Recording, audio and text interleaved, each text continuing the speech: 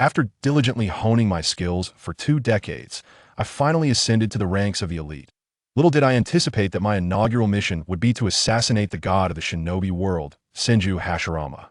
In an instant, the enigma of my existence unraveled, and memories of my past life surged like a tidal wave. For 20 years, I had been adrift in a haze, only to discover that the perspective was my own.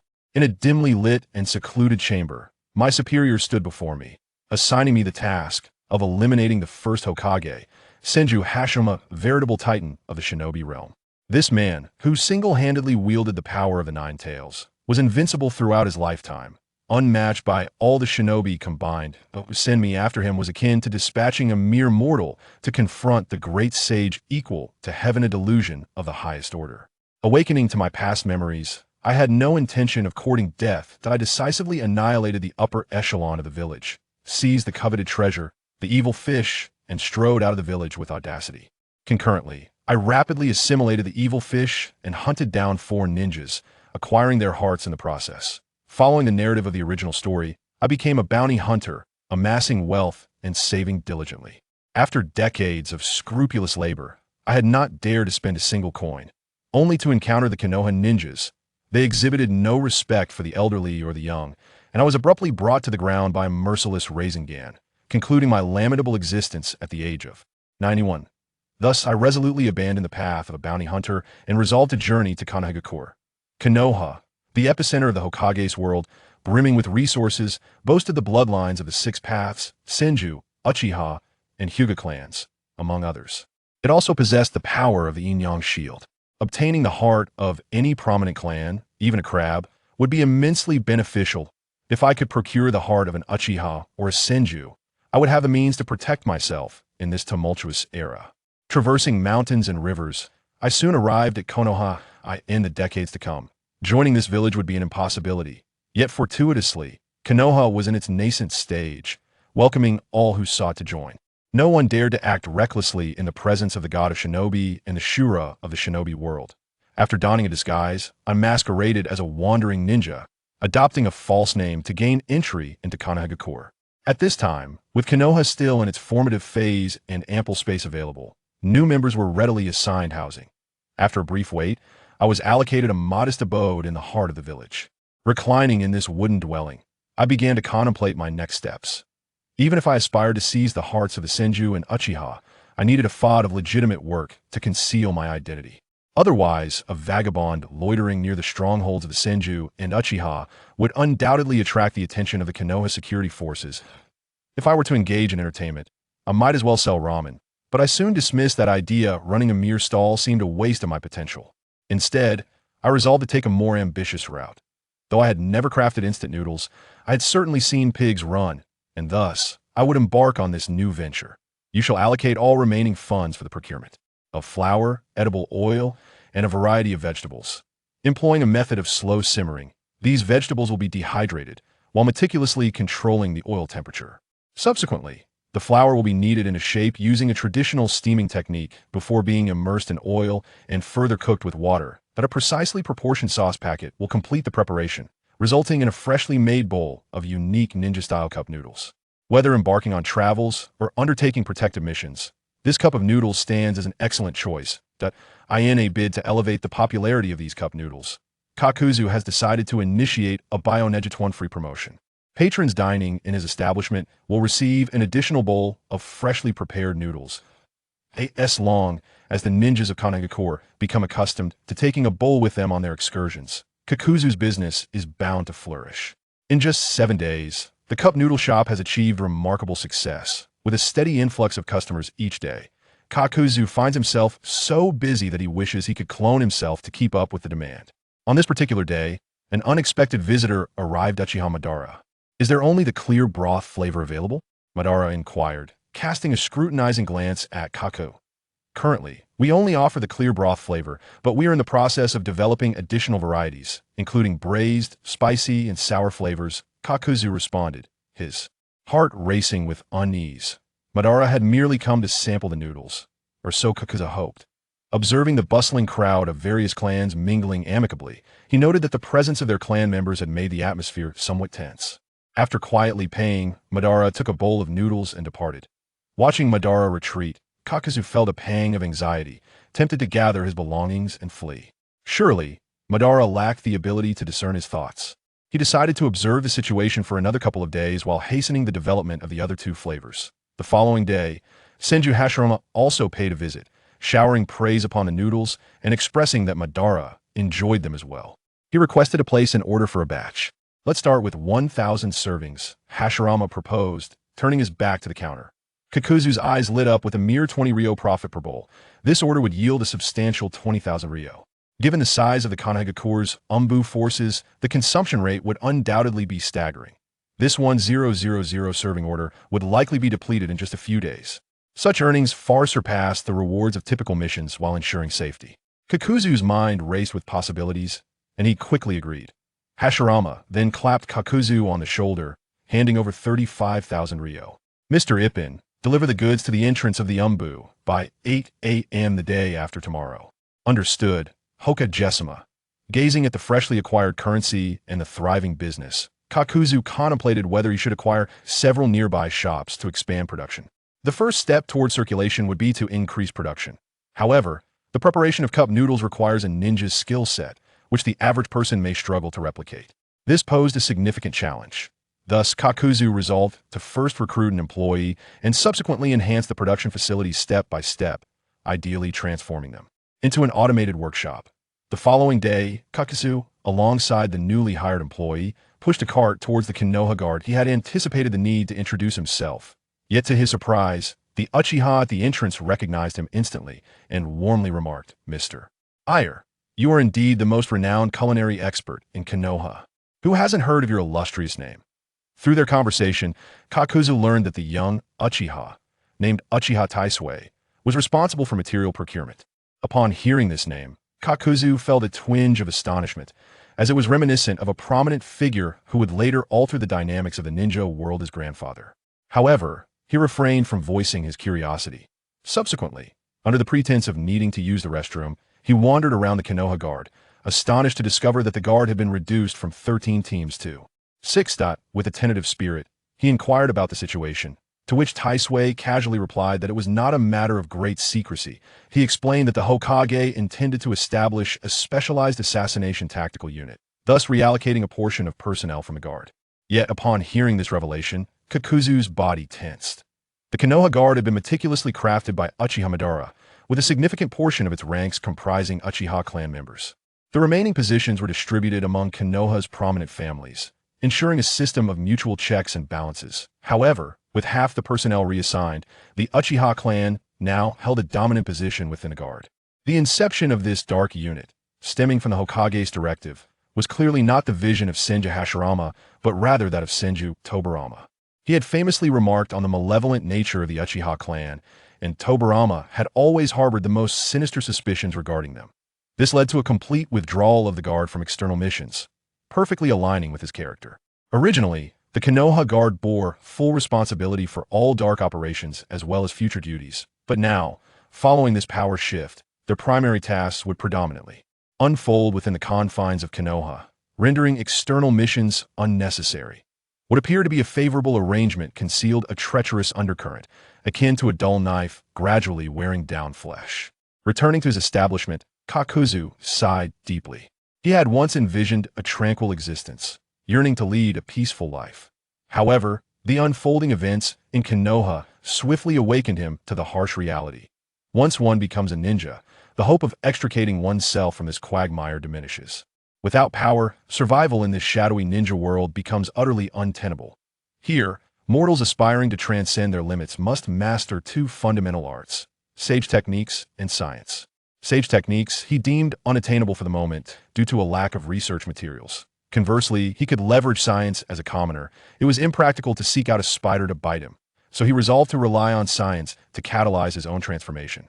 Armed with the power of the earth grudge fear and bolstered by his prior education, he believed that success would soon be within reach. Kakuzu descended into the secret chamber he had discreetly excavated underground, and as he did, his body began to split, dark tendrils oozing forth from his joints. Hearts emerged, sprouting tendrils of peculiar form. Subsequently, with hands intertwined, he formed the seal, a manifestation of his shadow clone technique. However, Regrettably, mere knowledge of the seal without understanding the flow of chakra rendered the execution of the multiple shadow clone technique impossible.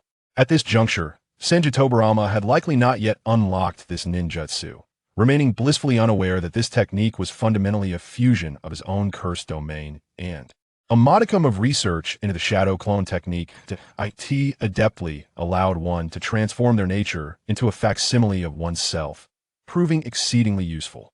Not only could it relay memories in real time and customize personalities, but its durability far surpassed that of ordinary shadow clones, remaining intact even in the face of minor injuries. The personality was bestowed upon the scientist, who then addressed the 4 shadow clones.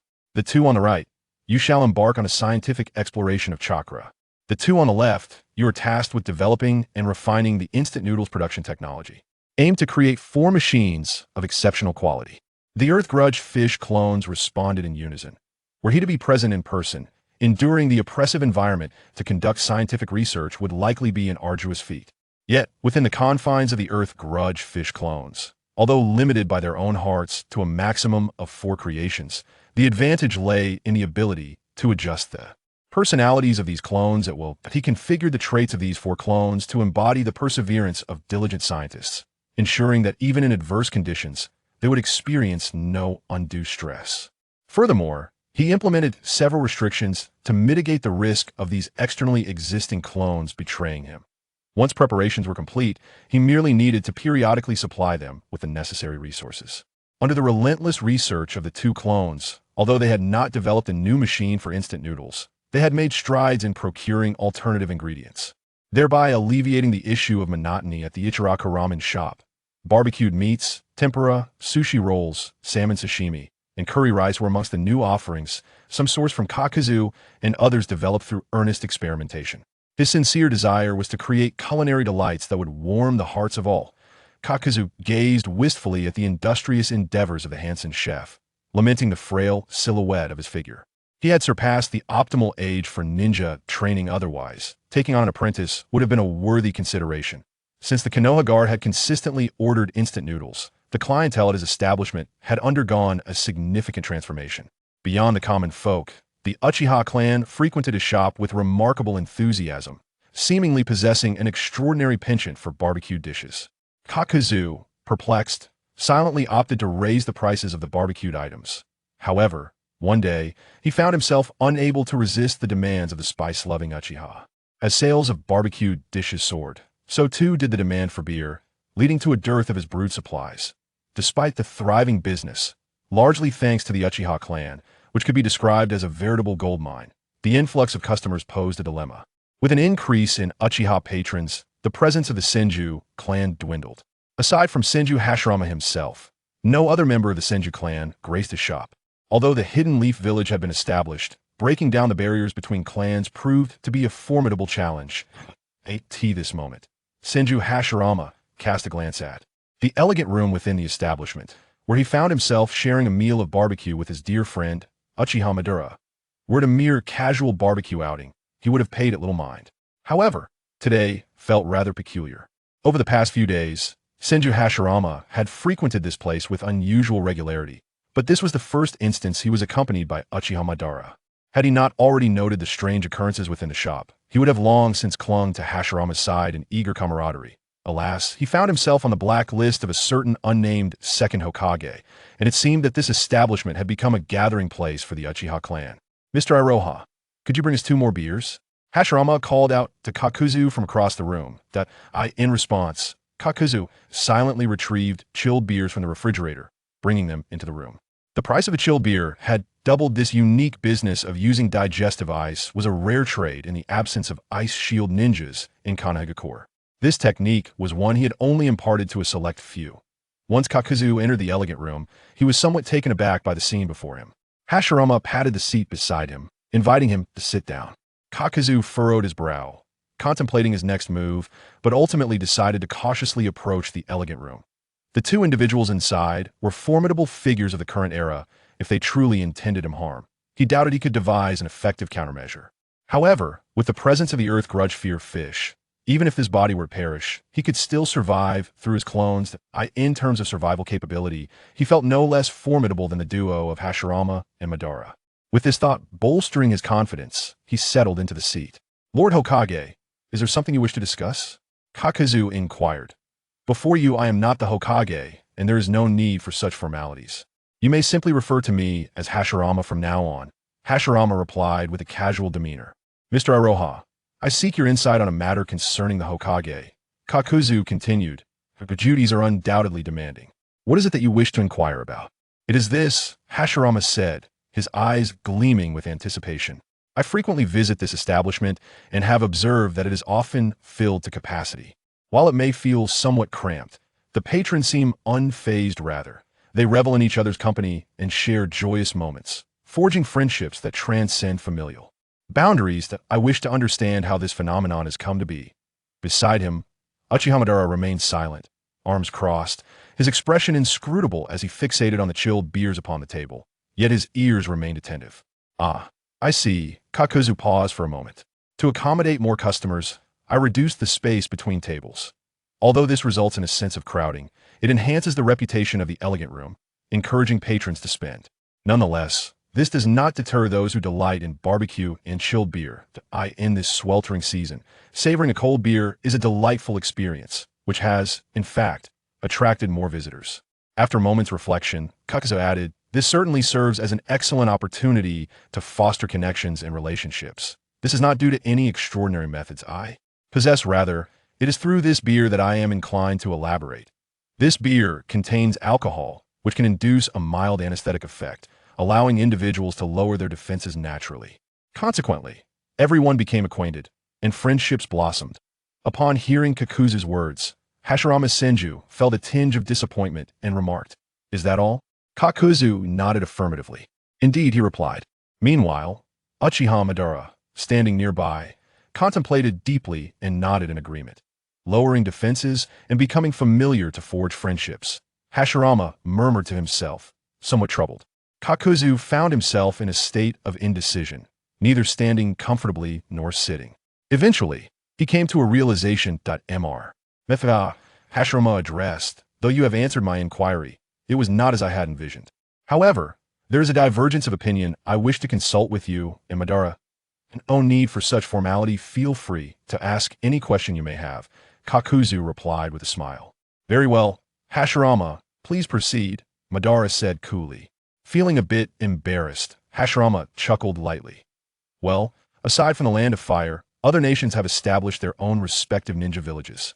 Madara, and I anticipate that although the Warring States period has concluded, the emergence of these ninja villages may lead to renewed hostilities, potentially reenacting the tragedies of that era. Thus, I propose capturing the 9-tailed beasts and distributing them among the 5 great ninja villages, ensuring they possess equal military strength to deter conflict and maintain peace. I hold an opposing view, Madara stated calmly. The 9-tailed beasts should be captured, yet there is no need to distribute them to other nations.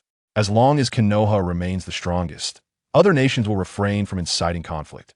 Madara, your stance is too extreme. Such an approach will only instigate fear among the other ninja villages. Inviting war, Hashirama replied solemnly. That is the correct path, Madara immediately countered. Listening to their exchange, Kakuzu finally comprehended why these two had spent an entire afternoon in discourse. They were deliberating the matter of capturing the 9-tailed beasts. He also grasped a crucial point.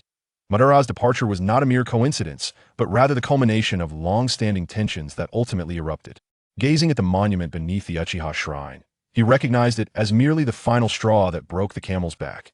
Observing their argument, it became clear that Hashirama ultimately proceeded with a plan to distribute the tailed beasts as a means of deterrence, capturing all 9 that had strayed. From a rational standpoint, Madara's assertions were quite valid. However, if Madara were to execute this plan, it would likely provoke the other ninja villages to unite, forming an even greater force against Konoha. Life is resilient. It inherently seeks a path forward. In the face of extreme oppression, it will seek an escape, and unity becomes the optimal method to counter the formidable Konoha, which possesses the 9-tailed beasts. As for the methods of foundation building, they have proven to be failures. Thus, Kakuzu remained silent, for at the end of the day, his allegiance was not to Konoha, Moreover, who could truly be influenced by his words? Despite both of them inquiring about each other's intentions, in reality, even the two friends could not persuade one another. What could a mere ramen shop owner possibly convince others of? Senju Hashirama dared to defy the world, reconciling with the Uchiha clan to establish the village system of shinobi, a testament to the unwavering conviction he held. In the matter of collaborating with the Uchiha, his younger brother, Senju Tobarama, must have urged him countless times, yet the outcome remained a partnership with the Uchiha. As for Uchiha Madara, it goes without saying for the sake of the Eye of the Moon plan, he secluded himself to master the art of yin-yang release, his intellect transcending what mere mortals could comprehend. What he relied upon was nothing less than a lofty sense of responsibility akin to that of a savior. Thus, as the two confronted each other, they gradually withdrew from the elegant room. Although no fierce arguments erupted within, it was not until evening, after all the patrons had departed, that Senju Hashirama and Uchiha Madara emerged from the room. Their countenances grim. Even Kaku understood that their discussion had not gone smoothly at that moment. Shuda, still naive, approached and inquired of his master, Lord Hokage and Lord Uchiha Madara. They appear troubled. What has transpired? Observing this young apprentice, Kaku replied in a measured tone. It seems that the days of peace and stability may soon come to an end. Shuda's eyes widened in disbelief as he gazed at his master. Is war about to break out again? A flicker of panic crossed his gaze, for it was war that had robbed him of his parents. Having only recently found solace in Konoha, he was now confronted with the specter of conflict once more. No, not war, Kaku reassured him, casting a sidelong glance at Shuda. Rest assured, Konoha is the safest place in the entire shinobi world. As long as this ramen shop stands, you shall remain unharmed. Hearing his master's words, Shuda sighed in relief. If his master proclaimed there was nothing to fear, then indeed, there was nothing to fear. However, noticing his master's deep contemplation, he refrained from interrupting, choosing instead to prepare the meat ingredients in solitude. Kaku's concerns were not unfounded. The discord between Senju Hashirama and Uchiha Madara was far from resolved, and the rift would take time to mend. After all, the Senju clan had yet to welcome a princess into their fold, and Hashirama's son had only just married the daughter of the Daimyo. What Kaku referred to was the plan to capture the nine-tailed beasts, a scheme that would inevitably lead to Hashirama and Madara departing the village. The loss of Konoha, the village of shinobi, which had become a sanctuary, would surely incite chaos. Despite the steadfastness of one man, he could not thwart the pervasive infiltration of spies. Konoha welcomed all, and even someone of ambiguous identity like Kaku could join. Likewise, it would be entirely ordinary for other shinobi villages to send in one or two spies. At the inception of the shinobi villages, the most valuable assets were the secret techniques amassed by various clans. Although these were merely low-tier jutsu, they were far less abundant than those available decades later, yet still enough to ignite envy. Kaku found himself among those who coveted such techniques. Had Senju Hashirama and Uchiha Madara been present, he would not have dared to entertain such aspirations, but now, the two individuals ventured out of the village to gather the 9 great-tailed beasts, marking a prime opportunity for him to take action. The existence of the earth grievance fish, coupled with the transformation technique devised alongside it, would allow him to assume the appearance of the original heart's owner. While emanating the same aura at that point, he would possess an alibi, and the information among his various clones would be transmitted in real time. He merely needed to review these secret ninjutsu techniques once. With this thought in mind, he resolved to act once Senju Hashirama and Uchiha Madara departed from the village. At last, the moment he had awaited arrived on the 3rd day since Senju Hashirama had not come for dinner. Under the cover of a moonless night, with dark clouds shrouding the moon, 3 consecutive thunderous booms erupted from the heart of Konoha, startling the sleeping populace except for Kakuzu. Empowered by the earth grievance fish, his energy was quintupled compared to ordinary individuals, requiring only 1 night of rest each week to replenish his vigor. Upon sensing the location of the explosion, Kakuzu narrowed his eyes, but refrained from taking immediate action. In this era of turmoil, Senju Tobarama, although not as formidable as Uchiha Madara or Senju Hashirama, was nonetheless a challenging opponent due to his mastery of the flying Thunder God technique. The spies infiltrating Konoha found themselves at a disadvantage in his presence. Moreover, Kakuzu had not merely been selling ramen, he had gleaned some special intelligence, such as the location of sealing techniques. Currently, Konoha had yet to establish a ninja academy, and thus the knowledge of the three-body technique, which future generations of ninja students would learn, had not been disseminated. The adage about knowledge transforming fate resonated profoundly within the ninja community. The sealing techniques would be of immense benefit to him. In the dim light, Kakuzu began to study a map he had meticulously drawn from memory Konoha's layout. Classified intelligence in this ER8.IT was precisely because he was the ramen shop owner whom even the first Hokage admired that he had access to such information. Additionally, ramen was a groundbreaking culinary delight in this time, immensely popular among many ninja returning from missions, which had rendered him quite familiar with the residences of various clans to target the major clans. He first needed to avoid the Byakugan, which provided a 360-degree field of vision, making it impossible for anyone to surveil the Hyuga clan. Next, he had to steer clear of the Senju and Uchiha clans. Although they lacked the presence of their two strongest members, their status as premier clans of the Fire Country remained unshaken, endowed with an extensive repository of secret techniques beyond his current comprehension.as for the Hokage's office. Kakuzu shook his head.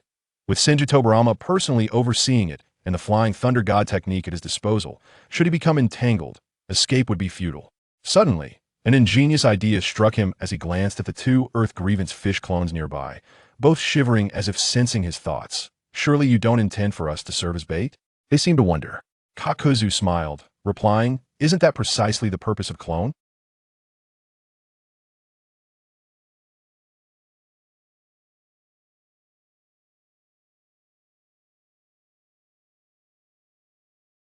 Wait, escape. Kakuzu instantly thought of a clever plan as he looked at the two Earth Grievance clones beside him, both of them shivering. Hey, you don't mean for us to be bait, do you? Kakuzu said with a smile at the corner of his eye. Isn't that precisely the purpose of clones? No. 1. With these spies scouting tonight, several dangerous locations have already been identified for me, and tomorrow night is likely to be even more lively. At that time, you two will act simultaneously. One will go to the Senju clan, and the other will go to the Hokage building to find the scroll. Then don't destroy it, but find a way to hide and memorize it. Even Senju Tobarama wouldn't think that besides him. There are others in this era who have developed the shadow clone technique. Although the shadow clone technique can record information, it will disappear once injured and also comes with a drain on vitality. While Kakuzu's Earth Grievance clones may be fewer in number, they possess substantial physical forms, which is better. But for now, it can completely divert Senju Tobarama's attention. The next day, night continued, and the civilians and ninjas fell into deep sleep. Senju Tobarama, who was burning the midnight oil in the Hokage office, looked at the map of Konohagakure and slowly said, perhaps my elder sister-in-law is indeed right. We must not allow these spies to come and go in Konoha unchecked, or the confidence we just established will be shattered. We need to find a way to create a barrier that envelopes Konoha.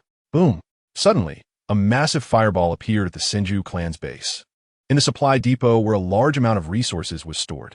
Fire release. Great fireball technique. The explosion rang out, and flames shot into the sky. With someone taking the initiative, the remaining surviving spies began to act again, causing even more chaos in Konoha.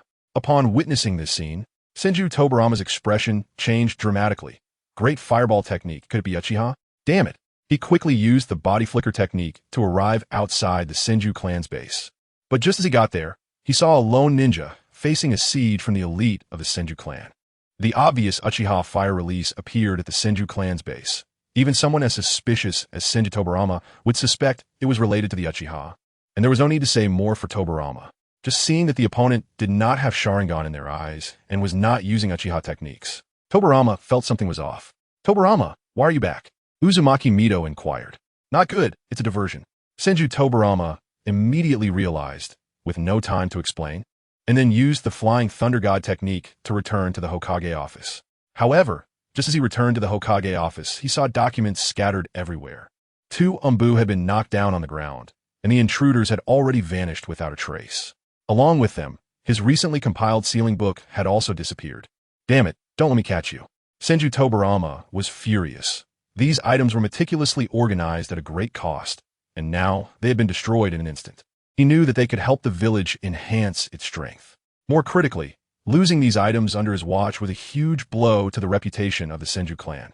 Meanwhile, clone number 2 had not strayed far, although he could familiarize himself with the terrain and enter the Hokage office. Escaping from encirclement of the Umbu was also extremely difficult.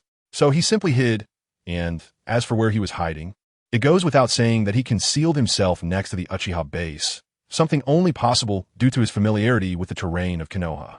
However, he had not cleaned up the traces along the way. At most, it would take Senju Tobarama half an hour to arrive.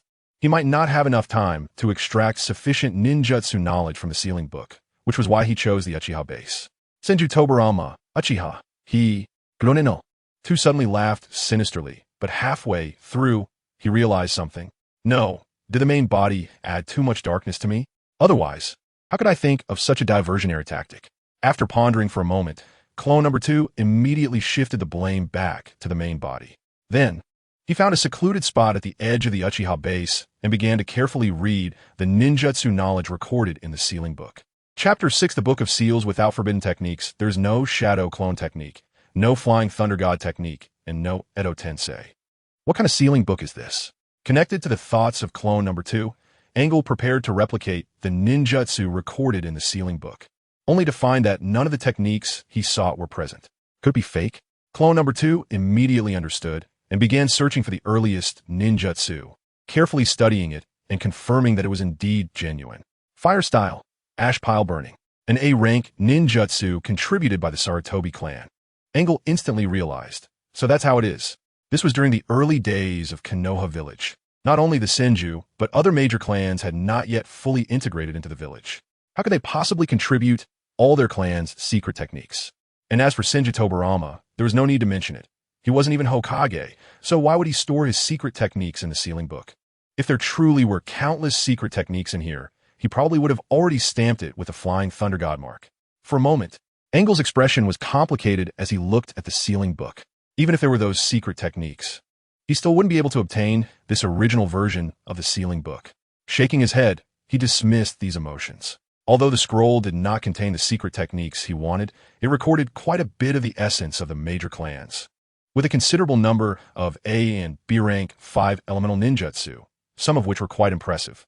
Thus, clone number 2, without hesitation, directly synchronized all the content he saw to Angle, while his main body simultaneously recorded it. Just as he was halfway through recording, clone number 2 suddenly heard a commotion outside the Uchiha residence. Senju Tobarama, what are you doing here? A stern voice came. Looking at the bearded Uchiha second elder across from him, Senju Tobarama's face flashed with helplessness.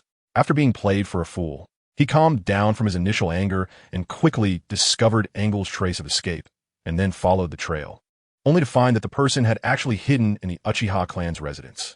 He was confident that he could track down the little thief who stole the sealing book wherever he fled.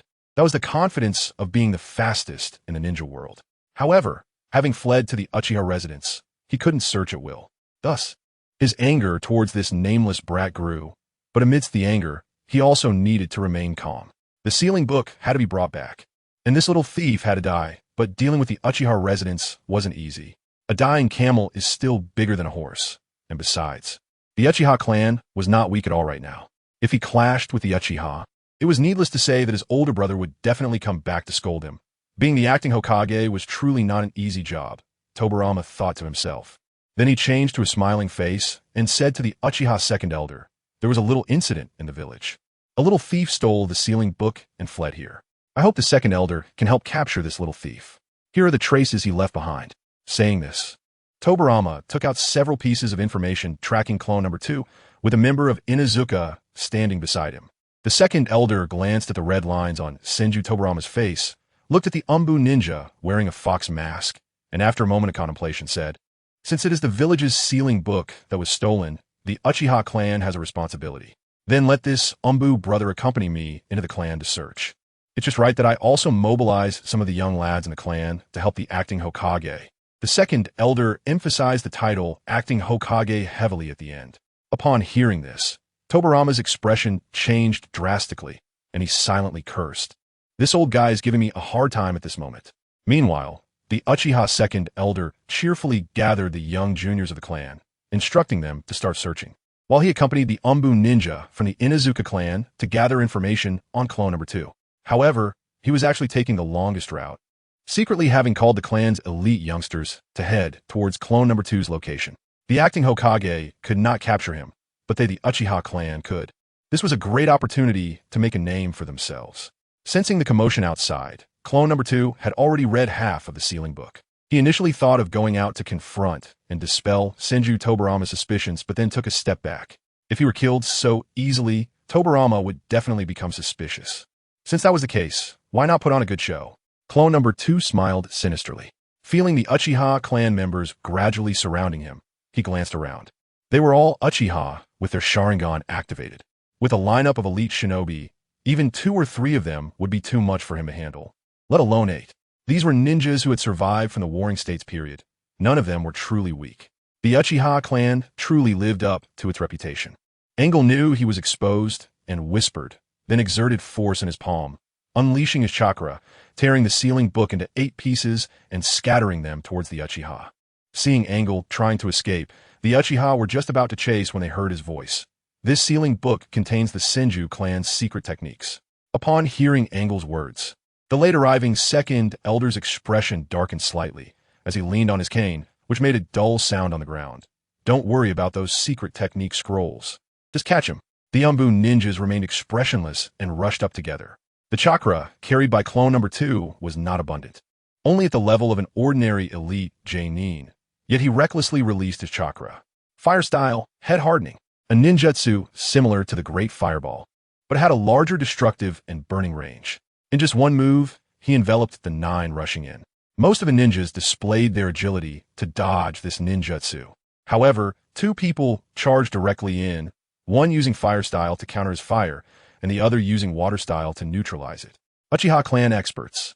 And this guy is water style too, Angle thought, but his feet did not slow down as he quickly tried to escape. But the next moment, a shuriken flew through the air, aiming for his wrist. Uchiha's shuriken technique. No, there's also Jinjutsu, Angle thought to himself, but in the end, he knew he couldn't be caught, so he gently pressed his palm against his heart. At that moment, his heart, filled with fire element chakra, suddenly thumped. Boom! A loud sound erupted, and the flames surged outward in all directions. When the flames subsided, clone number 2's body was already torn apart, and no details could be found. Looking at the masked Umbu beside him, the Uchiha second elder's expression was emotionless as he spoke to them. Shuei, you 2 collect all the fragments of the sealing book and take them to Senju Tobarama. The remaining 6 search around here to see if there's anything else that guy hid. Yes, second elder. The 8 Uchiha nodded in unison. Outside the Uchiha residence, Senju Tobarama, who had been waiting anxiously, squinted at the inside. He did not doubt the Uchiha's abilities, nor did he doubt whether they could catch the spy. After all, they had been opposing the Senju clan for many years. However, he was very suspicious that this second elder would use this incident to undermine the Senju clan's reputation. Truly an evil Uchiha clan. Chapter 7. Yang escaped heart. Just as he was getting impatient waiting, he saw the second elder come out, with someone behind him holding a pile of fragments. The second elder, wanting to handle the situation elegantly and suppress the rising reputation of the Senju clan, was taken aback to find that the spy had actually torn the item apart beforehand. After handing the fragments to Senju Tobarama, he explained the whole situation. There was no conspiracy or trickery involved. To them, it was really just a minor issue. After listening, Senju Tobarama nodded expressionlessly and pieced the scroll back together, finding it indeed intact, then said, "Thank you, Uchiha second elder. Since the matter is resolved, I will take my leave." After saying that, Senju Tobarama left with his people. He still had many things to do. Today's attacks in the village were more numerous than yesterday's, with various clans being targeted. However, the Uchiha clan would likely spread the news tomorrow about the theft of the sealing book, which was personally guarded by the Hokage, and that was truly troublesome. Yet he still had suspicions in his heart. The sealing book was under his personal supervision, and the theft was indeed unfortunate. But the escape route of the thief was quite suspicious.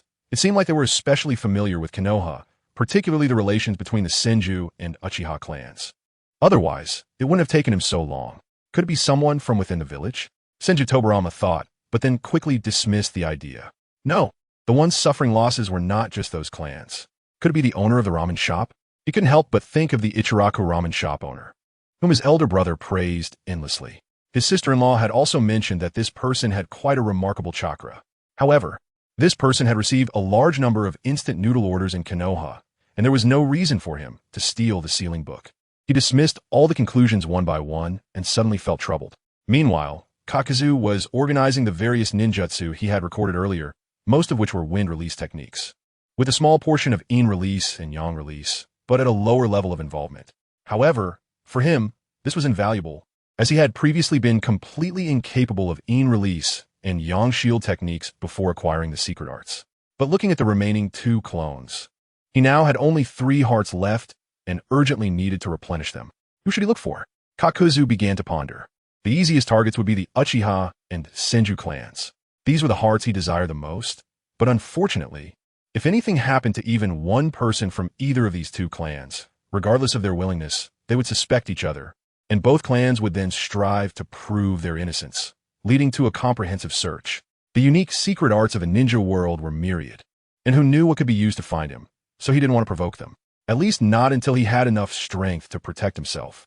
So, Kakuzu turned his gaze toward the Akimichi clan. He set his sights on the Akimichi clan's secret technique, the expansion technique. He personally was not particularly interested in this technique, but when combined with some ninjutsu from the Sealing Book, he had formed some rudimentary ideas about a ninjutsu that internet users in his previous life had discussed with great interest. This required the assistance of someone from the Akimichi clan, so he decided to seek out a member of their clan. Then he spoke to the remaining 2 clones, Clone 3 and Clone 4, from today onwards. Find a way to create a technique that allows ordinary people to continuously use physical ninjutsu, especially this expansion technique. Clone 3, dressed in a white lab coat, replied, I think I understand your idea, but if you want fame, using ninjutsu is the most basic method. It's better to create a potion instead. In a ninja world, ninjutsu was far less mysterious than these potions. If it were ninjutsu, the nobles Wooden Tea find it precious, and Wooden Tea offer more help. Kakuzu looked at Clone 3 in surprise, realizing that his clone had thought of something he hadn't. No, this was scientific thinking. Clone 4 adjusted his glasses and said, You see, only assassins trained in ninja techniques Wooden Tea understand this.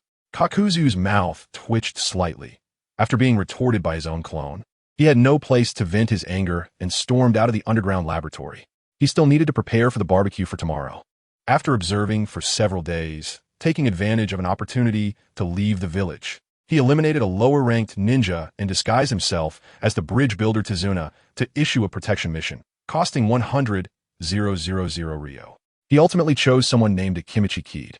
As a member of the Akimichi clan, he was relatively slender, of course, compared to other members of the Akimichi clan. The 2 said nothing and set off toward their destination, the border of the Land of Water. Halfway there, Akimichi Kid took out instant noodles and couldn't help but start eating, finishing his 5th bowl. Suddenly, the surroundings became eerily quiet, with only the sound of rustling leaves. Every ninja of this era had come from battle. Akimichi Kid immediately sensed something was wrong and protected himself by Tizuna's clone. Who goes there? In the darkness, a figure flashed by, and Akimichi Kid felt the oppressive aura emanating from the newcomer and quickly said to Tizuna's clone, You run first. I'll hold off this enemy. He then took out shurikens, getting ready. However, before he could finish his sentence, the disguised Tizuna approached Akimichi Kid, and his hand transformed into a blade, stabbing directly into his heart from behind. You! Akimichi Kid turned around, surprised to see who it was. Bridge builder Tizuna. Why are you the one? The clone of Tizuna smiled, and the tendrils piercing Akimichi Kid's body surged toward his heart. No, don't. Unfortunately, matter does not shift with intent. After a while, Tizuna's body collapsed to the ground. Akimichi Kid stood up, moving his 200-pound body, feeling the continuous power surging from his heart. It was truly marvelous. The heart in this body not only contained water, but also possessed yang power. Although Akimichi Kid was just an ordinary ninja, the secret arts practiced by the Akimichi clan belonged to the yang release category, and years of training had led to his heart containing a considerable amount of yang release chakra, which meant that this body not only had water attributes, but also yang attributes, which was beyond his expectations. For ninjas, lacking certain attributes meant being unable to use corresponding attribute ninjutsu. Although Kakuzu's Earth Grudge Fear clone could walk about without a care, it also caused his combat power to decline. After implanting Earth Grudge Fear, his combat power reached the level of Kage. If he was lucky and got some decent poison, he might even be able to take down figures like Senju Hashirama and Uchiha Madara using 5 hearts. However, if the hearts were separated, survival ability would increase, but combat power would decrease significantly. this could be considered a trade-off. However, with Earth Grudge Fear, he preferred to protect himself rather than pursue even greater strength. But from the current perspective, if a single heart possessed all attributes, including yin and yang and the 5 releases, it could still enhance the power of his clones, thus requiring a change in his plans. The unique biological technology of the ninja world was certainly not weak. However, to research a heart with 7 attributes, it was crucial to gain the support of the Daimyo. Compared to his small workshop's trivial activities, using clones as researchers for the research results would guarantee higher quality outputs in a large scale. High investment environment that was not lacking in funding. This was also the biggest realization he had from over 2 months of research. All research requires funding. Clearly, there are so many ideas in his mind, but without money, it becomes quite awkward. He once considered selling himself directly to Konoha. Chapter 8. The Industrial Ninja World. But then he realized that no matter how rich Konoha village was, it was still given by the Land of Fire. So it would be better to go directly to the Daimyo of the Land of Fire. Then, the shadow clone Akidu Phone returned to Konoha. After the Earth Grudge Fear was parasitized onto Akidu Phone, this body retained a small portion of its memory. This was another discovery of Kaku. By directly pulling someone else's heart and placing it inside his own body, he could use some of the ninjutsu that the heart's owner originally possessed. However, if he directly controlled this body by parasitizing the Earth Grudge Fear to the heart, he could obtain a small amount of memory from the brain. This was perfect for him to impersonate Akidu Phone. However, he only had 5 hearts, so Dazna had to die. This was also the first time the clones witnessed the consequences of taking another heart after their positions were filled. But there were no other thoughts. As the main consciousness was only Kakuzu, betrayal was a very strange thought. Clones never produced such emotions. Then, Akidu Phone used the excuse of a failed mission due to an attack by enemy ninjas to return to his clan to recuperate, and also started learning the secret techniques of the Akidu clan. Meanwhile, Kakuzu entrusted the ramen shop to Shouda and brought his research results, the blue pills, to the capital of the Land of Fire. In the capital of the Land of Fire, looking at the far more prosperous environment than Konoha, Kakuzu couldn't help but complain. Ninjas fought to the death for such a small amount of mission money, which was less than what these nobles spent in one night of debauchery. Coldly observing the hedonistic scene of the capital, Kakuzu sought an audience with the daimyo of the Land of Fire under the guise of a famous doctor. Whether ninjas or nobles, they all value doctors to some extent, and with the Earth Grudge Fear, he was the best surgeon, even stitching up Daidar's hand. Sure enough, after notifying the guards, he was soon summoned by the daimyo. Before long, after he came out of the daimyo's residence, he had a blank expression, but he was already holding 2 pieces of paper. One was an appointment letter and the first batch of funds, a full 30 million ryo, equivalent to the bounty for an Asuma level head. This was not decades later when prices had not yet inflated. 30 million ryo was enough to establish a factory and build a small town. The most crucial part was the appointment from the Land of Fire, the daimyo's appointment. He could choose any place to become the governor there, with a rank equivalent to Konoha village, which was his true goal. After all, he was a rogue ninja from Takigakure, and if someone discovered this identity, he would have a reason to be eliminated or even handed back to Takigakure. He did not believe that what he had done to Takigakure would earn him any goodwill once returned. Now that he had received the daimyo's appointment, he finally settled down. Even Senju Hashirama could not arrest him in the name of a rogue ninja, as he was on the same level as the Hokage in terms of administrative units. But should he give up on Konoha's arrangements? Kakuzu pondered. There was only one ramen shop there, but knowing people like Senju Hashirama and Uchiha Madara could be considered a resource. Although he thought this, he still sought an audience with the daimyo of the Land of Fire as his main body.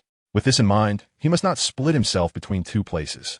Of course, he could have clones manage the factory, but there was a certain connection between clones and the main body. As an administrative unit on par with Konoha, it would inevitably attract investigation. Using clones to take charge would be somewhat unwise. It would be better to take in a disciple as a puppet. While the clones secretly controlled everything, and the main body stayed in Konoha to promote his newly developed ninja tools. After making the decision, Kakuzu began to look for his disciple. Soon, he found a child in the Land of Fire that satisfied him, along with a large group of orphans he adopted. Stop. Honglien. Yes, master.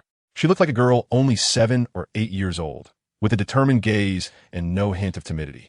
Upon hearing Kakuzu's words, she immediately stopped her actions. Honglien was originally part of a group of homeless children who lived by stealing, but after encountering attacks from bandits and guards, many of the children died. Injured at that time, Honglien met Kakuzu, who saved her from almost fatal injuries and took her under his wing, owing her life to him. Coupled with her decent ninja talent, Kakuzu had no reason not to take her in. He also adopted a group of children. Although it would likely take 20 years for them to grow up, it didn't matter. He had all the time in the world to wait. Next came the establishment of the factory. Watching the river flowing in front of the small town, Kakuzu silently thought to himself, yes, village head Kakuzu. The passing villagers respectfully greeted Kakuzu. Master, they really like you. Honglin said beside him. Is that so? Then you should also become someone who is well liked. Yes, master. Kakuzu nodded in appreciation. During these days, Honglin had learned quite a bit. No matter what, as long as Kakuzu offered an opinion, she could accurately respond, which pleased Kakuzu greatly. As for the villagers, when he first arrived in this resource-rich little village, these people were not so friendly. However, after Kakuzu used ruthless means to eliminate the evil village head and intimidated the villagers with force, he began selling various seasonings to Konoha village, which led to an improvement in the villagers' lives, even attracting a number of refugees. Moreover, with a clone station there, some foolish thieves were cleared out, allowing him to control the entire village. Over the course of more than a year, it had transformed into a small town. Now, with the appointment letter from the Daimyo of the Land of Fire in hand, he could start his grand enterprise. Additionally, the town, born by the river, had relatively developed transportation and abundant hydropower resources, which would allow him to sell the ninja tools produced by the factory throughout the ninja world. Of course, the initial ninja tools would definitely be sold to Konoha Ninja Village. The first step he needed to take was the steel business, specifically in shuriken ninja tools. Regardless of whether it was a small family, Takigakure, or Konoha Ninja Village, shuriken were all handmade, with the best coming from the Iron Country's blacksmiths. It was not that the techniques of the Iron Country were superior to those of other places, but rather that the iron ore from the Iron Country was of higher quality. However, with Kakuzu's arrival, things changed. As an engineering enthusiast, he was well aware that while he had forgotten many things from his past life, he still remembered that the strength and toughness of steel required the addition of different additives for improvement. In just 1 year, he had produced qualified steel, with strength increased by more than 3 times compared to the original shuriken. Imagine, on the battlefield, when both you and your opponent throw shuriken, and after the collision, your shuriken breaks in half while the opponent's shuriken remains undamaged, piercing straight into your heart. Chapter 9. The Art of Maintaining Youth Before the Fight even begins. You've already lost. How could such shurikens not be popular? With sales, one can completely send a mission to Konoha, hiring many ninjas to act as bodyguards. Behind the scenes. One could also take the opportunity to acquire some secret techniques from these families. In this day and age, family secret techniques are the foundation of one's existence. But compared to money, that foundation seems less important. Don't ninjas fight to the death just to live a stable life? Under Kakuzu's arrangement, the steel factory rose from the ground, and Honglin learned the art of management within it. At the same time, she met a strange uncle, who her teacher said should be regarded as a master. Honglin didn't understand these things, but she knew she had to listen to her master. After spending half a month getting Kakuzu on the right track, he began to return to Konoha. According to the customs of the ninja world, this village should be called Kakuzu Village or Industrial Village. However, he felt that such a name would sound bad. As a village chief, he decided to name it Kakuzu City. With a name plus a designation, there was no need to call it just a city. The remaining matters were handled by a shadow clone with Honglin, while he himself returned to Konoha. The reason was that he received 2 important pieces of news from his clone. First, Senju Hashirama and Madara had returned to Konoha, bringing all 7-tailed beasts back with them. This news was publicly announced by Senju Hashirama at a meeting, stating that he intended to give these 7-tailed beasts to the other 5 great ninja villages, capturing all but the 1-tail and 9-tails. He wanted to use this as leverage to force the other 5 great ninja villages back to the negotiation table. The second piece of news was that the Daimyo, under the pretext of protecting himself, ordered the formation of the 12 Guardian Ninja. Upon hearing this, Kakuzu smiled faintly. It turned out that this old man was not as decayed as imagined, or perhaps it was precisely to ensure his own decay that he appeared so shrewd. Initially, when he met the Daimyo of the Land of Fire, he presented a blue pill. The Daimyo was pleased, but as a result, he only rewarded him with some money and did not support his factory establishment. So he changed his rhetoric to describe the consequences of Konoha being the only major power in the Land of Fire. And this time the Daimyo was quite generous with the funds. Now, forming the 12 Guardians was also to counterbalance Konoha. However, These matters had little to do with him. Although he envied the tailed beast's seemingly endless chakra, in reality, he was not qualified to possess them. Thinking about it was useless and only brought him distress. Moreover, having stolen the sealing book and encountering Senju Tobarama and others, he still felt a bit apprehensive. Watching the seafood transported from the land of fire, Kakuzu added a new flavor to the ramen in his shop. Meanwhile, in the Hokage's office, Senju Hashirama, with his long black hair, looked troubled as he handled numerous official duties. He felt a headache at the sight of paperwork, but just having been dragged back from the casino by his younger brother, he had to grit his teeth and deal with these matters. Looking at his younger brother, Hashirama couldn't help but say, clearly, Tobarama, you could easily take care of these things. Why leave them to me? Of course, it was to let you experience my pain, Tobarama thought to himself, but did not say it out loud. Instead, he changed the subject. Brother, after announcing the news about the tailed beasts, the flow of people in the village has noticeably increased. Even that ramen shop owner has returned. Don't say that. Ikaku is a person who yearns for peace. His ramen brings joy and passion to the villagers of Konoha. He is certainly not a wicked person. Upon hearing his brother defend Ikaku like that, Tobarama coldly smiled and slapped a wanted poster down in front of Senju Hashirama. Brother, this is a wanted notice for this guy in the black market. He was originally a rogue ninja from Takigakure who killed the village's higher-ups and defected. What? Senju Hashirama frowned and picked up the wanted poster to look at it. Although Kakuzu had disguised himself, his physique and appearance had not changed much. Unfamiliar people might not recognize the two, but with the wanted poster and Senju Hashirama's solid foundation, it was clear that both were the same. Ikaku, he is a heinous rogue ninja, Hashirama muttered. No, maybe there is some misunderstanding here, he said hopefully. Tobarama, you know that some people do not become wandering ninjas because of heinous deeds. As he spoke, Hashirama even described Kakuzu as a wandering ninja.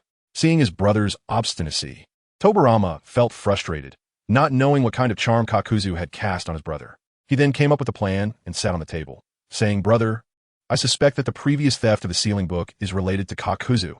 After all, there are only a few people who can enter and exit the Hokage's office. The others are trustworthy, but Kakuzu is different. Senju Hashirama shook his head. That's just your speculation, lacking evidence. How can you judge Mr. Ikaku's guilt based on speculation? Furthermore, he only came to discuss business. How could he know that it was a sealing technique? It's Kakuzu, Tobarama corrected, just throwing the blame casually, not truly believing it was him. No matter who it is, as long as they haven't committed a crime, Konoha will absolutely not punish them, Senju Hashirama said firmly.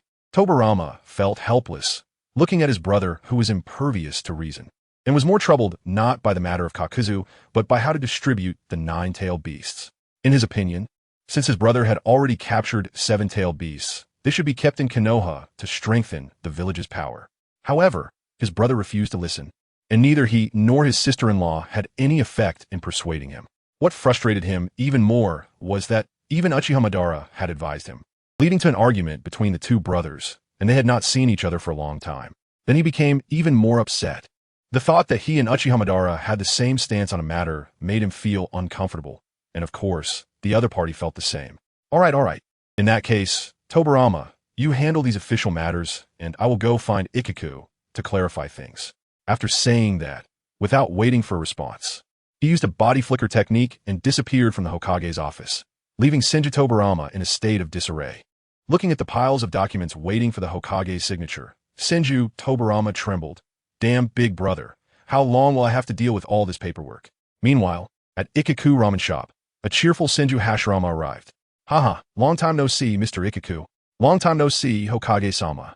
Kakuzu looked at Senju Hashirama and couldn't help but complain internally. Aren't you busy with distributing the tailed beasts? How do you have time to come to my shop for a meal? But he still smiled and greeted him. Senju Hashirama didn't say much. He had plenty of time to ask. However, a woman behind him frowned slightly. The red-haired woman was naturally Uzumaki Mito, the wife of the first Hokage, who appeared very young. Was it because of the diamond mark on her forehead? What would you two like to eat? Kakuzu asked. Looking at the various flavors of ramen on the menu, Senju Hashirama hesitated for a moment and said, 2 bowls of seafood ramen. Okay, just a moment. The people in the shop greeted the Hokage as he entered. Hokage-sama. It's really him. Who is that young woman?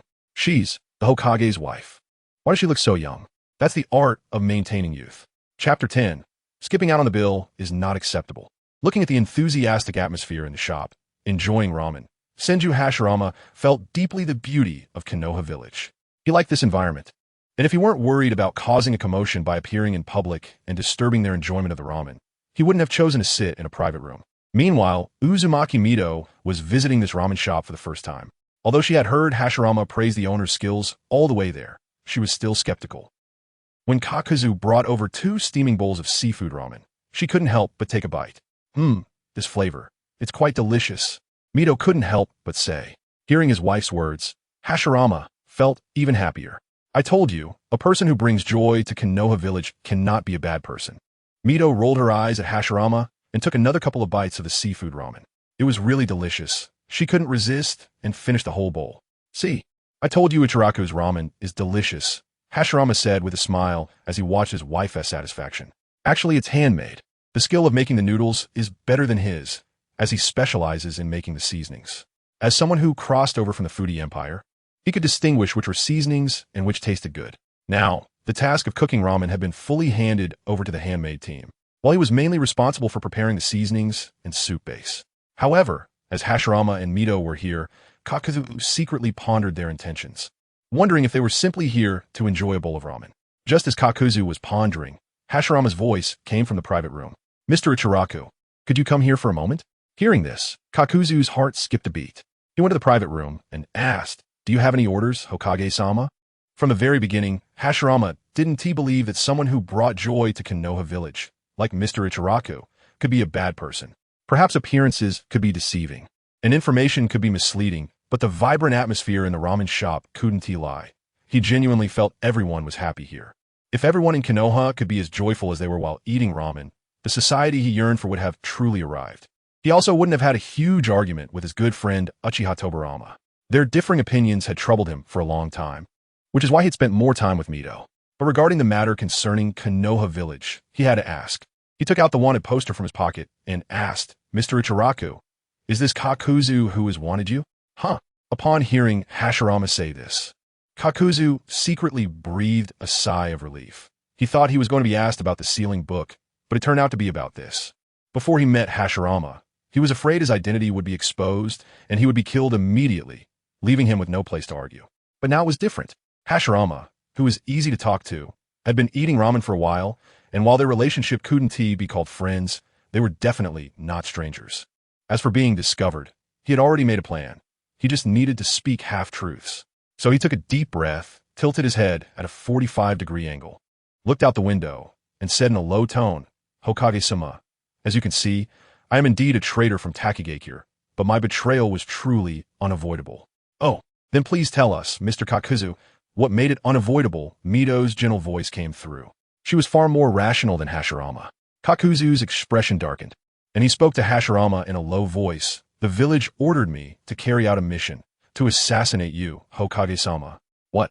Both husband and wife were stunned upon hearing this. Kakuzu let out a self-deprecating laugh and continued, I believe, Hokage-sama, you understand why I had to betray you, right? You are the one who ended the warring states period, establishing the ninja village system to bring peace to the world. As a tool, I deeply admire someone like you. How could I carry out an assassination? However, when I refused, the village launched an attack against me. I had no choice but to fight back and leave the village, which led to my being wanted. That is my past. If Hokage-sama intends to return me to Takigakure, I have no complaints. After saying this, his emerald eyes even shed 2 lines of crocodile tears. Seeing this scene, Hashirama was deeply moved, and even the usually rational Mito couldn't help but sigh. In the Warring States era, tasks issued by families were absolute, and ninjas were indeed warriors who charged forward, betraying one's village for the greater good. This man named Kakuzu still held a heart for peace, and Hashirama was crying uncontrollably. Seeing this, Kakuzu thought to himself that maybe he had overdone it. No, I absolutely will not hand over Mr. Kakuzu. Someone like you, who holds a heart for peace, is exactly what Konoha needs. Saying this, Hashirama grabbed Kakuzu's hand and shook it back and forth to express his excitement. Watching this, Kakuzu was also moved. In this world, with Hashirama's abilities, he didn't need to treat him with such deference, but he did because that is the kind of person he was.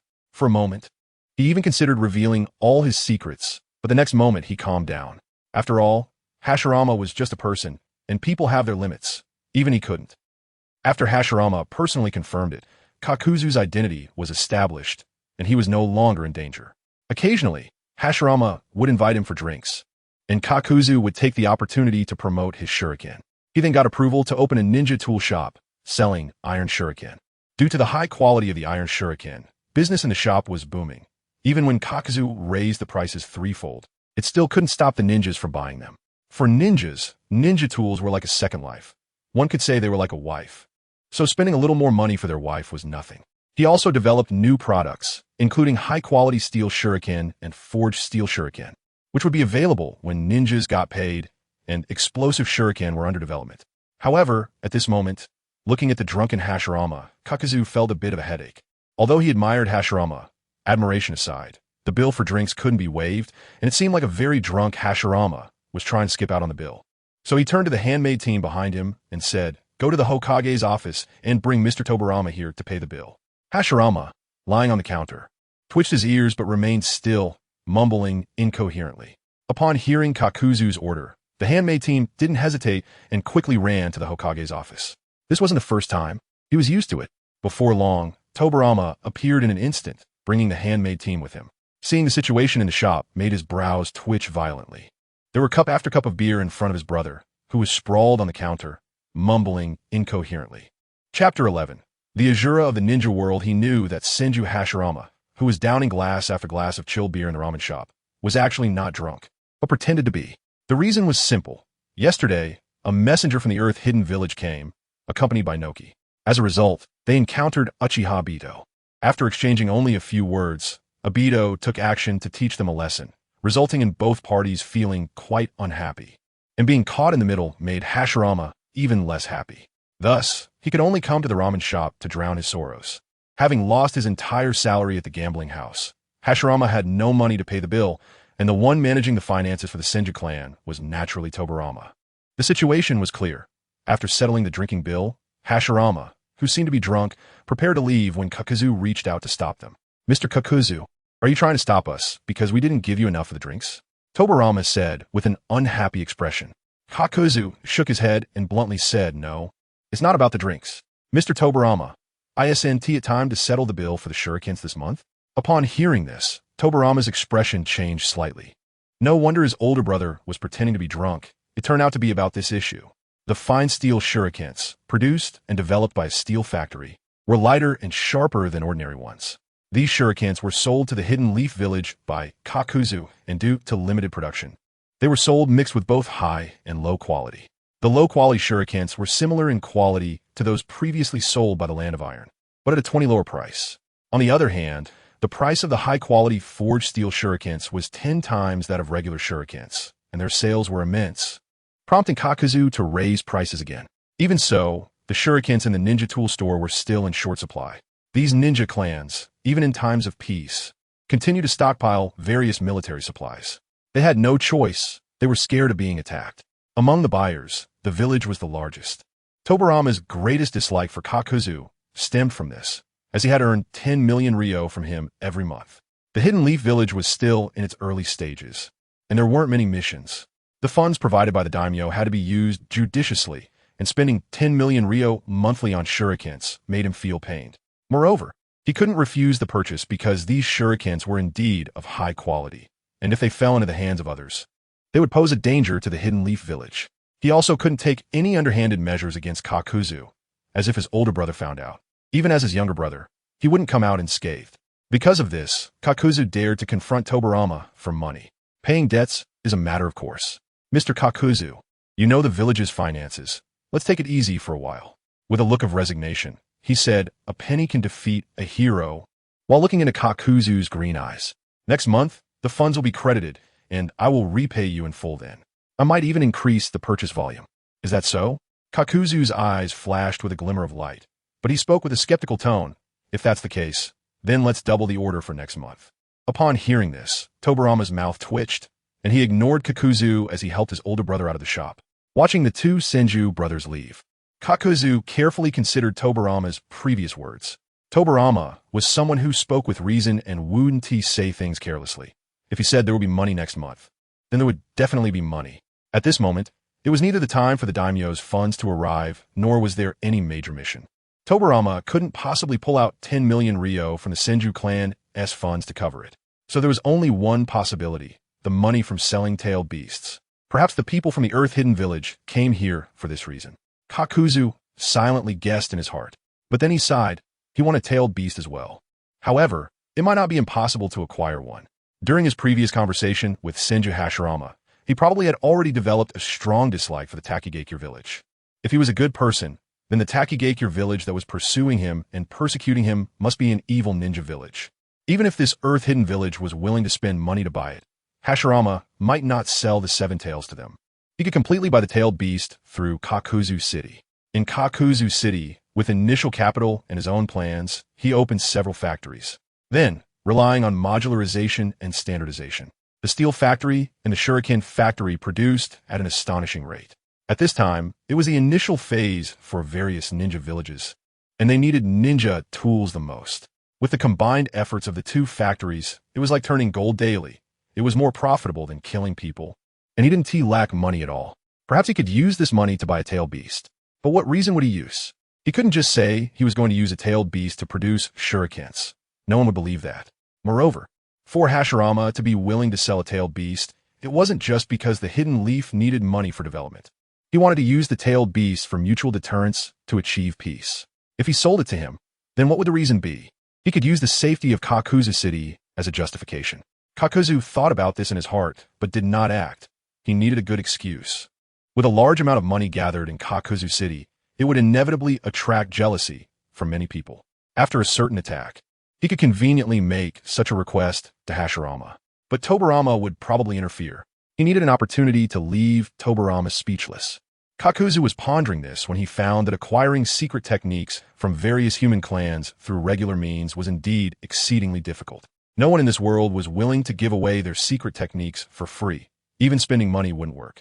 Unbeknownst to them, this lack of exchange was what made the technological progress in the ninja world so slow. Kakuzu was dissatisfied and thought that only through the exchange of techniques could he, as a big capitalist, live better. He silently shouted this in his heart, but he still didn't stop his actions. He handed a glass of chilled beer to a member of the Nara clan. The ninja tool store was doing great business and making a lot of money, but he never forgot his goal. The purpose of coming to the Hidden Leaf was to obtain the hearts of the Senju and Uchiha clans. This was called not forgetting one's original intention. Staying in the ramen shop allowed him to better connect with these people. Before long, evening arrived. Kakuzu looked strangely at Uchiha Bito, who had come here. He chose not to sit in the private room and casually said, "1 bowl of ramen."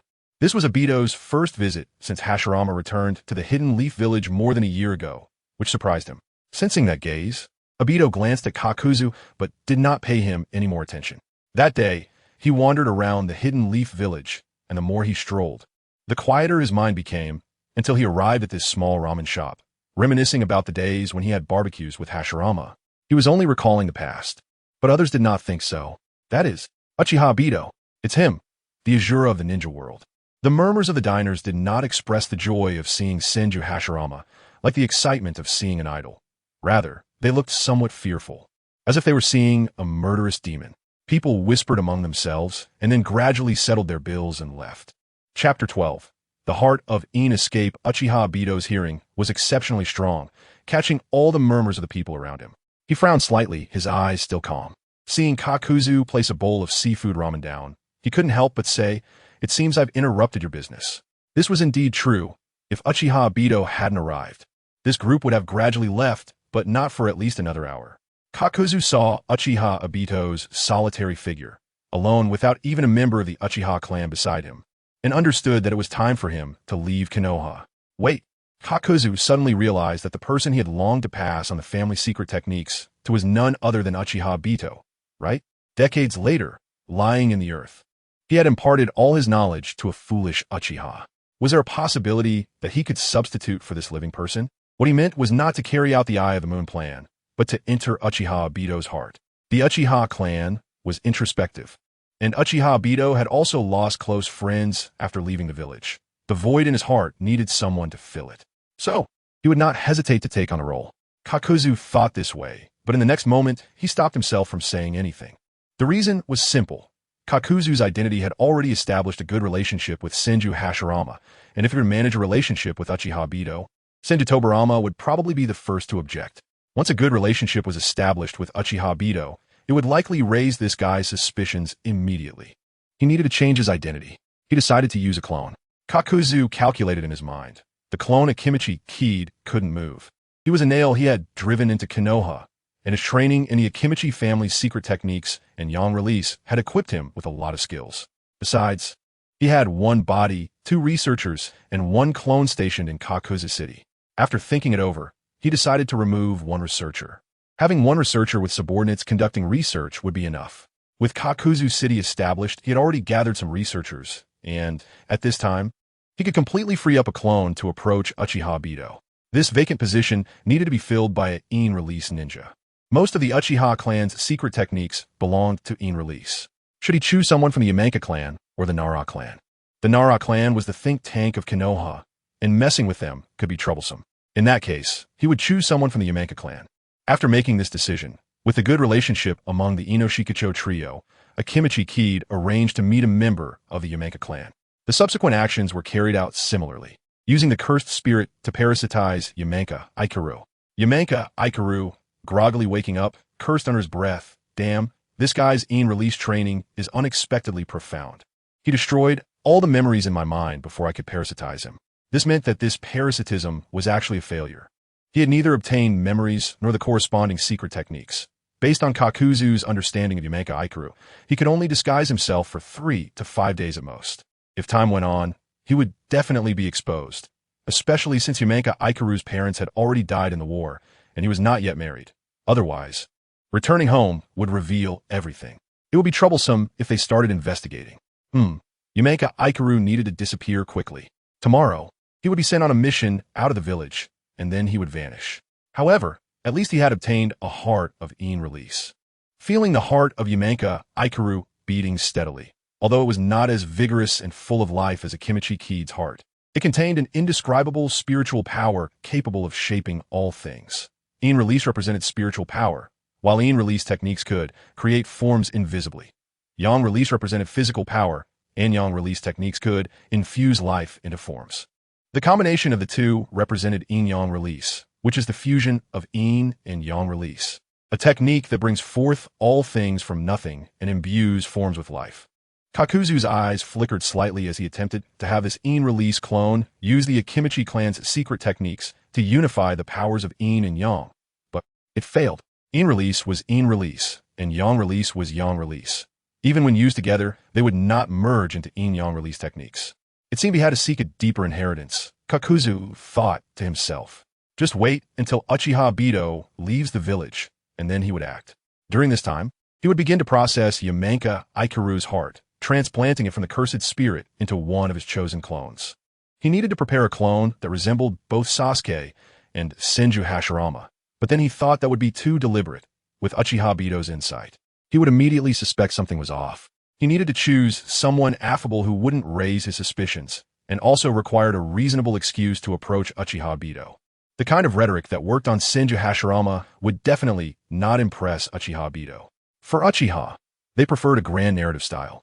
Perhaps he could approach Uchiha Bito through some spoilers about the future. However, these matters could be left to the clone to handle, as the clone would need to interact with Uchiha Bito for a long time in the future. Thus, Kakuzu formed hand seals and awakened this clone. The in-release clone slowly opened its eyes, moved its body, and found no major issues. Although it had Yamenka Ikaru's heart, its name could not naturally be Yamenka Ikaru. What do you want me called? Kakuzu asked. The in-release clone pondered for a moment. Since it's an in-release clone, how about Indra? You'll get beaten up, Kakuzu said, his eyes vacant. The in-release clone nodded, a thoughtful look crossing its eyes. Indeed. Then how about Wangchuan? All right. Remember that this name is just a code. But keep in mind, your main objective is to obtain secret techniques from Uchiha Bito and appropriately disclose some future information. Kakuzu instructed. The clone Wangchuan nodded and began to take action. Meanwhile, in Konoha, Uchiha Bito finally arrived at the time to leave. He was dressed in his former military attire, carrying the Uchiha fan on his back, and holding the scroll to seal the Ninetales as he strode towards the outskirts of the village. Last night, he had already bid farewell to the Uchiha clan. He had invited the Uchiha clan to leave, but how could they bear to leave after tasting the sweetness of peace? The demoralized Uchiha, lost in comfort, were no longer worthy of his protection. Passers-by saw Uchiha Obito in his military garb, as if he were going to battle, and thinking of the cruel rumors, they all avoided him. Uchiha Obito paid no attention, walking at a steady pace towards the exit of the village, until just before leaving, a man dressed in the Hokage's ceremonial robe appeared. Chapter 13, Journey Through the Ninja World, Flying Thunder God Technique. Uchiha Madara glanced at the white-haired man behind Senju Hashirama, who clearly wore a reluctant expression. Madara, where are you going? Senju Hashirama asked nervously. I am leaving Konoha to seek the true path to peace, Uchiha Madara replied frankly, with nothing to hide. He was proud, but he never cared to disguise himself with a mask. What? Senju Hashirama exclaimed, his face turning pale. His dear friend's departure caught him off guard. Then, he looked earnestly at Uchiha Madara and said, but concerning the tailed beasts, we can still negotiate. I can go to a Wagakure to explain. At that moment, he resembled a wronged wife confronting her husband's infidelity, willing to compromise just to keep the family together. Seeing Hashirama like this, a hint of warmth flashed through Madara's eyes. He knew that only Senju Hashirama in all of Konoha treated him with sincerity. He was aware of the rumors circulating about his past cruel deeds. He knew who spread them, but he couldn't be bothered to argue. More importantly, he felt that the current Konoha was still not good enough and was not the world he envisioned. Even in the Ichiraka ramen shop that Hashirama loved, the diners would only feel fear upon seeing him, except for the owner, who was just an ordinary person. Now, aside from Senju Hashirama, no one in Konoha would open their hearts to him. Thus, with a determined look in his eyes, he said to Hashirama, the peace of Konoha is not the peace I seek. I'm going to find true peace. True peace? Senju Hashirama muttered. Yes, the path to peace lies before you. But you cannot see it. After saying this, he brushed past Senju Hashirama and left Konoha. When Hashirama turned back to look at Madara's figure, his expression fell, looking as if he were a forsaken wife, feeling wronged. In the end, he simply closed his eyes and sighed heavily. Madara wanted to leave, and he had no reason to stop him. The founding of Konoha emphasized voluntary participation and voluntary departure. He felt uneasy about his dear friend's dissatisfaction with Konoha's peace. Did Madara not want to destroy Konoha and ruin this hard-won peace? Surely, he wouldn't. He did not take action against Madara. Before Uchiha Madara showed any hostility towards Konoha, he would never strike out of threat. It was the same with others and with Madara as well. Moreover, although Hashirama was slightly stronger than Madara, a battle between the two would likely last for days and nights, and in the end, Konoha would be reduced to ruins. As for Senju Tobarama, while he appeared cold on the surface, he was secretly delighted. Madara was leaving, and it was for the best. But why hadn't the Uchiha clan left with their leader? Was there some conspiracy? Senju Tobarama thought this to himself, and resolved to observe more closely upon returning. Not only were they witnessing this scene, in the ramen shop, Kakuzu, the ninjas lurking from various villages, and even a pool of Kurozetsu in a dark corner silently observed everything. I didn't expect this generation of Ashura and Indra to actually cooperate. But thankfully they have finally split. It's time to execute the plan. Kakuzu quickly notified his clone, Wakatsu, to prepare to approach Uchiha Madara. After leaving Konoha, Madara initially felt a wave of loss. Although he had resolved to leave in search of the true path to peace, once he was truly out of the village, he felt a sense of something missing deep within his heart. But soon after, a wave of relief washed over him. Without a clan, a village, or friends by his side, he could go anywhere in the ninja world at will. However, he noticed that he was carrying the Ninetales scroll on his back. During his previous return to Konoha, he had captured the Ninetales and had a spirited battle with Senju Hashirama. That battle ended in a stalemate. The reason was that neither of them was intent on determining a victor. They were not in a life-and-death combat state. However, due to the wooden stump's ability to absorb chakra, the wood dragon could easily trap the Ninetales, and the Ninetales, showcasing its seemingly endless chakra, could easily tear apart the wood dragon and could destroy the wooden man with just a bit of charging.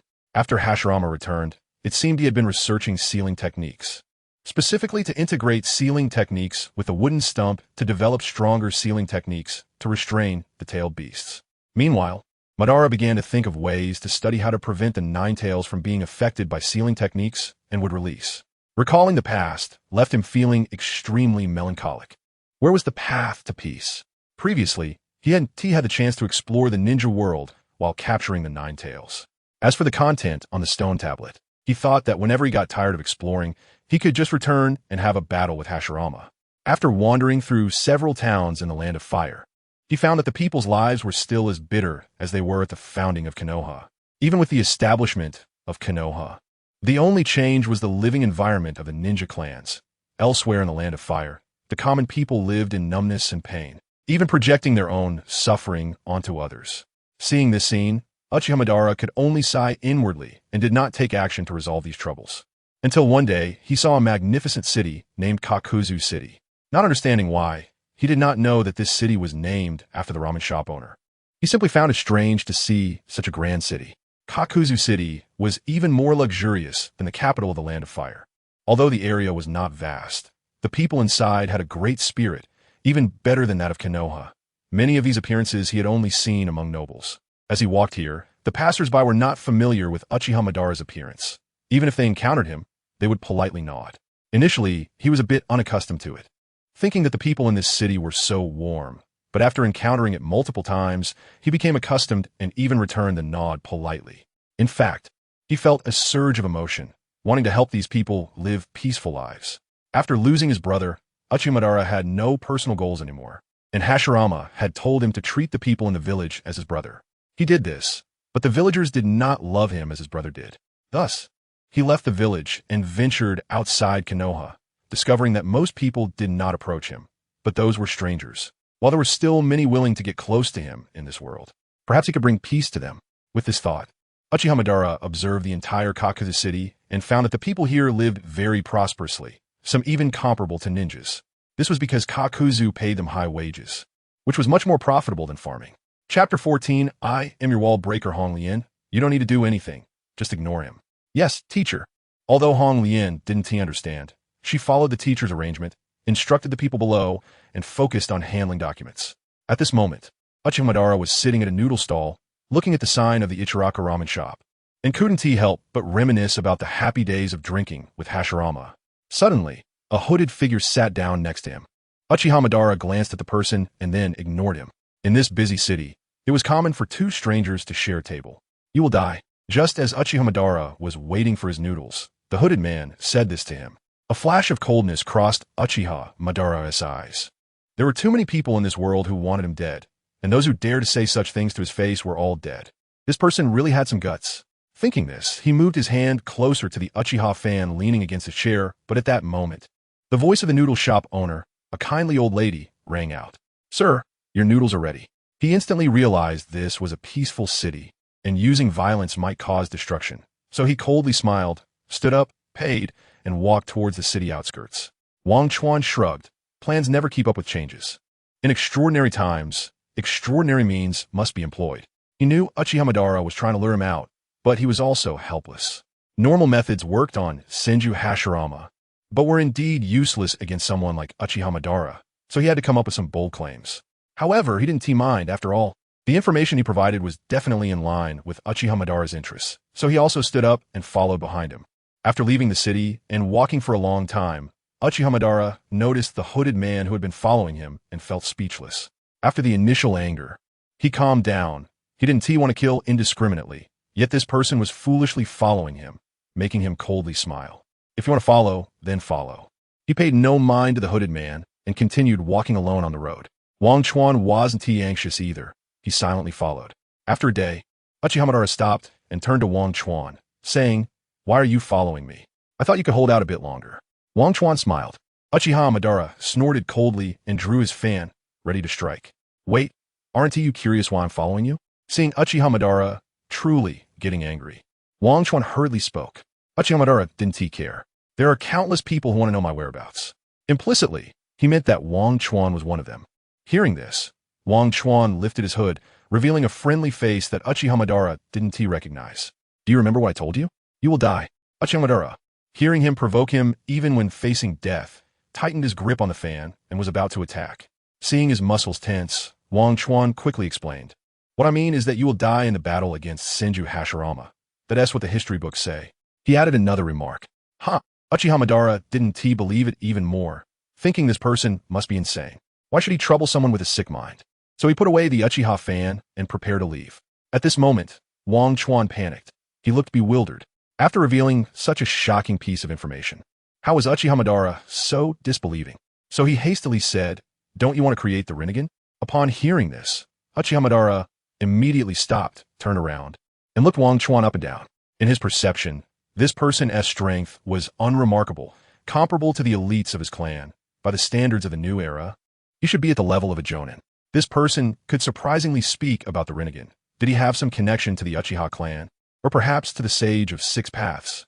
He thought of the brothers from the Land of Lightning, who were said to have devoured the flesh and blood of the Ninetales to transform into it, which is why he had paid attention to such news after capturing the Ninetales. You know about the Renegan? Of course, Wang Chuan confidently replied. Even if he told Uchiha Madara how to create the Renegan, he wouldn't worry. After all, he had seen the relevant information on the stone tablet, and it would take decades before the Renegan could be created. According to the records, combining the powers of the Uchiha and Senju clans would unlock the eyes with the power of the Sage of Six Paths, the Renegan. Hearing that what he said matched the content of the family stone tablet, Uchiha Madara seized the key point and asked, "What do you mean by records?"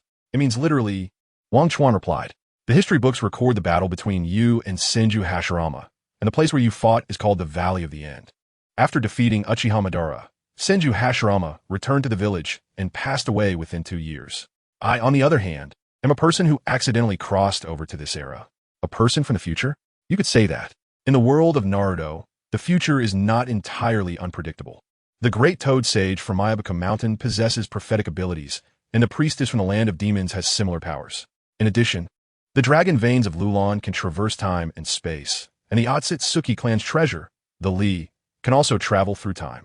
He had once tried to find the location of this treasure, but had not succeeded.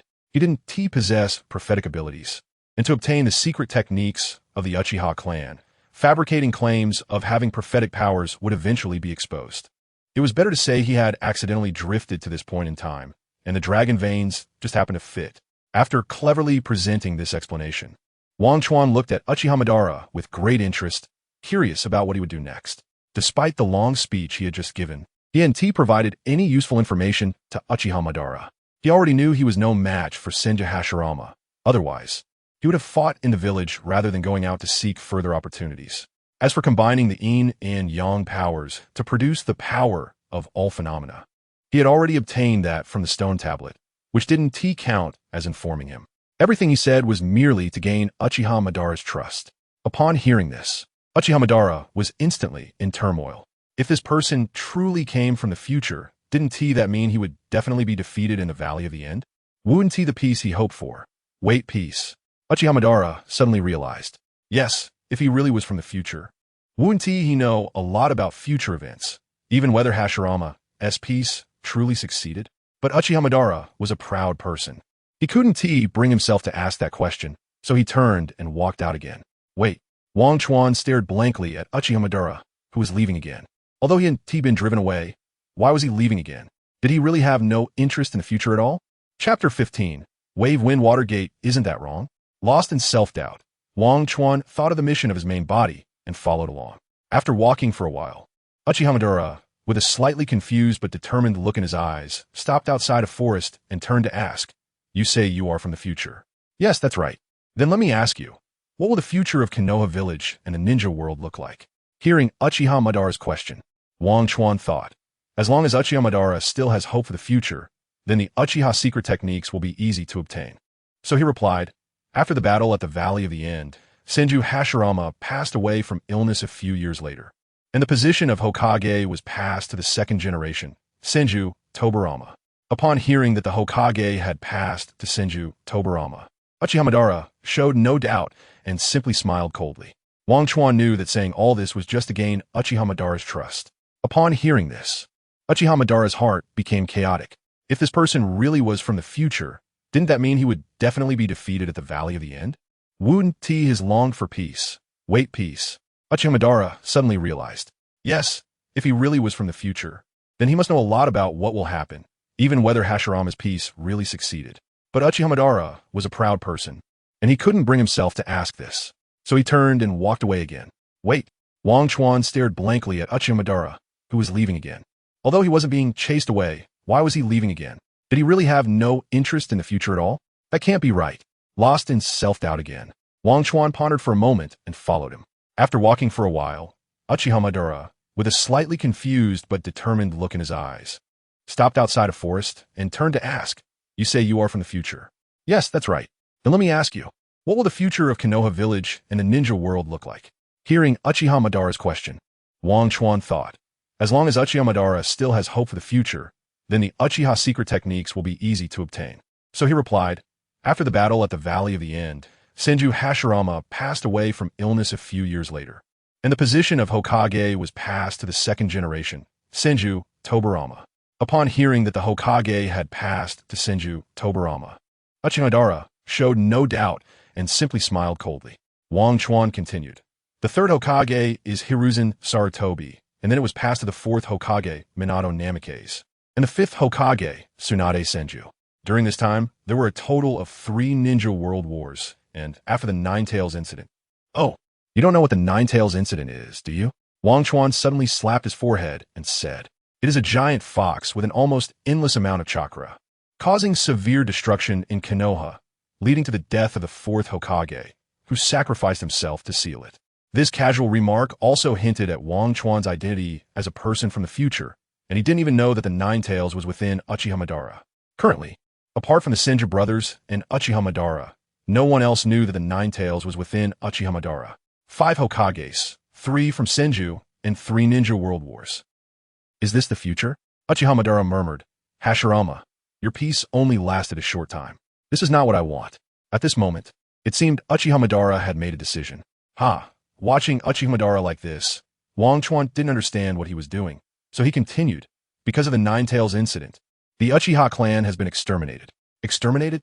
Uchiha Madara's pupils contracted.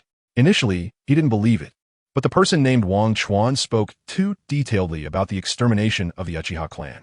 First, it was because of him carrying the Ninetales that Hashirama died, and then the village suspected the Uchiha of controlling the Ninetales, leading to their extermination. One step after another, the logic was tightly connected. Moreover, Tobarama's actions matched what he knew of the person, so what he said was the truth. Although he had anticipated that the Uchiha clan would be dealt with by the Senju clan, hearing about the extermination from a person from the future still filled him with a sense of sorrow. He then recalled the request from his brother before he died, and his hand unconsciously moved to touch his eye. He suddenly realized he felt guilty towards his brother Zuna. In a moment of emotional turmoil, Uchiha Madara became somewhat lost in thought, but when he came back to his senses, he asked Wang Chuan, "Why are you telling me all this? Even if you are from the future, you wouldn't tell a failure about the future, would you?" Flattery without reason is often deceitful. Uchiha Madara was not foolish, or rather, foolish people couldn't survive from the Warring States period to now. Wang Chuan then said nonchalantly, "In the future era, I am just an ordinary ninja, but in this era, with knowledge of the future, I am still an ordinary ninja. I want to learn advanced ninja techniques. Even if I were to ally with someone else, I wouldn't be able to practice such techniques, so I thought of you." Of course, there was another reason that Wang Chuan didn't mention. Having been set to admire Uchiha Madara's character, he unconsciously wanted to change Uchiha Madara's tragic fate, and thus revealed this information piece by piece. The fate of Uchiha Madara was entirely under his responsibility. Uchiha Madara fell silent, not because he didn't believe Wang Chuan's words, but because the other party spoke sincerely, and he believed him. Seeing Uchiha Madara silent, Wang Chuan added, "If you don't believe me, I can teach you 2 future ninja techniques." Meanwhile, from a distance, Black Zetsu, watching the two, couldn't help but ponder what that guy was discussing with Uchiha Madara. Although he possessed strong stealth abilities, in reality, his stealth wasn't perfect. At the level of Uchiha Madara and Senju Hashirama, one could discover him to a certain extent. Moreover, he couldn't control such figures, unless they were extremely weak. His limit for control was probably around ordinary shadow-level characters. Anything stronger would be beyond his reach, and if their perception ability advanced further, they could discover him. After all, he was merely the third son created by Kagaya Otsutsuki before she expended her strength, and he didn't possess much power. In a valley, Uchiha Madara marveled at the spiraling sphere in his hand, shimmering with a light blue hue. Truly a technique from the future. Is this a ninjutsu inspired by the tail beast ball? This fourth Hokage, Minato Namikaze, is impressive. Although he had already believed that Wang Chuan was from the future, he still remained composed. It was only after Wang Chuan demonstrated 2 jutsu that he began to view him with new eyes. The Rasengan and the Raijin. These two techniques were ones he already knew. Firstly, he had a solid foundation, and in the original manga, the methods for training both had already been thoroughly highlighted. Plus, with his own base, he could easily develop them. Chapter 16. Susano'o Tail Beast Ball, however. He did not expect that the clone Wanchuan would actually teach these two ninjutsu to Uchiha Madara. Damn, this was supposed to be my killing move. My personality is what you arranged. Hearing Wanchuan's words, Kakazu was speechless and could only sulk in his heart, constantly comforting himself. My clone, my clone. Feeling that the main body was still angry, Wanchuan said, "At least we have obtained the secret techniques of the Uchiha clan, and the progress is going smoothly." Upon hearing this, Kakuzu's eyes lit up. Indeed, the loss of Renegan and Raikiri was just that gone. After all, these two ninjutsu were only A rank in power, sufficient for use as a Jonin-level killing move. But the sealing technique recorded many ninjutsu, and he himself was not a martial artist. He had many more in-release secret techniques to practice. At this moment, Uchiha Madara's mind stirred, and with a change in nature, the Renegan in his hand instantly transformed into a red fire release. Renegan Shuriken. The red sphere was thrown out. Boom! With a loud bang. It directly smashed a huge pit into the distant rock wall. The power was indeed impressive. Uchiha Madara was pleasantly surprised to see that the Renegan, with the addition of nature transformation, had greatly increased in power. The two newly acquired ninjutsu merely enhanced his response, but did not enhance his upper limit of power. However, he was delighted to have Wanchuan as a helper. A person from the future, how many treasures would he obtain? Meanwhile, Wanchuan was diligently studying the secret techniques passed down from the Uchiha clan. After confirming Madara's identity, he was very generous, immediately offering the secret techniques of the Uchiha clan, but requested that he stay by Madara's side to experiment peacefully. Wanchuan naturally agreed, as that was the personality he was set to have. Truly, Uchiha Madara was generous. Far away in the Ichiraku ramen shop, Kakuzu couldn't help but marvel. There were just too many techniques.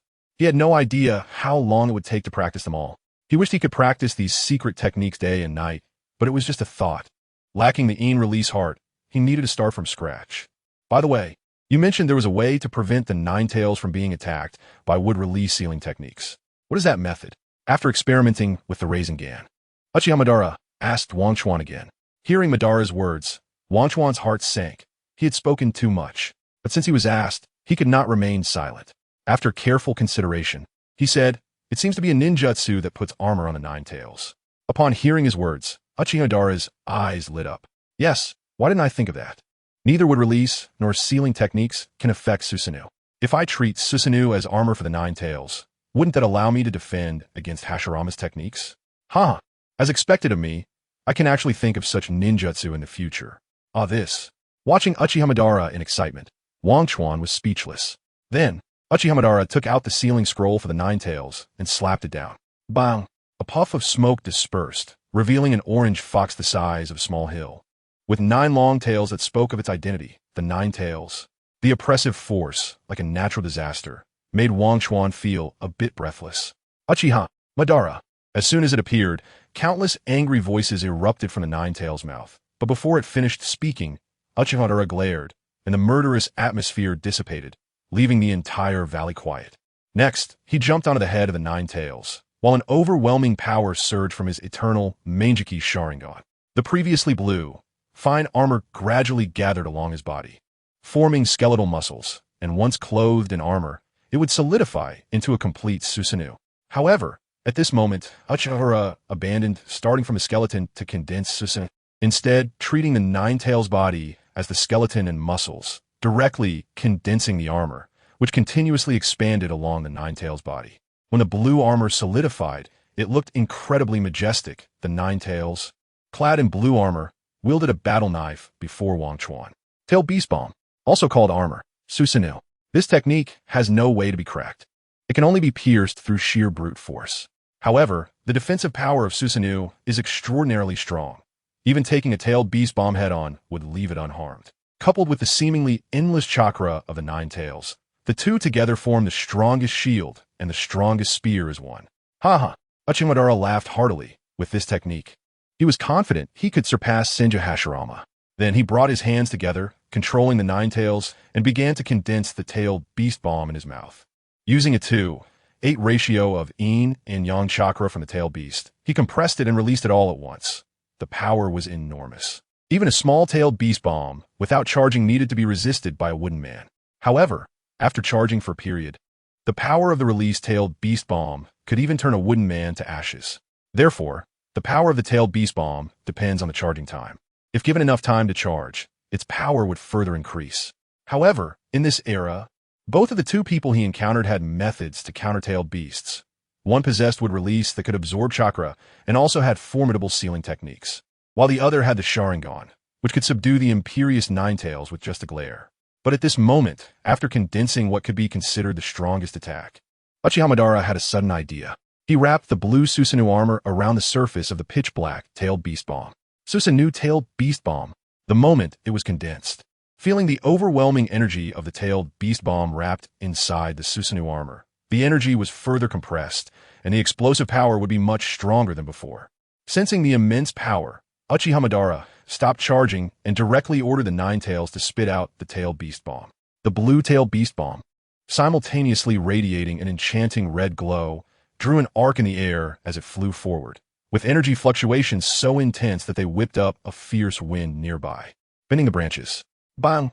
With a resounding roar that echoed through the sky, blinding white light surged forth, turning the entire night into day. Subsequently, the white shockwave spread out from both sides, obliterating everything in its path, leaving only charred traces behind. When the light dissipated and visibility returned, the scene before him had completely changed. The once tranquil forest no longer existed. The ground was littered with pits flattened to the ground and burnt, desiccated remains. With nothing left. Huff, finally, it's over. Seeing this, Wang Chuan breathed slightly heavier. Just now, he had to exert some effort to withstand a shockwave. And he was also deeply shocked. This was different from what he saw in the anime. Being on the scene made him more aware of the terrifying power. Just this blow might be enough to completely destroy an island. Looking at the distant scene, Wang Chuan couldn't help but sigh, while Uchiha Madara nodded in satisfaction. Such a technique was indeed shocking and possessed extreme destructive power. Chapter 17. A piece of meat from Hashirama. The tailed beast balls are already highly destructive, formed by compressed chakra, and the Susano'o tailed beast balls further compress this energy, releasing an incredible power that ordinary ninjas can hardly imagine. Even an elite like him would need to exert effort to withstand the aftershocks. Such immense power is comparable only to Hashirama's Senju.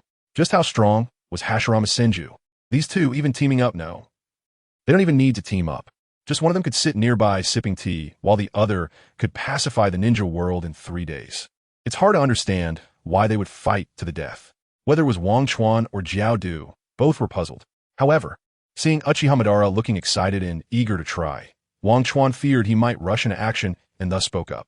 According to the original historical records, you launched a frontal attack, and later, people from Konoha erected 2 stone statues at the site of your battle with Hashirama Senju to commemorate the ninja god defeating the Asura of the ninja world. At this point, it was clear.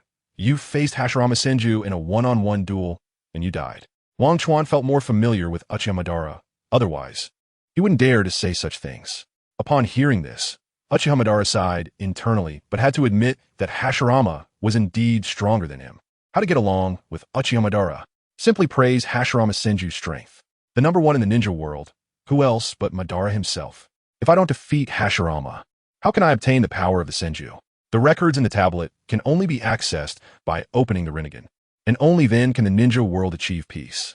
Knowing that the ninja village founded by Hashirama has remained cruel even after generations, and that years later, children still have to go to the battlefield, indicates that the ninja strategy implemented by Hashirama has completely failed.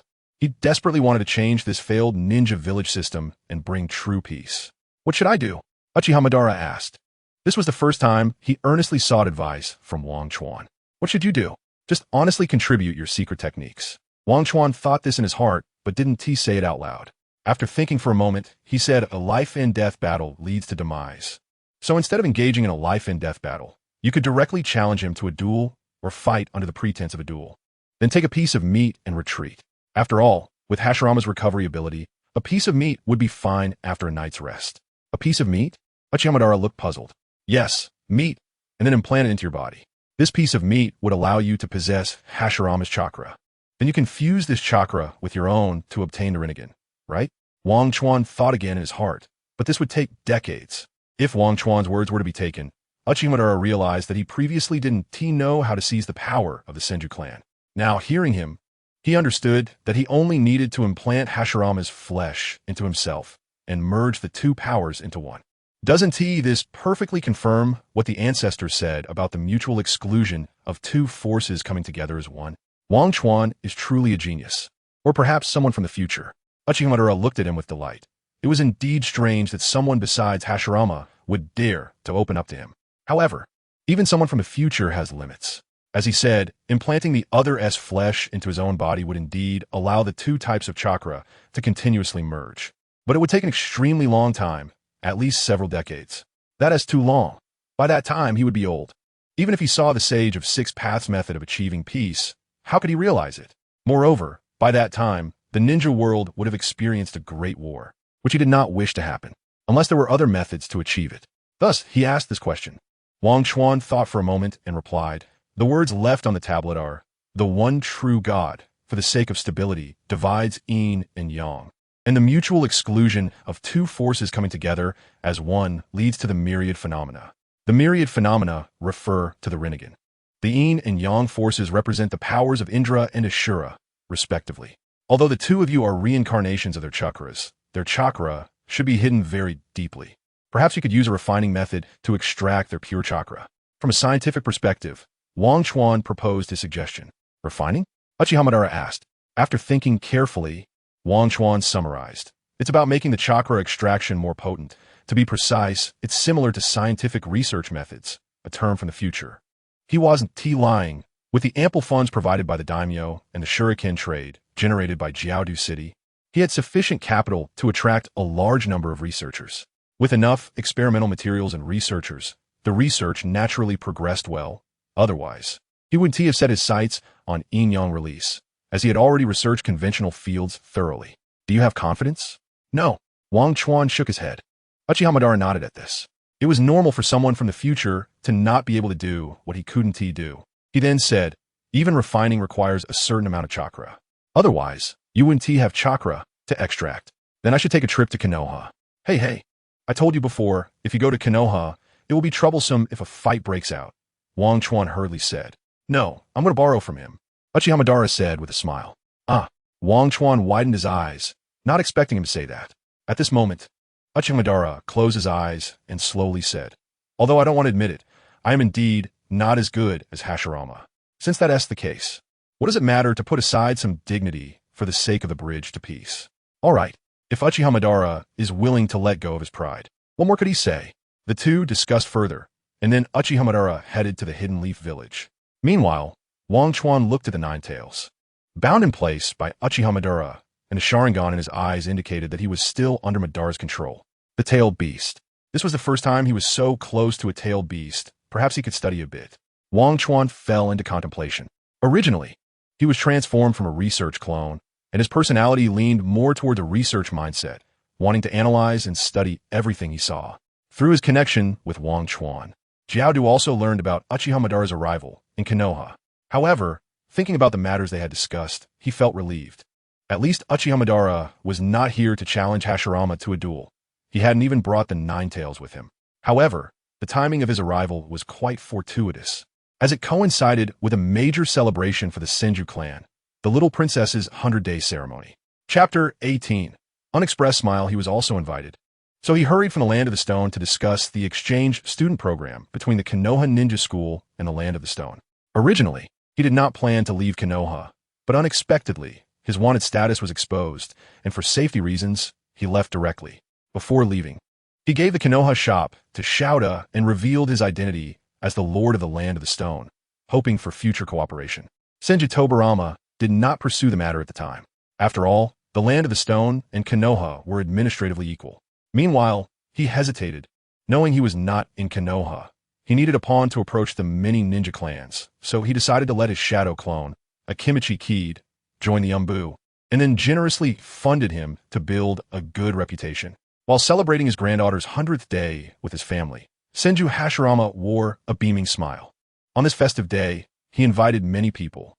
Upon seeing the newly born Tsunade, The land of the stone couldn't help but feel a sense of association. Facing Tsunade, who was wanted, he shouted loudly, "Fifth Hokage, do you remember that I held you when you were born?" Watching this unfriendly-looking person with emerald eyes, the newly born Tsunade immediately began to cry loudly.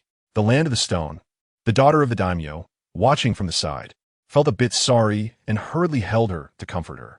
Seeing this scene, Senju Hashirama smiled, as this was the day he had been looking forward to. Suddenly, he turned his head outward, sensing a familiar chakra rapidly approaching Konoha. "Brother, what's wrong?" Senju Tobarama, noticing his brother turning to leave, thought something might be wrong and hurriedly inquired. On this happy day, shouldn't everyone be gathered together? Why did his brother want to go outside? Senju Hashirama did not answer. He knew that his brother's relationship with Madara was not good. His brother had killed Madara's brother. Although Madara had given up on this hatred, had they really crossed that hurdle? So, at this moment when Madara had finally returned to Konoha, he did not want the two to be disturbed. He simply shook his head and then disappeared in an instant. This left Senju Tobarama puzzled, but looking at his sister-in-law, who was left behind and felt a pang in her heart. He wondered if that guy had come back. He then lightly tapped the ground with his fingers, sending out a ripple-like sensing ability.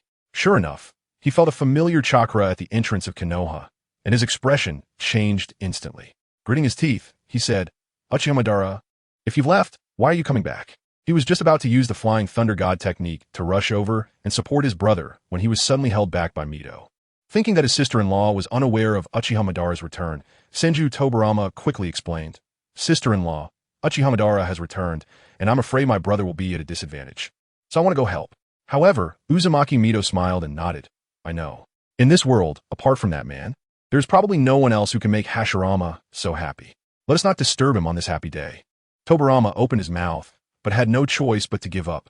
He returned to the banquet hall and drank alone, while the land of the stone smiled at the scene. After Senju Tobarama left, Uzumaki Mito looked towards the direction of the village entrance, her eyes filled with loneliness.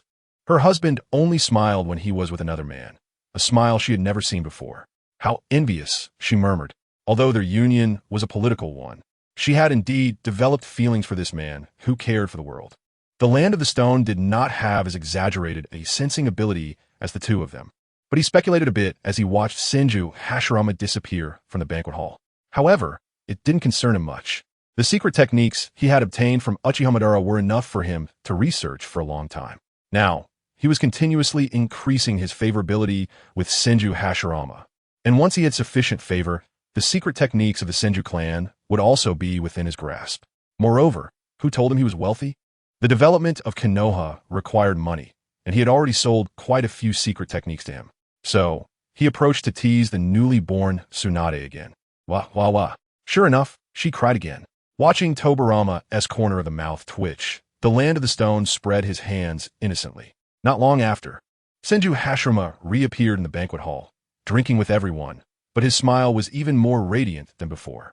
Seeing his brother return, Tobarama quickly stepped forward and whispered, "Brother, how is it?" "That man. Don't say those things, Tobarama. Sit down and drink." Senju Hashirama's voice was firm and unquestionable. This was a rare occurrence. Once it appeared, it must not be opposed. The last time was when they allied with the Uchiha. After hearing this, Tobarama could only suppress his doubts and drank honestly. "Look, little Tsunade is crying again." "Who made her cry?" Holding Tsunade, Hashirama asked with a smile. The land of the stone remained silent. "Can my brother say it now? What is he back for?" After the gathering ended, Tobarama couldn't help but ask. "He wanted a bit of my flesh and blood." Hashirama replied straightforwardly, then pulled down some of his shoulder clothing to reveal a wound, but thanks to his strong healing ability, it had already healed completely. "What does he want my brother's cells for? Is he conducting some kind of experiment?" Senju Tobarama thought to himself. He had secretly begun conducting some biological experiments, which required cells. He could only guess that Uchiha Madara wanted his brother's cells to gain his power. "He just wants your power, brother," Tobarama reminded him at this moment. "Perhaps," Hashirama said nonchalantly, "but he still owes me a favor. As long as it doesn't violate the principles of his life, he can make a request to me." At this point, a smile unconsciously curved Hashirama's lips. Seeing his brother happy, Tobarama opened his mouth but ultimately did not voice his thoughts. In his mind, he hoped Uchiha Madara would stay far away from his brother. Actually, Uzumaki Mito thought the same way, but she knew that without Madara, Hashirama would not be happy. So to make Hashirama happy, she could endure all of this. Looking out the window, the sun was gradually setting, dyeing the entire sky in a layer of red. She couldn't help but sigh, wishing time would stop at this moment. It had been a long time since she had seen Hashirama smile so happily. Meanwhile, Senju Hashirama was filled with anticipation for the future. At the moment Uchiha Madara left the village, he had a bad premonition in his heart, even predicting that the two of them might one day engage in a life-and-death battle. But now, Madara had returned to inquire about him when he needed him. Even if it was in the form of a transaction, it indicated that Madara still had him in his heart and remembered their past friendship. This was enough. So he decided to go to Ichiraka Ramen for a big meal today. Looking at the piece of flesh and blood brought back by Uchiha Madara, which was even still wriggling, Wang Chuan felt his brow twitch. Is this really human cells? He directly asked. What do you need to implant on your body? Originally, Uchiha Madara had planned to tattoo Hashirama's cells on his chest, which was the place where he had been stabbed during the previous battle. Tattooing it on his chest actually represented filling the void in his heart. But now it was no longer necessary. Chapter 19. The cells of Hashirama. Place it on your left arm, Uchiha Madara said immediately. After finishing, he lightly slid his finger, creating a line of blood. He really is ruthless, Wang Chuan thought as he placed the Hashirama cells inside and quickly sutured them. Even without the ability of the Gedo, Renegan, Tensei, he was an exceptionally skilled surgeon, and he would even dare to assert that he was the strongest surgeon of this era. In the original work, others who transplanted Hashirama cells experienced various rejection reactions. The invasive nature of Hashirama cells was so high that even Uchiha Madara couldn't resist it purely based on the power of the cells themselves. This was not about the strength of the cells, but rather their inherent ability to absorb and transform. Kinkaku even suspected that this was a result of Hashirama's bloodline reverting to an ancestral state, gaining some of the properties of the god tree. Otherwise, it wouldn't have such a powerful vitality. The flesh that was originally tattooed on Uchiha Madara's chest transformed into a face. But it was also possible that Madara did this intentionally. Regardless, the invasive power of Hashirama cells had turned half of Madara's left arm white in just 3 days. The abundant vitality produced also fused into Madara's body. Madara felt a hint of would release power, and when this immense vitality flowed to his eyes, he inexplicably felt a cool sensation. The cells of his eyeball seemed to be rejuvenated. Is this the power of the Renegan? He could clearly feel his ocular power rising. No, it still belongs to the Sharingan, Wang Chuan said slowly. Even with the cells, evolving into the Renegan wouldn't be that easy. In the original work, Uchiha Madara worked for decades to achieve it, even practicing yin-yang release continuously, his hair turning white, and only when he was very old did he awaken the Renegan. It was precisely because of his old age and frailty that he couldn't fully utilize the Renegan's power, leading to subsequent events. If he awakened the Renegan now, there would be no need to fight. They could all just dream together. Of course, there were faster methods, like Sasuke receiving a buff from the Sage of Six Paths, which allowed him to gain the Renegan in a short time, and he even combined the power of the Sharingan to turn it into the 6th Tomo Renegan. How long would it take to unlock the Renegan? Wang Chuan was able to answer the troubles he encountered consecutively 3 or 4 times, and now, whenever he faced a problem, he started asking Madara. After a moment of contemplation, he said, if we go by normal means, it might take a long time. There are currently 2 ways to accelerate it. The first is to study yin-yang release. Yin-yang release is not simply yin or yang, but a combination of both, perfectly aligning with the concept of the 2 opposing forces uniting, which can accelerate the birth of the Renegan. The second is what I mentioned about refining the purest chakra. By combining the 2, we can accelerate the fusion. Which would you choose? Of course, I want both, Uchiha Madara said, his eyes shining with ambition. All right, as expected of you. Seeing Wang Chuan agree, Uchiha Madara said, then you will be responsible for researching how to refine chakra, while I will focus on studying yin-yang release. With Uchiha Madara giving this order, Wang Chuan naturally accepted it. This was not just Uchiha Madara's idea. His original body also had such thoughts. If one can see it, one can seize it. He didn't have a body as good as Senju Hashirama's. Even with the Gedo, he merely had a better heart. To take a step further, he needed to rely on the power of yin-yang release. Utilizing Uchiha Madara's research could help him advance, which was the new task he assigned to Wang Chuan. Wang Chuan then said, if I want to refine chakra, I need some Hashirama cells in your cells. Okay. After saying this, Uchiha Madara cut off 2 pieces of flesh from his hand, causing Wang Chuan's eyelids to twitch as he thought to himself, He really is ruthless. When Wanchuan was preparing to study the two pieces of flesh, he suddenly turned around and asked Madara, I've actually had a question these days. Why do you trust me so much? Uchiha Madara raised an eyebrow and said, Is that what you wanted to ask? Isn't it worth inquiring? Wanchuan paused for a moment and continued, Ninjas are filled with deception and betrayal. Then I want to ask you, why do you trust me so much? After saying this, Uchiha Madara walked into the residence he had created without looking back and began to practice the profound art of yin-yang release. Seeing Wanchuan standing there with a slightly puzzled expression, Uchiha Madara softly said, Even future people are foolish like Hashirama. Trust? How long has it been? The only person willing to expose their back to me, besides Hashirama, is there anyone else? Looking at his left arm, Uchiha Madara closed his eyes and focused on practicing yin-yang release. Wanchuan, scratching his head in place, could only attribute it to the fact that he had filled a gap in Uchiha Madara's heart to some extent. So he began his experiments. He separated the two pieces of flesh and placed them aside, then started to cultivate them. Just two small pieces of flesh were not enough for experimentation. After a few days, the cells from Uchiha Madara began to wither, while the Hashirama cells grew robustly. Looking at the Hashirama cells that had expanded more than tenfold, Wanchuan couldn't help but wonder, as long as enough energy was provided, could they even grow back into a person? If he used Hashirama cells to create a heart, or even directly create a person, would that mean he had a body like Hashirama's? Thinking of this, Wanchuan looked at the Hashirama cells with excitement in his eyes. His current body was mainly composed of yin release chakra. If he also had a body like Hashirama's, the two combined would give him the foundation to practice yin-yang release, truly possessing the strength to reach the pinnacle of the ninja world. The power he could wield would be beyond imagination. With just a little relaxation, he could step into the level of Kage, including his current body, practicing pure yin release and yang release along with his original foundation. He had already preliminarily stepped into the level of Kage. If he practiced both yin and yang release, it wouldn't be long before he could reach the peak of the Kage level, or even further to the super Kage level. However, the strength of yin-yang release also meant that its cultivation was extremely difficult, especially since to unleash its full power, a strong body was required. Researching Hashirama cells was of utmost importance. Unfortunately, as the Hashirama cells gradually expanded, when they reached the size of an arm, they stopped growing. Was it due to a lack of energy? After investigating, Wanchuan came to this conclusion.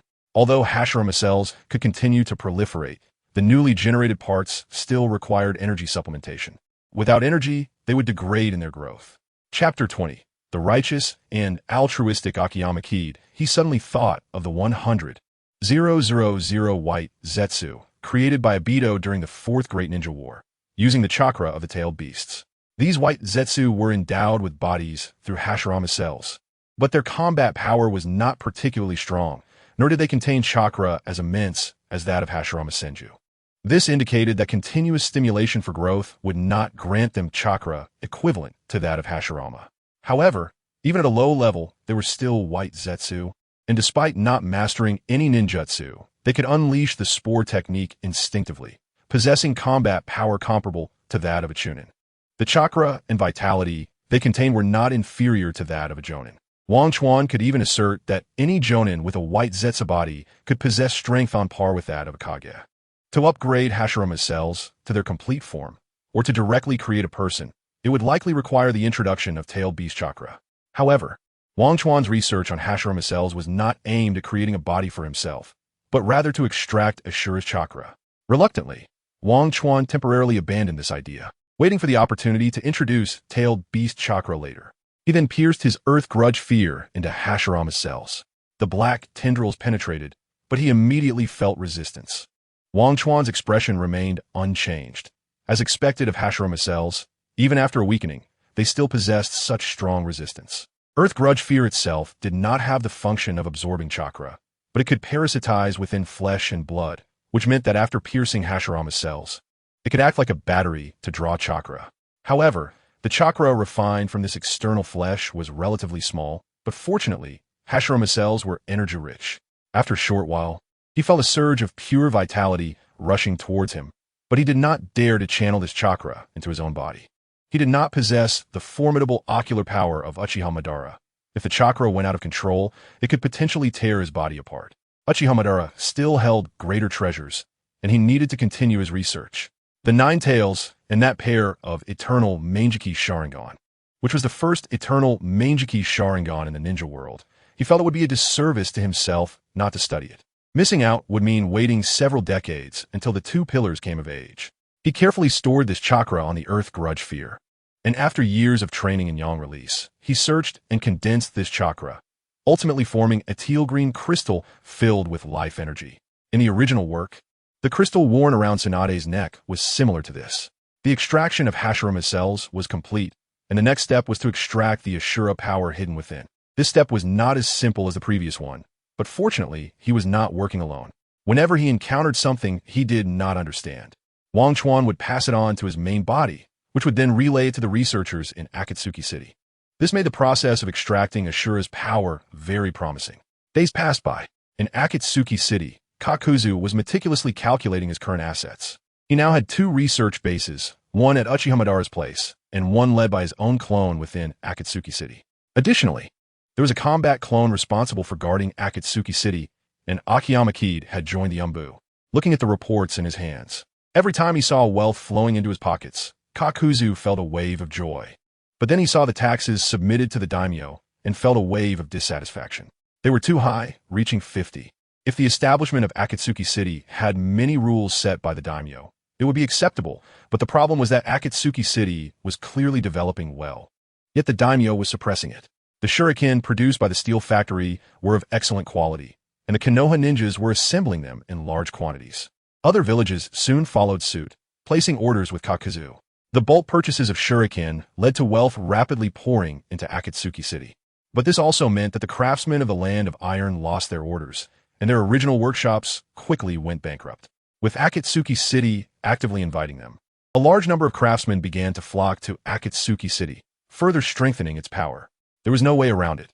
With Senju Hashirama alive, no one dared to instigate war, let alone plunder such an obvious place as Akatsuki City.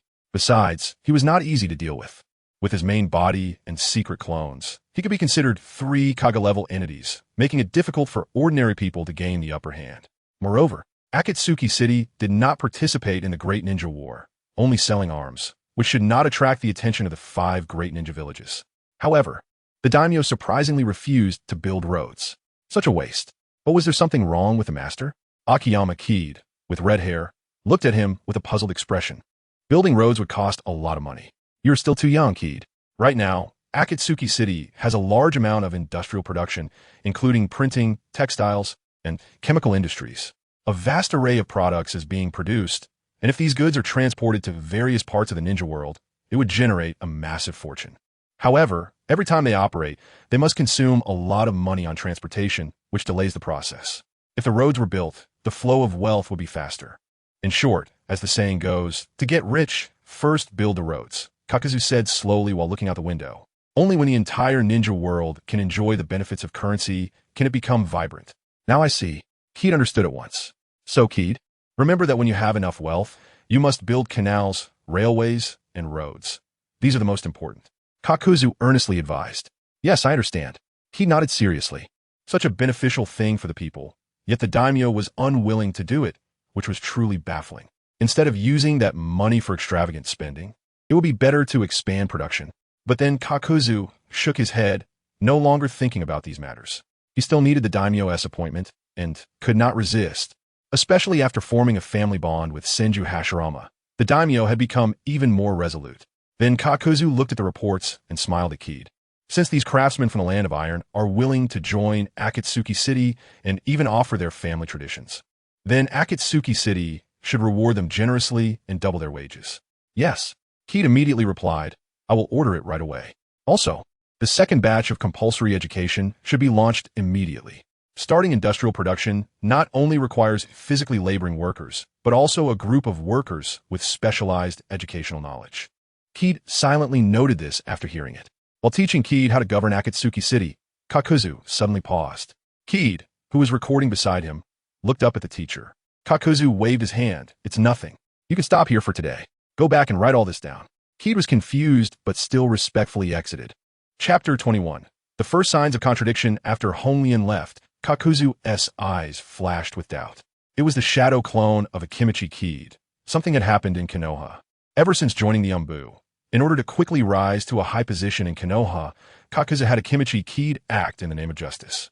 In short, he was known for being altruistic and generous, earning him the nickname Timely Rain Kid, renowned for fairness and justice, coupled with his strength at the level of Kage. He quickly rose in the Umbu to become a captain, just below the position of Umbu leader. Of course, his rapid promotion was not solely due to his exceptional strength and reputation for justice. The key factor was that he secretly offered the Akimichi clan's secret techniques to Senju Tobarama. This guy had never had good intentions from start. When the Umbu was formed, various clans sent people in, either through persuasion or subtle threats. In short, each clan begrudgingly selected some of their secret techniques to present to Senju Tobarama. He was the fastest to offer his, thus earning his promotion. However, in the Umbu, he was also in a clerical position, and it wasn't him complaining, but Akimichi Kid's body weight of at least 200 pounds made it obvious who he was when he was seen outside, making it difficult to hide his identity in the Umbu. Moreover, Umbu ninjas needed to execute missions. Now, Kakuzu had passed the stage of needing to undertake missions for money. He needed secret techniques more. However, what he found noteworthy was Akimichi Kid's friend, Uchiha Taisui, who was complaining to him. Due to his reputation for altruism, Kid was well-liked in Konoha, particularly with Uchiha Taisui, with whom he had a particularly good relationship. They were considered close friends, and this guy even invited Kid to his wedding. After notifying his original self, Akimichi Kid heard Uchiha Taisui, who was tipsy, complaining, "Kid, ever since the clan leader left." Sigh. No need to say more. Looking at Uchiha Taisui, who was sighing, having fallen from being a spirited young man to this state, Kid didn't know what to say. He might have some envy towards the Sharingan, but he really didn't dare to act recklessly before Uchiha Madara's death, as that guy had the ability to sense the power of the Sharingan. At this moment, Akimichi Kid pretended to be a caring older brother and patted Taisui's shoulder, saying, "If there's anything, just say it out loud. I won't tell anyone." Taisui said this casually, believing that Kid wasn't someone who gossiped, and feeling very oppressed inside. He then said, "Ever since the clan leader left, the budget allocated to the Konoha security force has been decreasing. Of course, I'm not saying the budget is low. After all, many of the security force's tasks have been taken over by the Umbu, so it's normal for the funds to be less. But why did this happen after the clan leader left?" When he said this, the expression on Uchiha Taisui's face changed noticeably, albeit only for a moment, but it was enough for Kid to catch it. Cough. After a light cough to interrupt Taisui, he continued, "You're overthinking it. The daily training tasks of the security force are reasonably divided. The so-called budget reduction is probably just the village facing difficulties." Speaking of which, this matter was indeed related to him. This wasn't something that Senju Tobarama intentionally did, as it was too obvious. If the Uchiha clan informed Senju Hashirama, he would have a hard time. The reason was simple. The amount of money allocated by the Daimyo to Konoha was limited, and now a large portion of that money was used to purchase various high-end ninja tools from Kakuzu City, so naturally, the funds allocated to each department had to be reduced accordingly, and the person who approved this was him. It wasn't that he was being greedy. His character was set as altruistic, so he naturally wouldn't engage in corrupt practices. In fact, the prices of ninja tools from Kakuzu City were indeed cheap. When Kakuzu was selling ramen, he offered a 30 discount, and when selling ninja tools, he offered a 50 discount. With such discounts, the money that used to buy one shuriken could now buy two, so it was natural to buy more while prices were low. Hearing this, Taisui gulped down the beer in his cup and continued, "That's one thing, but in the entire Umbu established, every clan in Konoha has people joining. Even you were able to join, so why is there not a single Uchiha?" This was clearly targeting the Uchiha clan by the Senju clan. Taisui's dissatisfaction was evident on his face. Akimichi Kid could only try to soothe him. Being placed in Konoha, his primary goal was to acquire various secret techniques. And secondly, to maintain peace in the ninja world, with the stability of Konoha being key to that peace. His altruism was reflected in soothing various conflicts in the village. There was no choice. The reason Kakuzu City could earn so much money was purely because the ninja world was at peace. If war broke out, who would buy the goods produced by Kakuzu City? Currently, Kakuzu was the least willing to see chaos in the ninja world. Fortunately, Taisui was just venting his frustrations. After sending Taisui away, Akimichi Kid began discussing with his original self. This couldn't continue, otherwise the conflict between the Senju and Uchiha clans would explode. and the storyline would revert to its original track. Indeed, it was necessary to appropriately ease the conflicts between the two clans. Kakuzu said this and immediately issued relevant tasks to Akimichi Kid to prepare. Why is it always the shadow clones doing everything? What are you doing? Akimichi Kid complained. Of course, I'm coordinating everything from behind, Kakuzu said without changing his expression. Filled with a sense of justice, Akimichi Kid shook his head. Being endowed with such a character, he wouldn't care about personal gains or losses. Since this was beneficial to Konoha, he went to prepare. After Taisui left, he walked alone on the dark streets of Konoha. The cold wind blew, instantly waking him from his slight drunkenness. Shouldn't he have said those things to Akimichi Kid? If it was overheard by someone with ulterior motives and reported to Konoha, the clan would face even more difficulties. But he felt stifled in his heart, which was why he sought to confide in a friend. In fact, he was also hiding something from Kakuzu, which was that several members of the Uchiha clan had recently gone missing. It was just a very simple mission, yet they disappeared, causing everyone to point fingers at the Senju clan. Sometimes he couldn't help but think that maybe he should have left Konoha with the clan leader years ago. But now it was too late to say anything. Besides, even if he really brought up the same issue at this time, everyone's choice would probably be the same as before, to stay in Konoha. Swish! Several shurikens flew towards him. Taisui dodged to the side, and, just as he was about to pursue, he saw a dark figure flash by and disappear. What the hell? Was it an attack, or? Taisui quickly turned his head and saw the shurikens stuck in the wall. These were high-quality steel shurikens produced by the Daily Ninja tool shop. He had several on him, and their effectiveness was indeed good. But what caught his attention was that the tail of one shuriken was tied with a letter. Chapter 22, The Misfortune of Senju Tobarama. He opened the letter, and his expression changed immediately. After carefully reading it, he gritted his teeth and said, Senju Tobarama, it was you who attacked the clansmen. The letter not only recorded Tobarama's unusual behavior during this time, but also pointed out several missing Konoha ninjas, all of which were caused by Tobarama. Without any extra thoughts, he immediately wanted to report this matter. But as the cold wind blew, he calmed down. No, Senju Hashirama is his brother. Reporting this would only lead to covering it up, making the information useless unless he exposed him in public. With this in mind, he made a plan and tucked the letter away, intending to report it to the second elder after returning. As Uchiha Shursui gradually moved away, two black objects with yellow bean-like eyes emerged from the shadows, making strange sounds. Now is the time to provoke conflict between Senju and Uchiha. It was unexpected that even with differing opinions, this generation's reincarnation of Indra still chose to cooperate. It was truly unbelievable, but it doesn't matter. After your beloved clan is destroyed, I hope you can still calmly converse with him. The next day, Akimichi Kid, who came to work as usual, was a bit dazed when he arrived at the Umbu. He noticed something strange today. Why were there so few people? Narare, cough at Shogi.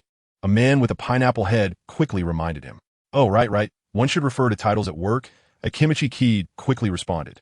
This Nara clan member's code name is Shogi, while his code name is Maple Leaf.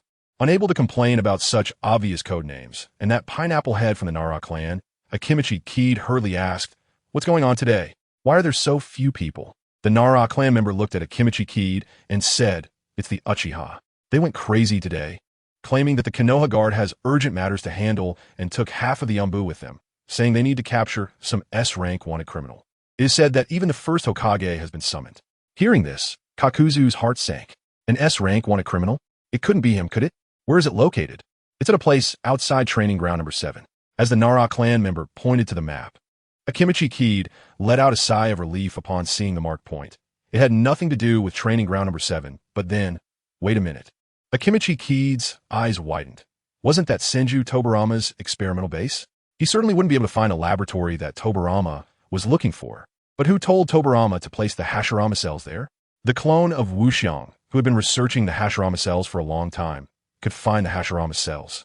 He had once sensed the real Senju Hashirama through this kind of perception, and he felt the presence of a second Hashirama cell in Konoha. No need to say more.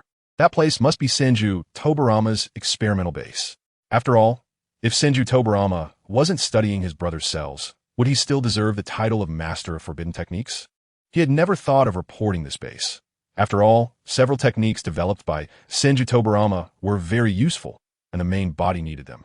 But now that this base had been discovered by others and was related to the Konoha Guard, It meant the Uchiha clan was exposing all of Senju Tobarama's experiments, and in public no less. At that time, Hashirama would no longer be able to protect his brother. For Kakuzu, he wouldn't help the Uchiha for no reason, nor would he help Senju for no reason either.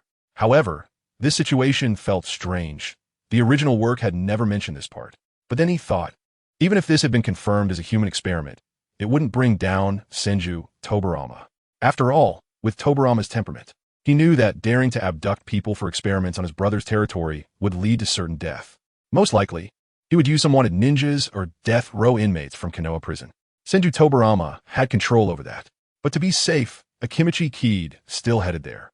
However, when he arrived, he found the atmosphere at the scene somewhat awkward. The elite of the Uchiha Guard, 10 elite Jonin, lined up, with Shursui stepping forward to hand a letter to Senju Hashirama. Lord Hokage, the information on this letter points to this location. It must be the place where human experiments are being conducted. Senju Hashirama was also taken aback upon receiving the letter, because what the Uchiha clan had told him was that someone was conducting human experiments near Konoha, and since this person was very skilled in space-time ninjutsu, they had gathered so many people to prevent his escape. He had originally wanted to call Senju Tobarama. After all, space-time against space-time. However, the Uchiha clan said it was sufficient for the first Hokage to be present. There was no need for both of them to go. At that time, Senju Hashirama thought that the Uchiha were simply reluctant to meet Tobarama, so he agreed. Only after reading the letter did he suddenly realize that the skilled space-time ninja was clearly his brother. Moreover, was Tobarama really conducting human experiments? Suppressing his doubts and confusion, Senju Hashirama spread out his sensing ability and immediately noticed something unusual underground at training ground number 7, with obvious signs of artificial excavation. His expression darkened. He sensed a strong life force and several weak life forces that flickered like candles in the wind. No need to say more. The strong life force came from himself, while the weak life forces were human. Thinking of what his brother had said before, and now witnessing this with his own eyes, Hashirama could no longer suppress the anger in his heart. His body swayed and disappeared from the spot, the next moment appearing directly within training ground number 7. Boom! As Hashirama landed, his foot stomped the ground with a loud bang, shaking the entire land. What happened? Others asked. Why attack the ground? Lord Hashirama seems very angry. On the other side, Uchiha's second elder smiled slightly at this scene. The Nara clan member frowned, but his animal mask made it impossible to see his expression. The tardy Akimichi Kid secretly thought, Tobarama is going to be in big trouble now. As for how he felt about it, of course, he watched with a smile. A single attack directly pierced through the ground. Then, Hashirama jumped into the underground hollow, followed closely by Shursui and the rest of the Uchiha. Feeling the barrier set in his laboratory being triggered, Senju Tobarama, who was working far away in the Hokage office, immediately activated the Flying Thunder God technique and returned to his laboratory. However, as soon as he returned, still not understanding what had happened, he saw Senju Hashirama walking out from the shadows, his face now darkened. Chapter 23 changed history. The explanation given by Senju Tobarama, who used the Flying Thunder God technique to return here, made everything clear. That letter was real. Tobarama, I'm not stopping you from conducting experiments, but you shouldn't be doing human experiments, Senju Hashirama said with an icy tone. Upon hearing this, Senju Tobarama realized that his older brother had discovered the laboratory. Without time to think further, he quickly explained, Brother, I'm doing this for Konoha, and I'm only using death row inmates from the prison, no innocent people involved. Hearing this, Senju Hashirama's expression softened slightly, but he knew that if this was not handled properly, it could lead to major problems. No innocent people? Senju Tobarama, you're really talking nonsense. Uchiha Shursui, who had just emerged from the laboratory, shot a furious glare at Senju Tobarama and produced 2 vials containing 2 intact eyeballs. These are Sharingan. More Uchiha clan members had already descended and discovered a corpse in his laboratory. This was the previously missing Uchiha Shinji, with both witnesses and evidence present. What else do you have to say? Are you going to say Shinji deserved to die as well? I. In that moment, Senju Tobarama was at a loss because he truly hadn't targeted the Uchiha clan. Although he had extensive research on the chakra in the Uchiha's brains in the original story, that was only after his brother's death. Otherwise, even if Hashirama had given him 10 times the courage, he wouldn't have dared to do so.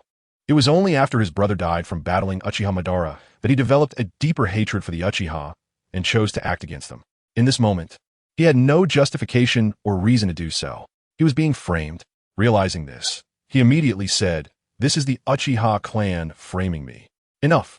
Senju Hashirama shouted, then instantly appeared in front of Tobarama, channeling chakra to deliver a punch to Tobarama's abdomen, causing him to spasm and vomit bile. At the same time, a sealing technique was applied to his shoulder, instantly depriving him of his ability to refine chakra. Even with mastery of the Flying Thunder God technique, without chakra, he could only act like an ordinary person.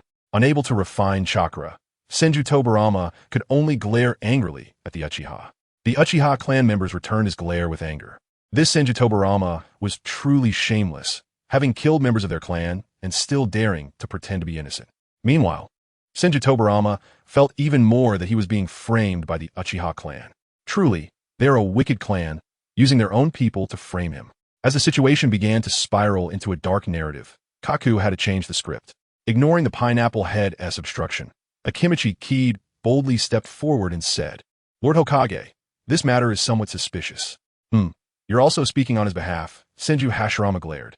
Feeling the overwhelming pressure from the god of shinobi, Akimichi Kid felt as if he was facing a towering mountain, but he had reached the level of a Kage in strength and was somewhat accustomed to facing Uchiha Madara. He spoke fearlessly to Senju Hashirama, "Lord Hokage, this matter has a strange undertone.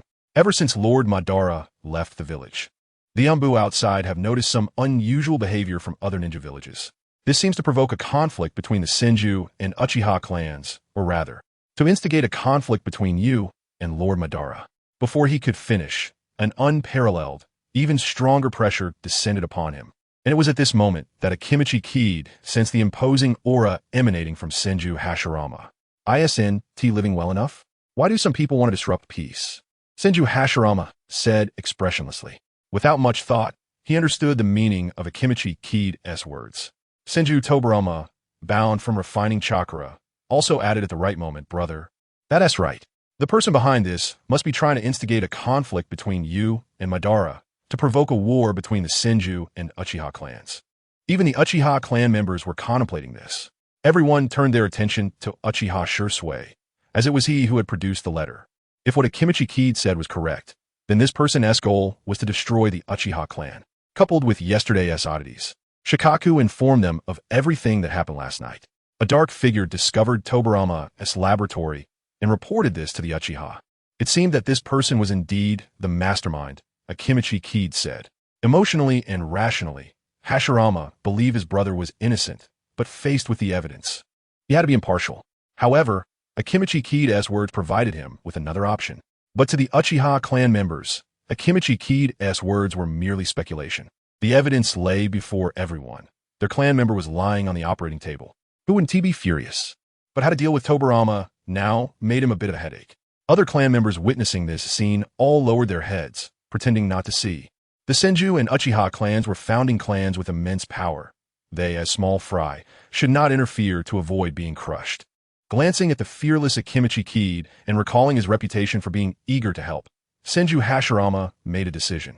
Allowing either the Senju or Uchiha to investigate this case would surely escalate tensions. So he needed to choose someone else, and Akimichi Kid was the most suitable candidate. Senju Hashirama smiled and said, "I hereby announce the dismissal of Senju Tobarama from the position of Umbu Minister, temporarily appointing Akimichi Kid to take over. Furthermore, Akimichi Kid and Uchiha Shursui, you two are responsible for organizing all research material from the entire base to see if there are any studies related to the Uchiha. As for the rest, I ask Elder Uchiha to explain this matter and try to avoid escalating the impact of this incident. Thank you."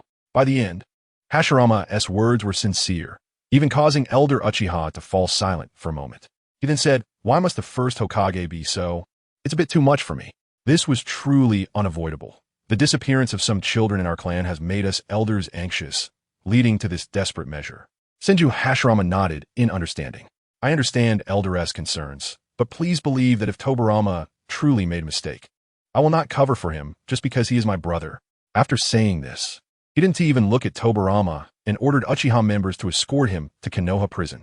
In front of everyone, he announced that the Uchiha clan would be responsible for overseeing Konoha prison. In essence, it was to oversee Senju Tobarama. This was Hashirama's explanation. This effectively severed Senju Tobarama chances of becoming the second Hokage. Kaku, upon receiving the news, was also immensely shocked. Such events had not occurred in the original story. He murmured, "It seems my appearance has changed the story like the flap of a butterfly's wings. Will the Valley of the End still appear?" Looking out the window, Kaku felt a whirlwind of emotions. He had reached his current status not only through his efforts, but also through foresight. Chapter 24, Flying Thunder God Technique, but soon he became resolute. After all, there were no absolute prophets in this world. In a ninja world, there were those with the ability to predict the future and traverse time and space, but the strongest in the world was not the toad of Mayaboka Mountain, but the sage of six paths. Only strengthening oneself was more important than anything else. However, the ninja world could not be chaotic right now. So he immediately notified Akido Kid to work hard to stabilize the situation and ensure that the Senju and Uchiha clans did not come into conflict. At Konoha prison, Senju Tobarama's expression was grim. Bang! Two Uchiha placed their meals next to Senju Tobarama.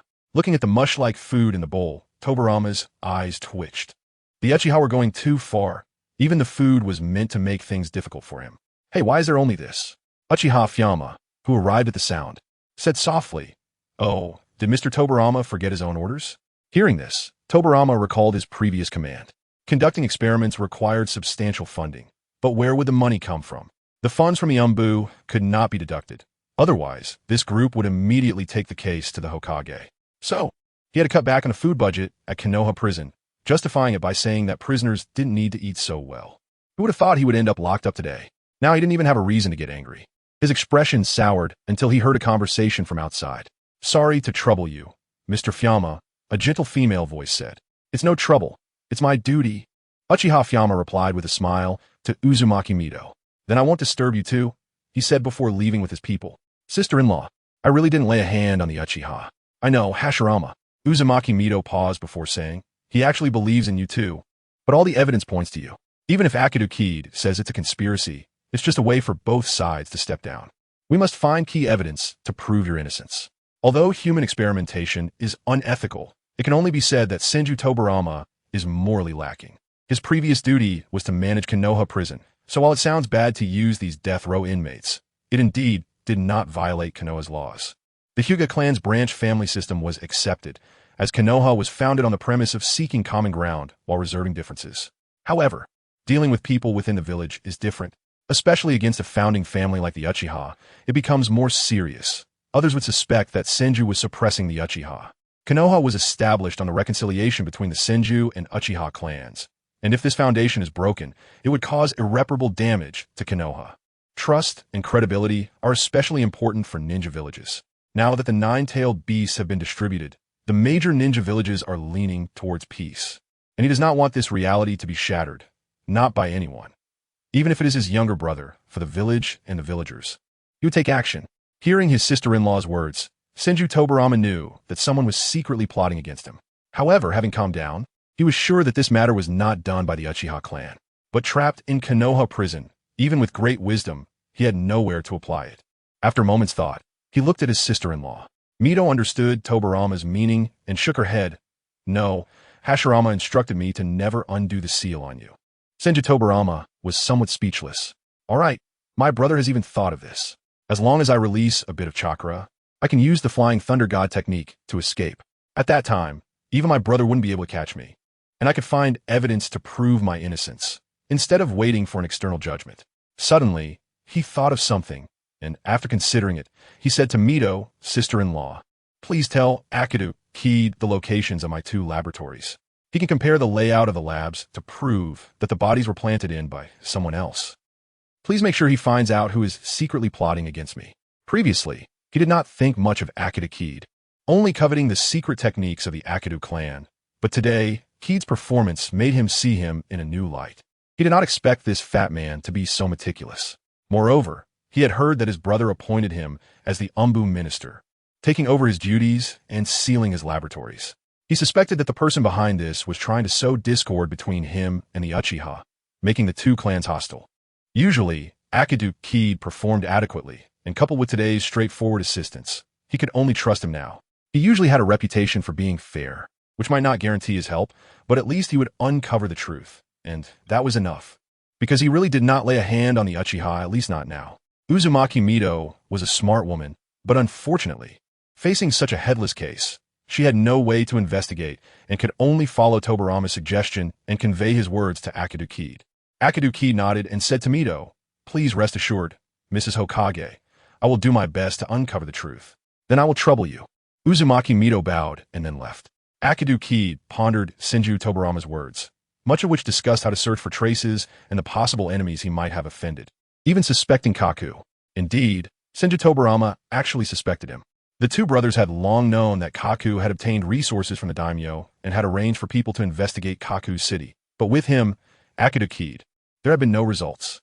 Now that Senju Tobarama had tasked him with finding these clues, Kid directly ignored them. Was there any need to think further? If a bad deed in the ninja world could not be traced back to its perpetrator, it must be done by Danzo.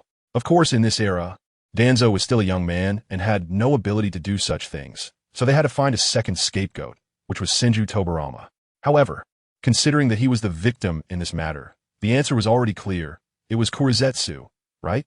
Who else in the ninja world would provoke the conflict between the Senju and Uchiha? Since he found the real culprit behind the scenes, could the case be closed? Of course not. The position of Ombu Minister, though temporary, wielded great power. He could uncover many secret techniques, especially the various family secret techniques that Senju Tobarama had collected previously. Among them was even the second version of the sealing book. With these legacies, his time was not as tight as before. Now he sat in his office, sipping tea, while copying down the contents of the sealing book, which included the Flying Thunder God technique he coveted greatly. Even if he obtained the training method for this ninjutsu, it was extremely difficult to execute. It required a very unique perception ability, namely spatial perception ability. In the ninja world, there were very few people with probing abilities, most relying on some ninjutsu or bloodline to achieve it. Only a handful possessed unique perception abilities, such as the Uzumaki size, which required an extremely vague spatial perception ability. Of course, it could be used without this ability, but the speed would be much slower, rendering it completely useless in actual combat. Kaku scoffed at this. Senju Tobarama had no idea of the immense potential of this ninjutsu. Using it for combat was a sheer waste. If it were used for delivering packages, it would be top-notch. Kaku's city had now reached a bottleneck in shipping volume, constrained by the poor road conditions in the ninja world. Every delivery required a lot of time, and if one was not careful, they could be robbed by bandits or ninjas disguised as bandits, and he had to hire ninjas. The cost has risen significantly, and there isn't much profit. If he learns the Flying Thunder God technique, he can easily ship in bulk to the ninja world, saving time and resources on transportation. Moreover, even without these, Kakuzu really likes this ninjutsu. It's simply because he possesses spatial perception abilities. Perhaps due to his identity as a traveler, he has an exceptionally clear sense of space, successfully performing the summoning technique on the first try. This ninjutsu is like adding wings to a tiger for him, as it means he has 5 separate hearts along with the Flying Thunder God marks made by the entire ninja world, making it impossible for anyone in the ninja world to kill him. Chapter 25: Investigating the Case and Quietly Recording the Flying Thunder God Technique. Akidu Phone began to search through the research materials of Senju Tobarama, as the human experiments were likely related to the Edo Tensei. Soon he found relevant records.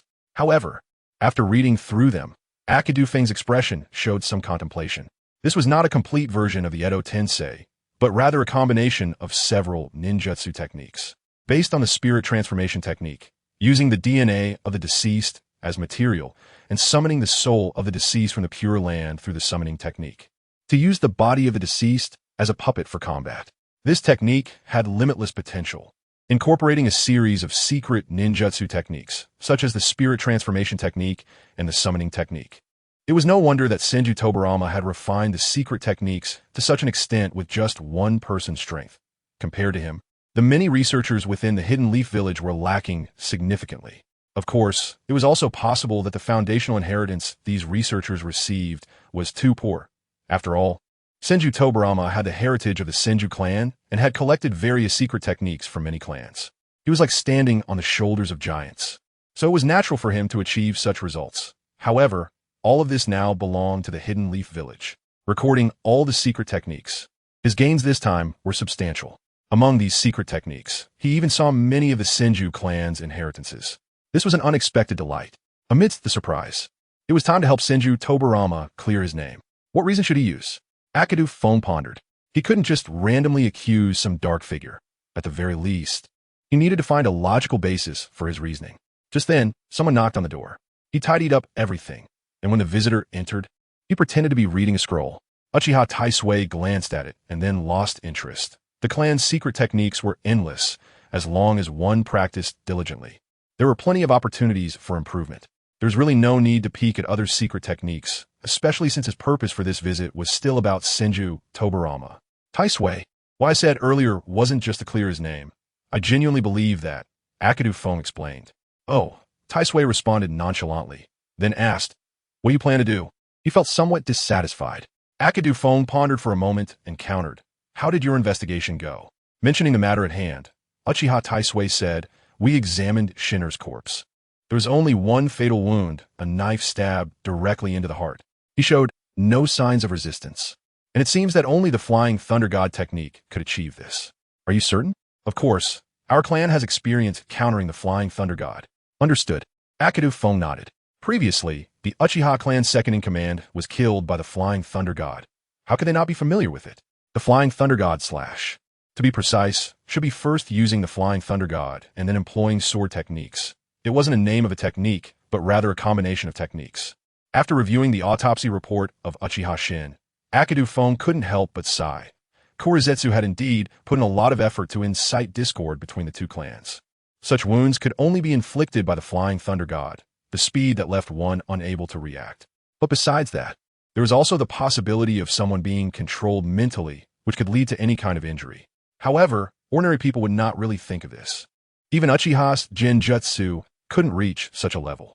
I heard that there is a lightning-style chakra mode in the Cloud Village. Although it's still in its infancy, it possesses unparalleled speed. If it's this secret technique, perhaps it could rival the Flying Thunder God in speed. Uchiha Taisui frowned slightly upon hearing this. That's a bit far-fetched. Akadu Fong continued. I have carefully reviewed the experimental data left by Senju Tobarama, and there is no content related to the Uchiha. Moreover, according to the original records, the person sent in should have been an ordinary death row inmate.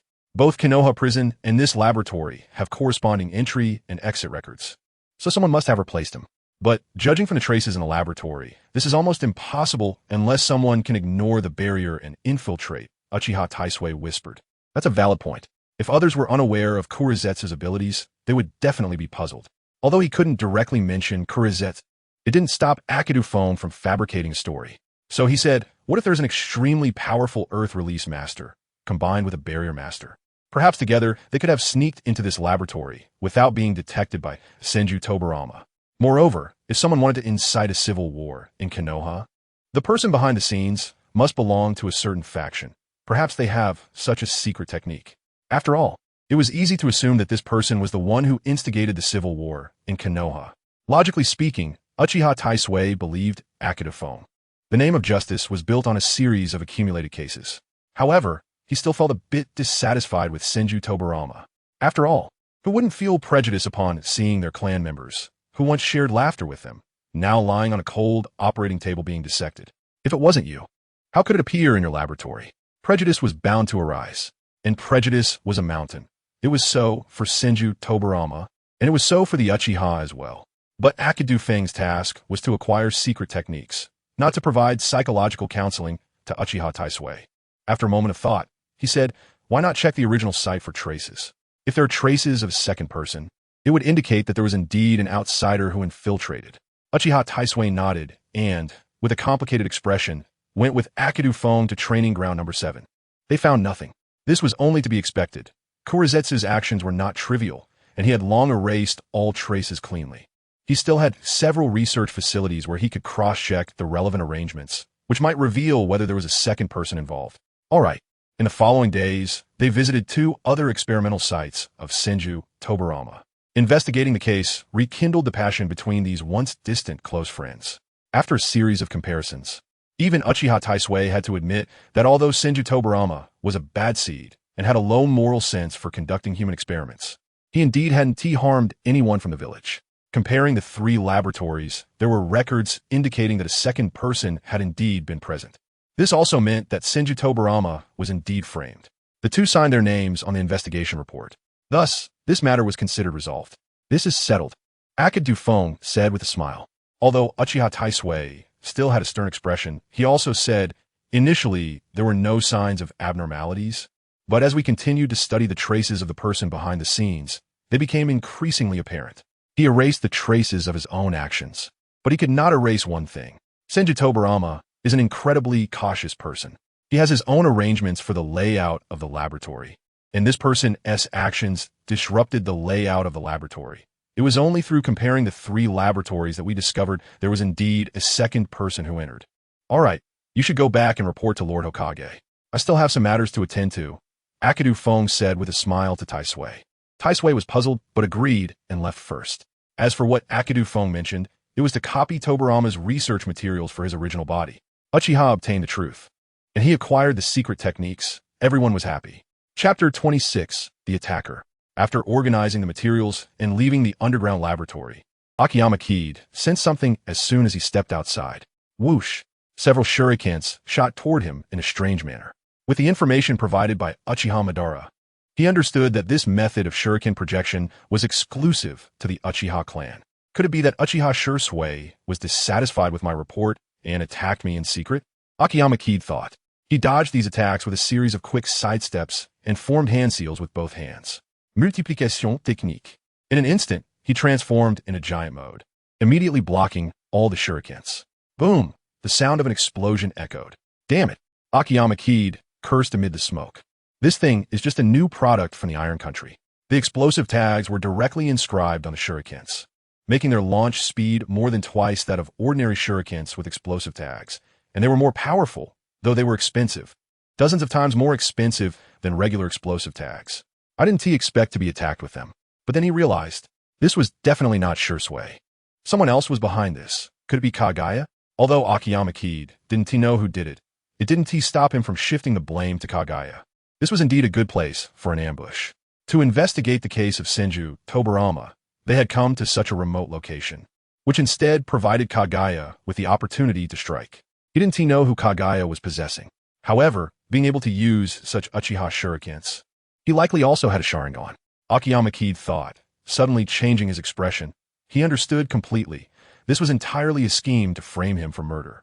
If the investigator died under the Uchiha shurikens, it would surely implicate Uchiha Shursui, who was with him. It could even go further. Kagaya could possess Shursui to unlock Senju Tobarama's seal, and with Tobarama's character, he would definitely escape immediately, leaving him unable to explain. With the 2 of them dead, the situation would inevitably escalate. Even if Senju Hashirama suspected it, it would be useless. Sure enough, at that moment, a pair of eerie eyes appeared from the shadows, half of his face covered in black. The unfamiliar man opened his mouth. Fire style, fireball jutsu. Boom! Flames instantly engulfed the area where Akiyama Kid stood. Then a powerful shockwave surged from within. What a powerful ninjutsu! Even Akiyama Kid exclaimed, feeling injured. As the flames gradually dissipated, Akiyama Kid shouted loudly, "You are the mastermind behind all this, aren't you?" Kagaya turned a deaf ear and opened his mouth again for another fire jutsu.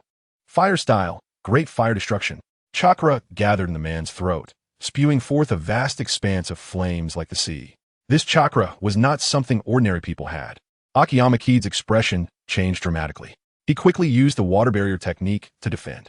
This person's strength was comparable to his own, and Kagaya's calculated methods left him fearing there was more to come. But he couldn't die here. He had secret techniques left by Senju Tobarama, and these materials hadn't been transmitted to his main body yet. He quickly contacted his main body, and upon learning the intelligence, he hesitated slightly before deciding to go to the rescue. Whether Akiyama Kid lived or died was irrelevant.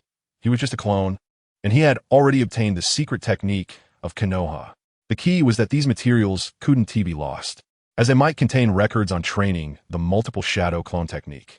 With that thought, Kagaya's form shifted, and with a whoosh, he disappeared from the spot. At this moment, he unhesitatingly refined his chakra and quickly used the Flying Thunder God technique to rush toward Akiyama Kid's direction. Although Kagaya's mental control was powerful, his combat ability was relatively poor. The combined strength of the clone and the main body could easily suppress him. At the same time, Kagaya also sent a message to Akiyama Kid. After defending against the fire jutsu, Akiyama Kid shouted, "The enemy plotting against Konoha, I will fight you." let you experience the ultimate secret technique of the Akiyama clan. Upon hearing Akiyama Kiid shout, the person controlled by Kaguya took a half step back, becoming alert. The secret technique of the Akiyama clan, transforming into a butterfly or something. But seeing Akiyama Kiid shout, he threw 3 smoke bombs at his feet. Suddenly, smoke spread all around, making it impossible for him to locate his opponent. Amid the smoke, a robust figure flashed and pursued the direction where Shursui had left. This was not just a task assigned by his main body.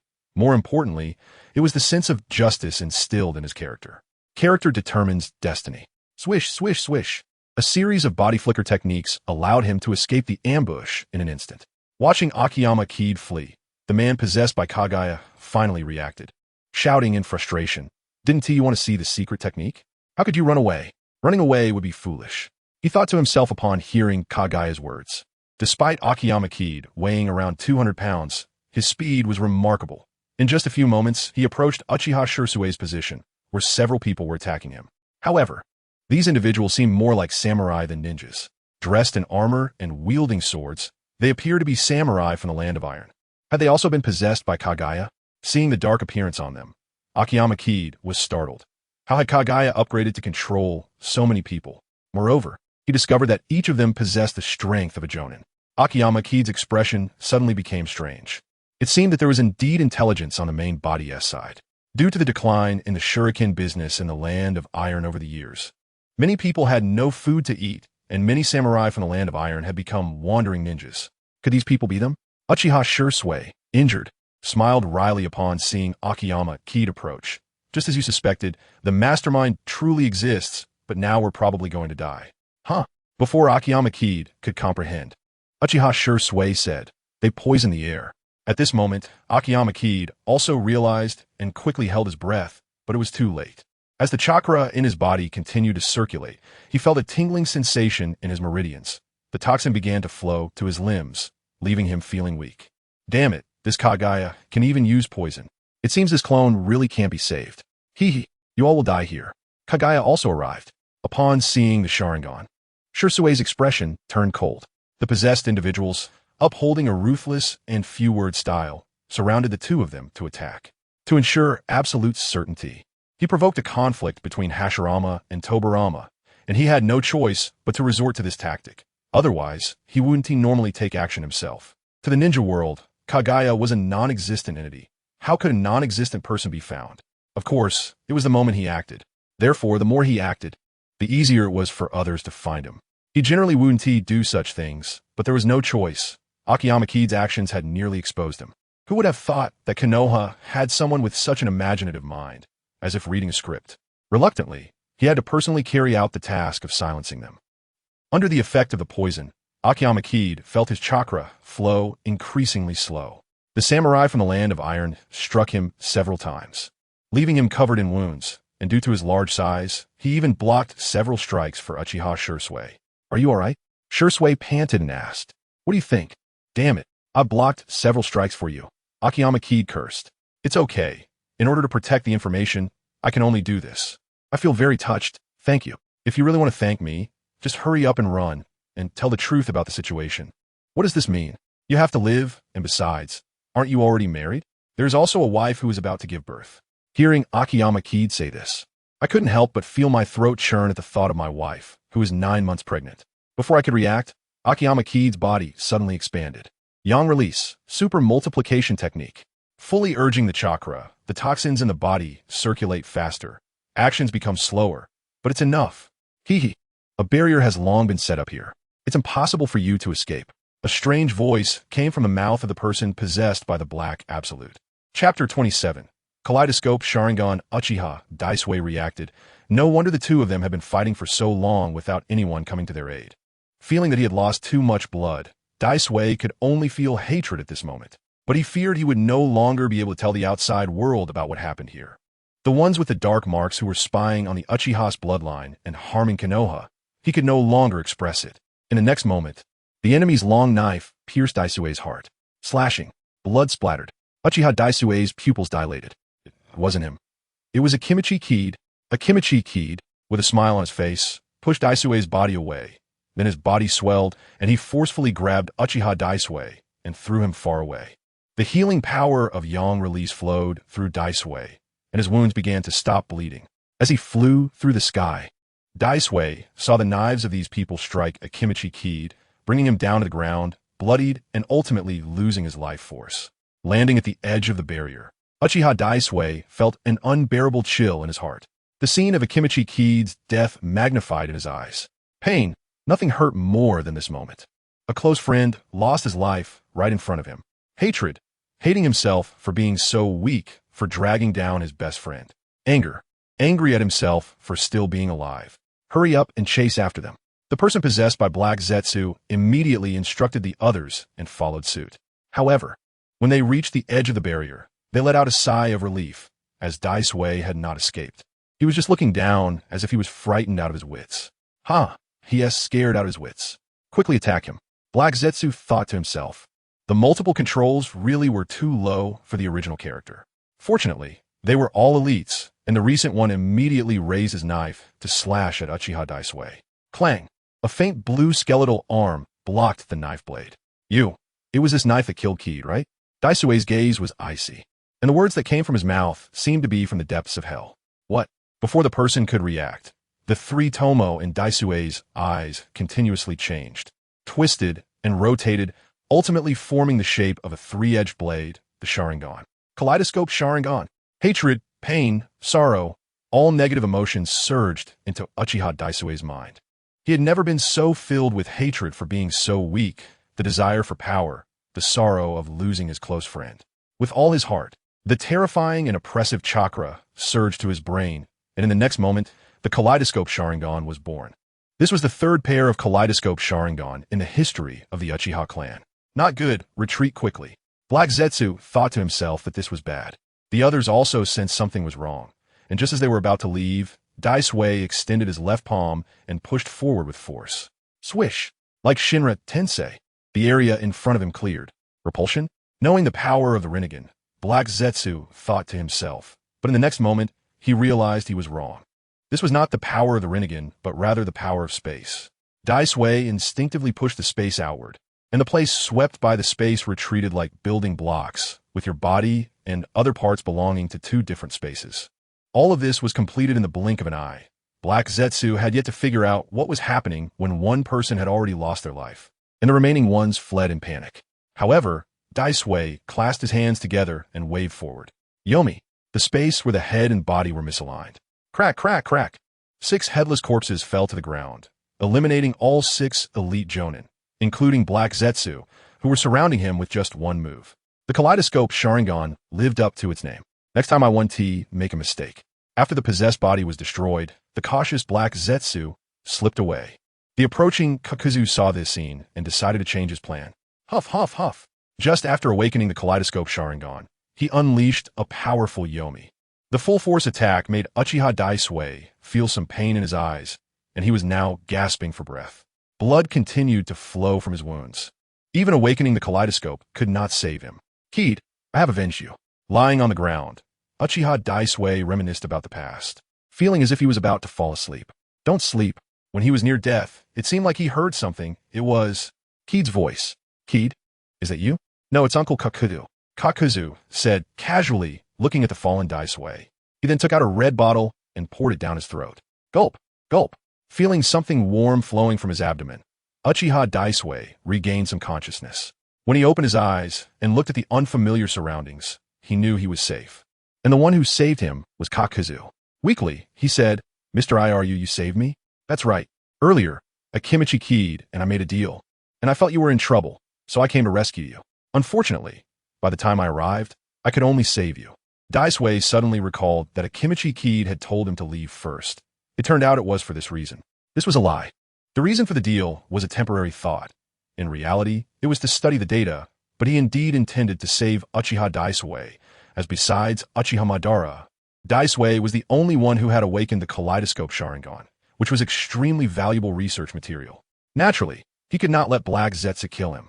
However, with this, Akimichi Kid had to die. In fact, ordinary knife wounds were not enough to kill Kid. As the host of the Ghetto Mazo, killing him required destroying his heart, and those people's strikes would certainly have killed an ordinary person, but these knife wounds just happened not to hit the heart. However, The dead person in the hearts of the living will have their image continually beautified and elevated in memory. Thus, Kakuzu decided to let a Kimichi Kid completely disappear. In this way, in Daisue's eyes, a Kimichi Kid would be an unchangeable image. As for how to study the kaleidoscope, he had plenty of ways for members of the Uchiha clan. Hearing Kakuzu say this, Daisue couldn't help but smile bitterly. Kid, he has gone. Take care. You should rest well now. I know everything that happened. I've already fed you healing medicine, and when we return to Konoha, you will receive better treatment. There's still many things waiting for you back in Konoha. After saying this, Kakuzu turned and left. When he reached the position where a Kimichi Kid's body was, he bent down and took back all the research materials. It was precisely for these research materials that he had come. Otherwise, a clone in danger would not have prompted his main body to take risks. The techniques of multiple shadow clone jutsu and the mutual explosive tags were also extremely important. The next day, Uchiha Daisue was still somewhat silent, and Kakuzu didn't mind, directly taking him back to Konoha. It must be said that Tobarama really knew how to pick a location. This place was quite far from Konoha. Upon returning to Konoha to meet the Hokage, Kakuzu first explained the situation. The reason he was able to save Uchiha Daisue was that a Kimichi Kid had notified him to complete a deal. It just so happened that he stumbled upon saving them. Senju Hashirama sighed a little. I originally intended to pass the Hokage position to a Kimichi Kid after this matter, but I didn't expect such a thing to happen. Indeed, there is a black hand lurking in the shadows watching over peace. However, he had some questions about what the deal was. After all, the position where Jiao appeared was really too special. Even if one believes that Jiao is not that kind of person, he still has to ask a question. It's because of a technology called high-yield rice cultivation technology. When Senju Hashirama inquired about the transaction details and received a response, he couldn't help but shed 2 tears. A Kimichi Kid is indeed the most outstanding junior in Konoha, actually leaving such a huge legacy for the village. He even used his own money to purchase this technology. Mr. Hashirama also asked him to take care. High-yield rice research technology. If he hadn't brought it up with the thinking logic of the ninja world, perhaps no one would have researched it even after 100 years. However, just conducting preliminary research could at least increase the yield of conventional crops in the ninja world by 30%. He had previously researched this, but due to concerns about the daimyos, it hadn't been promoted. Now, he would also explain his reason for saving a Kimichi Kid and promoting this technology. Chapter 28. Deceived in a lameness after discussing some matters with Kakuzu, Senju Hashirama privately made a request. Kakuzu pondered briefly and agreed. In the Konoha hospital room, Daisue, who had not yet emerged from the shadows, looked out the window until his wife arrived. Daisue, I know you're feeling bad. This is your child. Let's give him a name. She handed the baby in her arms to her husband. This little guy is Daisue's only bloodline. As he looked at his child, Daisue recalled Mr. Ichiraku's words. A child is the continuation of the will of the ancestors, while Akidu Kid has not a single relative. Let us call him Kaze. He whispered. Uchiha Deifu. That's a good name. His wife nodded with a smile. At that moment, the family of 3 felt very warm. Konoha prison. Since Daisue was not dead, the truth of the matter was uncovered, and Senju Tobarama was naturally released without guilt. However, secretly investigating Kagaya was essential. Kakuzu and Senju Hashirama opened the cell door. Seeing the bored Senju Tobarama, Kakuzu informed him of everything that had happened during this time after opening the door. So, that means I'm fine now, Senju Tobarama said happily. No, you still need to accept the punishment, Kakuzu said, as Senju Hashirama stepped forward behind him. Punishment? This left Tobarama bewildered. But brother, my innocence has been proven. Why is there still a punishment? Senju Hashirama coldly smiled. Conducting human experiments without the permission of the Hokage is a grave crime. And since you are my younger brother, the crime is even worse. You should have been sentenced to 20 years in prison, but because Mr. Kakuzu values talent, at his request, you are allowed to make amends by joining the high-yield agricultural research group. If you can further increase the food production in the shinobi world, your punishment may be appropriately reduced. Otherwise, you will stay in Konoha prison. Hearing his brother say this, Senju Tobarama was at a loss for words. He was still the same person he had always been. If he had to stay in Konoha prison, which was guarded by the Uchiha clan, for 20 years, he would go insane. Although he didn't know what this high-yield agricultural research group was, he instantly agreed. All right, I'm willing to go. After hearing Senju Tobarama's agreement, Senju Hashirama nodded in satisfaction and turned to leave. Kakuzu smiled at this scene as well. Joining the high-yield agricultural research group was naturally Hashirama's idea. He was just going with the flow. According to Hashirama's intention, although it was proven that Tobarama did not attack anyone in the village, the exposure of the human experiments meant he was no longer suitable to stay in Konoha. It would be best to let him go outside, but that would be tantamount to a disguised exile. So Kakuzu proposed the high-yield agricultural research group, allowing him to use his own flesh and blood to get Tobarama involved. Naturally, Kakuzu welcomed such a research talent. At this moment, Senju Tobarama was observing Kakuzu, who had emerald green eyes. He originally thought he was just a rogue ninja from Takigakure. But after accepting the lordship assigned by the Daimyo, he had risen to power in just a few years, creating a force that was not weaker than Konoha. In fact, half of the commissions within the Land of Fire came from Kakuzu City. To provide you with a place to go, Mr. Hashirama was even willing to offer his flesh and blood to Kakuzu City for research purposes. What? Upon hearing his brother do this, Senju Tobarama trembled all over. Glancing at Tobarama, Kakuzu continued, "This is all a consequence of your human experiments. By the way, if you don't behave well in Kakuzu City, I can report your abnormal behavior to Mr. Hashirama at any time." Saying this, Kakuzu flashed the control device in his hand, developed by the Uzumaki clan, which could directly control the sealing techniques on Senju Tobarama. It was personally given to him by Senju Hashirama. Only then did he dare to take in Senju Tobarama. After hearing Kakuzu's words, Senju Tobarama felt a sense of doubt for the first time. He suspected he was not biologically related to them. After all, he had reported Kakuzu before. Gaining Senju Tobarama, this research talent, was merely an unexpected joy. His true scheme was actually Uchiha Daisui. After staying in Konoha for a few days, he finally visited Daisui in the hospital room and saw that he had already recovered, happily playing with his young son. "Mr. Ichiraku, thank you for saving my life." Upon seeing Kakuzu, Daisui immediately stood up and bowed to him, knowing that if it weren't for his arrival, he might have lost his life. "You're overestimating my efforts, Mr. Daisui. I merely did what I was supposed to do. However, to be honest, I am quite surprised that you activated the Mangeki Sharingan. If I could, I would wish I had never had these eyes." Daisui sighed.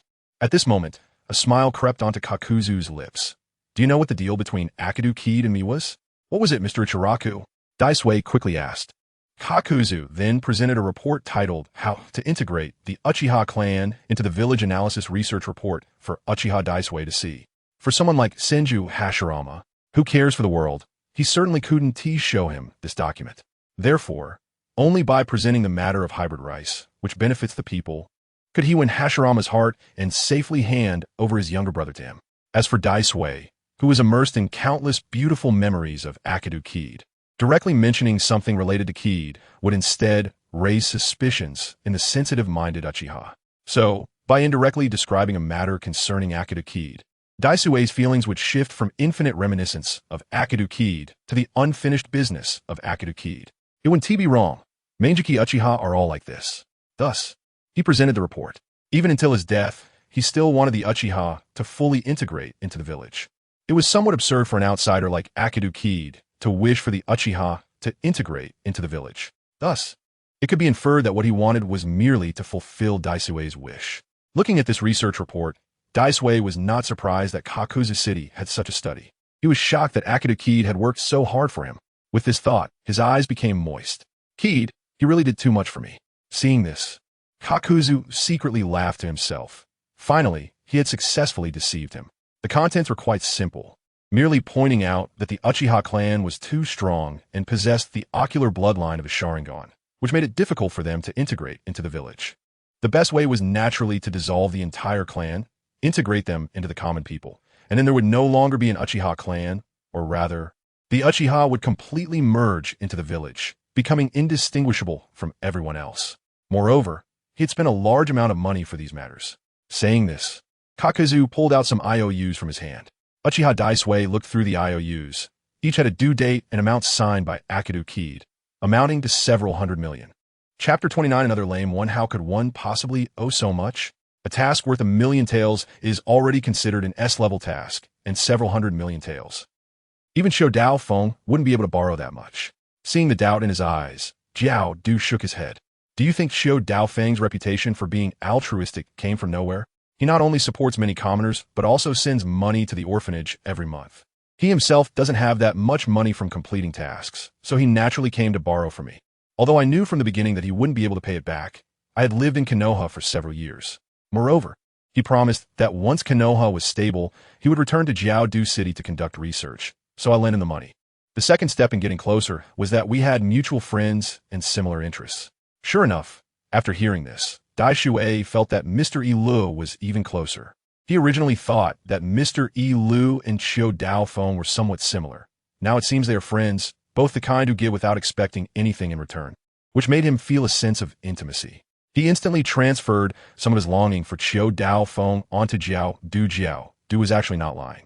In the beginning, Qiu Daofeng's reputation was indeed built on the fact that he sent money to the orphanage every year, which established his altruistic reputation. So this money was genuinely spent. The IOU was later rewritten by Qiu Daofeng as clone at my behest to fool Uchiha Dai Shui. Seeing Dai Shui still in shock, Jiao Du smiled and took the opportunity to say, Dai Shui, I would like to invite you to join the Research Institute in Jiao Du City. Next month, a large group of wood-style ninjas will be heading to Jiao Du City. So why not temporarily join us to see the research that Qiu Daofeng is interested in, to see the city that Qiu Daofeng yearns for? After hearing this, Dai Shui was also curious. As a member of the Konoha Guard, he couldn't leave the village and really didn't know what the ninja world was like. For Konoha, the most famous place outside was not the capital of the Fire Country or any of the other 5 great ninja villages, but Jiao Du City, and he was very curious about what it was like there. Thinking about how Mr. Lu and Qiu Daofeng were friends, which made him a friend too, he felt that the invitation was not wrong. So he nodded. Okay, I will go to Jiao Du City next month. Seeing Uchiha Dai Shui agree, Jiao Du smiled and said, No need to call me Mr. Lu anymore. That was just a pseudonym I used when I lived in Konoha. Just call me Jiao Du Ha. Having said what needed to be said, Jiao Du waved his sleeves and left the hospital room gracefully. As for Uchiha Dai Shui joining the Research Institute, the subsequent research would naturally follow. By the way, let us also research the Sharingan, and then casually look into the Mangeki Sharingan. Wouldn't that be perfect? However, on the side of Black Zetsu, Jiao Du began to think. Originally, Black Zetsu's actions had little to do with him. As long as Uchiha Madara did not create the Renegan, the resurrection of Kagaya Otsutsuki would not concern him. However, Black Zetsu's recent actions caught him off guard, and as his own strength grew stronger and his sphere of influence expanded, Black Zetsu's actions inevitably encroached on his interests, so he had to find a way to eliminate Black Zetsu. Black Zetsu's infiltration ability was top-notch in the ninja world, along with that extraordinary mental control. Even someone like Uchiha Madara would find it difficult to catch them unless Black Zetsu was nearby. Given his caution, it was no wonder that his infiltration abilities had never been recorded in the thousands of years of ninja history. Previously, after being educated by Dai Shui with the Mangeki Sharingan, Black Zetsu would probably remain stable for a while, but the quest to save his mother would definitely not stop. And any further actions would inevitably be a thunderous strike. How about I directly inform Uchiha Madara about Black Zetsu? At that moment, a clone named Wang Chuan, extracting the power of Ashura in front of Strange Machine, suggested to the main body. No, it's not time yet. Uchiha Madara has great potential, so you should try not to expose yourself. Hearing Jiao Du's arrangement, Wang Chuan shrugged, mixing the extracted Ashura power in a flower to make a small pill. This was something Uchiha Madara had to take daily, which he referred to as a pill. Although it couldn't compare to the pills extracted from the tailed beast power by the Otsutsuki clan, the effects of the Ashura power-based pill wouldn't be too bad either.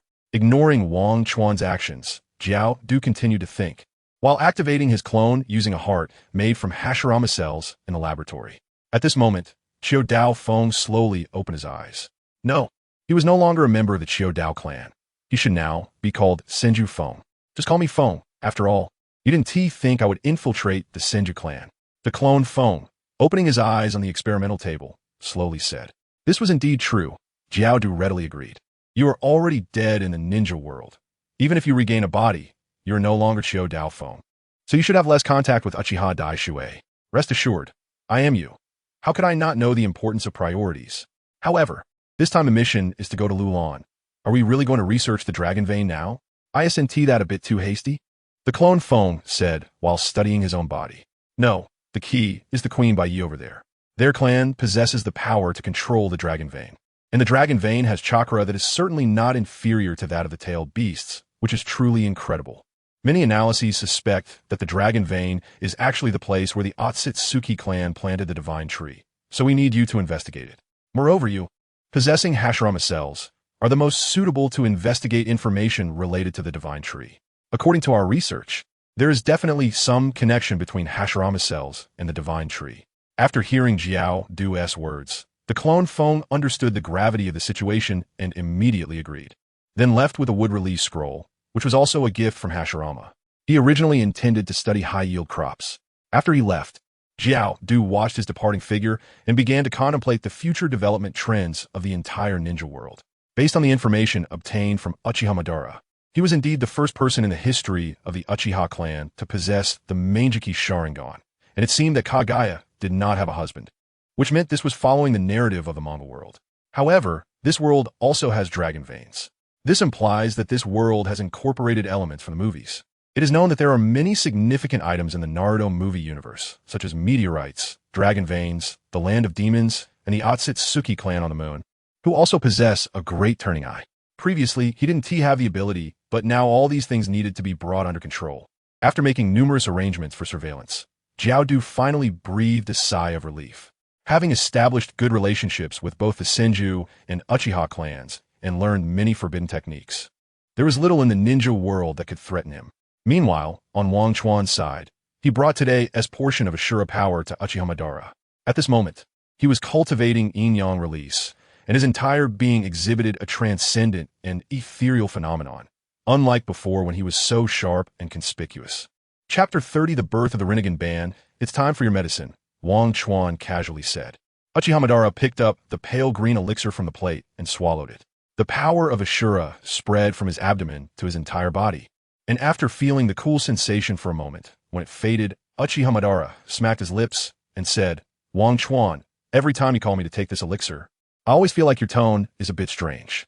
It's just your illusion, Wang Chuan said, his gaze drifting. He suddenly changed the topic and asked, how's the effect of this foundation-building elixir? It's the same as always, slowly merging. The chakra keeps increasing, but the name is really strange. Foundation-building elixir. Isn't your name even worse? Uchiha Madara thought that this elixir, extracted from Hashirama's flesh, should be called Hashirama elixir. However, every time Wang Chuan mentioned that name, he had a look as if he wanted to laugh. So he eventually accepted the name Foundation-building elixir.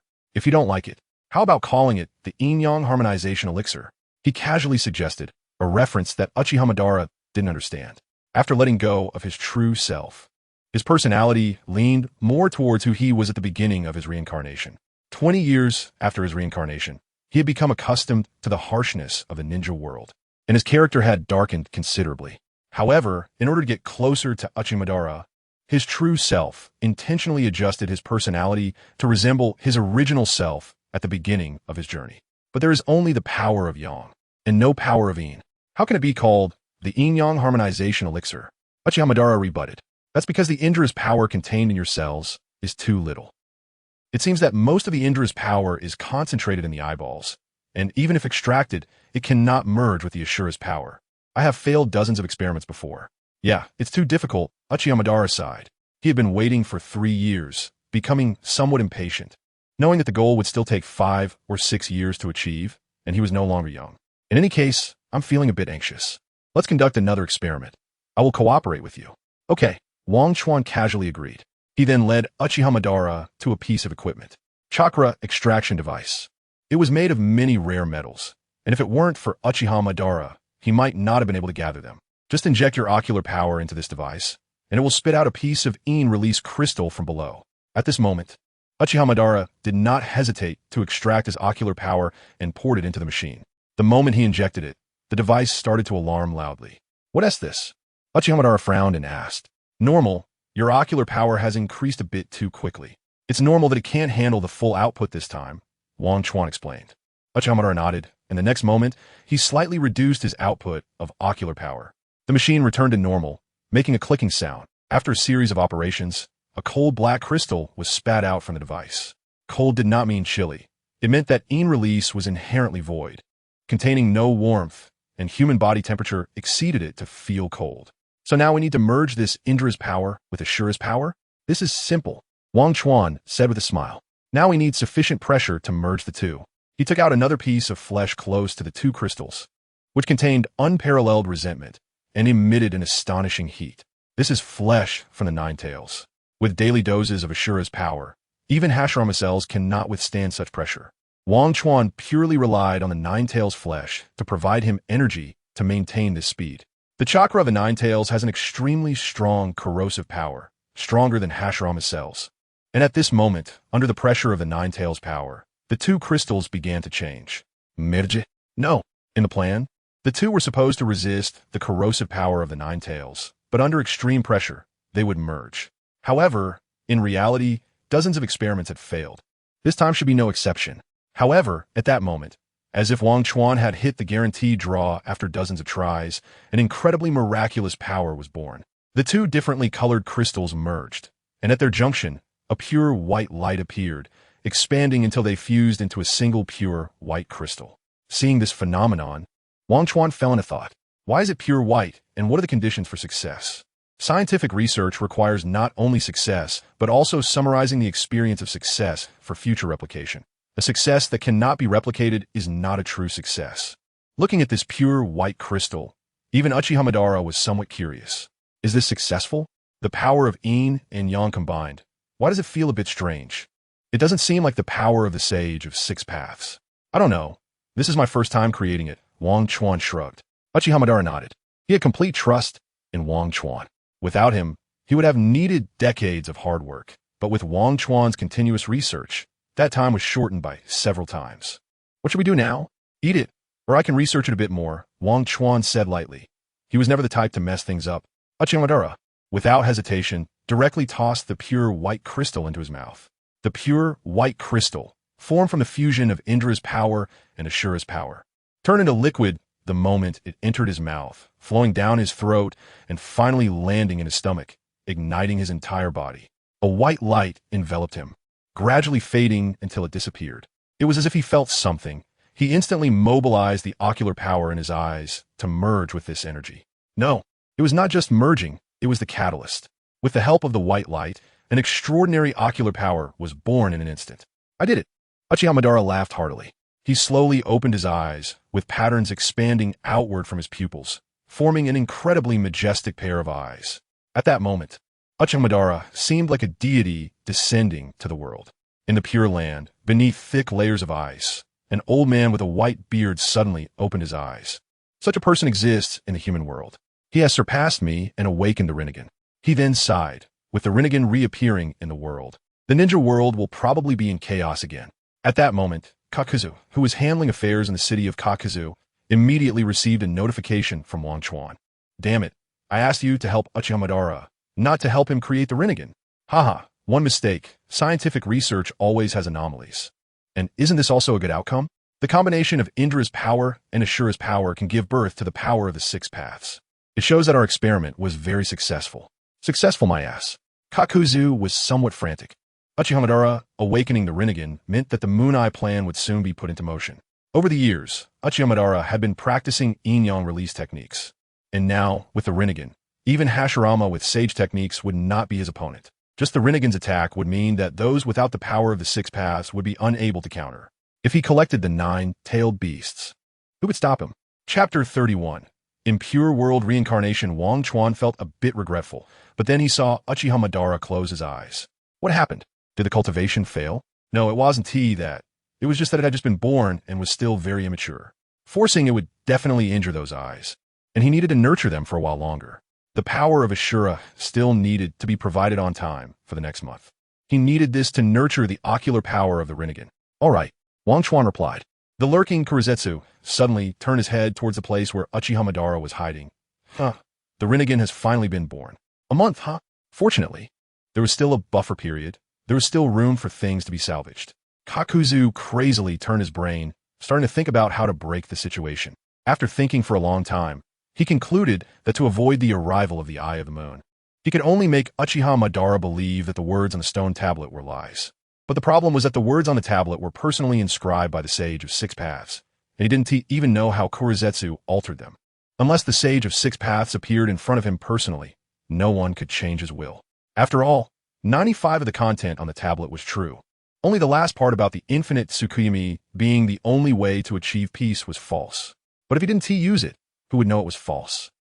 He had never looked for records related to the infinite Tsukuyomi in history books, so it was understandable that Kurizetsu had deleted and altered the content over the years. Wait, the Sage of Six Paths. Kakuzu suddenly remembered that he had previously obtained impure world reincarnation. Although he could not make the impure reincarnated ninjas summoned by it possess strong combat power. But if he used this to summon the Sage of Six Paths, wouldn't that work? Summoning the Sage of Six Paths didn't require combat. He could directly ask him about the method of achieving peace. Thinking of this, Kakuzu immediately sent the information about impure world reincarnation to Wang Chuan. Receiving instructions from his main body, Wang Chuan also nodded. He didn't want Uchiha Madara to go into battle. After all, the Sage of Six Paths in the Pure Land still didn't know what his attitude was. Throughout history, Ashura had always suppressed Indra. Not only because of his own intelligence, but also because the Sage of Six Paths would share a portion of his power with Ashura's lineage every time. Even if Madara had awakened the Renegan, he was still far from the Sage of Six Paths. This old man had been dead for 1,000 years, and his chakra remained intact.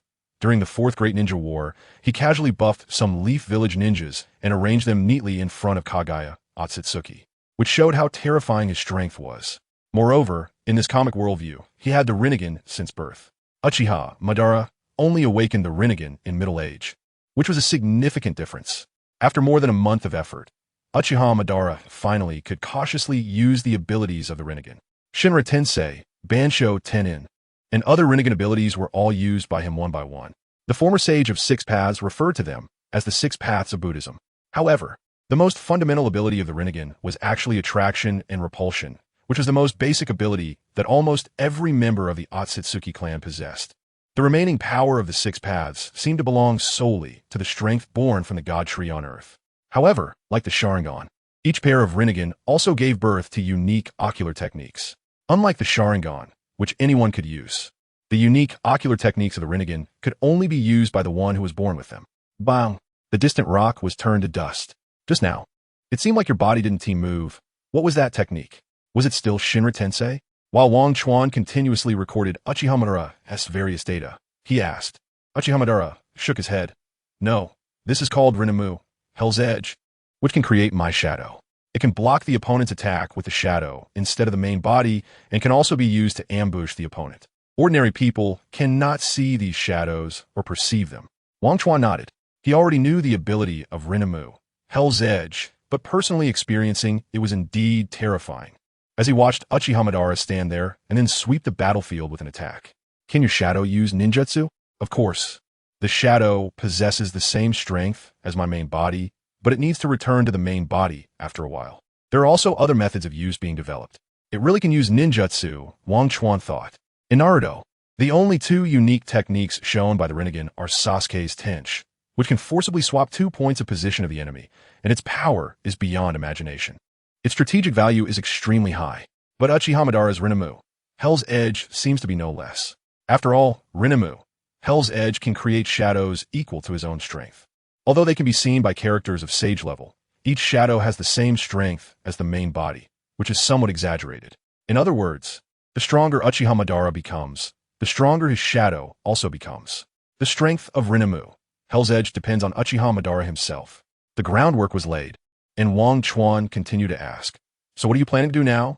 Are you going back to the clan to view the stone tablet left by the Sage of Six Paths? Uchiha Madara was taken aback by this, seemingly not recalling this matter, and then hesitantly said, now. He hesitated because that was Tobarama. When he left the village, he was so carefree, and now returning would be so awkward. Previously, he had to go back to the village for Tobarama's power, which was one thing, but now, going back to see the stone tablet again felt a bit embarrassing. However, it was something he had to see. He had worked so hard for the peace method left by the Sage of Six Paths. Wasn't that the reason? Seeing Uchiha Madara hesitate, Wang Chuan said, actually, there's no need to complicate things to look at the stone tablet. You can directly ask the Sage of Six Paths. At this moment, Uchiha Madara shot a glare at Wang Chuan and said, the Sage of Six Paths has been dead for 1,000 years. How can I ask him? At this time, Wang Chuan smiled and said, don't forget, I come from the future. In the future, There's a ninjutsu that can summon the souls of pure land people, called Impure World Reincarnation, developed by Tobarama. I wonder if this era has developed it, briefly explaining the origin of his secret technique. He then handed Impure World Reincarnation to Uchiha Madara. After looking through the secret technique, Uchiha Madara spread his hands and said, "But we don't have the DNA of the Sage of Six Paths. Even Tobarama's blood cannot summon the soul of the Sage of Six Paths Wang Chuan." However, smiled and shook his head. "Don't forget your Renegan. The appearance of the Renegan indicates that you should have a certain relationship with the Sage of Six Paths. Just follow this relationship to summon the chakra of the Sage of Six Paths, and that will be fine. Chakra is the connection, so the soul shouldn't be a problem." Hearing this, Uchiha's eyes lit up. Right, and then he pondered over Impure World Reincarnation. After a while, he made up his mind to use Impure World Reincarnation. It was better to ask the person directly than to look at the stone tablet. Since this Impure World Reincarnation was not summoning the target for combat, there was no need to prepare impure sacrifices. Chapter 32. Pokemon is quite peaceful in the end. Uchiha Madara clasped his hands together. Below the Pure Land, the Sage of Six Paths suddenly felt a surge of chakra being summoned away from him. He immediately sensed that the one summoning this chakra was Uchiha Madara, the descendant who had just awakened the Renegan in the human world. Thinking about the disputes between his two sons, the Sage of Six Paths let out a soft sigh, striking his staff against the Pure Land. Then, in the human world, Uchiha Madara's eyes glazed over, and his soul arrived beneath the Pure Land. Looking around at the vast expanse of snowy land and the figure with the same eyes as his own, the Sage of Six Paths. At this moment, Wang Chuan noticed something strange about Uchiha Madara, as if he had lost his soul. No, indeed, his soul had vanished within his body. Over the past 3 years, he had diligently trained in Yin Release, and with just his Yin Release strength, he could already rank among the top shadows. He was certain that Uchiha Madara's soul had disappeared. Did he fail to summon the Sage of Six Paths? Or was it the Sage of Six Paths who summoned Uchiha Madara to the Pure Land? Edo Tensei did not have such an ability, but the Sage of Six Paths might very well be able to do it. If Kakuzu were here, he might consider directly taking this pair of Renegan or even implanting his heart into Uchiha Madara's body, but Wang Chuan's nature would not entertain such thoughts. So he simply made a precaution. He glanced at the valley nearby. After all, the Ninetales fox still resided there. To facilitate Wang Chuan's extraction of the Ninetales flesh, it couldn't be kept in the summoning scroll, so Uchiha Madara had let it roam freely in the valley. After several bouts of rampage, the Ninetales had settled down. At least in that valley, it could move about freely. Not long after, Wang Chuan saw Uchiha Madara open his eyes with a look of melancholy. What happened? Uchiha Madara slowly spoke. "I intended to summon the chakra of the Sage of Six Paths, but unexpectedly, the sage summoned me to the Pure Land instead. He even spoke to me, and the words he left on the stone tablet were to let the two clans coexist peacefully. There is no such thing as true peace." So that's how it is. Wang Chuan nodded. Is it possible that true peace will never be born in this world again? Uchiha Madara's eyes were filled with disappointment. The motivation that had sustained him was Hashirama's words after his brother's death, that he could regard the people of the village as his brother. But his brother loved him, while the villagers might not necessarily like him. Thus, he went out for a stroll and found that although the people outside might not necessarily like him, they did not hate him either, and some kind-hearted individuals would even approach him voluntarily. He encountered many such people in the city of Kakuzu, which gave rise to his desire for world peace.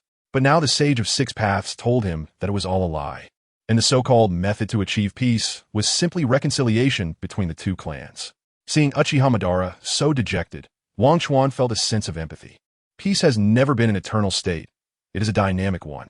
In feudal times, people prayed for just enough to eat, and as we moved into the industrial era, not only did they want enough to eat, but they also demanded a certain social status, and now people's demands have further advanced. It seems to be asking for more, but this is the progress of civilization. Similarly, the definition of peace is gradually evolving. The so-called eternal peace has never existed. The two fell into silence. Uchiha Madara suddenly asked, "Wang Chuan, is there really a way to achieve peace?" "Of course there is. Isn't it happening now?" "No. The peace established by Hashirama is too fragile. As long as he is alive, everything is fine. If he dies, the world will likely fall into chaos again, just like your world. Moreover, even the current peace is merely a peace among ninjas. The civilians outside the ninja villages still live the same lives as before. Wanchuan was about to give Uchiha Madara a lecture on capital, but then he realized this was a feudal era, and he had to beg them for some capital things. These nobles were indeed insignificant and contributed nothing to the progress of the ninja world. However, he expressed his thoughts.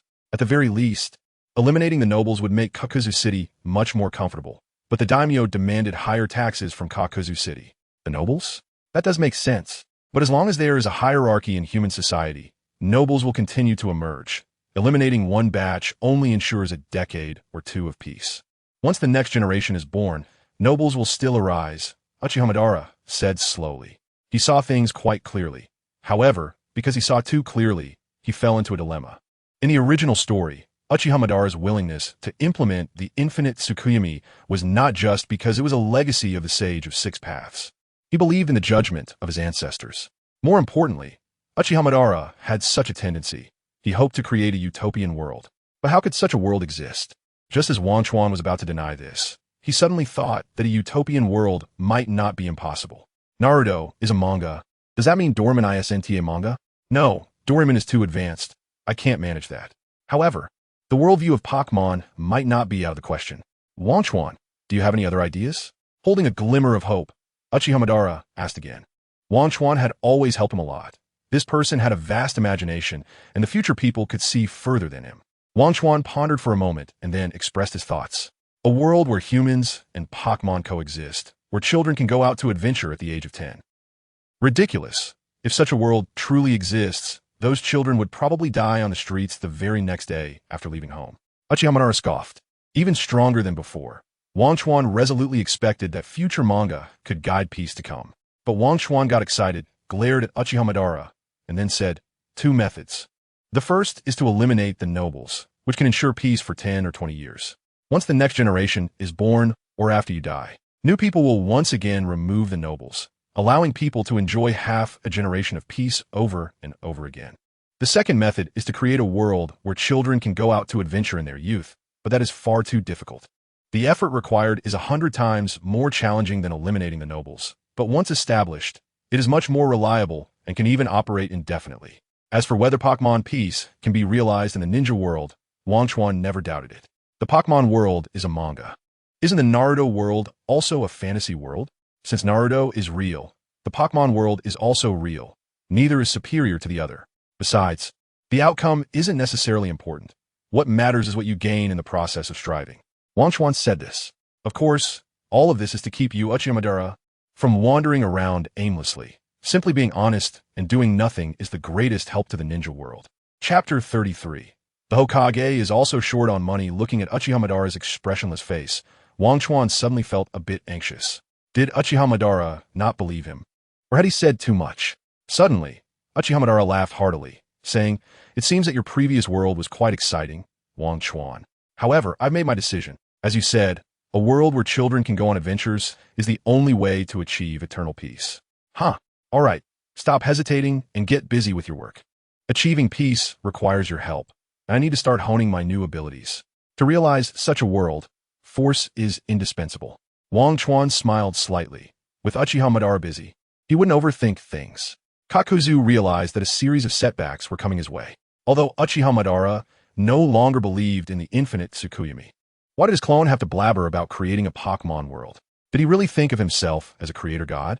He didn't have the Renegan, nor did he possess the power of creation and destruction. Yet he was there discussing capital, not realizing that the greatest capital in the ninja world right now was him, Kakuzu. However, after thinking it over, he indeed needed to find something for Uchiha Madara to do. Otherwise, if he went crazy and directly sliced his Kakuzu City in half, what would he do? Kakuzu glanced at the research institute in Kakuzu City with his emerald green eyes. The agriculture department was researching high-yield crops. The industrial department was studying various industrial equipment. The chakra department was the most researched and had the highest confidentiality level. And there was also a newly opened Sharingan research department. Ever since Uchiha Shursui arrived in Kakuzu City, he couldn't resist the persuasion of these researchers. After all, Kakuzu always waved around the IOU from Akimichi Choji, which led to Shursui agreeing to the research. Coincidentally, the ninja who had previously defeated Kagaya and possessed a pair of Sharingan was now immersed in the study of the Sharingan. This could be considered one of the few good news. Time in the ninja world passed slowly, and finally, it was the day that was supposed to be the Valley of the End. Peace reigned, with neither the powerful Susano'o nor the giant Buddha of the Senju appearing. And naturally, the Valley of the End did not exist either. However, even so, Senju Hashirama, who was in Konoha, was still troubled. Despite being the first Hokage with an extraordinary affinity and the younger generations of ninja clans being close to him, handling political affairs required more than just charm. It also needed enough skill. Originally, Senju Tobarama helped him with all this, but after personally sending his brother for transformation in Kakuzu City, everything fell on his shoulders, leading to the establishment of the Hokage secretary position. Now, it was held by Uchiha Fyama, Nara Anze, Hatake S, and Sarutobi Sasaki, representing the four major layers within Konoha. The Uchiha clan naturally needed no introduction, symbolizing the founding family. Nara represented the medium clans like the Inazuka and Akimichi. The Sarutobi clan symbolized departments like the Konoha Hospital. As for Hatake, he represented the many scattered, idle ninjas and civilian ninjas outside the Konoha administrative system, who mainly earned a living by accepting missions. At this moment, a white-haired man dressed similarly to Yasuo, with a short knife at his waist, looked worried. Once everyone gathered, he spoke. Hokage-sama, the number of missions this month has decreased by another 30, and the funding from the Daimyo last month also decreased by 10. I'm afraid this month we will face a deficit, and many projects may have to be halted. Senju Hashirama blinked, and after realizing, he turned to Hatake S and asked, "Is there any other way to solve this?" Hatake S shook his head seriously and said, "Since I took charge of the village's finances, the expenses have been too high. The ninja school provides free nutritious meals 3 times a day, and many injured ninjas need treatment. The expansion of Konoha Hospital, as well as procurement matters for the Umbu and Konoha Guard, all require money. When a daimyo cuts funding, we become stretched." Senju Hashirama sighed in disappointment. The daimyo's reason for cutting expenditures was very legitimate. Now that the world is stable, why should so much money still be given to the ninja village? Shouldn't you go out and take missions yourselves?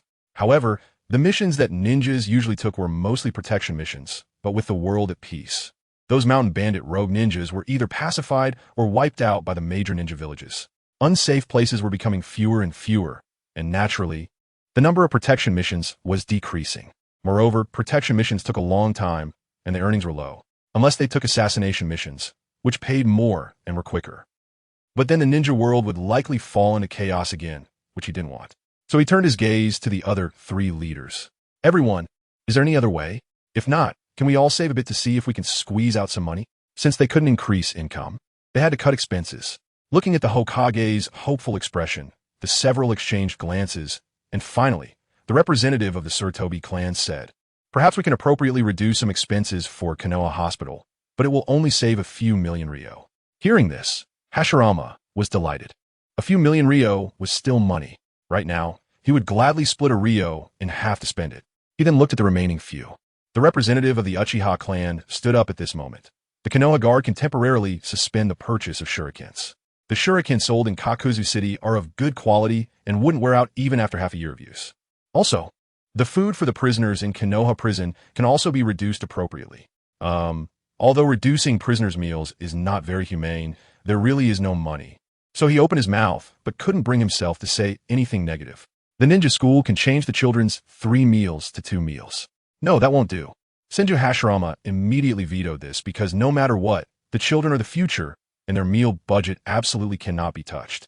Nara, with his pineapple head, helplessly said at this point, "Hokage-sama, squeezing is only a temporary measure and won't last long. Moreover, September is coming soon, and the new students' enrollment will be another large expense. If it really doesn't work, Hokage-sama, you should go talk to the daimyo." Hearing this, Senju Hashirama's expression turned bitter. The last time he went to talk to his in-law, not only did he not gain favor, but he also got scolded. Despite his unparalleled strength, in the eyes of the daimyo, he was still just a subordinate. So he could only shake his head and say, the amount allocated by the daimyo each year is unlikely to increase anymore.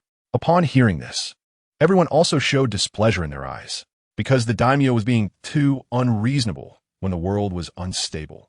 He had given Konoha plenty of money to ensure that all major ninja clans remained safe and sound, allowing them to live without fighting while being well-funded. And everyone agreed on safeguarding the land of fire security. Chapter 34, 10 Small Goals. However, now that the world is stable, they kicked them aside with one foot.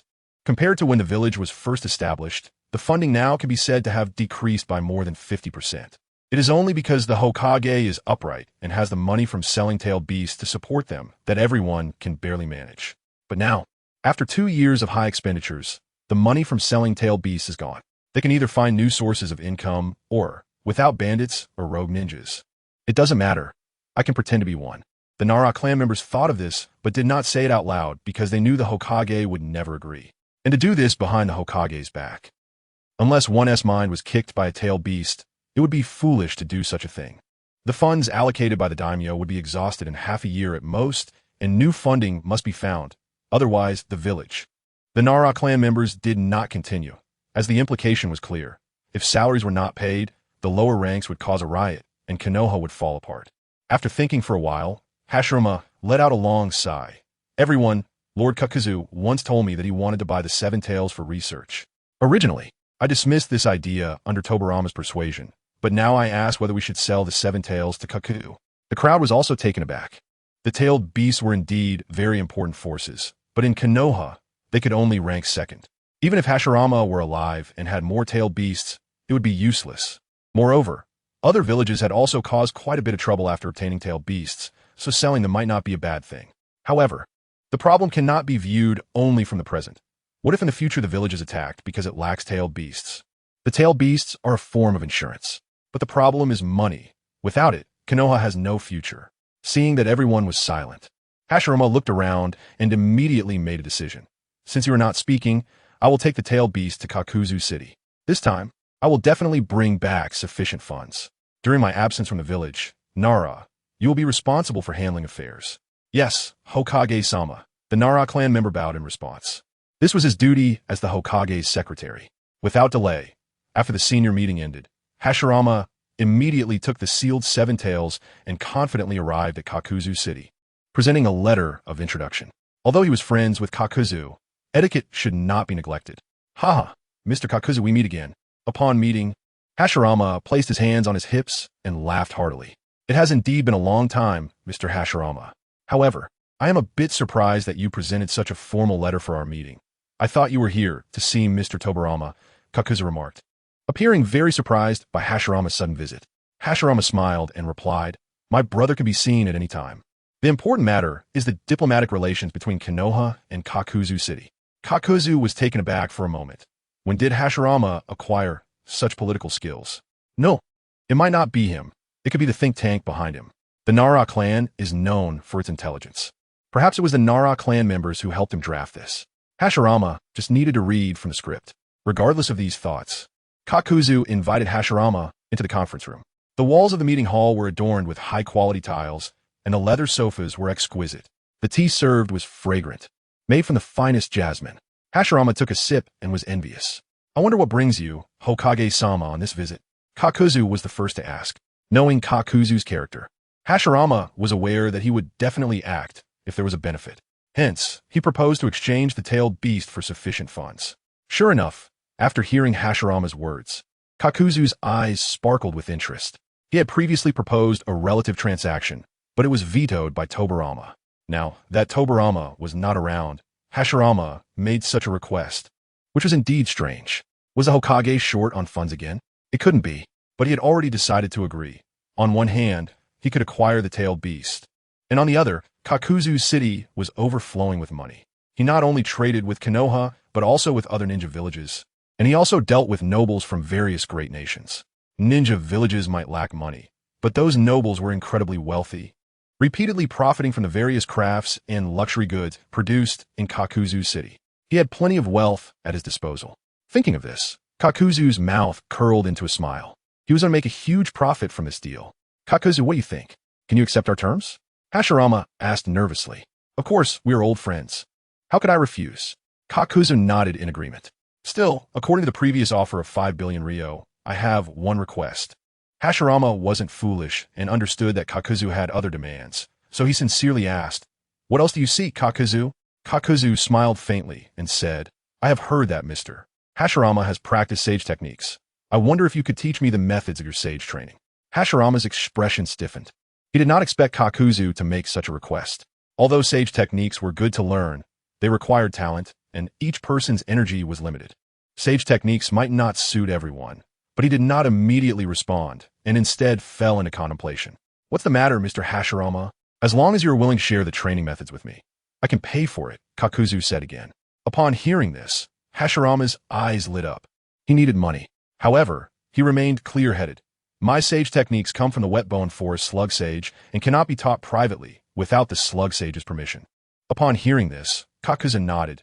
It seemed that Hashirama's sage techniques indeed came from the slug sage, which had never been seen in the original work. Hearing this, Kakuzu felt a bit disappointed, but then thought about it. The so-called sage techniques were stronger chakra formed by the blending of natural energy and the chakra within a ninja's body.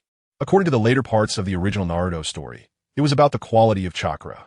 For example, the Six Paths Madara, Six Paths Naruto, and Sasuke obtained the Six Paths power, which was a more powerful quality of chakra. This meant that if a mortal's chakra quality could match theirs, it could also be considered Six Paths level chakra. Similarly, sage techniques were the same. Because they mixed with natural energy, their quality was enhanced. Different mixing ratios could give rise to the sage arts of the Shikatsu forest, wet-bone forest, and long earth cave. The mixing ratios could be explored, but the training experience could not be skipped. Thus, Kakuzu settled for second best, seeking training experience first. "Mr. Hashirama, you misunderstood. All I want is your experience in practicing sage techniques." Hashirama was overjoyed. He could share training experiences at any time, so he held up one finger. Kakuzu raised his eyebrows and pondered for a moment. "Is it 1 billion? That seems like a reasonable price for sage techniques." Hashirama's smile froze on his face, and he was shocked. He only wanted to say 1 billion, but he never expected Kakuzu to open with 10 billion. Is Kakuzu's city really that profitable? The price exceeded his expectations, and Hashirama immediately agreed, even urging Kakuzu to hurry and sign the contract. Chapter 35. Being too rich is not a good thing under the drafting of Honglian. A contract was quickly completed, looking at the 6 billion Rio notes already in hand. Senju Hashirama couldn't help but smile. With this money, it could at least support the village for 2 to 3 years, and by then, the village's economic predicament might be resolved. He then hurriedly wrote down all his experiences in practicing sage techniques, even fearing that Kakuzu might suffer losses. He transcribed all the sage techniques he knew on his scrolls and handed them to Kakuzu.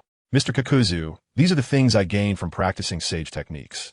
I hope you can utilize them well to make humanity stronger," Senju Hashirama said with a serious expression and a solemn tone. Kakuzu nodded in acknowledgement after glancing at the thick scrolls on the table. "Mr. Hashirama, could you tell me why you changed your mind?" Hearing this question, Hashirama was taken aback, but still replied, "This is not something that needs to be kept secret. It's like this." As Senju Hashirama explained, Kakuzu grasped the key points. Building a ninja school to train the future of the village and establishing a Konoha hospital to care for elderly ninjas both progressed simultaneously, which caused Konoha's funds to deplete rapidly. "Yes, although what Mr. Kakuzu said is indeed insightful," Hashirama said, giving a thumbs up. Then, thinking of his current lack of funds, he sighed again. "I really don't know what good solutions there are. I've heard that Kakuzu City is incredibly wealthy, and the Lord has a treasure that can continuously produce money. If that were true, it would be great. Haha, I didn't expect Mr. Hashirama to believe in such folk tales." Kakuzu remarked. "Kakuzu City is indeed rich, but it still has to pay sufficient taxes to the feudal lord every month, leaving little surplus. The apparent wealth is actually due to money being circulated." Kakuzu smiled and said. A hint of disappointment flashed in Senju Hashirama's eyes. He was truly being crushed by money. However, Kakuzu's next sentence was like a treasure to him. "But I do have a way to help Mr. Hashirama with his urgent situation. Oh, please teach me, Mr. Kakuzu." Looking at the sincere Senju Hashirama, Kakuzu slowly said, "It's like this. Kakuzu City is now preparing to start constructing roads connecting towns large and small within the Land of Fire. These roads require the assistance of ninjas to work with craftsmen. For this, I would like to pay Konoha for a long-term task, with an expected amount of no less than 2 billion Rio. This is just the amount for 1 year," Kakuzu added at the end. Upon hearing this, Senju Hashirama was overjoyed and immediately said, "I agree." After returning to the village, "I will send all the ninjas skilled in earth and water techniques, and I'm also quite skilled in wood techniques. Although I am not very proficient in earth techniques, I can learn them immediately. No, how could I trouble Lord Okage? If there's a real need, I will inform you, Hashirama." All right. Hashirama looked hesitant, continuously promoting his own capabilities, claiming that one ninja was equivalent to 1,000. But under Kakuzu's polite refusal, he could only leave regretfully. Watching the figure of Senju Hashirama disappear outside the window, Kakuzu's gaze flickered, his deep green eyes revealing profound thoughts. Behind him, Honglin had grown into a young woman. Standing elegantly, she gently asked, "Teacher, is there something wrong? Too much wealth has made me realize a crisis in Kakuzu City. Kakuzu City is now too wealthy, and if this continues, it will lead to big troubles." Although Honglin had learned many things by following Kakuzu, she was still puzzled by her teacher's words. Isn't having money good? With money, even the Hokage of Konoha can be commanded, Honglin asked in confusion. Kakuzu glanced at Honglin and replied, "Money actually has no value at all. What truly has value is money that circulates. If money cannot buy corresponding products, it is worthless. Kakuzu City has earned the wealth of a ninja world, but there are too few places for it to be spent. Money comes in, but does not go out. One day, the ninja world will run out of money, and when that happens, war will come. It will also break the inner prosperity of Kakuzu City. This is impossible, right?" Honglin hesitated before rebutting. "Did you not say that as long as the first Hokage is alive, it is like a stabilizing force that can ensure peace? There will never be a great war as long as he is alive." Kakuzu shook his head. He had indeed said this, and Honglin remembered it well, but now, through Hashirama's description, he deeply felt that the First Ninja World War was not solely due to Senju Hashirama's death. More crucially, the major ninja villages had long harbored grudges, and they were already forced to compete externally. Why did the ninja world experience 3 consecutive great wars in the original story? The reason is simple: to gain more missions. Ninjas are a profession, but they still need to eat, drink, and support their families and children. Without missions, they cannot earn money. At that time, each ninja, armed with strength, would become a ticking time bomb, either exploding internally to seize the interests of their clans and higher-ups, or expanding outward to take on missions from other countries. The winning village could collect war reparations and rob along the way, which would help alleviate internal conflicts. The losing village would suffer casualties, saving a large amount of expenditure while continuing to support domestic missions. In short, wars serve to divert domestic conflicts, and the fundamental reason is to relieve domestic economic pressure. If Hashirama's foundation had not been too vast and the explosion had not happened too quickly, he probably would not have realized this. Thus, Kakuzu began to feel a headache again. He had just made the 2 great powers, Senju and Uchiha, behave honestly, and now he encountered such an economic problem. The ninja world, war. He then shared this economic knowledge with Honglin. Although she did not fully understand, she kept it in mind. "Then, teacher, what should we do? Spend money. Is it that simple?" "Of course, it won't be that simple." Kakuzu shook his head. "First, we will issue a task to Konoha, and at the same time, we can issue tasks to the major ninja villages like Reikage and Tsuchikage." "What kind of tasks should we issue?" "Road construction." "Ha!" Kakuzu laughed heartily. Building roads for them is something Kakuzu City cannot reach yet, but in the future, we will definitely need to build roads. However, the more critical thing now is to provide them with funds to help them persist, giving them enough money to purchase product from Kakuzu City. Then he lowered his head and thought for a while before saying, "Let us buy secret techniques. I've heard that the major ninja villages have developed quite a few secret techniques. For example, Senju Hashirama sold the method for practicing sage techniques for 1 billion ryo.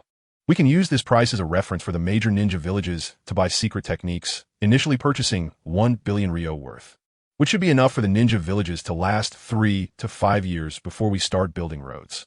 "Okay, understood," Honglin immediately replied, and ordered the industrial department to immediately increase the research and development of steam engines, ensuring that the steam engine is improved to the 4th version. Also, continue with the new compulsory education. "Yes, I will carry out the order." Honglin turned and left. Looking at his promising disciple, Kakuzu's gaze turned towards the setting sun outside the window. Chapter 36. Subduing the 7 taels. There was one thing he still hadn't mentioned, which was the issue of the Daimyo. It should be known that half of the money earned in Akatsuki Castle was contributed to the Daimyo. Although this money returned to Akatsuki Castle through the sale of luxury goods, a significant portion remained buried in the Daimyo's cellar, never participating in the circulation of wealth. However, he had no way to deal with the Daimyo. In a world of Naruto, the Daimyo, as the highest ruler of law and etiquette, had no reason to be overthrown. Even if the old, senile Daimyo were to be killed, he would simply be replaced by his son. Even if Senju Hashirama and Uchiha Madara were unmatched in the world. They could only become shoguns, not daimyo. This is the law of etiquette. Changing the situation was also simple. It meant completely altering the law of etiquette. However, doing so would challenge the order of the ninja world, and as the guardian of that order, Hashirama would inevitably intervene. The only one capable of surpassing him was Uchiha Madara. But then the question arose, wouldn't their battle just lead back to the Valley of the End? Wouldn't the situation he had painstakingly created be shattered in an instant? Or could he surpass the two of them? Akatsuki sighed, and then went to the spacious research facility, unsealing the scroll to summon the seven taels. It was a bug with 6 wings and 1 tail, and upon seeing its form, Akatsuki smiled. Human. As soon as it was born, the seven taels Chome spoke intimidatingly. It had been captured by Hashirama and sealed for so long, and now that it saw the light of day again, it immediately let out a fierce roar, gathering a pitch-black tailed beast ball in its mouth. The researchers were startled. Their talents were exceptional, but their strength was quite average. They couldn't escape from the tailed beast's attack, and Akatsuki had already anticipated this situation. With hands forming seals, he shouted loudly, and a massive chakra surged from his body. Would release. Birth of the tree world. Boom, boom, boom, boom. The earth cracked open and vines sprouted, instantly transforming into towering giant trees that completely enveloped Chome. The tailed beast ball it had gathered was also interrupted, and chakra continuously absorbed Chome, who was now bound to the ground, rendering it no longer a threat. In open spaces, the seven taels could be considered one of the top 3 tailed beasts, but without the ability to fly, it was merely the weakest among many tailed beasts. Human, you can actually use would release. Hearing Komiai's surprised tone, Akatsuki smiled lightly and said, Chome, that is your name, right? How do you know my name? Chome was suddenly shocked, even more surprised than when it learned Akatsuki could use would release. Tailed beasts had always been referred to by the number of tails and their appearance, but their names were given by the sage of 6 paths, whom they regarded as their father. The sage told them that if they encountered someone they recognized, they could tell them their name. Among them, Shikaku was somewhat foolish, and possibly because he got along well with the monks of the Land of Wind. His name became known to the world. But the seven taels was different. Being able to fly, it was the least disturbed by humans, and its name was unknown. Yet this strange middle-aged man before it had spoken its name outright. Could it be that the old man told him? No, that's impossible. Calming down a bit, Chome immediately asked, What do you want, human? Nothing much, Akatsuki shrugged. Telling you your name also shows that there are outstanding individuals among humans. You should understand that in this world, there are many like Hashirama who can subdue tailed beasts, and I can protect your safety. Chome wasn't easily intimidated. It had only seen one human as powerful and with abundant chakra as Hashirama. The strange man before it was merely the second. If it hadn't let its guard down, this tree world would not have been able to trap it. Seeing Chome's disbelief, Akatsuki immediately said, Have you heard of the Ninetales fox? It is said to be the most powerful among tailed beasts. Humph. Chome merely snorted coldly, but in its heart, it thought that the one tail wouldn't be so easy to deal with. Seeing it silent, Akatsuki maintained his smile. Even a mighty Ninetales fox was subdued by Uchiha Madara. Tell me, how many in this world surpass you? Even counting you, there are only 3. Chome said weakly, What a good opportunity. This seven taels was already following his line of thought, and Akatsuki smiled inwardly, but his face remained serious. However, he still needed to use his trump card. He said to Chome, Even in this experimental base, there is a second person who can surpass you. Without using would release, who else can surpass me? Chome said somewhat arrogantly. This was understandable. After all, it was a tailed beast, relying solely on its brute force chakra to roam the world. 1,000 years had taught them that they stood at the pinnacle of the world. How could they accept that humans, whom they had previously regarded as insignificant, could subdue them? Very well, I can make you a bet. I will release you now, and if you can safely leave Akatsuki Castle, I will set you free. If you can't, you must stay in Akatsuki Castle and work for it for 20 years. Chome thought carefully. He sensed that these people had ordinary chakra, and aside from Akatsuki's would release power, the others had no corresponding strength. Who could stop it? Moreover, even if it failed, it would only be trapped for 20 years. Shikaku had no idea how long it had been trapped by those monks. So Chome nodded in agreement. All right, I accept. Now you can unlock these annoying would release bindings, right? Of course. Akatsuki smiled. Since Chome had fallen for the trick, he could naturally release it. With a snap, The towering ancient trees, formed from chakra, immediately withered away. Freed from its restraints, Chome immediately flew up. Breathing in the air of freedom, it shouted, "Haha, I'm free." Then, without a care, it broke through the ceiling and tried to leave. Akatsuki shook his head at this sight. This Seven Tails was indeed cautious, showing no intention of resisting and just preparing to leave, clearly already intimidated. How you handle this is up to you. Don't let me get involved in such matters, Uchiha Taisui said, glancing at Akatsuki with a slight smirk. He had not expected Akatsuki to use would release, but since this power was given to him by Lord Hokage, and recalling that the two were indeed friends, he didn't think much of it. He had not anticipated that he would actually bring him to subdue a tailed beast. This is also for the wish of Keed. All right, don't keep using Keed to provoke me. Uchiha Taisui glared at Akatsuki, and the next moment, 3 tomo in his eyes transformed into blades, glaring at Chome. The Seven Tails, flying in midair, looked down and saw a pair of spinning Sharingan staring at it. Chapter 37. The Ninetales is not canine, it suddenly had a very ominous premonition. Sure enough, it found its movements becoming increasingly sluggish, unable to control its own body. The Seven Tails stopped moving and slowly descended to the ground under the control of the kaleidoscope Sharingan. Seeing this, Kakuzu filled in the wood release again, binding the bright light to the ground. Although the tailed beasts were all arrogant, when it came to honoring agreements, they might not necessarily keep their promises to humans. Given their nature, the tailed beasts would probably not comply, so it was better to take precautions. After preparing the insurance, Kakuzu said, "All right, you can release the control now." Uchiha Daisuke then released the kaleidoscope Sharingan's control over the Seven Tails, but immediately felt a soreness in his eyes. The kaleidoscope Sharingan would lead to blindness from the moment it was born. It was as if the cursed kaleidoscope Sharingan became stronger the more it was used. And the stronger it became, the closer it was to blindness. Only by becoming an eternal kaleidoscope Sharingan could one avoid this fate. Seeing this, Kakuzu took out a bottle of blue eye drops and handed it to Daisuke. The eye drops extracted from Hashirama cells were very effective for the Sharingan. Use it. Although it can't completely heal, it can alleviate such simple usage. Thank you. Don't mention it. This is what you deserve, Kakuzu casually replied. After waking from the control, the Seven Tails, after a moment of confusion, suddenly shouted, "You're cheating." Kakuzu, looking displeased, replied, "How am I cheating? I really didn't make a move, and I did indeed release your bindings. You lost because you fell victim to Daisuke's Sharingan. Cultural beings like you lose consciousness completely with just a single move. There are plenty of such people in the ninja world. Do you really think you could escape? Besides, you already lost just now. Or are you saying that the dignified Seven Tails is unwilling to honor the bet?" Hearing this, the Seven Tails was momentarily speechless. The Seven Tails, in frustration, said, "Don't underestimate the tailed beasts. Since I've made a bet with you, I will fulfill it. Now you can release these bindings. I promise I won't run away." All right. Kakuzu thought it over. Even if the bright light ran away, he could always ask Senja Hashirama to catch him back, so he immediately released the wood release binding.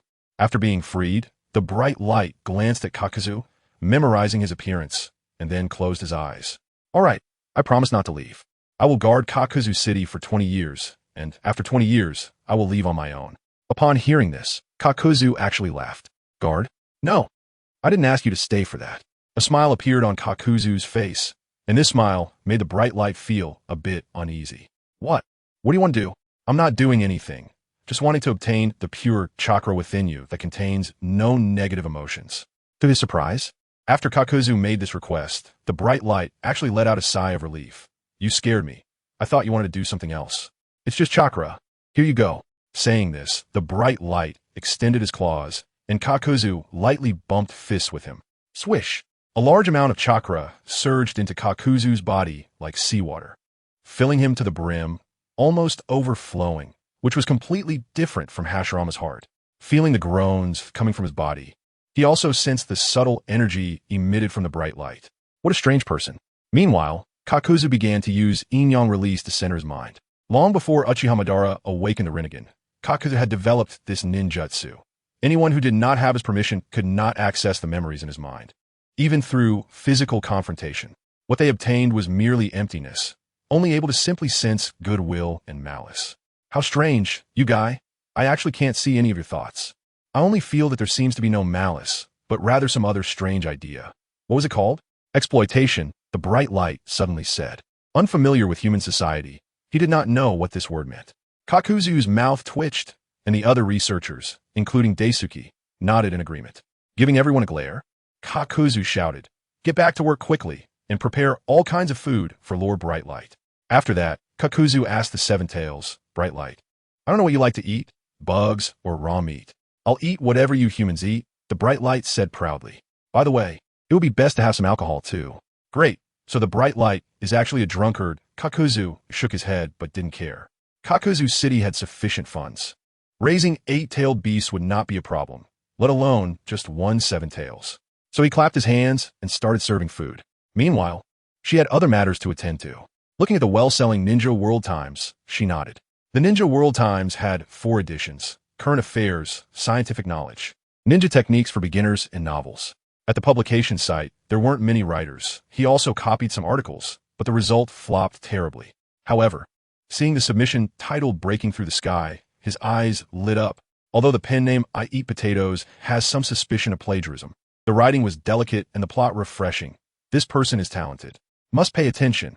Looking at the food and the red-haired girl left behind by Kakuzu, the 7 taels curiously asked, "Aren't you afraid of me?" Feeling the massive chakra pressure from the 7 taels, the red-haired girl trembled all over. This was not a mental tremor, but a bodily response to the overwhelming natural disaster, reminding her brain that she was still alive. At this moment, she firmly looked at the 7 taels. "My teacher said that tailed beasts are not mindless beasts, but truly intelligent beings. It's just that their hearts are hard to penetrate. I won't be afraid of you. I will regard you as a powerful existence." "Is that so?" the 7 taels said lightly. "By the way, Honglian, is that your name?" "Yes," Honglian subconsciously replied. "All right, bring that piece of watermelon over here." Honglian, as the bright light enjoyed the fruits offered by the girl and the full-body examination conducted by the researchers, the 9 taels was roaring over at Uchiha Madara. Having obtained the 7 taels from Senju Hashirama, Wang Chuan also organized a strategy for capturing the tailed beasts. The tailed beasts were proud.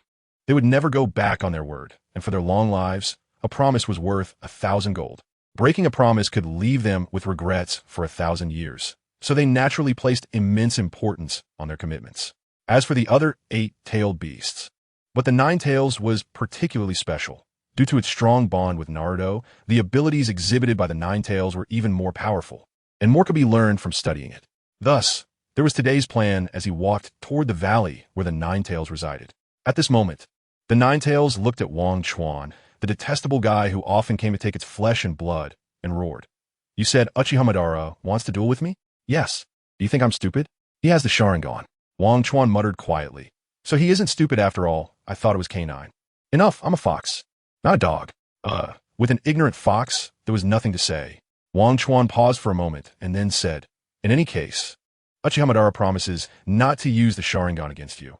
But if you win, you have to cooperate with me for experiments. And you can't use wood release." The 9 taels added. When Uchiha Madara was practicing yin-yang release, he would also use wood release. Although he couldn't perform the more powerful techniques like the Thousand Hands Buddha, he could easily use techniques such as the Wood Dragon and Shinare Bench. Chapter 38. Easy victory. The 9 taels lying in the valley couldn't possibly be unaware, hence this saying. And Wang Chuan nodded as well. Of course, he agreed to you, but he hopes the strongest tailed beast will not tarnish the name of the tailed beasts. The 9 taels narrowed its eyes, secretly thinking, "This human is worried I won't keep my promise," but it said, "Rest assured, if I fail, I will honor my word. And I also hope that the Uchiha fellow won't go back on his word." Wang Chuan smiled, and then declared the duel between the two. Outside the valley, Uchiha Madara, wearing a white robe, had changed his clothing style ever since he met the sage of 6 paths, Uchiha Madara. The 9 taels growled at the sight of its enemy. If it weren't for him, it would still be sleeping soundly. After obtaining the Renegan, Uchiha Madara appeared even more extraordinary, exuding an aura of divinity. At this moment, he was neither arrogant nor humble, just his presence made the 9 taels feel uneasy. "All right, let us begin." Suddenly, Uchiha Madara said to Wang Chuan, "Okay, now I will witness the first battle between Uchiha Madara and the 9 taels. Start." Bang! Wang Chuan launched a Rasengan into the sky as the opening signal. The next moment, the 9 taels immediately gathered a powerful tailed beast bomb in its mouth. Without needing to control it with the Sharingan or absorb its chakra with wood release, it simply couldn't understand what other abilities Uchiha Madara could use against it. The pitch-black-tailed beast bomb continued to expand as the Ninetales charged it with power. Even if Hashirama Senju were to unleash the Great Buddha, he wouldn't be able to withstand the Ninetales' relentless assault. Wang Chuan stared at the tailed beast bomb, which had a diameter of several dozen meters overhead, feeling that the power contained within could destroy the world. At this moment, Uchiha Madara, seeing the Ninetales gathering a tailed beast bomb larger than his own body, couldn't he help but admire it. The Ninetales truly deserved the title of the strongest tailed beast. Such chakra was indeed astonishing. However, despite the vast energy contained, it was diffuse and lackluster, superficial with no real power. Hearing Uchiha Madara's boastful words, the Ninetales did not hesitate and launched the fully charged tailed beast bomb towards him. The destructive tailed beast bomb tore through the air, creating waves of heat around it. But the next moment, Uchiha Madara smiled slightly, his black eyes transforming into the appearance of the Renegan, then remained still. In the next instant, the dark-tailed beast bomb was kicked into the sky by an invisible force. In an instant, thousands of meters high in the sky, the massive tailed beast bomb exploded, dyeing the entire sky red, illuminating the night, while also reflecting Uchiha Madara's indifferent face. Seeing the Renegan in Uchiha Madara's eyes, the Ninetales exclaimed, "Impossible, that's the Renegan. Did the old man get to you?" Hearing the Ninetales' startled exclamation, Uchiha Madara raised an eyebrow. "Old man, are you referring to the Sage of Six Paths?" Upon seeing the Ninetales fall silent, Uchiha Madara chuckled. "The ancestor did have a conversation with me for a while, but he also said that I am not the person he was waiting for." Uchiha Madara's gaze remained as sharp as ever. Although he heard directly from the Sage of Six Paths that he was not the expected person, he was not angry at all. There was no reason for him to be. He was no longer the person without trust from the past. Having Wang Chuan supporting him was enough. It was Wang Chuan's suggestion that led to this duel. Otherwise, Uchiha Madara would have long wanted to get rid of the Ninetales, as the presence of such a large fox often attracted ninjas to this place for reconnaissance, which he found quite bothersome. As the aftermath settled, the Ninetales looked deeply at Uchiha Madara. Then it said, "As a member of the Uchiha clan, I consider this a loss for me. Feel free to state your demands." Upon seeing the Renegan, the Ninetales knew it was impossible for it to win, and more critically, it was the Sage of Six Paths in question. 1,000 years ago, the Sage of Six Paths divided the chakra of the 10 tails into 9 parts within himself, thus giving birth to the 9-tailed beasts, who regarded the Sage of Six Paths as their father, and the sage likely viewed the tailed beasts as his children. The sage once told them that in the future, someone would softly call their names, and that person would be the savior. Although Uchiha Madara was not the closest, he ultimately possessed the same eyes as the old man and had seen him. Even if he wasn't the legendary savior, he was no ordinary person, and lending him his power wouldn't be out of the question. Otherwise, even if he couldn't win against the Ninetales, he would still fight. Uchiha Madara glanced at Wang Chuan, saw him nod, and then said to the Ninetales, "Listen to him. From now on, you will cooperate with him." Wang Chuan stepped forward with a smile. "I believe that as the dignified leader of the tailed beasts, Lord Ninetales will fulfill his promise." The Ninetales looked up and down at Wang Chuan, feeling that this guy was really asking for a beating, but still said, "I will naturally keep my promise. But there should at least be a limit to your cooperation. After all, I am the leader of the tailed beasts." The Ninetales expressed strong agreement with its own title. Wang Chuan nodded in acknowledgement of this proposal. "Of course, but I just need a little help from you." He smiled and made a small gap between his right hand's index finger and thumb.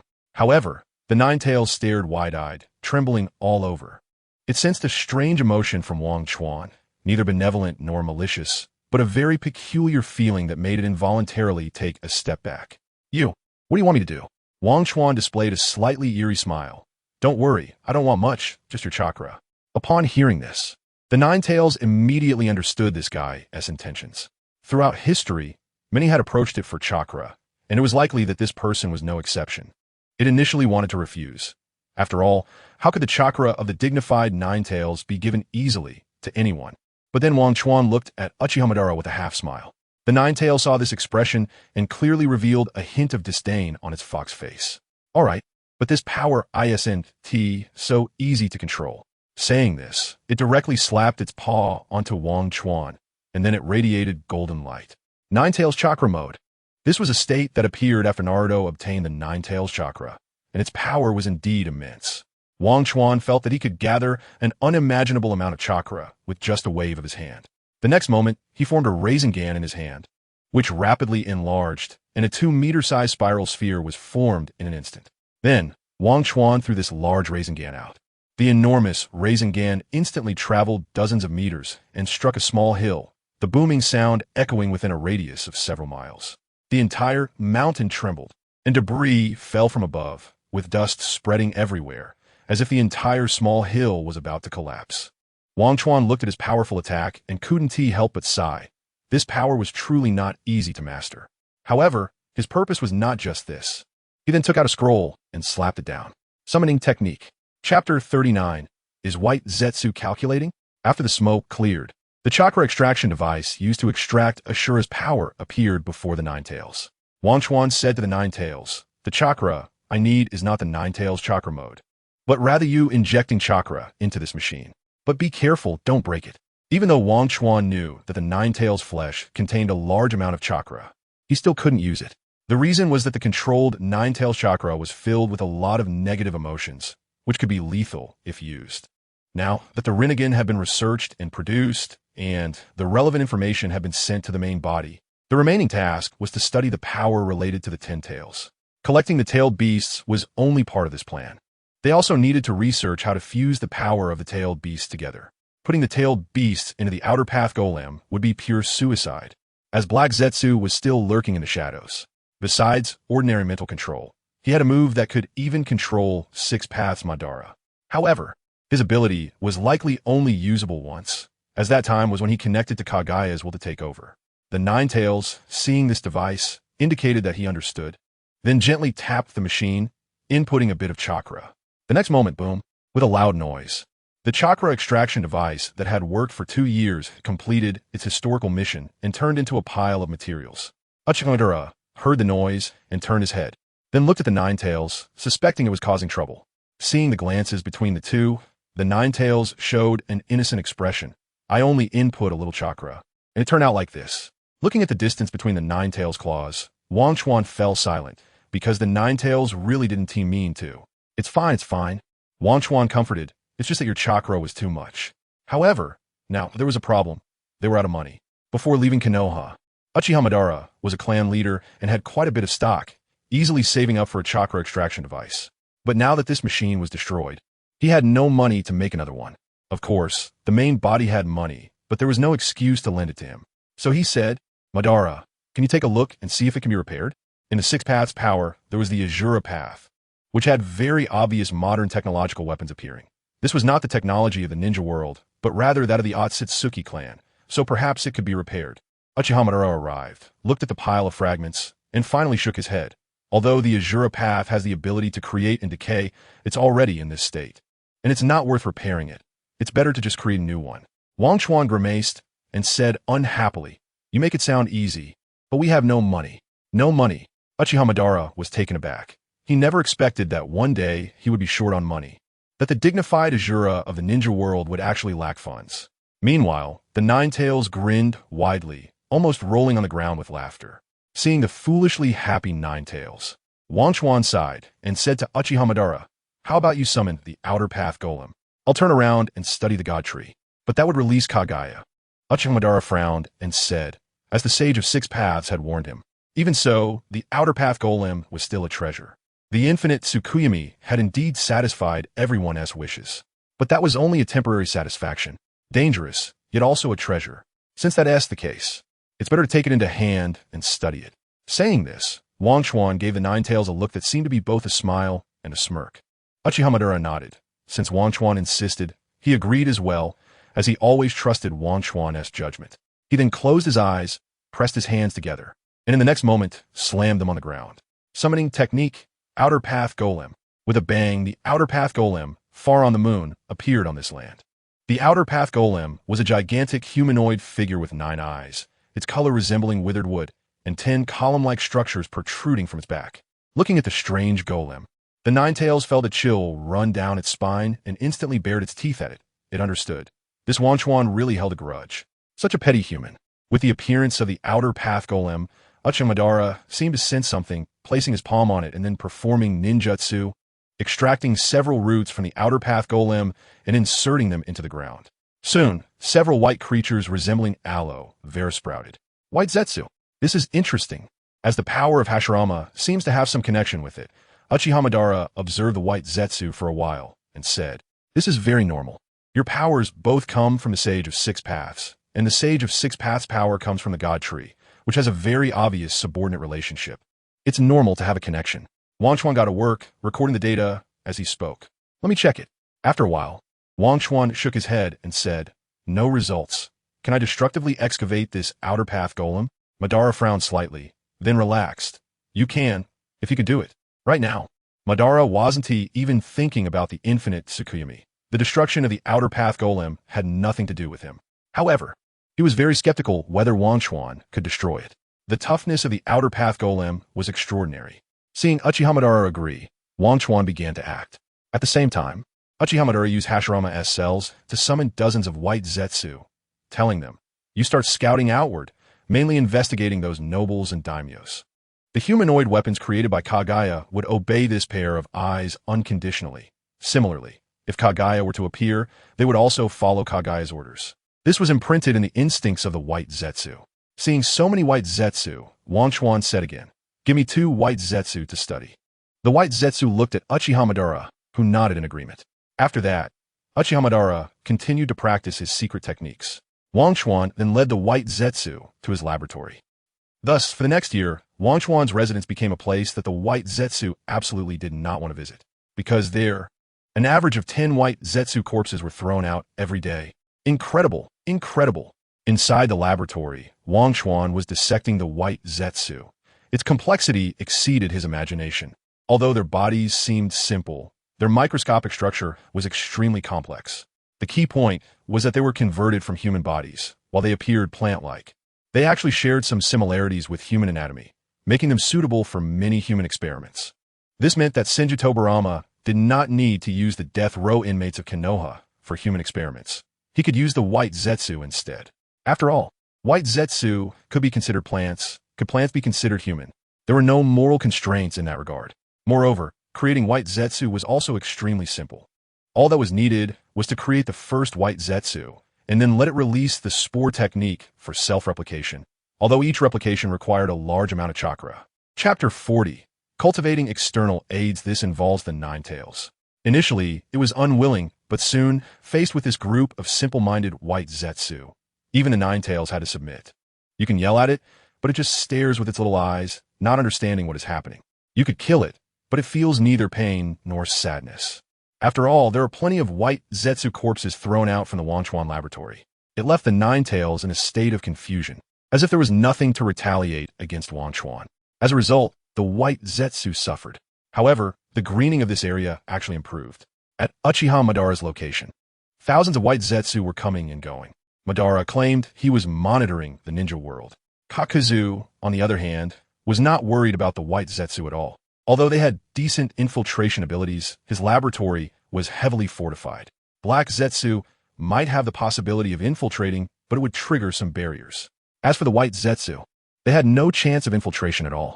After closing himself off for an entire year, Uchiha Madara emerged from his secret chamber, his ocular power stronger, yet well-contained. At the same time, a black rod appeared in his hand, a power of the outer path from the Renegan. This was just the beginning. Don't underestimate this small black rod.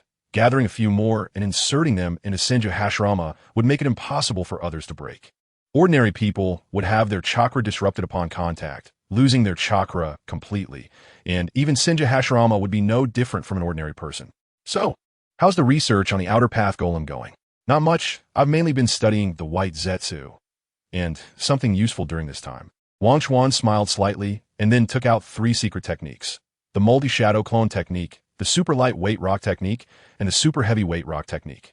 The former comes from Senju Tobarama, while the latter 2 come from the Hidden Stone Village. These are secret techniques given to him by his main body, used to disguise future people and perfect himself. After Madara looked over them, he said, "These 3 secret techniques are indeed interesting, but they are of no use to me." Indeed, while the multi-shadow clone technique seems extraordinary in Naruto's hands, that is because Naruto is completely immune to its side effects. Ordinary people cannot achieve this. Using it would mean death. To be precise, the clones produced by this technique are only capable of reconnaissance and cannot be used in battle.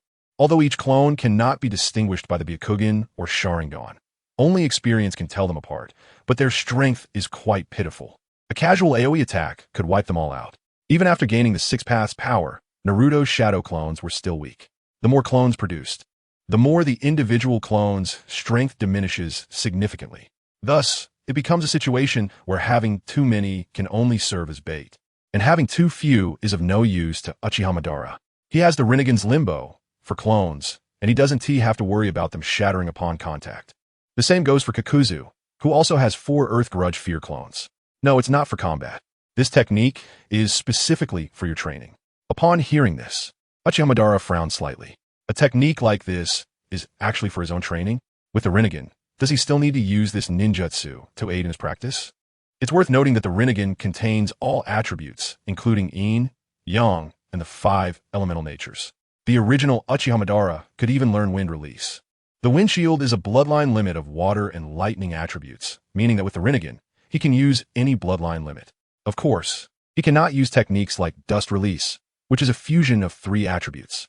Different bloodline limits have different capabilities. Given enough time to study and comprehend, his strength would become even stronger, making the multi-shadow clone technique completely unnecessary. Seeing the expression on Uchiha Madara's face, Wang Chuan realized he did not understand the power of the multi-shadow clone technique, so he explained it in detail. The multi-shadow clone technique can produce hundreds or thousands of clones at once. These clones can assist you in training. They can aid in practicing ninjutsu, whether it's various elemental jutsu, yin-yang release techniques, or even powerful bloodline limits. Of course, the downside is simple. They will bring back a sense of fatigue. But with your physical strength and the flourishing ocular power of the Renegan, you should be able to easily bear those memories. After hearing this, Uchiha Madara was momentarily stunned, then overjoyed. Yes, there is actually such a method. Sometimes he really felt he didn't have enough time. As he approached middle age, he was about to fall below his peak. The reason he was always studying the Renegan rather than pondering peace was that he wanted to find a way to restore his youth. The technique he was trying to research was the reincarnation technique inherent in the Renegan, one of the powers of the outer path, which allows him to resurrect the dead, with the cost being just some chakra. Its existence does not cause the user's life to disappear, but the stronger the resurrected being, the greater the chakra consumed. Resurrecting ordinary people was easy for Uchiha Madara, but bringing back an ordinary ninja required some effort. As for someone like Senju Hashirama, with tailed beast-level chakra, he couldn't resurrect him even at full capacity. Of course, resurrection is one aspect. The more crucial point is that he wanted to research a technique to make himself younger. Now, with this multi-shadow clone technique, further development would be much simpler. Although having hundreds of clones doesn't mean the efficiency of training increases 100-fold, it could still increase by 10 times, allowing him to effectively live 10 years in 1 year. What about the other 2 techniques? If the multi-shadow clone technique is so powerful, the other 2 techniques valued by Wang Chuan should be impressive as well. The super lightweight rock technique and the super heavyweight rock technique. In a super gravity environment, your training results will be multiplied, and this growth will be physical. It seems this can't compare to the multi-shadow clone technique, Uchiha Madara said. Not all. Wang Chuan shook his finger and said, the multi-shadow clone technique merely increases the breadth of your strength. However, to increase the upper limit of your strength, you can use gravity to achieve that. Especially under gravity, the life cells themselves begin to enhance their limits, significantly boosting your physical strength. Moreover, with the Renegan, which possesses dynamic vision, combined with a strong body, your physical skills could be considered invincible. If you add the synchronized power of Limbo, it would be even more formidable. Uchiha Madara shook his head and immediately refuted Wang Chuan's words. You are mistaken. The Renegan does not possess dynamic vision. What? Wang Chuan was taken aback. The one with dynamic vision is the Sharingan. Among the 3 great ocular techniques of the ninja world, the Byakugan has X-ray vision, the Sharingan has dynamic vision, and the Renegan possesses the power of the outer path, Uchiha Madara explained. Looking at Wang Chuan's confused face, he couldn't help but shake his head. Indeed, even future people had little research on the Renegan. But Wang Chuan hesitated and said, isn't the Renegan evolved from the Sharingan? How could it possibly lack the abilities of the Sharingan? Chapter 41. The combination of Renegan and Sharingan. Who told you that the Renegan evolved from the Sharingan? The Renegan is the Renegan, and the Sharingan is the Sharingan. They are not in an evolutionary relationship, but rather parallel systems. After I consumed that white crystal, it seemed to activate some potential power within me, merging with my massive ocular power to give birth to the Renegan. This does not mean that the Sharingan is the same. They belong to different systems. Hearing Uchiha Madara say this, he finally understood. After obtaining the Sage of Six Paths buff, Sasuke chose to evolve one of his eyes into the 6-Tomo Rinne Sharingan. This was because he directly layered the Renegan over the Sharingan, granting this Renegan the abilities of the Sharingan. Kaguya gained the 9-Tomo Rinne Sharingan by consuming the fruit of the God Tree, and her two children subsequently gave rise to the Renegan and Byakugan systems. Among them, the Sharingan system was inherited by Indra, the grandson from a generation apart, which later led to the emergence of the Uchiha clan. No wonder the Sage of Six Paths did not think highly of Indra. Clearly, in the manga's worldview, the Sage of Six Paths is a near-saintly existence. Now it seems the reason lies here. The Renegan symbolizes the lineage of the Sage of Six Paths, while the Sharingan symbolizes his mother, Kaguya Otsutsuki. Then, Wanchuan pondered for a moment and said, "Can you layer the Sharingan onto the Renegan? If so, wouldn't that allow you to possess two types of ocular power?" Uchiha Madara was about to scoff at this idea, thinking it was too outlandish. How could two different ocular techniques be combined? Could the Byakugan and Sharingan be layered? But upon further thought, it seemed to make some sense. His hard work over the past year was merely switching between the Renegan and Sharingan during battles. But if he could layer them directly, then he wouldn't need to switch during combat at all. No matter how fast the switching speed, there would always be some time involved. Who would give you that little bit of time in a battle of equal levels? Uchiha Madara laughed, as expected of Wanchuan, easily thinking of an idea at the Sage of Six Paths level. No, wait, Wanchuan suddenly thought. What I was talking about were these two secret techniques for increasing and decreasing gravity. Uchiha Madara looked at Wanchuan, and seeing him persist, agreed. Although he didn't believe in the gravity training method, this method was unheard of in the distant realm, and the so-called tenfold effect was just his guess. He was still willing to accept it. However, my purpose for coming out this time is not for these two secret techniques, but because I have important matters to discuss with you. What matters? I need to go to Konoha to meet Hashirama and eliminate the Daimyo. Okay, I'll accompany you. Wanchuan stood up.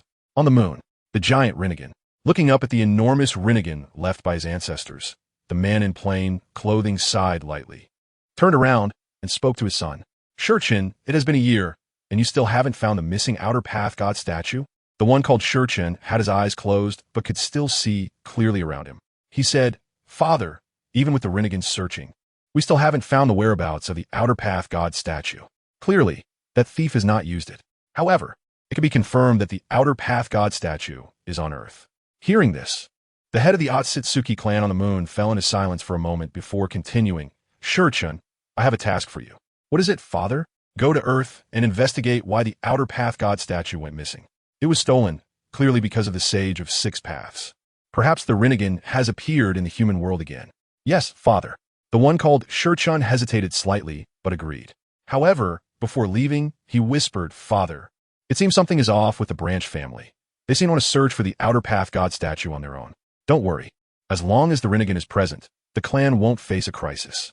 The urgent matter is to retrieve the outer path god statue." Understood.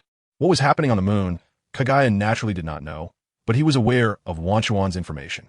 Uchiha Madara seemed to be planning to take action against the Daimyo, and go to Konoha was also to inform Senju Hashirama. He felt both excited and worried. He was worried that this move would provoke a grand battle between Senju Hashirama and Uchiha Madara, which would lead to more trouble. He was excited that if the Daimyo were eliminated, then Kaguya Castle would further develop. Soon, Uchiha Madara brought Wanchuan to Konoha. "Clan leader, you have returned." One of the guards at the gate, who was from the Uchiha clan, said, momentarily stunned upon seeing Uchiha Madara return. "I'm just back to have a look." Although being stared at by Uchiha Madara made him feel a bit tense, the young Uchiha still mustered the courage to speak. "Lord Madara, Konoha now requires all entrants to register." Uchiha Madara glanced at him and said lightly, "No need to worry. I'm just back to take a look." And then he walked straight into Konoha. Although he was not as imposing as before, he still radiated arrogance. Wanchuan smiled and said to the guard, "I'll handle the registration." He then filled in the purpose of visiting Konoha as visiting a friend. Uchiha Madara walked directly into the clan's residence. No one stopped him along the way. Upon seeing the elderly second elder, Uchiha Madara's expression softened. He couldn't help but recall the entrustment from his brother back then. Thus he asked, "Who is currently in charge of the Uchiha clan?" The second elder said, the old clan leader, the current Uchiha clan leader, is that guy, Taisui, but he has gone to Kagaya Castle. Now that guy, Fukuyama, is acting as the proxy. Speaking of this, the second elder's face clearly showed anger. Kagaya Castle. Uchiha, Madara nodded, indicating he understood. He just needed to choose a clan leader. As long as the clan was well, he would feel at ease. However, looking at the scroll handed over by the second elder puzzled him. After reading its contents, he felt suspicious. What shadow? Why is he trying to sow discord between the Senju and Uchiha? Suddenly, his expression changed as he thought of something. Without waiting for Hashirama, he directly went to the shrine. Then he arrived at the shrine, looking at the inscriptions above, while Wanchuan, observing from the side, expressed that he could not understand the stone tablet. Uchiha Madara, however, said, "Indeed, the content on the stone tablet has been altered. Is that so?" Although he already knew it had been altered, what was Madara's purpose in coming? While Wanchuan was pondering, he heard Uchiha Madara say, "The Sage of Six Paths said that the way to peace is for the two clans to coexist harmoniously, while the stone tablet states that only by casting infinite Tsukuyami can true peace be achieved. How ridiculous. How can a world of illusions be called peace?" Hearing this, Wanchuan couldn't help but feel conflicted. If you say this now, then why did you use infinite Tsukuyami back then? Uchiha Madara handed the scroll in his hand to Wanchuan. After reading it, Wanchuan said, "It seems the mastermind behind this is that black thing." "That's right." Uchiha Madara nodded. He then asked, "Wanchuan, how much do you know about infinite Tsukuyami?" Chapter 42, The Disappearance of Great Names. With a wave, Wanchuan thought for a moment and shook his head, saying, "I only learned about the existence of this technique from archaeological texts from later generations, but I'm not clear about its specific power, so I can't explain it." Uchiha Madara nodded, but then stopped speaking as he heard footsteps approaching. Sure enough, Senju Hashirama arrived. "I didn't expect they would allow you to enter the Uchiha clan's shrine. It seems the Uchiha family really likes you," Hashirama said with a somewhat complex tone upon seeing his old friend. He desired a similar situation, but his gaze flicked to Wanchuan. "Madara, I'm glad you're back." Hashirama smiled and greeted Uchiha Madara. However, upon seeing Wanchuan, he asked, "Who is this?" "He is my assistant," Uchiha Madara said quickly. Hashirama nodded in acknowledgement and did not pursue the question further. However, he still focused on the massive stone tablet in front of them and asked, "Madara, what brings you back? These great names hold high positions, yet have no impact on this world. I want to eliminate them. Do you want to unify the world?" Senju Hashirama's expression turned serious upon hearing this. "No, I'm not someone skilled at ruling. The purpose of eliminating the great names is to allow Konoha to take over the land of fire," Uchiha Madara said sincerely. However, Hashirama furrowed his brow. "Madara, if possible, could you abandon this idea? You know, even if the great names die, it won't solve the problem." Hashirama sighed. "Then let's eliminate the entire noble system." Over the past year, Uchiha Madara had not only been contemplating training, but also how to achieve peace. As Wanchuan said, building a safe and peaceful world from the ground up is difficult, but it is extremely simple to eradicate these nobles. Just as he said, he wanted it all. After a year of exploration, the White Zetsus had become familiar with the locations of all the nobles in the ninja world, although they had some guards. With the infiltration abilities of White Zetsu, even these great nobles could not resist. Even if a few survived, he could eliminate them one by one later. Thus, their purpose for coming to Konoha was to inform Hashirama. After all, the invisible system had been broken, and another system was needed to replace it. He chose to let the ninja system replace the original nobility. Regardless, ninjas, even if they were inferior, were 100 times better than those nobles. Senju Hashirama felt the determination in his friend's words and fell silent. Worried that the two might come to blows, Wanchuan quickly said, "Lord Madara means for the Hokage to replace the position of the great names. If the great names disappear and Konoha takes over the land of fire, Konoha's economic situation will surely change." Uchiha Madara, feeling displeased, said, "Wanchuan, you talk too much." "I'm sorry, Lord Madara. I'm just expressing your true thoughts." Upon hearing this, Hashirama was taken aback. He hadn't expected Uchiha Madara to care about Konoha and know that the village was currently facing economic difficulties. Touched, he couldn't help but say, "But if that's the case, won't you be opposed by the entire ninja world? Moreover, many people will die. Many people. People are bound to die. If we don't sacrifice now, will we wait until the future to sacrifice?" Uchiha Madara said, his aura flaring, making the whole room tremble slightly. "I will stop you, whether for the great names or for you," Senju Hashirama said firmly. At this moment, Uchiha Madara smiled slightly, No, you won't be able to act. Everything will end soon. After saying this, Uchiha left Konoha with Wang Chuan, leaving Senju Hashirama in a daze. After leaving the village, Wang Chuan smiled at Uchiha and said, "Tonight, order the White Zetsu to assassinate all these great names. By the time Hashirama receives the news, it will be too late. Even if he doesn't want to take over the Land of Fire to avoid greater chaos, he will likely act, and his ninja subordinates will take over. The other 5 great ninja villages would respond more slowly." Uchiha nodded, realizing that his plan was somewhat rough and that it had only shown this situation after Wang Chuan's constant refinement.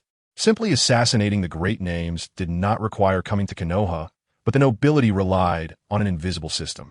To break it, he would need to coalesce anew, and only by replacing it with another system could he truly dismantle the nobility.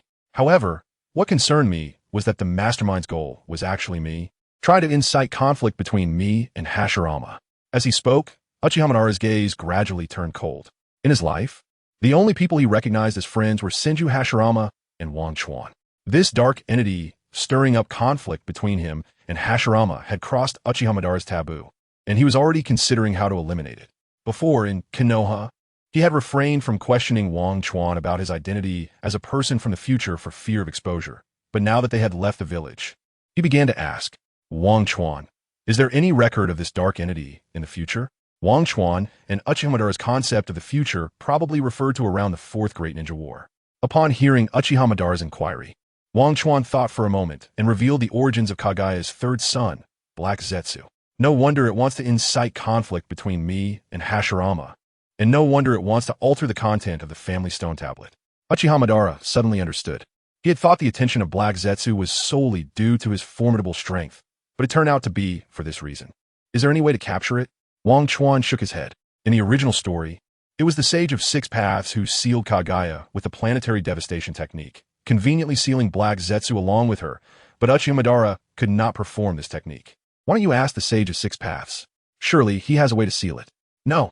Uchiha shook his head. Since the last encounter with the Sage of 6 Paths, the sage had said that life and death are separated, and there should be no connection between the human world and the pure land. Even the Sage of 6 Paths would not easily step into the ninja world unless it faced a crisis of destruction. I see. Wang Chuan nodded. That night, Uchiha immediately ordered the White Zetsu to carry out the plan to kill all the nobles. The targets were primarily the great nobles, those small nobles. Losing the support of the noble system became useless and ultimately had to merge into the newly formed ninja world order. The next morning, in Konoha village. Another beautiful morning. As the secretary to the Hokage, Naruto had a good night's sleep and felt refreshed, so he happily went to work. Upon arriving at the office, he found the Hokage looking gloomy. "What's wrong? What happened, Hokage-sama?" "Just in time for all 4 of you to be here. Take a look at this intelligence," Senju Hashirama said with a stern face. Naruto felt puzzled, but still picked up the scroll on his desk to read. Chapter 43. Recapturing Tekinen. Halfway through, he felt a chill in his heart. How could this be? The Daimyo of the Fire Nation was assassinated, and all male descendants of the Daimyo's clan, including his 3 sons, were killed. This is the Fire Nation, this is the Lightning Nation, this is the River Nation. In other words, including the 5 great nations, all Daimyo and noble families in the ninja world were wiped out, resulting in no one to inherit the position of Daimyo. After reading, the few of them reached a conclusion, since everyone related to the Daimyo's status had died. Who could accomplish such a feat overnight, except for Uchiha, who controlled the White Zetsu information network? At this moment, Naruto suddenly became excited, as a bold idea came to his mind, and he glanced at the other 3. Except for the representative of the Uchiha clan, who was still confused. The other 2 understood his thoughts from their exchanged glances. Thus, the 3 of them nodded in unison and said to Hashirama, "Lord Hokage, at this critical juncture, when the building is about to collapse, there is no one left in the Fire Nation to inherit the position of Daimyo, according to the law." "What do you mean?" Senju Hashirama looked bewildered, not understanding what Naruto was saying. "But, Lord Hokage, you're different. Your granddaughter is of the current Daimyo's bloodline, and you are deeply loved by the people of the Fire Nation, which allows you to inherit the position of Daimyo." Naruto carefully observed Hashirama's reaction as he spoke, and when he saw that he did not fly into a rage, he felt relieved and continued. "Moreover, the Daimyo is dead, and the forces he supported are now leaderless. If you take charge then, Before Narashirkao could finish, he was interrupted by Senju Hashirama. I am related to the Daimyo by marriage. How can I act against the law? The other three fell into silence. Senju Hashirama was indeed this kind of person, valuing rules and order. Having come from the Warring States period, he understood the importance of order very well. In dealing with Konoha's affairs, although he was not as exceptionally talented as Senju Tobarama, he still rewarded merit and punished mistakes without favoritism. Therefore, when faced with the assassination of the Daimyo, he was very likely to hold onto his own views and even select another Daimyo to take the position. However, at this moment, Uchiha Fyama, the Uchiha clan leader, who had been silent, slowly said, Lord Hokage, please consider Narashirkao's suggestion. After all, the village's funds will run out in another year or two, and there is still no source of funding in sight. You cannot keep selling tailed beasts to the Land of the Wind every time, can you? If you become the Daimyo, the Land of the Wind will pay a significant amount of taxes to the Fire Nation every year, and then the village's problems will be easily resolved. Moreover, once the other four great ninja villages become Daimyo, Konoha Ninja Village, which does not do so, will also be wary of the new Daimyo and become the target of criticism. By then, Konoha Village is likely to fall apart, and the children will return to the battlefield. Hearing Uchiha Fyama's words, Narashirkao kept giving him thumbs up in his mind. He had always thought of himself as exceptionally clever, but he did not expect that there would be such outstanding talents among the Uchiha. This statement was somewhat overstated. In reality, the Uchiha had always been able to see the situation clearly, but they were also easily swayed by emotions. Only when it was something that did not concern them could they display wisdom far beyond ordinary people, and this was such a matter. Hashirama felt a chill in his heart upon hearing this and glanced at the other two, who exchanged glances and immediately stood beside Narashirkao and Uchiha Fyama. The meaning was already very clear. Senju Hashirama, he finally understood the words that Madara's assistant said when he left. They will stop you. At that time, he was still wondering who they were. It turned out to be the village.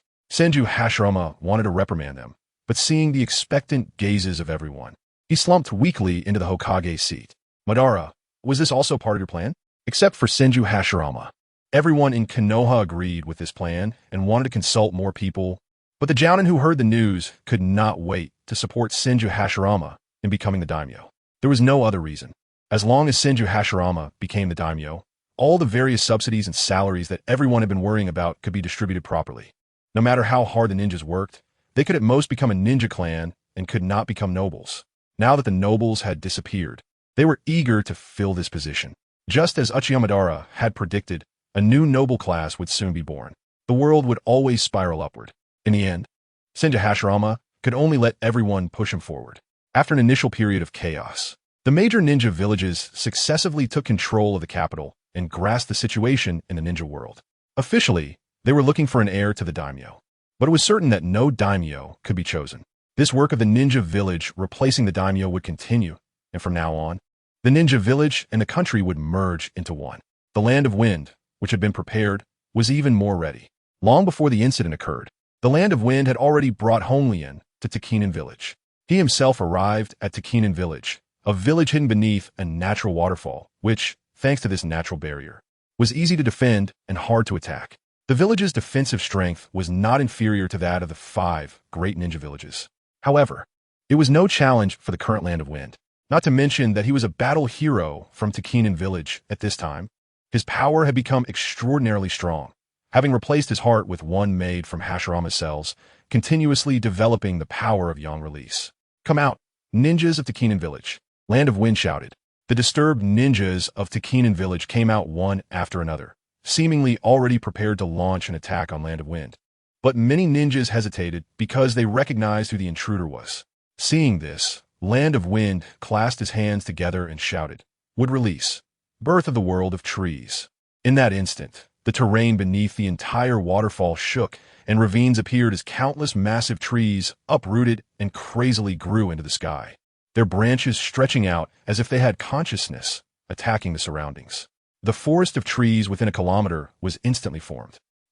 Regardless of whether they attacked or not, these people were all wrapped up by the vines that spread out from the birth of the forest, absorbing their chakra.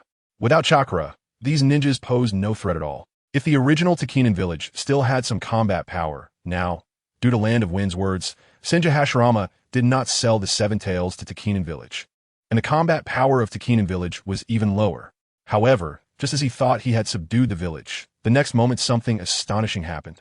Within the embrace of the forest, a massive chakra was bursting forth. A gigantic stream of water broke through the encirclement of the forest and shot into the sky. As this stream of water soared into the air, a whirlwind formed around it, and then within that whirlwind, a blue light suddenly flashed, spreading outwards and shattering everything nearby. This strike cleared a wide open area of over 100 meters. Chapter 44. The Water of Heroes. Even Kakuzu was surprised by this scene. Although his wood release was much weaker compared to Uchiha Madara and Senju Hashirama, it shouldn't be like this. If Senju Hashirama's wood release could be compared to the Amazon rainforest, then Uchiha Madara's would be like the African savanna. His wood release could at least be considered a city greenbelt, which was far better than Yamato's 3-bedroom, 2-living-room landscape. Yet it was actually being breached by the ninja before him. When did Takigakure have such a powerful expert? No, it wasn't just the high level of technique. It was that the chakra he released was overwhelmingly vast, clearing a small area of the forest with sheer chakra power. The Water of Heroes. Kakuzu suddenly thought. This was the ancestral hero's water of Takigakure that could increase a ninja's chakra by dozens of times. It was said to be holy water obtained from beneath the giant tree every 100 years.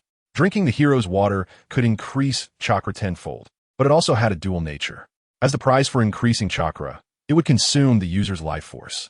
Moreover, Takigakure was established by multiple families, and the guardian of the hero's water was not from Kakuzu's family, so he was unaware of its whereabouts. Therefore, at that time, he only took away the grudge. Now it seemed that the hero's water had indeed been consumed by someone. Was it aimed at him? It was also. Kakuzu's reputation in the ninja world was formidable, and combined with his conflicts, it made sense for someone to consume the hero's water. However, drinking this hero's water, even if it granted immense chakra, would not allow one to live well for 2 years. Seeing the newcomer stunned Kakuzu for a moment. It was actually Shuken. The young man before him made Kakuzu's mind drift back to over a decade ago when a young boy followed him. Seeing the attitude of the surrounding Takigakure members, he never expected Shuken to become the leader of Takigakure. They were both friends and enemies. The family behind him was also the one that betrayed him. Perhaps it was because he had killed the village's higher-ups that Shuken was able to rise to power. He couldn't help but sigh that he seemed to be getting old, reminiscing about the past. But just as he fell into memories, Kakuzu steeled his resolve. With the grudge he bore, he was approaching immortality, and age meant nothing to him. He then said to Shuken, "Continuing to hold on is meaningless. You should understand that consuming the hero's water will completely drain your life force in battle." Shuken, who was in his 30s with a wife and children, fell silent upon hearing Kakuzu's words. In his youth, he had followed Kakuzu to learn ninjutsu, idolizing this battle hero of Takigakure, but then a series of bad news arrived. The battle hero defected, killed the village's higher-ups, and took away the village's treasures. Each piece of news shattered him deeply. It wasn't until he gradually gained control of the village that he understood what had happened, especially as Kakuzu built a grand Kakuzu city in the Land of Fire. Meanwhile, the village was increasingly struggling due to the families passing the buck. In comparison, he, as the leader of Takigakure, was truly inferior to Kakuzu. But as the leader, how could he retreat without fighting? Thus, a glint of determination flashed in his eyes.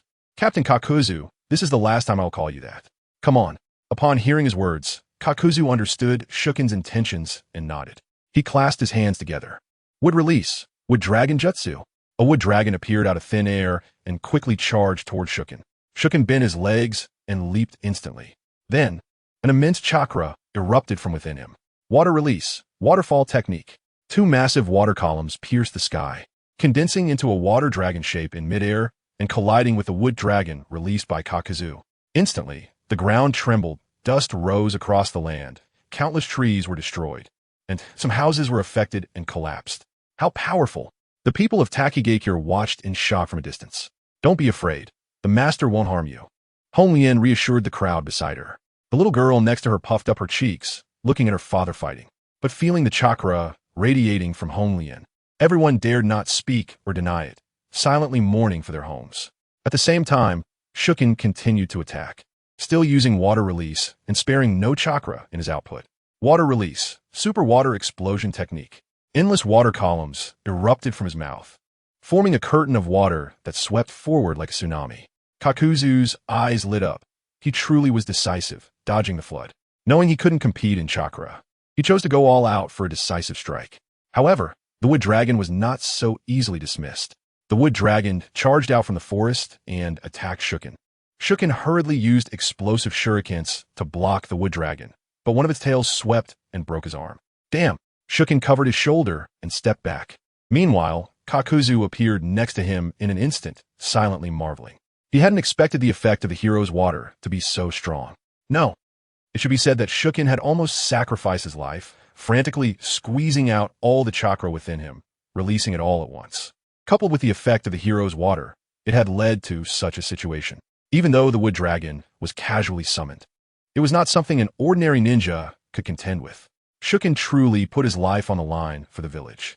But at that moment, he looked like a withered husk, having reached the brink of exhaustion.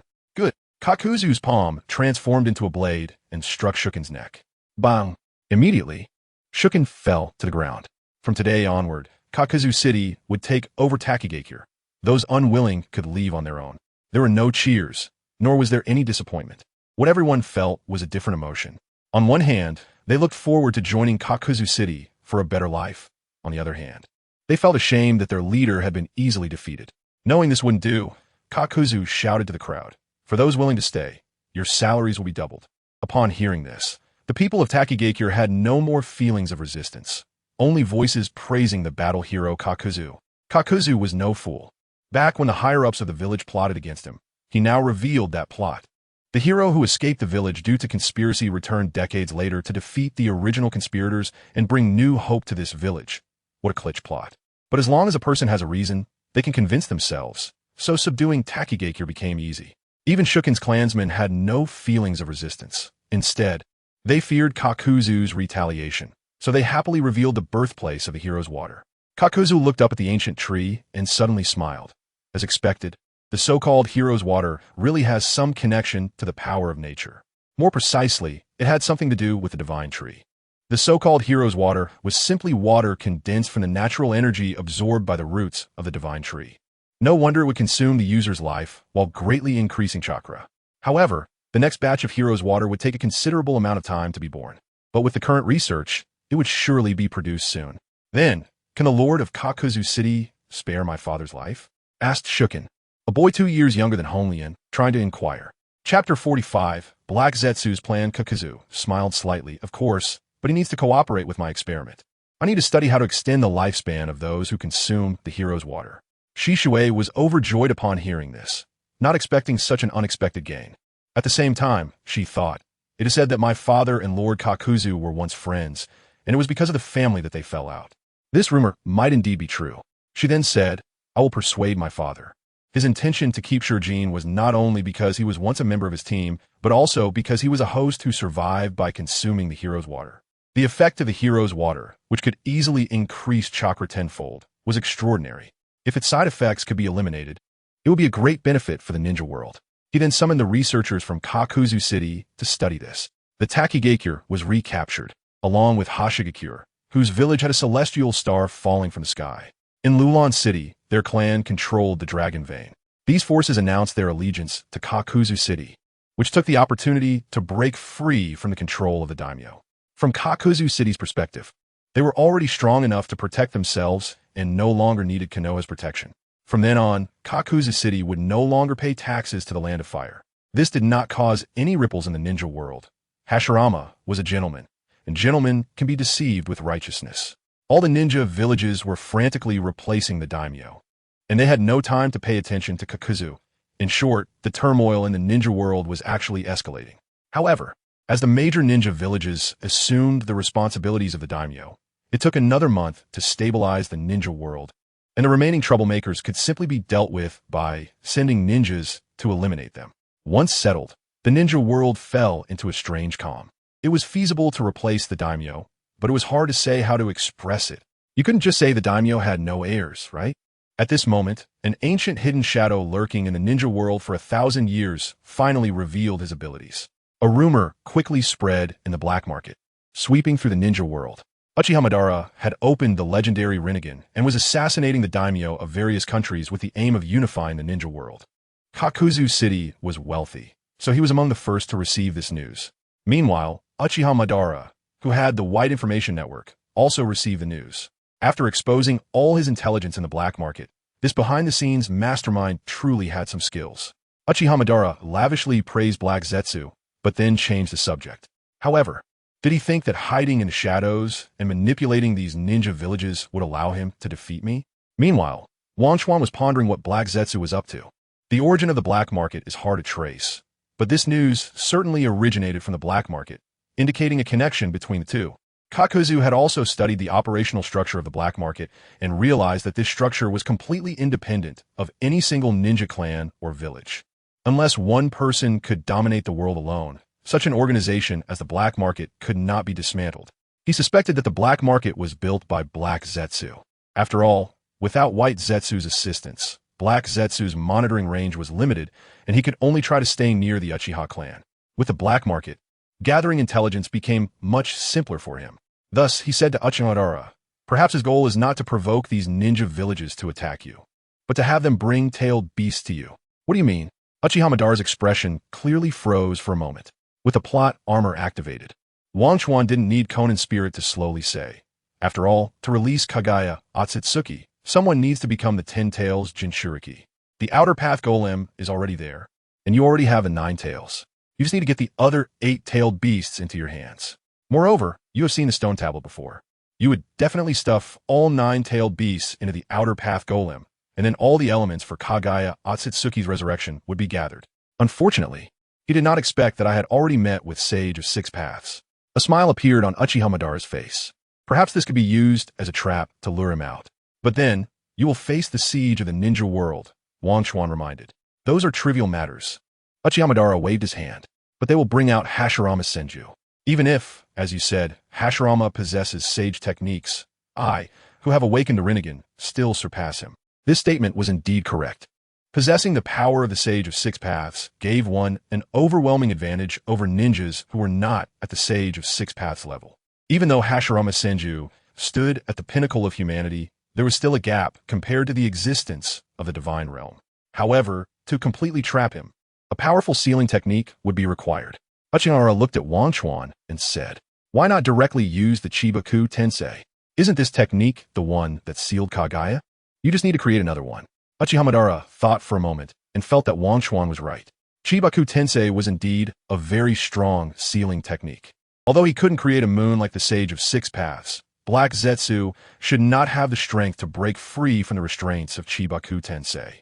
Thus, the two discussed it further and finally settled on a plan. However, this still required the power of the 9 taels. After finalizing the plan, Wang Chuan said to Uchiha Madara, glancing at the 9 taels beside him. Uchiha Madara said, somewhat arrogantly, he won't easily help us. You just need to have a better attitude. That proud fox won't refuse. Wang Chuan said softly, have a better attitude. Uchiha Madara glared. Wang Chuan continued, this is all for the peace of the ninja world. With such a black hand trying to achieve peace, it will be very difficult. Hearing the word peace, Uchiha Madara instantly perked up. Yes, for peace. He had already sacrificed so much. Black Zetsu must be eliminated. What should I do? You need to throw a punch at him. Wang Chuan briefly explained the concept of the punch. Uchiha Madara quickly walked toward the 9 taels. Hey Uchiha, what do you want to do? As Uchiha Madara approached the 9 taels, which had been sleeping in the nearby valley, instantly woke up, emitting ominous chakra filled with resentment toward Uchiha Madara. Even the tailed beasts are most easily remembered for their hatred. Seeing this, Uchiha Madara raised his fist and said, Wang Chuan said that to truly gain your power, we need to connect our hearts. Now, for the peace of the ninja world, I need your strength. Huh. Even the 9 taels thought of what Wang Chuan had said about the tailed beast mode. With its vertical pupils fixed on the determined Uchiha Madara below, it opened its mouth after a while and said, to obtain my chakra, you must first overcome my 1,000 years of resentment, which is not something that can be easily eliminated. Even if you're the one the old man has his eyes on, the Renegan won't help you. Hearing the danger in the 9 taels words, Uchiha Madara smiled calmly. Yes, but I am Uchiha Madara. The 9 taels fox face revealed a cruel smile, and then its claws clashed with Uchiha Madara's fist. In an instant, the 1,000-year-old resentment surged like a torrent of chakra into Uchiha Madara's body. The black-red chakra enveloped Uchiha Madara, and he spread his arms to accept it. This black-red chakra drifted in the air. eventually merging into a massive energy sphere that enveloped Uchiha Madara. Chapter 46, Reincarnation Sharingan Huff. In fact, with Uchiha Madara's cultivation, he could easily shatter these dark chakra, but he was unwilling to accept that he could not obtain the chakra of the Ninetales, as only through the exchange of hearts can one truly acquire the Ninetales power. For the peace of the ninja world, he wholeheartedly accepted the infusion of darkness. In an instant, the unique abilities of the Ninetales manifested. Pollution, negative emotions. The Ninetales, known as a natural disaster, is not only due to its massive chakra, but also because it can absorb human emotions, grievances, hatred, and anger. All of this concentrated upon it, ultimately transforming into the Ninetales fox. Originally, it was a peaceful fox. Had humans held reverence and noble goodwill, perhaps it would have become a celestial fox. Feeling the immense chakra within him, Uchiha Madara saw a pitch-black figure. Coming out of the shadows was none other than Uchiha Madara, a person just like himself, possessing the Renegan and Hashirama's cells, shrouded in darkness, extremely ominous. The Black Madara rasped, "The Ninetales is right. 1,000 years of resentment cannot dissipate so easily. But don't worry. I will take your place and fully inherit the power you left me." Ha ha! The Black Madara laughed uproariously, his laughter shaking the surroundings. But he did not make a move, instead waiting for something. Bluffing.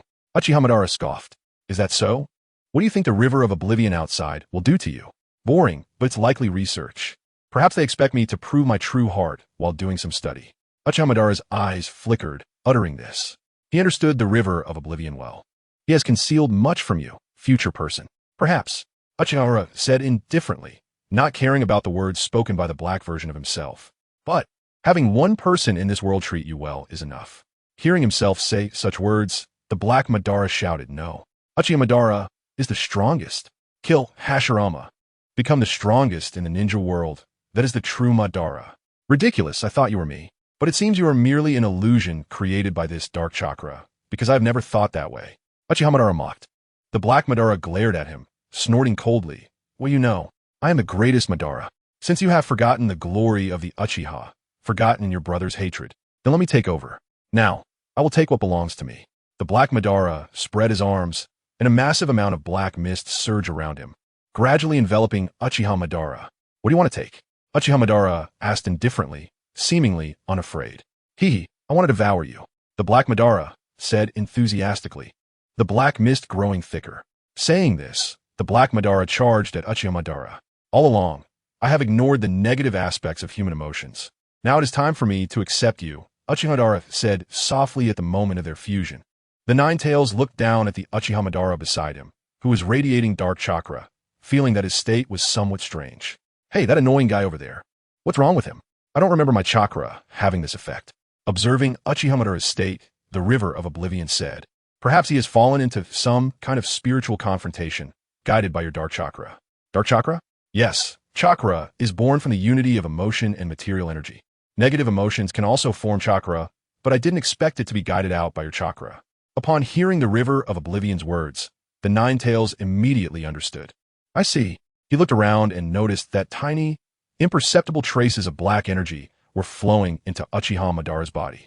Although tiny, the negative emotions generated throughout the ninja world were continuously gathering here, and if this continued, a dark demon that could engulf the world might be born. The chaos in the ninja world increased the amount of dark chakra. This also made the aura around Uchiha Madara increasingly dark and terrifying, even causing the Ninetales beside him to feel some fear. In a short time, the chakra he had gathered had already surpassed his own. Despite being a tailed beast, it still fell far short compared to the dark, negative emotions of the entire ninja world. If Madara were to go berserk now, he would be unmatched. "Hey kid, you must have a way to stop him, right? Otherwise, the ninja world will be in danger," the Ninetales said, his tone carrying a sense of urgency. Upon hearing the Ninetales' words, the River of Oblivion showed no reaction, instead giving him a glance. "With my chakra, there's basically no combat power. At the strong shadow level, I could easily deal with the 5 great ninja villages, but facing the current Uchiha Madara is like throwing an egg against a stone. My 100 pounds wouldn't even make a splash. No, I believe Madara can withstand it all, with his wish to achieve world peace. How could he be defeated by such darkness?" The Ninetales was left speechless. What is this? Can this kind of darkness really be pierced by will? Just as he was about to speak again, something astonishing happened. The dark chakra on Uchiha, Madara, gradually dissipated, instead giving rise to a faint sense of divinity, with two Magatama appearing on the sleeves of his white robe. Then Uchiha Madara opened his eyes, his scarlet Sharingan overlapping with the purple Renegan, the reincarnation Sharingan. At the same time, his palm opened, and using the method of the Rasengan, chakra of 7 different attributes coalesced in his hand, transforming into a black sphere with a diameter of about 10 centimeters in the blink of an eye. He held this sphere aloft, a slight smile on his lips. 2 black spheres were created by him, floating around Uchiha Madara. The truth-seeking balls, containing the power of all things, their shapes could change freely. Even the River of Oblivion was stunned. He had not expected Uchiha Madara to actually create the truth-seeking balls, with the reincarnation Sharingan composed of the overlapping Sharingan and Renegan. And these 2 truth-seeking balls, Uchiha Madara was now not far from the Sage of 6 Paths. At the very least, he was comparable to the youthful Sage of 6 Paths, especially since Uchiha Madara had created the truth-seeking balls himself. This meant that even if the truth-seeking balls were damaged in the future, they could still be recreated. There are only 2 methods to create the truth-seeking balls. The first is to fuse the powers of a 9-tailed beast through the power of all things to create the truth-seeking balls. The second is to fully master all 7 nature transformations, including yin-yang and the 5 basic natures, and cultivate them to a very high level to obtain the truth-seeking balls. Of course, this is according to the manga. In the movies, there's another way, which is to enter the reincarnation I-chakra mode and then create 9 truth-seeking balls. Although this world follows the worldview of the manga and has many movies, he still doubts whether the moon's great reincarnation I truly exists. If it does, why has no one come looking for such a huge thing as the Outer Path Golem? Looking at the River of Oblivion, which seemed to be from another world, Uchiha Madara laughed. Is my limit 2 balls? I didn't expect the gap between me and the Sage of 6 Paths to be this great. Reflecting on the 9 truth-seeking balls under the Sage of 6 Paths, Uchiha Madara couldn't help but say. Chapter 47. Ninjutsu. That was quite astonishing. Wang Chuan encouraged from his side. Hearing Wang Chuan's voice, Uchiha Madara smiled. But the next moment, a golden light shone from his body. Ninetales chakra mode. After sensing this mode for a moment, Uchiha Madara murmured, so, this is chakra. This is the legacy of the ninja religion? The so-called inheritance of the ninja religion is actually contained within the chakra of the tailed beasts. If someone can receive the full inheritance from the tailed beasts, it is equivalent to how Naruto received the support of the tailed beast during the 4th Great Ninja War, allowing him to display many incredible abilities. Because these abilities are inherently contained within the tailed beast bodies, they can be easily manifested with their chakra. This is the essence of the ninja religion. The essence of the ninja religion is the connection of chakra. At this moment, Uchiha Madara gained the knowledge of the ninja religion through his connection with the Ninetales. Feeling the power of the Ninetales, Uchiha Madara waved at Wang Chuan. Seeing this, Wang Chuan approached Uchiha Madara's side. Then he said, Wang Chuan, haven't you always wanted a pair of Sharingan? Huh? Just as Wang Chuan was somewhat confused, Uchiha Madara gently placed his palm in front of Wang Chuan, and then golden chakra flowed into Wang Chuan's body through their connection, along with an overwhelming amount of ocular power. Eventually, this ocular power condensed in Wang Chuan's pupils. However, under these circumstances, Wang Chuan felt no discomfort at all. He then opened his eyes, and his pupils had transformed into the shape of Sharingan. Uchiha Madara, cloaked in golden light, smiled upon seeing this. Use it well. Wang Chuan nodded. But next comes the most critical inheritance of the ninja religion. Transmitting chakra to others is the most essential power of the ninja religion, enabling the realization of creative power. He created a pair of Sharingan and simultaneously infused the knowledge of the ninja religion into Wang Chuan's mind using the power of the human path. A massive amount of information flooded in, and Wang Chuan felt a bit dizzy. Uchiha Madara had to first grant him a pair of Sharingan. Without them, he would have struggled to absorb this knowledge, which almost felt like it would explode his brain. When he opened his eyes again, he had completely digested that immense information. The 3-tomo Sharingan in his eyes seemed to undergo a change under some kind of pull, turning into 6 small stars that rotated around the pupils. Feeling the changes in his eye sockets, Wang Chuan then exerted a bit of force, and suddenly a skeletal arm emerged from his back. Susano'o, Wang Chuan, your talent is indeed remarkable. You have already manifested Susano'o.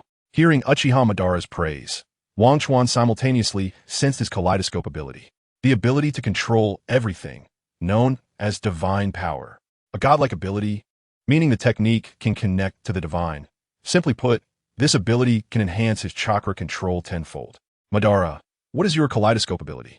Upon hearing Wang Chuan's inquiry, Madara seemed somewhat puzzled, but then thought that since Wang Chuan had awakened the kaleidoscope Sharingan, he must be looking to study it. So he replied, my kaleidoscope ability can amplify my own power, but as my chakra increases, the amplification effect diminishes. And by the time I reach the level of the Renegan, it becomes basically useless. No wonder. Wang Chuan lowered his head, mumbling. Uchiha Madara could unleash a sea of flames. He indeed possessed an amplification-type ocular technique. This is also why he did not display an appropriate ocular technique. Amplification-type skills can be felt by oneself, but others cannot see them. However, as one's ability increases, this ocular technique's effect actually decreases, which is a pity. Why do you ask this? Does your ocular technique have some relation? Seeing Madara's inquiry, Wang Chuan nodded. My ocular technique also amplifies my own abilities, but it can enhance the techniques I already master tenfold.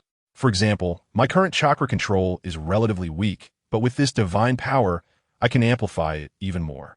Upon hearing this, Uchiha Madara smiled and said, that is indeed much more useful than mine. There is no upper limit to chakra enhancement. But improving control is a rare achievement. Even I now do not have much stronger control than I did during my kaleidoscope period. Wang Chuan naturally understood how important chakra control was. It is akin to dust release and ordinary dual attribute bloodline limits, in some purely destructive aspects. Dust release can even be stronger than the Renegan because it can control chakra at the atomic level. This is the role of chakra control. So it seems that because you helped me awaken the Sharingan, my eyes must have some connection to yours, and that's why the ocular techniques I obtained are similar.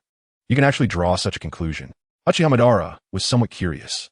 However, the sample size was too small to draw any conclusive evidence. Wang Chuan chuckled. Indeed, the samples in Uchiha Madara's possession were quite limited, only 3 in total, but the data collected from the original body was not so few.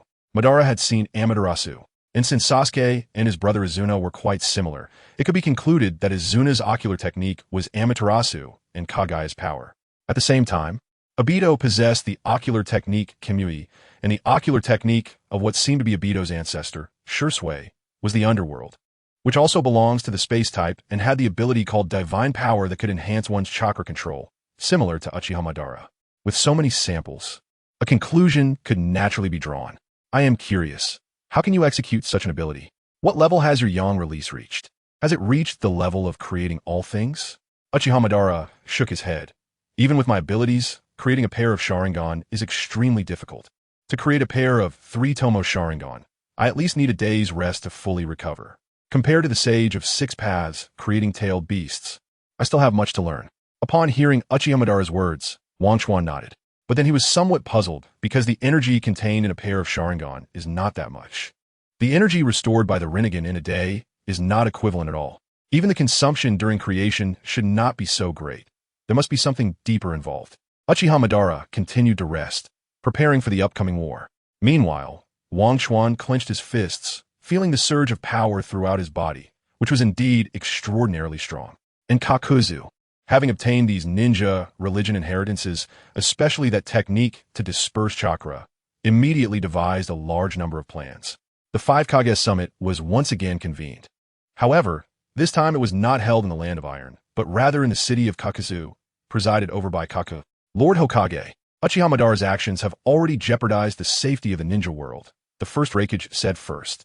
Chapter 48. The Fated Confrontation, that's right. And we have already located Uchiha Madara's position. We ask for your action, Hokage-sama. This is from Awagakure.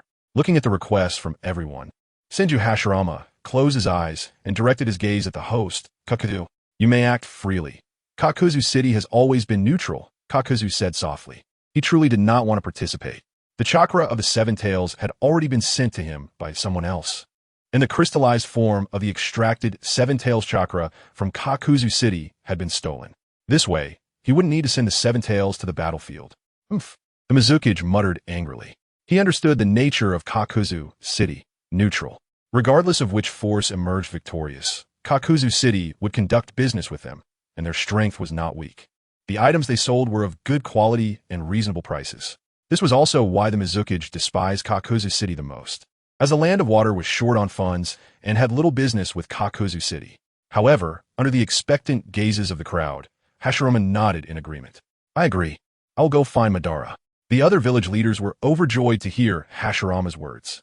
Senju Hashirama had previously defeated Uchiha, but now, with the combined forces of their 4 villages and the tailed beasts, there was no reason they couldn't defeat him. Once they overcame Uchiha Madara, they could take revenge for their former daimyo and ascend to the throne, solidifying their power. How could everyone not be pleased? Thus, they all offered their compliments. And feeling the overwhelming might of Uchiha Madara, the first Tsuchikage's guard, Mu, was also stirred. That secret technique has been completed. It's time for Uchiha Madara to witness his power. He would take revenge for his former self. After returning, Senju Hashirama donned his battle armor, the armor from the Warring States period. Father, Hashirama, Grandpa, hearing the concerned voices of his child, granddaughter, and wife, Hashirama's gaze became resolute. Before leaving, he said to Uzumaki Mido, "This is the last time. Wait for my return." After speaking, he left the village without hesitation, heading toward Uchiha Madara's location. The people from the other villages were also gathering. As soon as Senju Hashirama moved out, he was spotted by White Zetsu, who was simultaneously detected by Black Zetsu lurking in the shadows. They're coming. Soon these people will deliver the tailed beast to you. Hurry up and cast infinite Tsukuyami. As Senju Hashirama arrived outside the vast forest, Uchiha Madara sensed his presence, as well as that of the ninjas outside. It really is, as you said, those guys have brought the tailed beast from the village, but there seems to be no movement from Kakuzu City. Uchiha Madara casually remarked about the situation outside. Kakuzu City has no desire to compete for supremacy in the ninja world, so naturally, they wouldn't bring the tailed beasts outside. Black Zetsu explained to the main body. However, according to the plan, your battle with Senju Hashirama might not be so simple. Be careful. That goes without saying. He is Senju Hashirama, after all. Uchiha Madara felt a surge of excitement. How long has he been looking forward to battling his dear friend? Although this battle does not involve life and death, the clash between these two friends had already become a form of communication between them. Reflecting on a series of battles from youth to adulthood, Uchiha Madara's spirit was invigorated, and then he vanished in an instant before Black Zetsu. After Uchiha Madara left, the Ninetales emerged from the shadows and looked at Black Zetsu, saying, "I seem to have heard you say before that you come from the future, right?" Black Zetsu turned to look at the Ninetales. He indeed told Uchiha Madara this, but he had never mentioned it to the Ninetales. How did it know? Seeing Black Zetsu's confusion, the Ninetales smirked, saying, "The moment Uchiha Madara resonated with me, I understood what he was thinking. Do you think those secret techniques come from nowhere?" The proud fox never explains. But at this moment, in order to learn about the future, it briefly described. After hearing its words, Black Zetsu nodded, understanding. "So, what do you want to know from me?" "Of course. It's about the Ninetales chakra mode and the Ninetales Jinchuriki you mentioned." He knew about the Jinchuriki. The 9-tailed beasts were birthed from the sage of 6 paths, dividing the chakra of the 10 tails into 9 parts. This means that the elderly sage of 6 paths was actually the Jinchuriki of the 9-tailed beasts combined. But that was the old man. This group of humans, even Uchiha Madara, could not possibly gain his recognition. Thinking of the Ninetales as a reluctant ally, Black Zetsu took a moment to summarize and inform it of all the future intelligence regarding the Ninetales. After hearing this, the Ninetales was somewhat surprised. "So in the future, I have already become 2 Jinchuriki. How fascinating. I actually recognized a little brat from the future. How disgusting. I do not acknowledge such a future." The Ninetales immediately rejected the actions it would take in the future, believing that such actions would tarnish the name of the strongest tailed beast. Watching the Ninetales vehemently argue back, Black Zetsu simply replied, "If you're happy, that's good. In the future, if you encounter someone with the surname Uzumaki, just beat them up." The Ninetales thought this way. The show is about to begin. Prepare to watch. Thud. With a dull sound, Uchiha Madara landed, glaring with his Sharingan. He had changed into the battle armor from his earlier Warring States period and was carrying the Uchiha fan on his back. This was a display of the power of creation. Sensing the familiar aura, Senju Hashirama, who had been waiting for a long time, opened his eyes, and a face paint of sage art appeared on his face. The intelligence appearing in the black market indicated that Uchiha Madara had obtained the Renegan. He felt no sense of luck. After all, that was the eye of the sage of 6 paths from myth and legend. Madara's strength now was likely much greater than before, so he directly entered sage mode while waiting for Uchiha Madara. Unlike the rushed gathering of sage chakra in the original work's Valley of the End, he was now filled with sage chakra and had never felt so powerful. while his mood was also exceptionally calm. Hashirama. As soon as Uchiha Madara arrived, he shouted loudly. Senju Hashirama looked at him in his battle attire, carrying the Uchiha fan. And the two seemed to have returned to the standoff from many years ago, both smiling faintly. Madara, I'm here, Hashirama shouted back. The two fated rivals stood opposed to each other at this moment. An astonishing aura clashed between them. It's been a long time since I've seen you use sage techniques, Uchiha Madara said. I wonder if it will satisfy me? Of course. Senju Hashirama swiftly clasped his hands together and said, Sage art would release. Birth of the World Tree. Amid the incredulous gazes of numerous watching ninjas, the vast area instantly transformed into a rolling landscape, violently shaking. The cracked ground and spiderweb-like fissures spread out wildly, opening up deep chasms. In the next moment, countless tender green shoots burst forth from the ground, nourished by sage chakra, as the branches that broke through the earth grew at a visible speed. In the blink of an eye, they grew into enormous ancient trees that required several people to encircle, their branches twisting and spreading out in all directions. A world of trees instantly replaced the original valley. Chapter 49. The mere Uchiha Bido to avoid being affected by the technique. The surrounding ninjas retreated until they were 10 kilometers away, and only then did the entire tree world stop spreading. Is this the power of the god of ninjas? With such power, how could a mere Uchiha Bido not be suppressed with a snap of the fingers? Uchiha Bido crossed his arms and watched the tree world descend, a smile appearing at the corner of his mouth. This is how it is, Hashirama. Let me show you my training during this time. After saying that, the surrounding ninjas could only see the blurred afterimages of a Bido's fingers flying and the final formation of the tiger seal. Fire release, great fire destruction. Flames erupted from a Bido's mouth, surging forward like a turbulent wave, directly crushing the space ahead for hundreds of meters, devouring the forest and turning it into a sea of fire. This technique was truly extraordinary. However, for Hashirama, who was within the tree world, it was nothing more than an appetizer before the brothers fought. Using a secretary flying in the air, the ninja watched this scene with trepidation. It was terrifying to easily unleash such a powerful fire release. Perhaps even human assistance could not achieve this level. Looking at the rolling heat waves rising from the center of the tree sea, the elite ninjas from the 5 great ninja villages couldn't help but show a look of horror, internally acknowledging Uchiha Bido as the strongest in fire release. Fire can overcome wood. This is a property of nature. However, although Uchiha Bido's fire release was strong, it was quickly quelled under the continuous strangulation of the tree sea, leaving only a deep, bottomless black pit on the ground. Having finished testing, the raging battle fire burned in Hashirama Senju's chest. Years of handling affairs in Konoha had not caused him to neglect his training. Gathering chakra, he brought his hands together. Wood release, wood dragon technique. Wood release, wooden human technique. Instantly, a giant wooden figure over 100 meters tall, resembling a towering pillar, stepped out from the tree sea. Following that, a long wooden dragon, several hundred meters long with sharp spikes, coiled around the wooden figure. Hashirama stood proudly atop the wooden figure and shouted at Uchiha Bido, Abito! Seeing this, Uchiha Abito laughed heartily, blue chakra flowing from his eye sockets, transforming into a Tengu warrior, its massive form indistinguishable from the wooden figure. This enormous size made the elite ninjas watching the battle feel a chill in their hearts. Is this truly the extent a ninja can reach? A ninja from Awagakure looked at his palm, thinking that even dust release would be helpless against such a 100-meter monster, even if it could eliminate all things. Facing something like this felt like being stung by a mosquito, with no real damage. But then he realized that he didn't need to eliminate such a large wooden figure or warrior. He only needed to eliminate the caster. Moreover, looking at the chakra-filled crystal in his hand, a 7-tailed chakra crystal, which could grant him the chakra of the 7 taels for a short time. He recalled that it was a gift from the person who came from Kaigakure. With this, he needed to seize another opportunity. The towering wooden figure and Susano'o began the most primitive of human movements. Hand-to-hand combat. Crack, crack, the battle between them shook the heavens and the earth. Yet, it was not easy to break through defenses. Compared to the warm-up battle before, this fight was merely at this level, unable to break through defenses and turning into a battle of chakra consumption. However, on one side was the Senju Hashirama, continuously supported by sage chakra, while on the other was Uchiha Abito, whose chakra, bolstered by the Renegan, was superior to that of Hashirama. The two fought, and it would take at least several days and nights to exhaust their chakra.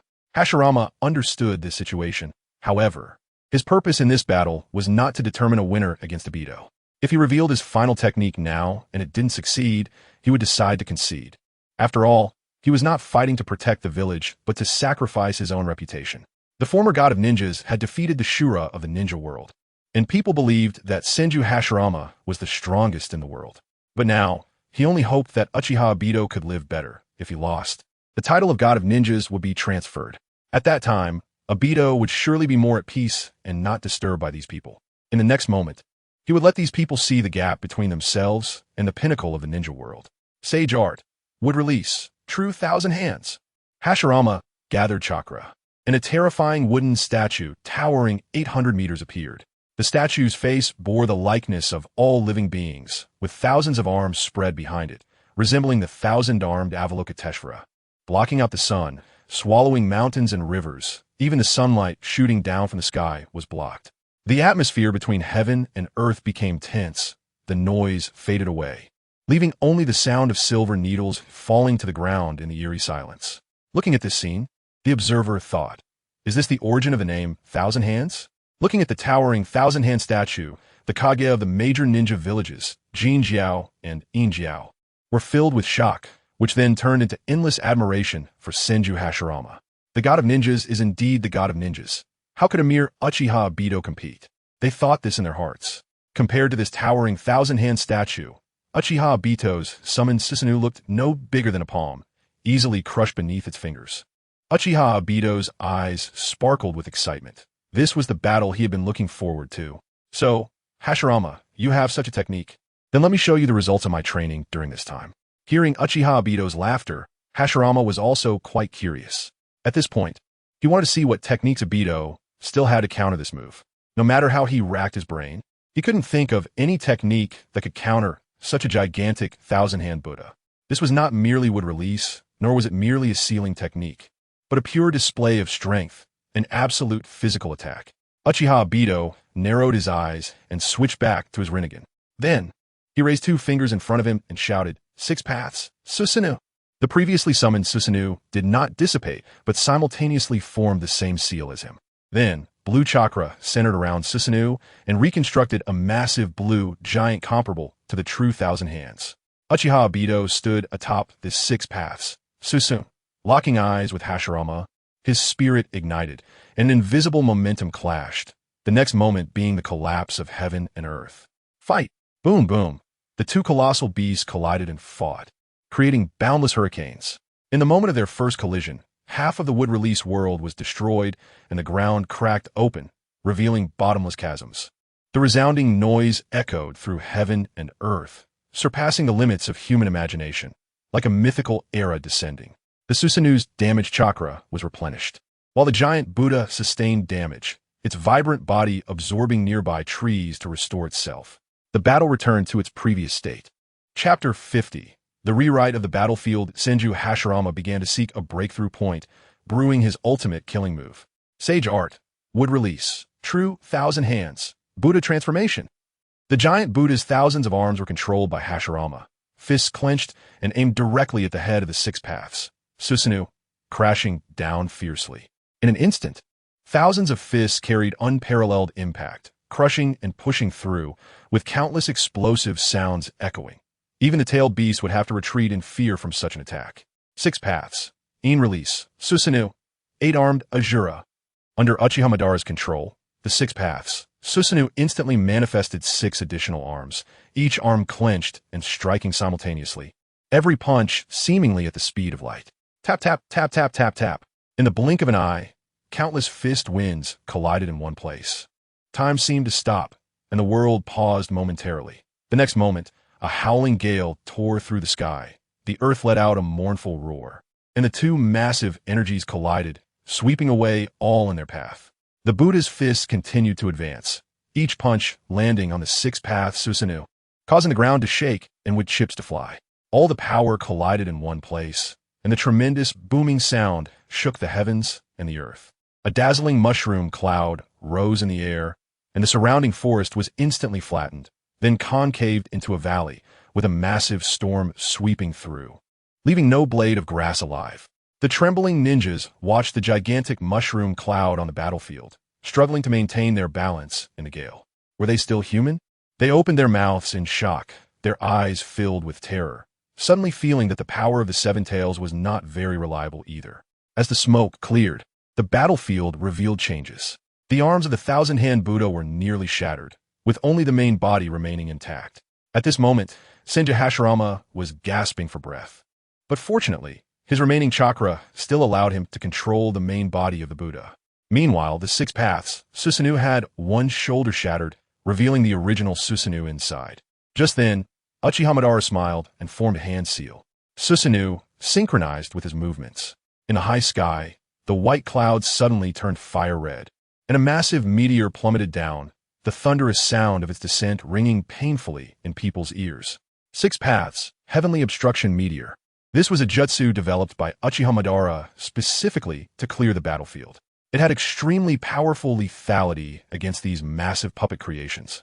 But Wu Shuang felt that this technique was more adept at destroying the scene than at inflicting damage. The impact carried by the meteor was terrifying. Even a thousand-hand Buddha would find it hard to evade. Hashirama focused his energy, and two arms of the same size as his body shot out from the Buddha, raising up to brace against the falling meteor like pillars supporting the heavens. The impact of the falling meteor was incredibly fierce, and the Buddha's arms continued to shatter, forcing Hashirama to keep channeling chakra to repair the damaged areas and stabilize his position. As the meteor fell, everyone present except him was bound to die under this move, including the observing ninjas. He came to spar with Madara, not to kill. If these people died, their village's descendants would hate Madara. This was not Hashirama's intention. He simply wanted to lose to Madara honestly and never disturb his peaceful life again. Seeing this scene, even Wu Shuang, who was watching from a distance, couldn't help but comment. I thought Madara had gone mad. If this move lands, both of them won't survive, while I, watching the show, would have to meet the sage of six paths. Hearing this, the Ninetales glanced at him. At this moment, its tails were thrashing wildly, restless and anxious, not because it sensed any danger, but because watching this mythic battle made it unable to speak, stirring its pride as the strongest tailed beast. Thus it felt agitated.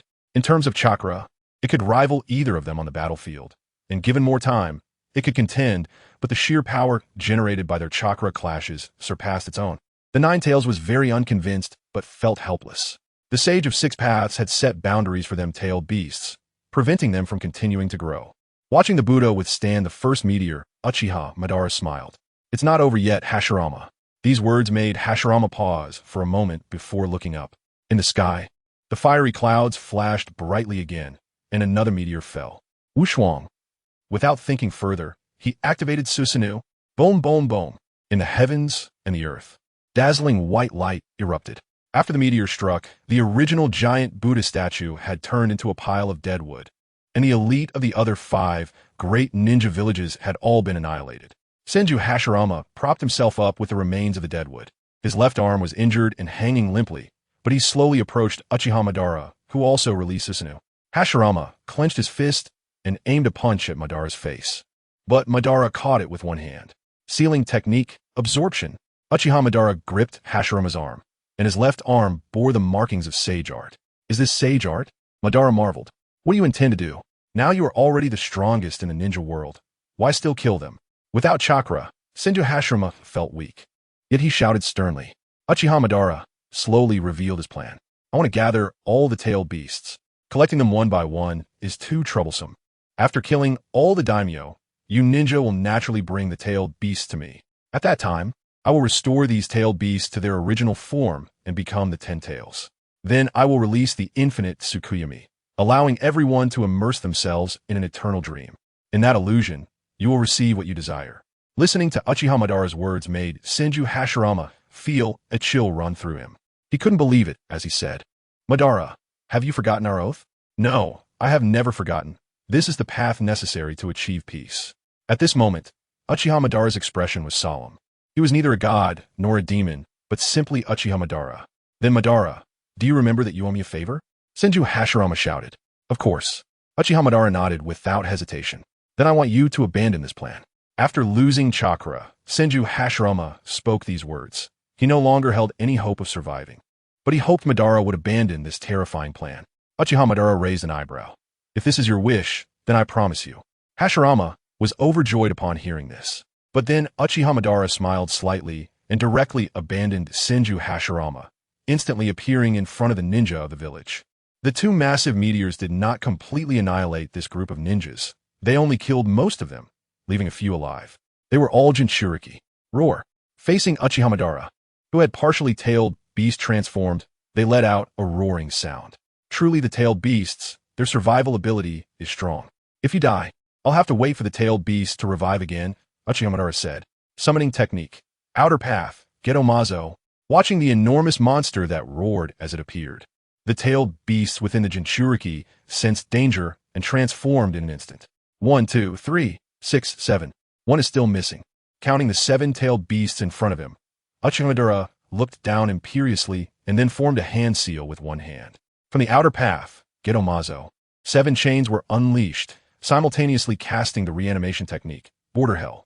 Chapter 51. 6 paths of Beto in the blink of an eye, the 7-tailed beasts, transformed into their beast forms, were struck down by invisible attacks, chains wrapping around their necks and dragging them towards the outer path golem.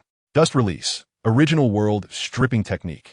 A massive cylindrical, transparent light beam suddenly shot out. Just as it was about to reach Uchiha Beto, he nonchalantly opened his left hand without looking back and directly used a sealing technique to absorb it.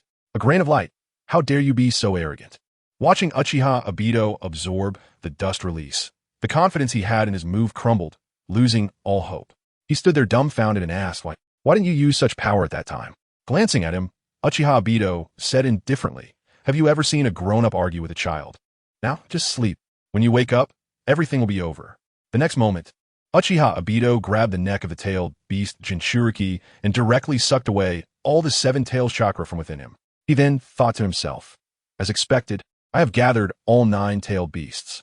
The 9 tailed beasts were absorbed in order of their tails, and when he reached the 7 tails, Uchiha Obito infused the chakra he absorbed from the 7 tails into the outer path golem. When it came to the 9 tails, he did not throw it into the mix, but instead stuffed the 2, Kingon and Jingon, into the mouth of the outer path golem. Although the chakra of 2 tailed beasts was not recovered, the outer path golem, now infused with the chakra of the 7 tails and 9 tails, began to awaken. Roar. A single tree appeared, the sound of its roar echoed, and as the dust cleared, a massive tail shot out, waving through the heavens and earth to showcase its ferocity. Senju Hashirama watched this scene in a daze, his heart like ashes, as the Jinchuriki from whom the tailed beasts were extracted gradually lost their life force. Uchiha Obito looked at the scene and, according to plan, it was time for his final step. He whispered, forming hand seals. 6 paths, 10 tails coffin seal. In the next moment, the massive body of the 10 tails twisted and transformed into a surge of chakra that rushed into Uchiha Obito's body. Once all the chakra was infused into Obito, it coalesced into a single entity. The 10 tails Jinchuriki was officially born. At this moment, Obito's black hair suddenly turned silver, and his armor transformed into an ancient 6 paths robe, with the black tomo on the robe changing into 9. A staff also appeared in his hand. 6 paths Obito had descended. Following his instincts, Uchiha Obito performed the summoning technique, directly calling forth the god tree behind him, while waiting for the god tree to grow. As Uchiha Obito finally began to cast infinite Tsukuyomi, the hidden black Zetsu chuckled sinisterly, even forgetting the approaching Senju Hashirama and his team. He didn't care why Uchiha Obito hadn't stuffed the 9 tails into the outer path golem. He only knew that the plan he had anticipated was about to be completed, not in vain for his efforts to steal the 7 tails chakra crystal from within the city of Kinkaku. The 7 tails chakra crystal in his hand was precisely what Black Zetsu had given him. With his breath nearly fading, Senju Hashirama stared at Wang Chuan. Obito's assistant? That's right. It's me. Now grip my hand tightly. Instinctively, Senju Hashirama followed Wang Chuan's words. In an instant, the 9 tails chakra flowed into Senju Hashirama's body through Wang Chuan. And with just a bit of chakra, Hashirama instantly recovered, while also realizing Wang Chuan and Obito's plan. However, his face was buried in the ground. If he got up now, the hidden hand would notice, so he did not rise. But he could not hide the tears on his face. It turned out Obito did all this for the shinobi world, and he had misunderstood him earlier. Wang Chuan, the god tree has already grown, and the shinobi world hasn't reacted at all. Meanwhile, Uchiha Obito's forehead stirred, then a crack appeared, opening like an eye to reveal a Rinne Sharingan. 9-Tomo Rinne Sharingan. In the history of Hokage, there's only been one 9-Tomo Rinne Sharingan. Whether it was with Uchiha Obito or Otsutsuki Kagaya, they possessed the same one. Now, the time for infinite Tsukuyomi has come. Kinkaku naturally knew this plan had significant flaws. If Black Zetsu's control ability exceeded their imagination and successfully controlled Uchiha Obito to resurrect Otsutsuki Kagaya, everything would be over. Therefore, Senju Hashirama and he were the only guarantees, ensuring that if the plan failed, they would begin summoning the Sage of Six Paths. To this end, he had specially prepared a crystal of Indra's power to give to Senju Hashirama later. Infinite Tsukuyomi. Facing the red moon in the sky, Uchiha Obito activated Infinite Tsukuyomi. The originally dark sky suddenly turned as bright as day, the light spreading throughout the world and shining on everyone through walls. Nothing could block the light of Infinite Tsukuyomi. Everyone froze in place, motionless with wide-open eyes, showing the ripple pattern of the Renegan. Kinkaku in the city grinned at this scene. Resisting such a technique would likely require extraordinary abilities, but fortunately, he knew that Infinite Tsukuyomi was not a continuous attack. As long as one evaded the light's brilliance for those few seconds, they wouldn't fall into the illusion of Infinite Tsukuyomi. So what to do?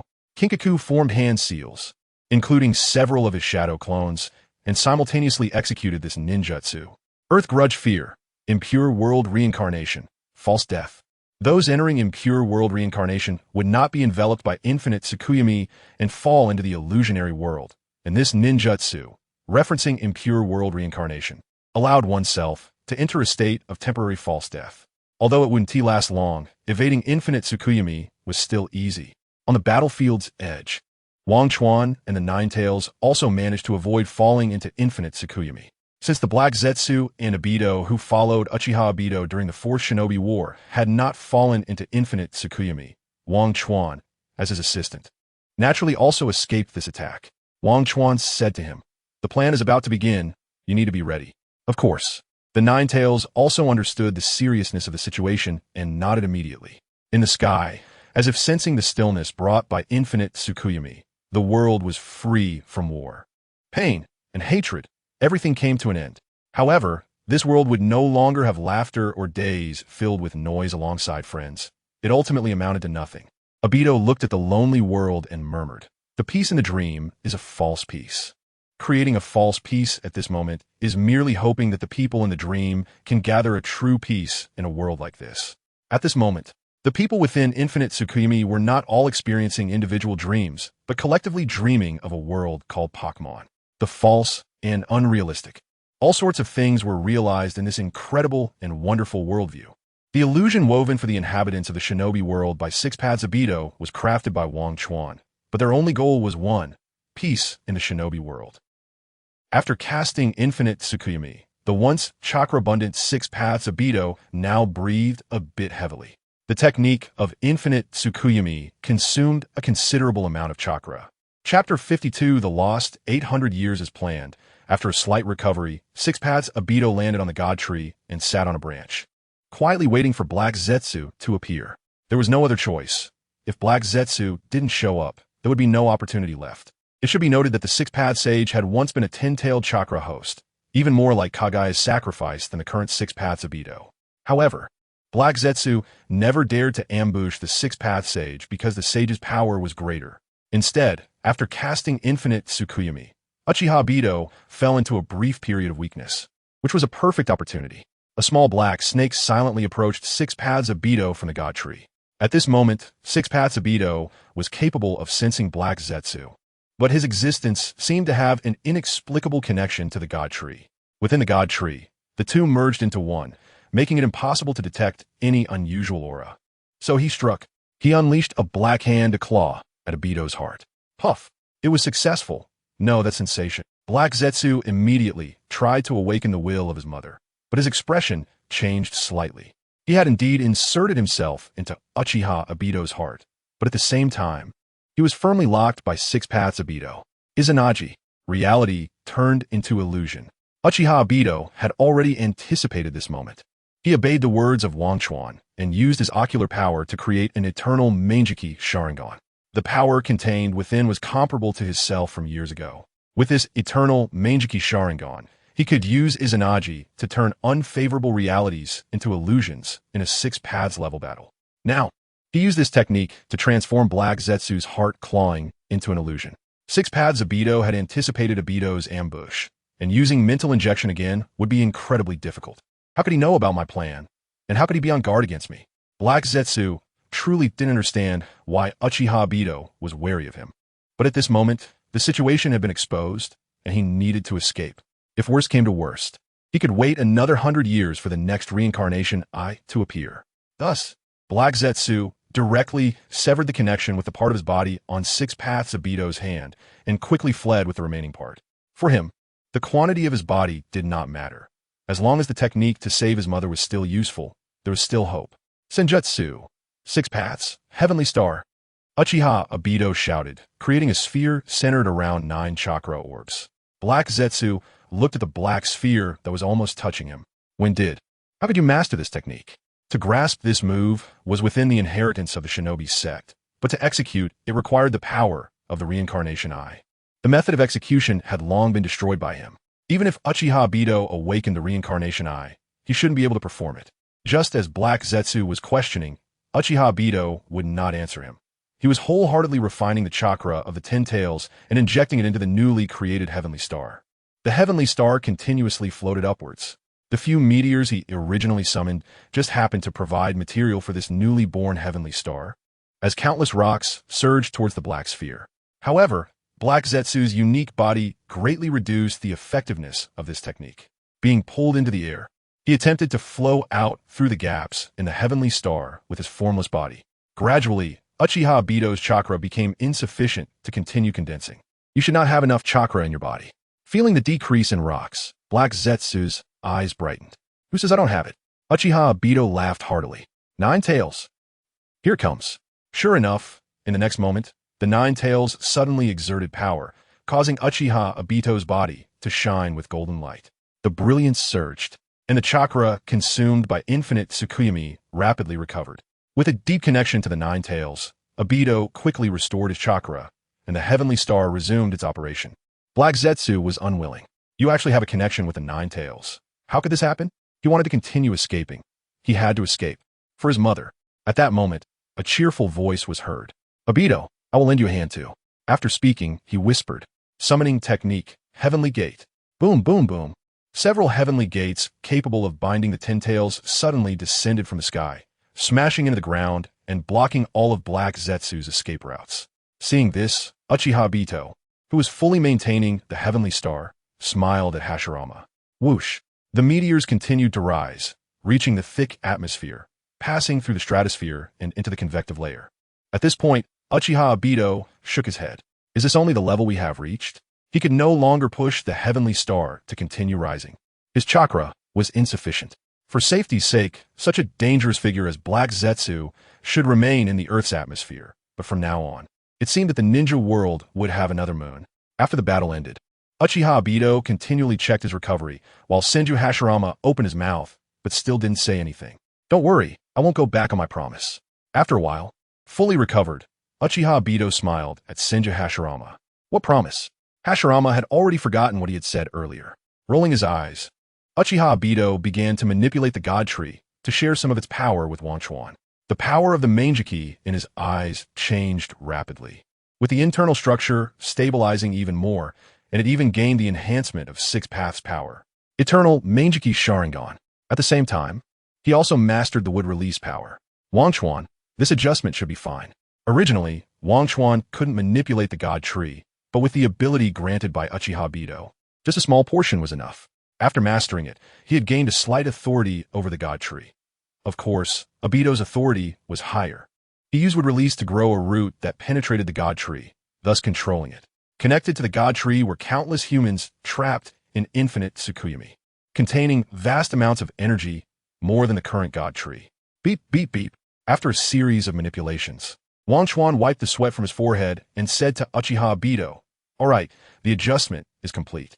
From today onwards, people will no longer have excessive thoughts about the 5 major hidden villages inheriting the great names. They will unconsciously forget about the great names. Maybe decades later, people will still discuss the era of the great names that lost 800 years and so on. Listening to Wang Chuan speak incomprehensible words, Uchiha Obito merely nodded. It's science. It's normal not to understand. Moreover, the seeds of peace have already been sown. For an ordinary world to achieve world peace, education should come first, followed by the simultaneous implementation of industrial methods, and then dynamic peace can be born. In the ninja world, however, it wasn't that complicated. In terms of industry, Uchiha Obito didn't have the ability to achieve it. This was something that could be accomplished by Kakuzu's level. The key was infinite Tsukuyomi. Although this technique could turn people into white Zetsu, its temporary use could indeed eliminate war and hatred, achieving peace. Whether it was the Otsutsuki Kagaya from 1,000 years ago, or Six Paths Obito casting this technique in the future Fourth Shinobi World War, both had created temporary peace. Chapter 53. Valley of the End. Now that this technique has been mastered, at least a decade or two of peace can be ensured for the ninja world. Coupled with the products from Akatsuki City, I believe that in the near future, the major ninja villages will transform into an era where technology and ninjutsu coexist. On the side, Senju Hashirama was getting a bit bored. After a moment, Madara spoke up. Now I will fulfill your wish. What? Senju Hashirama was taken aback. Summoning technique, impure world reincarnation. This is the DNA from the ninjas who previously died at his hands, using it as a medium to summon their souls from the Pure Land. The next moment, Madara used yin-yang release to create human bodies for them, identical to their original forms, and then shouted, "Rebirth of the Six Paths technique." A massive amount of chakra flowed out from Madara. The ninjas who died in this battle began to revive, waking up from the Pure Land, confused about the situation. Their memories mostly lingered on the massive meteor falling. Madara was well aware that those trapped in the Pure Land had their souls frozen, akin to being caught in infinite Tsukuyomi, devoid of pain and sorrow, as if they were in bliss. From then on, this place would be known as the Valley of the End, a forbidden area in the ninja world. Six Paths Madara said slowly. He didn't explain anything to them, just waved his hand, signaling them to leave. The others, aware of Madara's power and having seen the unfathomable chasms created by his use of Earth's materials to create a second moon, dared not disturb him and began to retreat. Infinity Tsukuyomi will be lifted soon. Hurry back and comfort everyone, Six Paths Madara slowly said to Hashirama. Madara. Senju Hashirama wanted to say something, but was stopped by Six Paths Madara. All right, the Hokage's duty is to soothe the ninja world. Go now. In the end, Senju Hashirama looked at Madara and extended his fist. Upon seeing this, Six Paths Madara smiled slightly and gently bumped fists with him. After saying his goodbyes, Senju Hashirama turned to leave just as the chaos caused by infinite Tsukuyomi needed them. The Kage, to calm everyone down. Infinity Tsukuyomi lifted. The seeds of peace have been sown. Those who were once trapped in infinite Tsukuyomi will continually recall the beautiful world from their dreams. A world where people coexist peacefully as depicted in the Pokemon worldview. What he needed to do was to undo all of this. After completing all this, Six Paths Madara sighed, feeling somewhat empty inside. Indeed, the chakra consumed by the rebirth of the Six Paths was immense, and his vitality had diminished considerably. However, as the Jinchuriki of the Ten Taels, his vitality was continuously replenished and would not age or die unless all of the Ten Taels chakra was extracted, at which point he would revert to his original state. Thinking of the agreement with the Ninetales, the next moment Six Paths Madara formed hand seals. Reverse, 10 tails coffin seal. 1 tail, 2 tails, 3 tails. The other 7-tailed beasts were expelled from Madara's body, followed by the Outer Path Golem. The moment the Outer Path Golem appeared, it expelled 2 streams of chakra, 1 red stream returning to the Ninetales, while the other part returned to Akatsuki City. Then, the Outer Path Golem and the God Tree merged into one, causing the God Tree to begin to grow, even blooming a chakra flower. This event in the ninja world was referred to as the Collective Dream Incident.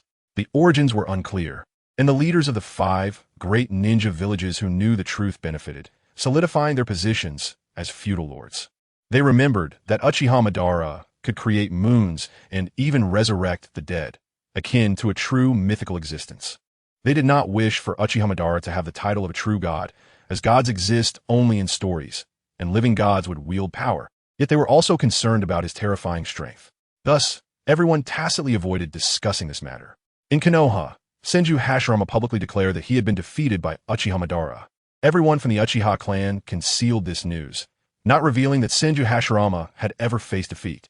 However, all the major ninja villages uniformly dubbed Uchiha Madara's secluded location as the Valley of the End and designated it as a forbidden area in the ninja world. Rumors spread that Uchiha Madara and Senju Hashirama had fought a battle to a standstill, and many ninja villages believed they were extraordinary talents, awed by their prowess and retreating in droves, with the assassination of the feudal lord being pure fiction. The people of the ninja world responded. Who is the feudal lord? The Valley of the End, although called the Valley of the End, due to the creation of a small moon from earth materials. This resulted in all areas except for the vast land where the River of Oblivion was located sinking down. Rivers, after being washed by rain, transformed within days into an inland lake, and the Valley of the End had become an island in every sense. But everything had passed, and after extracting the outer path golem and the seven-tailed beasts, Uchiha Madara lay there alone, feeling extremely weak, much like the former sage of six paths. At this moment, even a student from a ninja school wielding shuriken could take his life. Thus, Wankawa quickly carried Uchiha Madara back to the house, and the daily food was replaced with chakra-rich Ashura crystals. Standing in front of Uchiha Madara's bed, Wankawa said, "At your current recovery rate, you should be able to get out of bed and walk in about a month, and fully recover in 2 months." Lying weakly on the bed, Uchiha Madara could only blink at this moment. He blinked twice to express his gratitude to Wankawa. Then, Uchiha Madara reported on the events that had occurred in the ninja world during this time.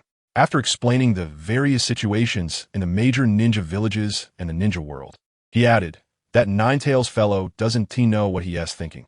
He has left yet and says he wants to cooperate with me on research." Remembering this, Wankawa felt speechless.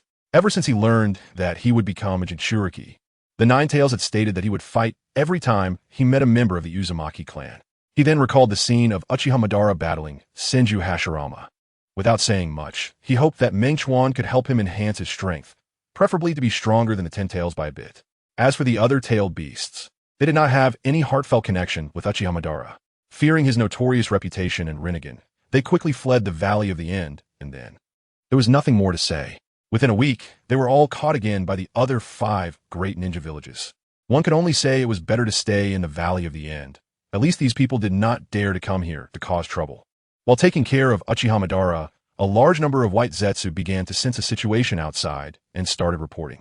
One white Zetsu emerged from the ground, stating, "A person with closed eyes has come outside. Their chakra is very large and says they want to meet Lord Madara." Wankawa was puzzled, but thought that a person who could find the Valley of the End with their eyes closed must be a formidable ninja. If they could find their way without using their eyes, they were clearly a sensory-type ninja. Arriving at the outskirts of the Valley of the End, he saw that the visitor was simply dressed, and he frowned slightly. "Who are you?" To prevent others from drawing Madara away, he instructed White Zetsu to stay firmly by Madara's side. Chapter 54. Moon People Shurchin Otsutsuki Shurchin turned his face toward Wanchuan, observing him through his Byakugan and sensing the extraordinary chakra within him. Realizing that he was a messenger of Uchiha Madara, he pointed to the sky and said, "I come from the moon." A descendant of Otsutsuki Yumura and the brother of the sage of six paths. Wanchuan was taken aback. So he was a moon person? No wonder he had no eyes. But he then asked, as a descendant of Otsutsuki Yumura, "What brings you to the Valley of the End? This place is now a forbidden ground for humans." He certainly knew why the moon people had come. Their clan had been protecting the ninja world created by the sage of six paths for generations, while also bearing the responsibility of guarding the outer path golem. Since the outer path golem had been taken by Uchiha Madara, it was clear that these people were looking for trouble. If Uchiha Madara were still in his prime, he could easily defeat them and even bring him to the moon to study those powerful Renegan eyes. But now, Madara was weak and lying in bed, and the strongest combat power on the island was actually the Ninetales. This is the situation. There's a divine tree at the center of the Valley of the End. The existence of this tree weakens the seal on the moon, leading to the emergence of Otsutsuki Kagaya, and I hope to cut down this tree. Cut down a tree? Wanchuan blinked. This matter was negotiable, but now the moon people wouldn't resort to violence due to their fear of power. However, once they learned that Uchiha Madara was weak, it would be hard to say, considering they had eliminated their own clan members to achieve their goals, leaving only a single descendant.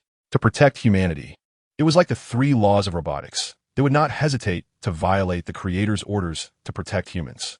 The idea that the growth of the divine tree would weaken the seal on Kagaya was understandable.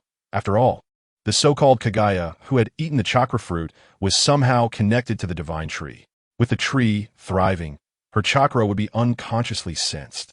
In the world of ninjas, as long as she sensed it, a connection could be established, and summoning her would not be a problem, just like the outer path golem.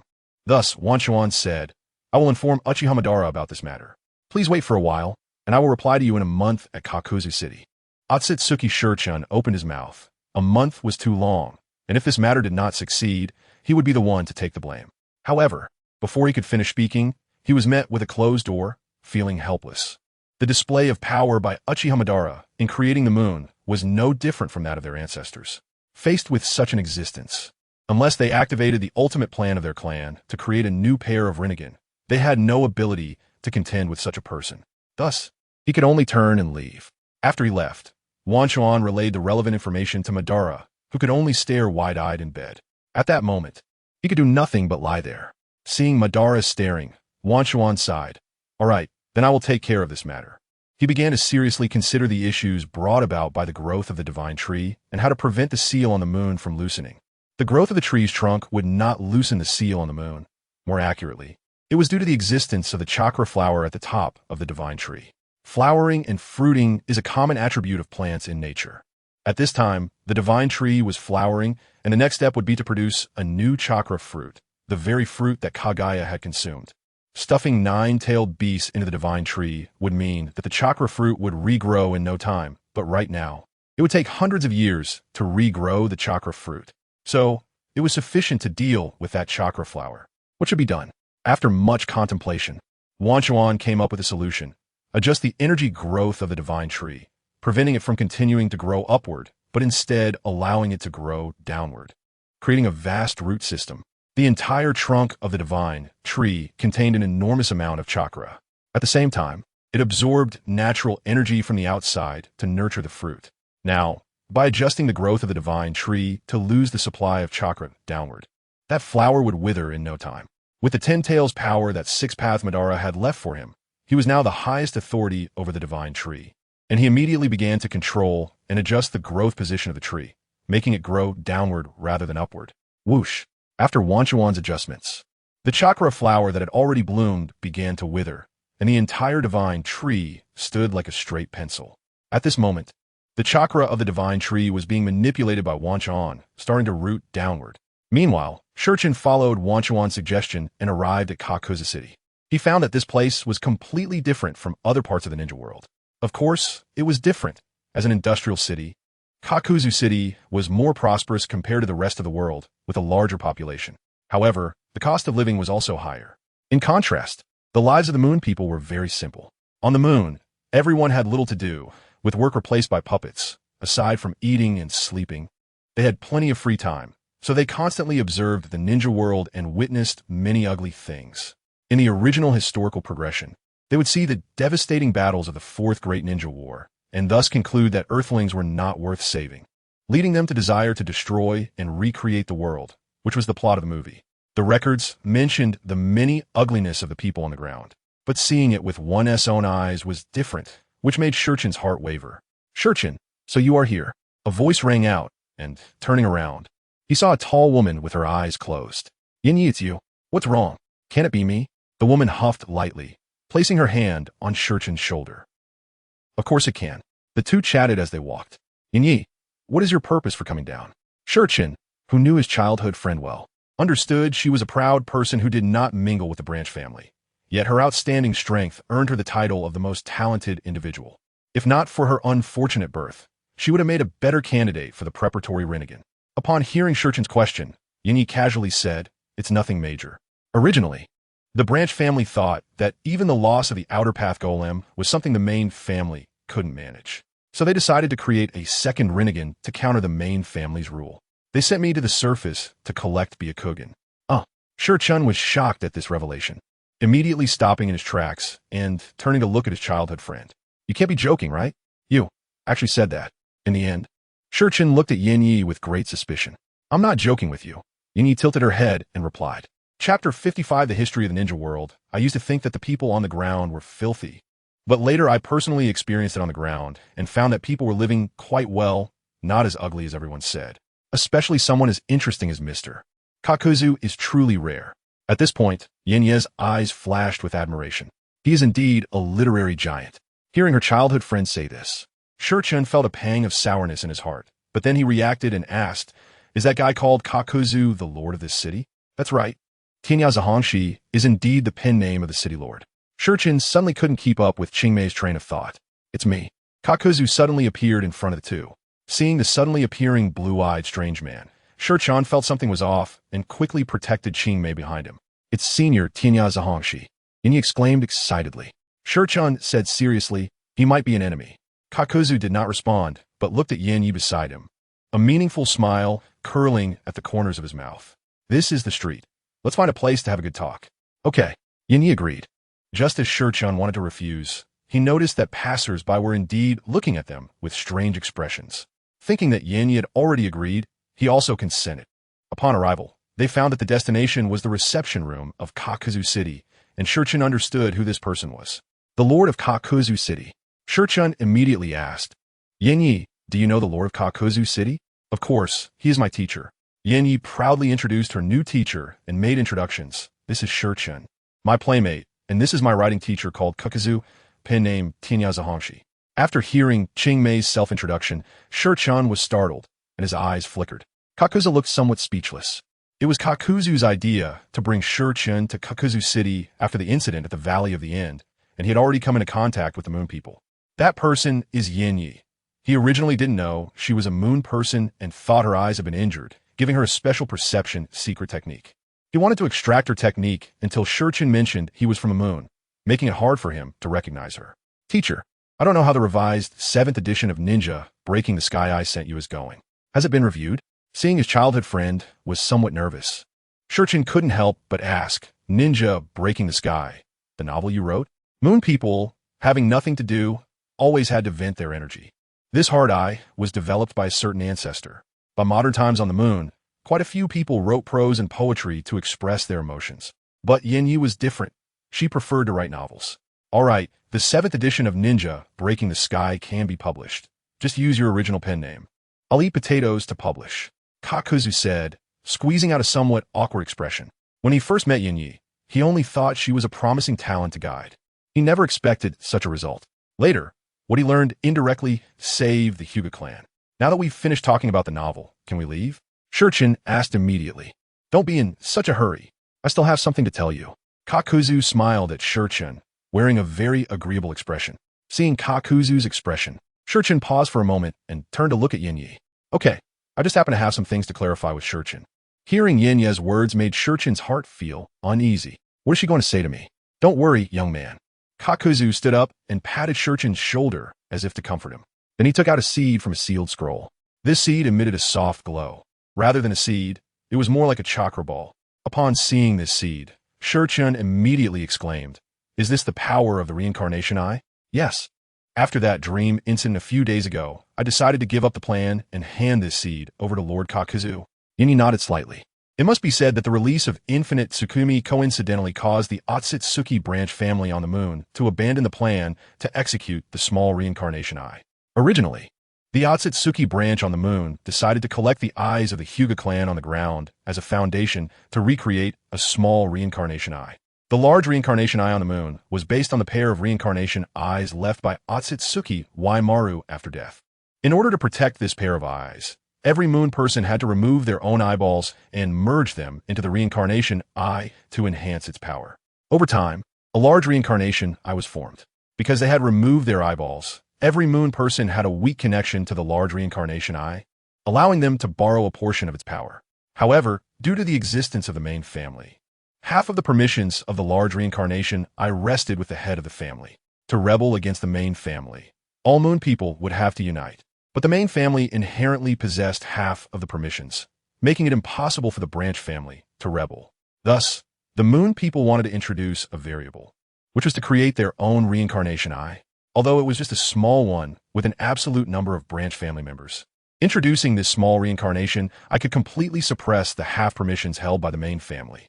From the lessons learned in later history, the gap in permissions between the main family and the branch family was not significant, resulting in both sides perishing together, leaving only a few seedlings. By the time of Naruto, only the last heir, Otsutsuki Shurin, remained. However, all of this had not yet happened because the seed of this small reincarnation had already been handed over to Kakuzu. Compared to the moon people who wouldn't appreciate it, the people on the ground preferred this straightforward writing style. Recognized by others, Yinyi felt that life on the ground was much better than on the moon. It seems what Yinyi said is true. You have abandoned the branch family's plan. Shurchin said calmly. What is your purpose? Kakuzu smiled and said, I want to understand what the moon people are like, so that future communications between the moon people and the ground can be facilitated. Just for this? Shurchin asked, somewhat puzzled. Of course. But didn't Yinyi already tell you about life on the moon? Shurchin voiced a suspicion that Kakuzu had ulterior motives. The main family's perspective is definitely different. All right. Thus, Shurchin described life on the moon, which was not much different from what Yinyi had described. Basically, it was using the power of the reincarnation eye to observe the earth, lamenting the chaos and various ugly behaviors of earthlings and recording them in books. This made Kakuzu's eyes light up, as it represented that the moon people were documenting the history of the ninja world and also recording the secret techniques of the ninja world. Chapter 56. The Coordinates of Earth. No wonder the technology of the moon people is so advanced. Although it is a unique system of ninja technology, it is indeed extraordinary, but gradually fell behind the ninja world during the Fourth War period, perhaps due to the decrease in their numbers. Their observation of the ninja world has also slowed down. I wonder if I can have a glimpse of this history. Kakuzu inquired. He wasn't trying to reveal this history. He was only concerned about those secret techniques. The teacher is concerned about those secret techniques, right? Yinyi beside him said casually, waking up Shurchin, who then understood Kakuzu's thoughts. Haha, Yinyi is right. Kakuzu City itself is a city focused on researching various technologies, Kakuzu said with a smile, not annoyed by the interruption. If you are willing, I am willing to purchase these secret techniques for 1 billion ryo. 1 billion ryo. Shurchin fell silent upon hearing Kakuzu's offer. Although he is a descendant of the Otsutsuki clan, the actual difference between him and the branch family lies only in the control over the Renegan, with no other differences. After all, the moon puppets are present, so people do not need to work. While searching for the Outer Path God statue, he spent quite some time and money on Earth, naturally understanding the value of money. If he wants to return to the moon in the future, this money would be of no use, but seeing Yinyi's attitude, it seems he will have to stay in Kakuzu City for a long time. He hesitated for a second and then nodded. I agree to your offer, but I still need my father's approval, he added timely. Upon hearing this, Kakuzu secretly laughed. The reason he chose today to have Yinyi and Shurchin come together and discuss this matter in front of her was precisely for this purpose. Afterward, Shurchin made an excuse to return to the moon to report and returned with Yinyi through a special passage. Kakuzu followed them to the entrance of this passage, watching as they were instantly transported to the moon through the white vortex. The power of this passage is undoubtedly maintained by the strength of the Renegan. Kakuzu felt a bit regretful. The treasures of the moon people are not limited to this. There are two other coveted technologies. The first is the wireless puppet technology, which can produce a large number of puppets and is very useful, and the second is the Renegan chakra mode. However, his previous request was not excessive, and their relationship is quite good, so he would have the opportunity to go to the moon to obtain these secret techniques in the future. Therefore, Kakuzu simply took a look at the records of the moon people's visits and did not further study them. On the other hand, he also needed to research other precious items and couldn't spare the time. The cells of the Sage of Six Paths, the cells of the 10 taels, the cells of the God Tree. These were all flowing out from the Valley of the End. With these, the Scientific Research Center in Kakuzu City began to operate at full speed again. When the influence of the chakra flower dissipated, the moon people did not come again, and after another month, Otsutsuki Shurchin brought people to express gratitude to Madara. However, all of this was intercepted by Wang Chuan. Thank you very much, Mr. Uchiha Madara, for your efforts. Since that chakra flower dissipated, the seal of Otsutsuki Kagaya has stabilized significantly. Wang Chuan naturally smiled and nodded, but his gaze glanced at the elegant Shurchin and the woman behind her. Noticing Wang Chuan's gaze, Otsutsuki Shurchin quickly introduced, "This is Yinyi for the branch family." In addition to expressing gratitude, there is another matter I would like to inquire about Mr. Uchiha Madara. If there is anything important, just ask me directly, Uchiha Madara said, not wanting outsiders to disturb him. Wang Chuan, with a smile on his face, said, if it is about the matter of the Earth coordinates, it can be asked of you. During the time when Uchiha Madara initiated the God of Destruction, a signal was simultaneously captured from the moon. Although the moon intercepted this set of signals, the content of the signal was the coordinates of Earth, so we came to inquire whether these coordinates were sent by Mr. Uchiha Madara, sending Earth coordinates? Without thinking much, Wang Chuan could deduce with his heel that the sending of Earth coordinates must have been done by aliens to notify the Otsutsuki clan. This is definitely not Madara's doing. Even Black Zetsu would be suspicious of doing this. Its purpose is to rescue its mother, not to attract the Otsutsuki clan. Otherwise, it would have had plenty of opportunities to do so over the past 1,000 years.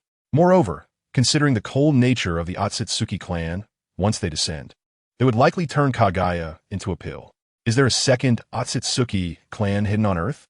If it really exists, it could completely come to the world. However, concerning the Otsutsuki clan, Wang Chuan couldn't help but think.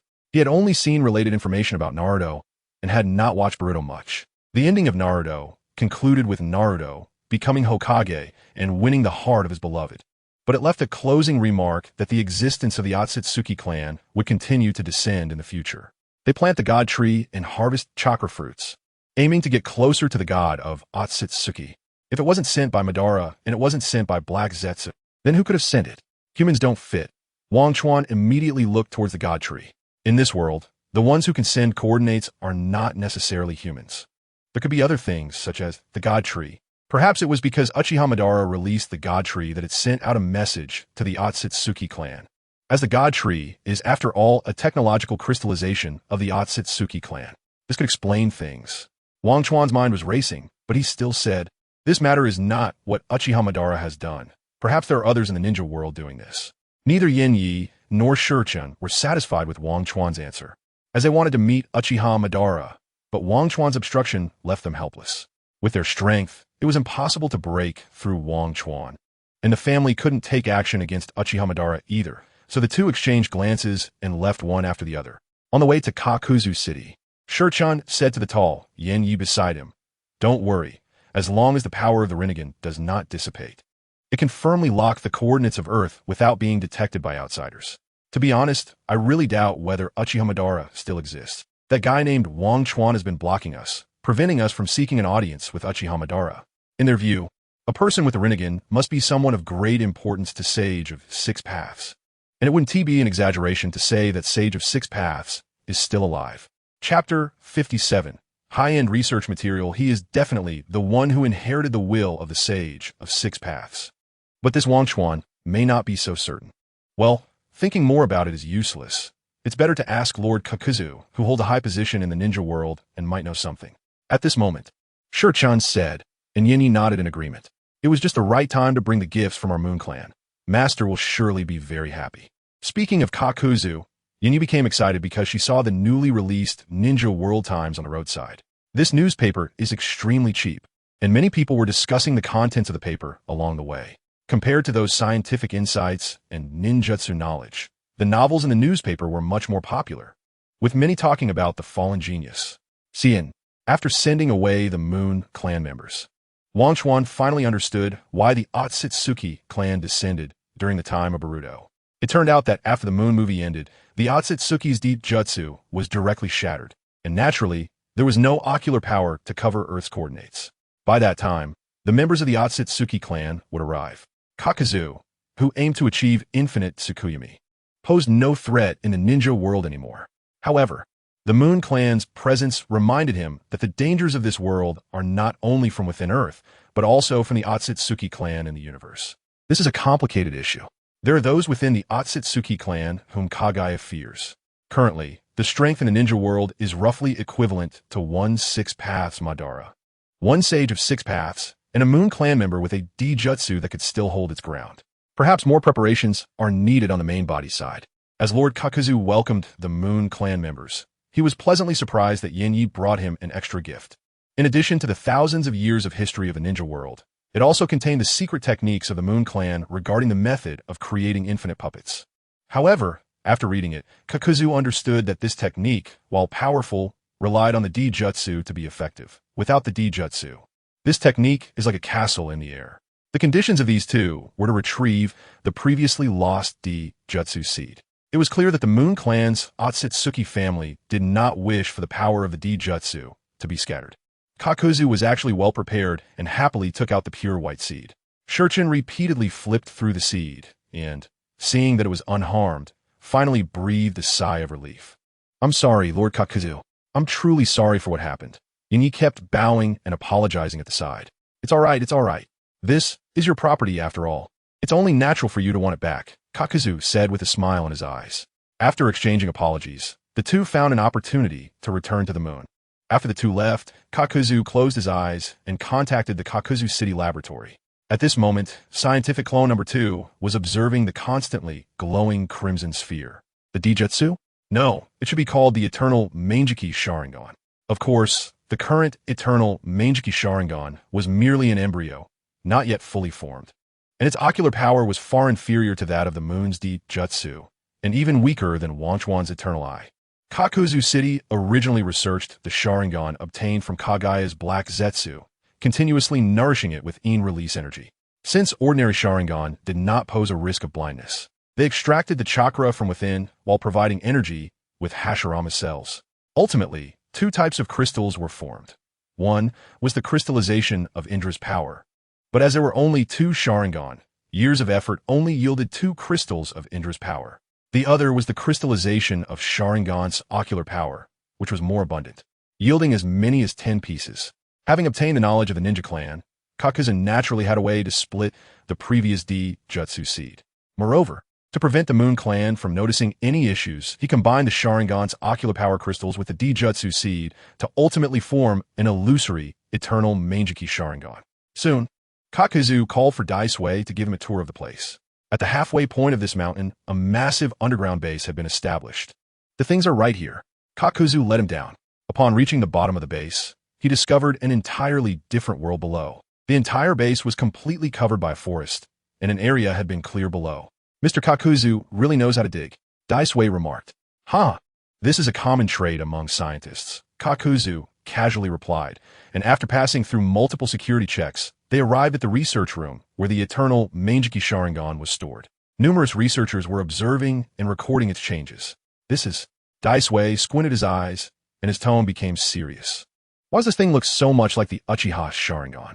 Shouldn't you give me an explanation, Mr. Kakuzu? Kakuzu smiled, unfazed by Daisui's tone. Do you remember the person who attacked you? You mean? Daisui instantly realized that it was Kakuzu who cleaned up the battlefield, which meant that the 2 Sharingan also fell into Kakuzu's hands. Isn't it enough for you to just study me? Daisui said somewhat helplessly. That's only natural. Kakuzu's research on bloodlines is well known. You should have realized that when you were using the eye drops, Kakuzu replied. All right. After an initial fit of anger, Daisui quickly calmed down. After all, life in Kakuzu City was stable and peaceful, even after learning that his family's bloodline had been stolen by outsiders. He only expressed routine anger and didn't genuinely seek trouble with Kakuzu. However, if this thing is a Sharingan, isn't it too large? After calming down, Daisui sensed the power of the Eternal Mangeki Sharingan and said, moreover, the ocular power contained within it is even stronger than mine. That's only to be expected. This thing is called the Eternal Mangeki Sharingan and possesses immense ocular power. As long as it isn't completely drained at once, it can continuously be replenished. And it can even grant others the power of Sharingan. What? Are you sure you're talking about granting and not transplanting? The concepts of these two are not the same. Hearing Daisui's doubts, Kakuzu laughed. Of course, this knowledge is still what I taught you. How could I confuse them? What I mean is granting the Sharingan to any non-Uchiha individual. Of course, if it's someone from the Uchiha clan, the energy required will be much less. Daisui was completely shocked. As a high-end research material, he knew that Kakuzu City's research was much deeper than that of outsiders and contained tremendous power, even having a thorough understanding of various bloodline limits. However, that kind of bloodline limit was fundamentally synthesized by ancestors through fortuitous encounters, and later generations could only study and make it a cultivable bloodline, which was exaggerated but not unacceptable. However, no one had ever seen someone able to grant others a bloodline limit through bloodline inheritance or organ forms. Chapter 58. The Eternal Mangeki Sharingan. Even the most thoroughly researched Hashirama cells within the city of Akatsuki rely on the transplantation of Hashirama cells themselves to activate, rather than bestowing others with the power of wood release.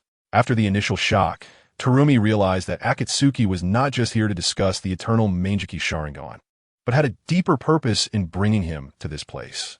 He looked directly into Akatsuki's eyes and said, If there is something you need, please speak plainly, Lord Akatsuki. I will not refuse. Good, Akatsuki replied firmly. The thing is, despite the astonishing power of this eternal Mangeki Sharingan, it is extremely fragile. It will shatter upon external attack. Therefore, I hope to acquire a batch of Sharingan for research. So that's what this is about, Terumi thought, his expression revealing that he had anticipated this request. He then asked, how do you know that the Uchiha clan has reserves of Sharingan? During the Warring States period, all members of the Uchiha clan who died of natural causes would leave their eyes behind, while those who died unnaturally would have their eyes preserved to protect their descendants. The Uchiha clan had made plenty of preparations for war. Unfortunately, the situation developed beyond their expectations, and soon their battles with the Senju clan transcended the level of ordinary combat. As a result, the stockpile they had was not utilized in the war for the clan's survival and was kept intact. Uchiha Kagami. Terumi smirked. I knew it would be that guy. No wonder he would share family secrets with you. He has been getting along so well with Senju Tobarama. Speaking of Tobarama, Terumi shook his head. Although they often crossed paths in Akatsuki, he disliked that person. As for the reason, it could only be said that such biases are hard to eliminate. And Tobarama shared a similar sentiment. If that is the case, I can refuse this on behalf of the clan. Terumi spoke sincerely. Don't think that just because I'm a clan leader, I have much say here in Akatsuki. I'm generally busy here and can hardly get involved in clan matters. Akatsuki nodded, acknowledging this, but then added, don't you want to hear the conditions I'm offering to the Uchiha clan? What conditions? Terumi replied casually, not believing that Akatsuki could propose terms that would sway the stubborn elders of the clan. I can help the Uchiha clan awaken the Mangeki Sharingan, just like yours. Wait, what? Terumi's eyes widened in disbelief. How is that possible? He remembered the cold, lonely feeling he had when he awakened his own eyes. You're not planning to use some dark method, are you? I left the clan and came to Akatsuki because I was fed up with people constantly asking me how to open their eyes. No, it's a completely peaceful method, filled with righteousness, Akatsuki said with a smile. Though Terumi was skeptical, Akatsuki had a high reputation for honesty and rarely lied. After all, he was the richest person in the ninja world. He had no need to lie. If necessary, he could simply buy the Uchiha clan off. So Terumi nodded, all right, I can make a trip back to the clan. If it really can help people awaken the Mangeki Sharingan, the reserves from the clan, the old stubborn ones will definitely comply. Then it's settled. Akatsuki and Terumi clasped hands in agreement. Seeing Terumi's troubled expression, Akatsuki asked, aren't you happy? I'm happy, but your words make it sound like you're exploiting the Uchiha clan. Terumi replied dismissively. Don't say that. This is a technological breakthrough from Akatsuki. The Uchiha clan can choose to refuse. I am not forcing anyone. Akatsuki does not force anyone. Terumi chuckled. As soon as this news reached the Uchiha clan, those old folks who valued bloodline above all would surely be ecstatic. They would definitely summon everyone in the clan. I'll go back and persuade those old folks. But I'll wait for Uchiha Kagami to finish his exchange studies before bringing him back with me. Then you'll have to wait. Kagami has been sticking to Senju Tobarama. And besides, this batch of Konoha exchange students still has half a year before graduation, Akatsuki remarked. Speaking of this, even the cold Terumi couldn't help but sigh. Kagami truly was a rare breed among the Uchiha clan, getting along so well with Senju Tobarama. All right, I'll set off right now. With that, Terumi left. Akatsuki smiled to himself. The method to awaken the eyes is quite simple. After all, the Mangeki Sharingan is essentially a reaction produced by a special chakra in the brain of the Uchiha clan, and this special chakra does not require much. Just a little bit will suffice. The key lies in the ocular power. The lower the ocular power, the greater the stimuli required to awaken the Mangeki Sharingan. If your ocular power is high, only a slight stimulus is needed for awakening. For example, not being able to grab discounted items at the supermarket today or buying instant noodles without the seasoning packet might trigger the awakening. Just like how Obito received a pair of Sharingan from Uchiha Madara. But due to his high level of in-release cultivation and being washed by the legacy of many ninjutsu, he felt discomfort, which led him to awaken the Mangeki Sharingan. Thus, to awaken the Mangeki Sharingan, it's sufficient to endow the Uchiha clan members with enough ocular power. Whether by using Sharingan ocular power crystals or directly granting them Indra's power crystals can enhance their ocular power. This way, he could obtain a sufficient number of Sharingan and solidify the eternal Mangeki Sharingan. The efficiency of the Uchiha clan was indeed high. Just a week after Terumi left, he brought 4 members of the Uchiha clan here. Along with the Uchiha members was Senju Hashirama, though this time he came not as the first Hokage, but as an older brother to check on his younger brother. Thinking of Senju Tobarama, Akatsuki couldn't help but chuckle to himself. As for Senju Hashirama, he didn't need Akatsuki's company. He went directly to the Agricultural Research Institute with his wife and Tsunade, who had come from Konoha for exchange studies. Inside the Agricultural Research Institute, Senju Tobarama wore a displeased expression. The reason was the praise he received from the younger generation before him. Is this the sand scale fruit that can grow in desert areas? It is said to have effects that alleviate paralysis and burns. Sarutobi Hiruzen asked as he looked at the green fruit shaped like a cactus. Of course, Uchiha Kagami replied confidently, having already done his homework. These are called tree fruits, and they are the results of Lord Tobarama's research. Standing nearby, Uchiha Kagami introduced the product with admiration, even more so than the researchers beside him. This made Senju Tobarama's expression turn sour instantly. Why was it that it had to be Uchiha? And another voice only worsened his already unpleasant mood. Chapter 59. Fateful bond. This made Senju Tobarama's expression suddenly turn sour. Why was it Uchiha? And another voice made his already unpleasant mood even worse. Really? I heard that Senju Tobarama is a criminal of Konoha, expelled for making a grave mistake. Upon hearing this, Senju Tobarama's face stiffened, and his eyes turned sharp as he looked at the speaker, Shimura Danzo. Lord Tobarama is looking at you. Sarutobi Hiruzen, standing beside him, quietly poked him in the waist. Under Tobarama's gaze, Danzo immediately became obedient, stopping the words he wanted to say. However, Uchiha Kagami immediately retorted, "This is obviously a rumor." Lord Senju Tobarama came to the Agricultural Research Department to study these high-yield plants for the sake of achieving peace in the ninja world. These tree fruits were researched by Lord Tobarama. Doesn't that explain everything? Sarutobi Hiruzen and the other 6 were exchange students from Konoha, coming to Amigakure for a 4-year study. Among them, Uchiha Kagami, having learned about Tobarama's research achievements, expressed his admiration and said he wanted to become a research doctor in the future. With evidence in front of them, everyone found it hard to say anything, likely also fearing Tobarama's expression that seemed to suggest he might devour them. Kagami still idolized Senju Tobarama, and everyone was accustomed to it. The kind-hearted Sarutobi Hiruzen stroked his relatively thick beard and said, "Everyone, let's not argue about this. We are here to visit and learn from the Agricultural Research Department to bring these plants back to Konoha to improve the environment of the Land of Fire." Upon hearing this, everyone nodded. Haha, Tobarama is having a great time chatting with these young juniors.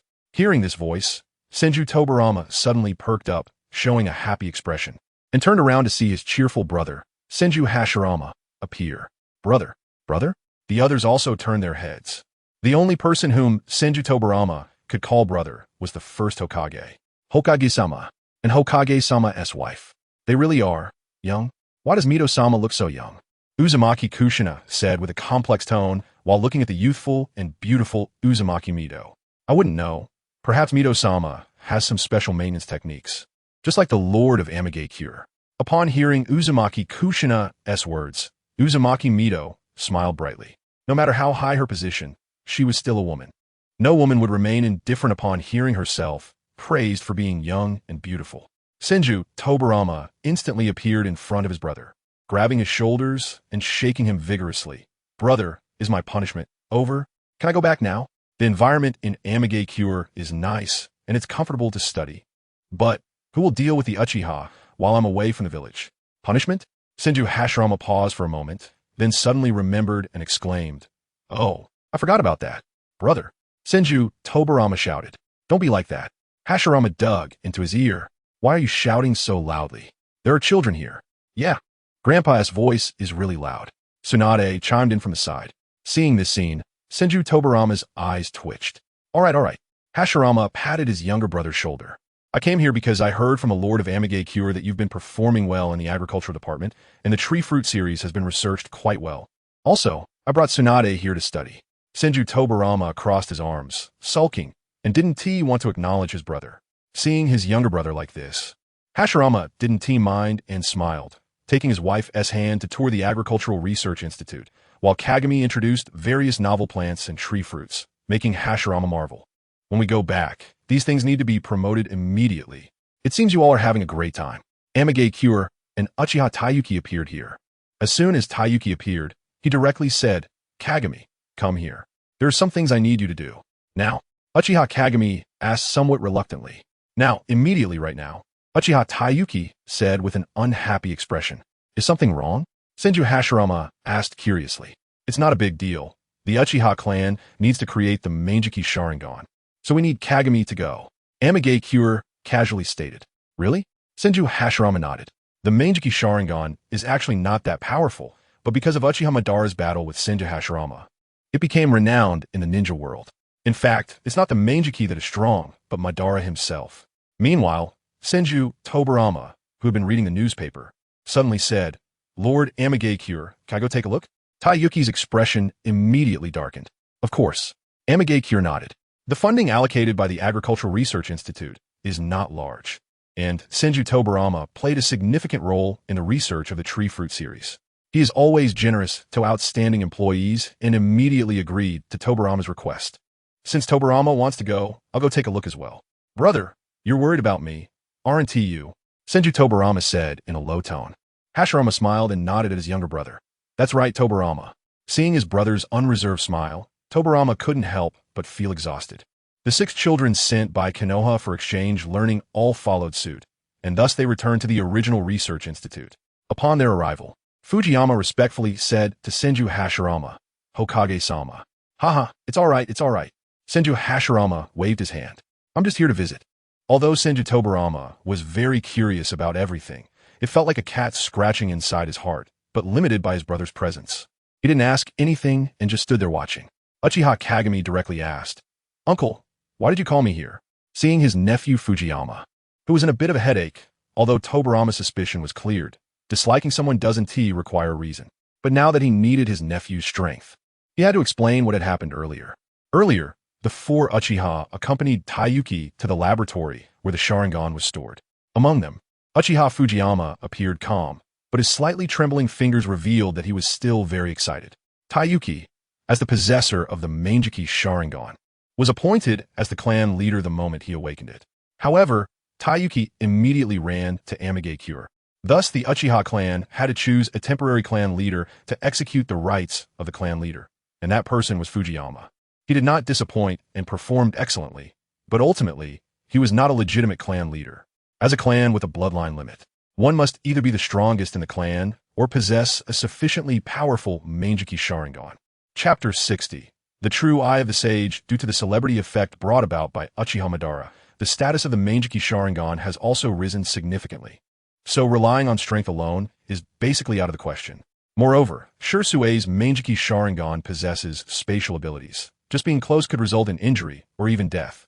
If a real fight broke out, Fujiyama would indeed not be his opponent, so he could only rely on awakening his own Manjiki Sharingan. Relax, Kakuzu said with a smile, wearing a white coat as he addressed Fujiyama. Awakening the Manjiki Sharingan is quite simple. Uchiha Fujiyama felt speechless but still respectfully replied. Then I will trouble Lord Kakuzu. Kakuzu scanned the surroundings and said, We can begin. Holding back his excitement, Fujiyama asked, What should I do to make the Manjiki Sharingan come into existence? Don't rush. We need to conduct an experiment first. Originally, he planned to use the Sharingan's ocular power crystal to create the Manjiki Sharingan directly, but using the knowledge from the Shinobi sect could reduce the consumption. According to the method I provide, have 5 Sharingans reach the 3-tomo level of ocular power and input it into one person. Is it really that simple to create the Manjiki Sharingan? Fujiyama asked, somewhat puzzled. Of course, it's not that simple. Just do as I say. This is only part of the experiment, Kakuzu added. Seeing this, several Uchiha members followed Kakuzu's instructions, holding hands and channeling their Sharingan's ocular power into Fujiyama. Each person's body radiated a dazzling light from their Sharingan. At that moment, Fujiyama felt a significant increase in his ocular power, becoming stronger than ever before. However, upon opening his eyes, he found that nothing had changed. Looking in the mirror, he saw no alteration in his eyeballs. It failed. Daisuke looked at Kakuzu with a doubtful expression. Kakuzu was analyzing the data and noticed something strange about Fujiyama's situation. The Shinobi sect's method of chakra transmission shouldn't have resulted in the ocular power leakage that just occurred. Could it be that the power of the Shinobi sect is not suitable for the Sharingan? Indeed, the power of the Sharingan originated from outside the Shinobi sect, and Sage of Six Paths did not consider the existence of a Sharingan when founding the Shinobi sect. Suddenly, he thought of something and said, No, the the experiment was successful. At that moment, a massive amount of ocular power gathered within Fujiyama, but it was still lacking a bit. Kakuzu extended 5 fingers towards Daisui and said, I mentioned that 5 people need to concentrate their ocular power on one person, not just 5 people, which means a 6th person is needed. 6 people? But there are only 5 of us here. Why didn't you say so earlier? Daisui frowned. No, you forgot there's one more, Kakuzu reminded. Are you talking about Kagami? Daisui reacted. But Kagami has always been with Senju Tobarama. Implicitly, he did not trust Senju Tobarama. If they suddenly pulled Kagami over, it would attract Tobarama's attention. The other Uchiha members also turned their eyes to Fujiyama. This time, the key decision-maker for awakening the Mangeki was still Fujiyama. At this moment, Fujiyama smiled and said to Kakuzu, Then I will trouble Lord Kakuzu with this matter. As the secretary of Senju Hashirama, he understood Hashirama's character well. He knew that Hashirama would dislike Tobarama merely out of personal preference, but he also knew that it wouldn't affect the Uchiha's plans, so he agreed. Now is not the era of Senju Tobarama. No one fears a washed-up Hokage's younger brother. What is more important is to bring the Mangeki into existence. Kakuzu nodded slightly and then looked at Daisui. Hey Kakuzu, you don't want me to go with you, do you? Daisui asked with a frown. Of course. The powers of their ocular power had already been consumed once, and they needed time to recover. Fortunately, this base has methods to help them recover. But since you have the Mangeki Sharingan and still have some power left, it's just right to accompany me on a trip. Yes, Fujiyama chimed in, Daisui. Could you please bring Kagami over? Daisui looked displeased, but still complied with Fujiyama's request. Everyone listened, confused. This time, Kakuzu had them form a circle again. All right, channel your ocular power to Fujiyama in the most balanced and harmonious way. Among the 6 Uchiha clan members present, each person's eyes were 3 tomo. The incredibly unique ocular power of the Sharingan flowed into Uchiha Fujiyama's body through the shinobi sex method, with each person exuding a red, incredibly enchanting light of ocular power. After an incredible transformation, Fujiyama's aura changed. The increase in aura from the addition of Uchiha Kagami was terrifyingly significant compared to when it was just the 4 of them. In fact, chakra leaked out and reacted with the air, continuously causing explosions and crackling sounds. Once the aura stabilized and retracted into his body, Uchiha Fujiyama slowly opened his eyes, and to his surprise, a crimson hue appeared at the corners of his eyes, resembling Jiraiya's sage face. This is sage mode. Senju Hashirama, observing nearby, exclaimed in astonishment.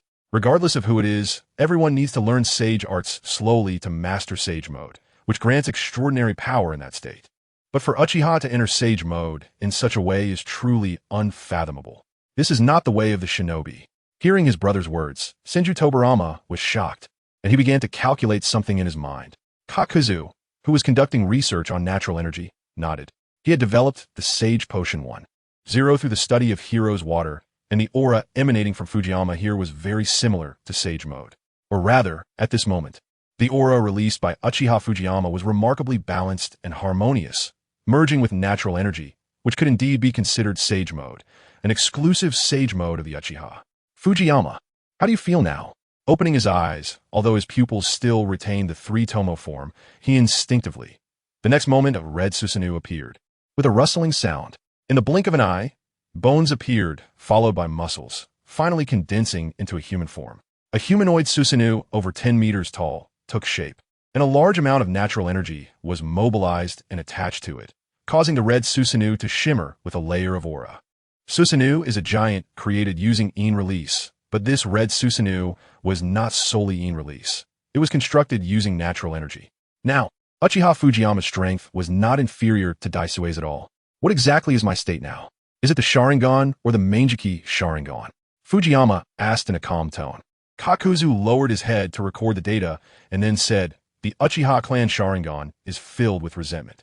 The reason lies in the special chakra produced in your brain. When this chakra merges with the eyeball after experiencing emotions like sorrow and fear, it gives birth to the Mangeki Sharingan.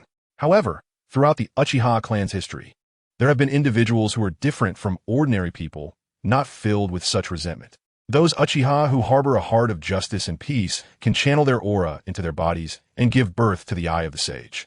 In this state, they have also mastered natural energy, and their eyes can rival the power of sage arts. They're the true eye of the sage. There is actually such a thing? Mr. Kakuzu, you know all this? Uchiha Daisui said with a strange tone. Kakuzu shifted his gaze to the side. This was just something he casually made up. Who knew it would happen like this? Chapter 61.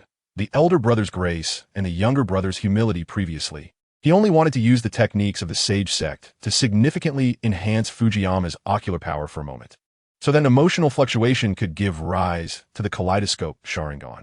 To his surprise, this unique form was born instead. With a peaceful state of mind, he completely merged with nature, summoning the power of nature with a mere wave of his hand. Daitsu watched Kakuzu's movements, shocked, then gritted his teeth in anger. This guy's indeed just talking nonsense. Hoo. Uchiha Fujiyama, maintaining his red Susano'o, began to breathe heavily, the natural aura around him gradually diminishing, and the Susano'o transformed from a human form into a skeletal form before completely vanishing. He exited that balanced and peaceful state. At this moment, Hashirama reminded him, now that you have successfully entered Sage Mode once, you only need to slowly comprehend the feeling you had earlier to master Sage power. Thank you for the reminder, Hokage-sama. After exiting that state, Uchiha Fujiyama immediately sat cross-legged nearby, closing his eyes to ponder the insights from that state, while Tobarama looked at his elder brother with a resentful expression. As for Kakuzu, he stated, next time for physical examination. The potential of the Sharingan is greater than he thought. The elite juniors of Konoha were also quite surprised to see this scene. Although they were unclear about the details, they knew of Fujiyama's strength. A giant over 10 meters tall could crush ordinary ninjas just by the pressure of its eyes. Is this the power of the kaleidoscope? Tuan exclaimed in astonishment. This is not the power of the kaleidoscope. The three Tomo in Daitsu's eyes spun rapidly, transforming into a blade shape. This is the kaleidoscope Sharingan. Based on the three Tomo, a new appearance change will occur.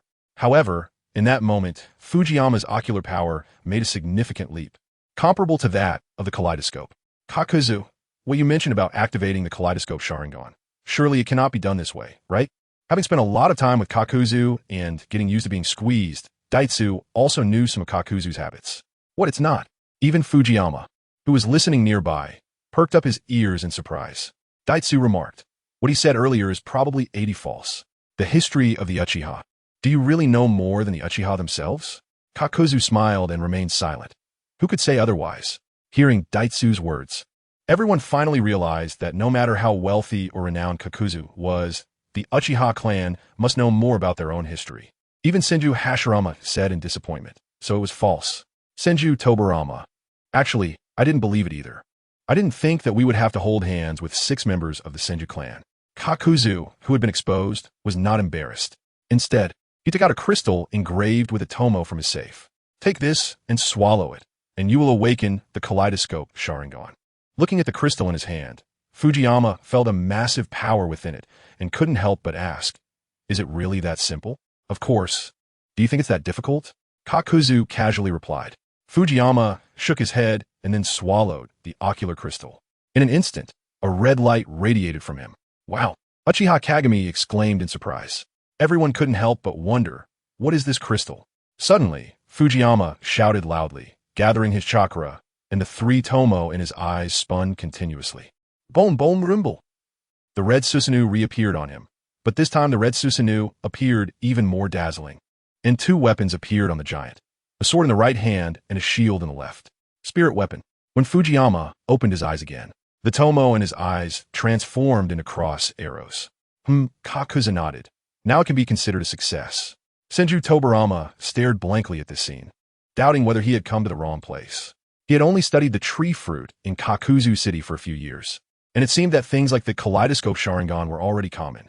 Your ocular power is still very weak. Do not overuse it. Daitsu reminded him carefully, while taking out a bottle of eye drops from his waist and tossing it to Fujiyama. The use of the kaleidoscope Sharingan will inevitably lead to blindness. Overuse will cause a decline in vision. After each use, drop some of this eye drop developed by Kakuzu City to effectively avoid vision deterioration. Thank you, Daitsu-senpai. Fujiyama said respectfully. No problem, I have more. Saying this, Daitsu's gaze drifted back to Kakuzu, extending his hand to him. Knowing what Daitsu meant, Kakuzu twitched his mouth and took out 3 bottles of eye drops, handing them to him, which made Daitsu nod in satisfaction. In any case, this experiment was very successful. If the Uchiha clan wants to awaken new kaleidoscope Sharingan, they can come find me. Now it's time for lunch. Let's go have a working meal together, Kakuzu said. The matter had ended, and the observation of the birth of the kaleidoscope Sharingan sparked a lively discussion among the juniors of Konoha. Meanwhile, while having lunch at the same table as his elder brother, Senju Tobarama said, "The awakening of the kaleidoscope Sharingan relies on that red crystal. But the earlier sage mode seems to be related to that special chakra conduction technique." Hearing this, Kakuzu couldn't help but sigh. As expected of Senju Tobarama, a remarkable inventor of forbidden techniques in the ninja world, he immediately saw through that the awakening of the Uchiha clan's unique sage mode relied on the techniques of the sage sect. Transmitting chakra to others is a unique technique of the sage sect. It doesn't mean that anyone can just transmit chakra to others and receive it. This is a method that can only be achieved through the mutual understanding of the sage sect. At the dining table, Senju Tobarama excitedly talked to his elder brother about various research techniques and the powerful manifestations the Uchiha obtained from his power. Hashirama and his wife happily ate while watching him perform. "Tobarama, will you go to see Sarutobi and the others' graduation ceremony later?" Senju Tobarama: "Brother, did you hear what I said earlier?" Senju Tobarama couldn't help but ask. "Of course I did," Hashirama replied solemnly. "Then you know that once the Uchiha grows stronger, they will. All right, Tobarama, if there's nothing else, you should go back to researching tree fruits. I see that Kakuzu is quite optimistic about you. The Wind Country has been looking forward to a tree fruit that can be planted in the desert." Hee. That was the sound made by Kakuzu. Tobarama glared at Kaku, who was laughing at him, and angrily left. Senju Hashirama shouted loudly at his brother's back. "Aren't you going to watch the graduation ceremony?" Tobarama said nothing and slammed the door heavily. Instead, Kakuzu explained, "This year's outstanding graduate is Sarutobi Hisashi, but the second place is Uchiha Kagami." Hearing this, Hashirama no longer cared about Tobarama and instead smiled, exclaiming, "These are the future of the village." Kakuzu happily watched them display brotherly grace and humility. The annual graduation season in Kakuzu's city has begun. Inside the tall auditorium, the host announced loudly, "The outstanding graduate of this session is Sarutobi Hisashi from Konoha. Now, may the Lord give a speech." Kakuzu went on stage to start his speech. Chapter 62. Filial Piety After an Hour of Unnutritious Nonsense. Kakuto looked at his classmates who were about to fall asleep and quickly moved on to the next item, presenting a large plaque marked with a scholarship of 1,000,000 ryo to Sarutobi Hiruzen. "From today onwards, you must make good use of this scholarship to shine in the ninja world." Sarutobi Hiruzen accepted the plaque and smiled, saying, "Thank you to all the teachers and the lord of the city for your concern. I will definitely." Next, we invite the excellent inventor, Uchiha Kagami. Applause. Senju Hashirama couldn't help but shed tears in the audience. He then lowered his head and said to Tsunade, "From now on, you should learn from Hiruzen and also aim to receive the Kakuto City Scholarship." Tsunade clenched her fist and nodded. With this money, she could go to the casino. Among the new students, a black-haired boy with snake-like eyes and a white-haired boy with a hedgehog hairstyle watched this scene, secretly vowing to also obtain the Kakuto City Scholarship like Senior Hiruzen. 3 days after Uchiha Fyama awakened his Manjiki Sharingan, the Uchiha clan sent a jar of Sharingan as promised. Yes, it was really a jar. Gathering these Sharingan together, using the original Manjiki Sharingan's ocular power as a guide, they formed a mass. Looking at the gathered Sharingan before him, Kakuto nodded in satisfaction. It was worth the effort he put into obtaining the Sharingan. Although the current Manjiki Sharingan had just transitioned from virtual to real, and its ocular power reserve was quite mediocre, it was nothing compared to the Renegan on the moon. But the key point was that the ocular power of the Manjiki Sharingan could regenerate itself, almost like a living organism. The research on the Six Paths power within Kakuto City had made no progress due to the scarcity of samples. Conversely, the research on Hashirama cells and yang release had advanced rapidly, simply because there were plenty of samples. With the Manjiki Sharingan, he could deepen his research on Yin release and Indra's power. The previous age of Sharingan made him realize that there were secrets in the ninja world that he did not know about. After the new mission was announced, Kakuto received a report from Honglian. Looking at the Hyuga clan waiting outside, Kakuto couldn't help but smile. It seems that the Uchiha clan's awakening of the Manjiki Sharingan has made them anxious. The Hyuga clan. Hee. Compared to the relatively good living conditions of the Hyuga clan in the original storyline, in this timeline, their treatment could be described as quite miserable. From being one of the two I-Technique clans in Konoha, with a strategic position, the Byakugan clan had slid down to the status of an ordinary secret technique clan. The reason was that Senju Hashirama did not like the Hyuga clan. As an eye-technique clan, the Sharingan and Byakugan were inevitably compared. Both had their strengths and weaknesses. While the Sharingan was powerful, its awakening probability was low. The Byakugan had a high awakening probability, but was limited to reconnaissance effects. However, in a peaceful ninja world without conflicts, the Byakugan's role became mediocre and lost its strategic importance. Moreover, the Uchiha clan had produced Uchiha Madara, who even awakened the legendary Renegan. People began to spread the notion that the Uchiha clan was indeed the purest descendant of the Sage of Six Paths. After all, both the Sharingan and Renegan had a wheel. In a ninja world where two wheels could not be written, it was quite reasonable to say they were descendants of the Sage of Six Paths. In summary, this directly led to the further decline of the Hyuga clan. However, the true reason for the decline of the Hyuga clan was their cruel branch family system. Although the caged bird seal protected the Byakugan from being stolen by outsiders, it also meant that the lives of the branch families were entirely in the hands of the main family. Absolute power breeds absolute corruption, and this was an unavoidable descent into the abyss for the main family. If anything, it should be the Hyuga clan that faced extermination. For him, this was a good opportunity. "Let them in," Kakuto said to Honglian. "Yes." Honglian nodded, turned, and left. Moments later, a few people walked in. 2 men and 1 woman. All 3 covering their foreheads with forehead protectors. Upon seeing Kakuto, they immediately bowed respectfully and said, "Lord of the city, no need for excessive courtesy. Please sit down." Kakuto replied.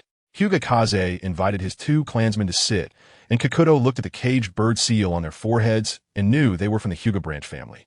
"I wonder what brings you 3 to Kakuto City." Hyuga Kaze did not beat around the bush and stated directly, "I heard that the Uchiha clan awakened the Mangeki Sharingan with the help of the Lord of the City, and I wonder if Kakuto City is still in need of qualified test subjects. The Hyuga branch family is willing to pay the price. So please, Lord Kakuto, research the Byakugan." "What do you mean?" Kakuto looked bewildered. It was the first time he had seen someone voluntarily come to his door. "I'm paying to have someone research me." So he analyzed in his heart. The Hyuga branch family was already seeking various ways to avoid persecution from the main family, and coming to Kakuto City was a very good option. After all, it was well known that Kakuto had a good relationship with Senju Hashirama. For those from the branch family who came to Kakuto City, even the Hyuga main family would not dare to use the caged bird seal to take their lives. Otherwise, Hashirama would not spare them. However, the current head of the Hyuga main family was this Hyuga Kaze's father. Now, that was truly a case of filial piety. "Very well, I agree to this matter," Kakuto replied with a calm smile. When an opportunity presents itself, one should not refuse the Byakugan, and besides, even if he had 1 Mangeki Sharingan, it wouldn't hurt to create another Renegan. He didn't mind having more. Kagaya's power was divided into Renegan, Sharingan, and the Byakugan had an additional category of the rebirth eye. He needed the power of the Byakugan. Upon hearing Kakuto's agreement, Hyuga Kaze was overjoyed and immediately stated that he would lead 320 branch family members to Kakuto City for cooperation and experiments as soon as possible. "Wait a minute, what did you just say?" Kakuto suddenly asked. Kakuto's words left Hyuga Kaze stunned. He said, "Lord Kakuto, didn't you say you could agree to our family's request?" "Aye." He did not care whether the Byakugan would be leaked. He only knew that he could never allow his child to become a member of the branch family, branded with the caged bird seal. For this reason, he was willing to risk everything to join Kakuto City. This was the collective plan of the Hyuga branch family. 320. "Are you moving the entire family over?" "No, there are still many elders in the family," Hyuga Kaze said with an honest smile. "Has the Hyuga clan fallen to such a state?" Kakuto thought for a moment and still sent a telegram to Senju Hashirama. Once steam power reached a certain level, electricity was also put on the agenda. After receiving a reply from Senju Hashirama that he would take care of the matters in Konoha, Kakuto gladly agreed to Hyuga Kaze's request and allocated a small area in Kakuto City for the Hyuga branch family to move in. Uchiha, Hyuga, Senju. Now he just needed a Uzumaki. It seemed he needed Honglian to take action. Otherwise, it might have a counterproductive effect. After all, Uzumaki Mido. Just 2 weeks after Hyuga Kaze arrived in Kakuto City, the Hyuga main family came to the Hokage office to report and left there with dark faces in less than 15 minutes. After he left, Uchiha Fyama and Narachi were already lamenting. This Hyuga main family really doesn't know what's good for them. Lord Hokage has already intended to let the Hyuga increase and cancel the caged bird seal. Chapter 63. Eat more fruits now that the world is at peace. Who would dare to covet the Byakugan? Even if there are such people, they could be easily eliminated by Lord Hokage. What is there to worry about? Yet, even in the face of Lord Hashirama's promise, they still hold tightly to their caged birds. Others may not know their thoughts, but how could I not? Fuya, standing nearby, sneered, treating their clan members as free servants. The gap between the I-Technique clans is still quite large, which Narachi has lamented. Every time he sees the top-secret information personally written by Senju Hashirama, he feels a shiver. The Renegan, capable of controlling falling meteors, can flatten dozens of kilometers of land. Uchiha Madara, residing in the Valley of the End, may be the strongest in the world. What contradictions are there that cannot be let go of? The existence of the caged bird curseal leads to the contamination of the Byakugan, making it impossible to extract the Byakugan directly from him. However, who could have imagined that the biotechnology in Kaguya City was exceptionally advanced? Soon, Kaguya extracted the cells of the Hyuga clan and used cloning technology to specifically produce Byakugan. Compared to the Sharingan, which cannot be obtained through cloning, the directed cloning of Byakugan from the Hyuga clan is much simpler. However, it takes 103 Tomo Sharingan to condense into a physical Renegan. Kaguya spent a whole year's worth of chakra reserved from the seven-tailed beast to create 1,000 clones of Byakugan. After slightly aggregating these Byakugan, a large Renegan was formed. However, the eye power contained within it was actually weaker than the nearby Scarlet Renegan. Although awakening the Byakugan is simple, the eye power it contains is indeed quite limited. But it's enough. Both possess immense power and potential, and with proper cultivation, they would not be weaker than the Moon People. Moreover, when they come down, they can use the Hyuga clan members as shields. But now is not the time. After some contemplation, Kaguya transferred the newly formed Renegan to the Takigakyo research base.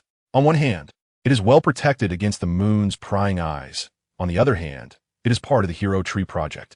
He issued a task to research Clone-No. 2. To merge the genes that enable the Hero Tree to produce natural power with the Byakugan's ability to absorb sunlight and find a way to enhance them. Research clone number 2. One word from the main body, and the clone runs its legs off. The Byakugan possesses another terrifying power, which is the ability to absorb sunlight. In the moon's theatrical version, Otsutsuki Kinshiki once absorbed sunlight to recharge. However, due to an excess of Byakugan, the absorbed sunlight was too powerful, nearly causing him to self-destruct, ultimately being saved by Naruto. In other words, the Byakugan can absorb sunlight, which is much more terrifying. It is known that all life on Earth originates from sunlight. Herbivores and carnivores derive their energy from plants, and the energy of Earth's plants comes from the sun. The energy emitted by the sun that is absorbed by plants is only a small part of what reaches Earth. If the genes that allow the Byakugan to absorb sunlight can be directly combined with the Hero Tree, it could give rise to trees that thrive by directly absorbing sunlight, growing at dozens of times the rate of normal plants. This is also beneficial for Kaguya's upcoming plans. This power lies hidden within the Byakugan. The world is peaceful, and the universe is clear. In the Valley of the End, Uchiha Madara finally regained his strength and stood up, immediately moving his body. Extracting the tailed beast has weakened your body significantly, said Wang Chuan, who was giving Madara a checkup. At the same time, he reported all the major and minor events that had happened recently to Madara. After reading these reports, Madara felt a headache coming on. Moon People, the God Tree, and the coordinates fired from Earth. Could it be that someone dares to pry into the ninja world? Madara couldn't help but frown. The Sage of Six Paths once told me that Otsutsuki Kaguya also had enemies she feared, seemingly related to some clan. Could it be the coordinates they fired? Madara said. Wang Chuan certainly knew of the existence of the Otsutsuki clan. He replied to Madara, "There's no need to worry about that. The ninja world hasn't seen any life from outer space for 1,000 years, which shows that the ninja world is still very safe. Moreover, the chakra of the Sage of Six Paths is still in the Pure Land, indicating that the protection of Earth is still in place." That won't do. Uchiha Madara shook his head. After all, the Sage of Six Paths is a figure from millennia ago. Even the strongest guarantees he left may not keep up with the current era after 1,000 years. We must be cautious in peace to avoid breaking the tranquility of the ninja world. What do you think we should do? Wang Chuan shrugged. Madara then turned his gaze to Wang Chuan. Didn't you mention that the gravity chamber can enhance my strength? This caught Wang Chuan off guard for a moment. At the time, whether it was the gravity chamber or the shadow clone technique, he only said it to keep Madara from running around. Now that he mentioned it, did he want to rely on his own strength to maintain the peace of the ninja world? That's right, Madara said in a deep voice. Although the Sage of Six Paths chakra is powerful, without a body of six paths level, I cannot fully utilize the chakra mastery of millennia. I need your help. Wang Chuan couldn't help but complain inwardly.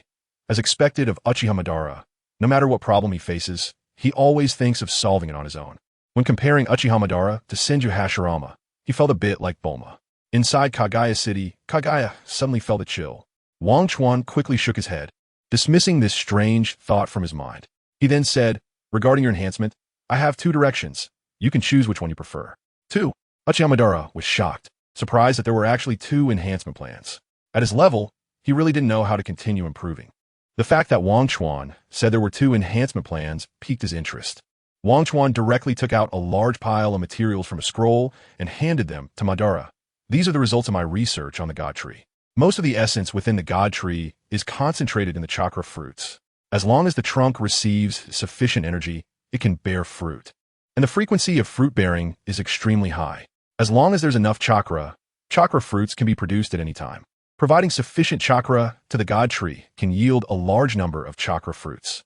When you consume the first chakra fruit, you will be close to Otsutsuki Kaguya. Consuming 2 chakra fruits will surpass Otsutsuki Kaguya. If you eat 10 or 100, even if Otsutsuki Kaguya eats more fruits, she won't be able to do anything to you. You could even turn the tables and provide chakra fruits to the earthlings, further enhancing their strength, such as Senju Hashirama and Uchiha Itachi. After listening, Uchiha Madara frowned slightly. Although your idea is good, how can we provide a large amount of chakra? The God Tree took countless years to accumulate the amount needed for a single chakra fruit. Hee. Wang Chuan chuckled proudly. You don't have to worry about this. Never underestimate the power of science. However, it requires deeper research. Rest assured and come boldly. Uchiha Madara waved his hand. The God Tree cannot be planted. It is of no use to him. Moreover, he is currently progressing towards the Sage of Six Paths, with or without tailed beasts. Chapter 64. The true fusion of exclusionary forces. The God Tree is indeed a scientific achievement of the Otsutsuki clan, possessing the miraculous ability to grow chakra fruits. But its usage efficiency is too primitive. The energy in the universe is infinite, while the God Tree can only absorb the fruits grown from the natural power of the earth. And this so-called natural power is still derived from sunlight. A planet's energy is vast, and the 3 great sanctuaries are worried that the God Tree will drain the planet dry. They could just absorb sunlight directly. Coincidentally, the city of Kaguya is also researching how to extract the genes that absorb sunlight from the Byakugan. At that time, planting the God Tree in outer space would be ideal, as there would be no atmosphere to weaken the sunlight, resulting in even better effects. Wouldn't that be wonderful? Upon hearing Wang Chuan's words, Uchiha Madara was slightly taken aback. Outer space? But there's no soil there. Yes, but with your abilities, Madara, you could easily survive in outer space. If you don't want to be disturbed, you could build a residence in space. The second blood moon you created could serve as a dwelling, just like those moon dwellers. Are you confident in this? Of course. Good, since you're confident. Then go ahead and do it. But what is the second plan you mentioned? Uchiha Madara asked. Of course. It involves the powers of the tailed beasts and the gravity chamber. There's no need to elaborate on the tailed beast's powers. For example, that sage art, lava release, raisin shuriken, which incorporates various nature transformations, greatly enhances Naruto's strength. In short, just follow the template of Six Paths Naruto, and it can expand Uchiha Madara's attack range. Wang Chuan's eyes brightened as he said, with 10 times the gravity, the body will bear a tremendous burden, allowing for 10 times the speed of progress. You can't go wrong. Trust me. At the end of his speech, Wang Chuan gave a thumbs up. Uchiha Madara nodded. All right, you handle these matters. I'll start building a residence now. The previous planet is still a bit lacking. Once Uchiha Madara regained his motivation, he flew directly to the blood moon sealing Kaguya, then increased the core gravity, attracting a large number of meteors and cosmic dust. Soon, its size expanded to be indistinguishable from the moon. He also moved the Ninetales and Wang Chuan to the blood moon, leaving behind those white Zetsu. These white Zetsu were primarily responsible for monitoring the ninja world and collecting information for Wang Chuan. Not long after, people noticed that the second meteorite formed by Uchiha Madara in the sky was undergoing a distortion. The size of the blood moon was continuously increasing. The Ninja World Observatory published an article in the Ninja World Times. When Senju Hashirama sensed the anomaly, he immediately rushed to the Valley of the End, only to find that the island where Madara had previously lived had disappeared, leaving behind only a barren expanse. Clearly, Uchiha Madara was using materials from the Valley of the End while continuing to shape the moon. However, he suddenly sensed something moving underground. Who? Then a humanoid white aloe emerged from the soil. Is it Senju Hashirama? That's right. It's me, Hashirama replied. You are Madara's servant? The white Zetsu did not answer but said, Lord Madara asked me to deliver this letter and this crystal to you.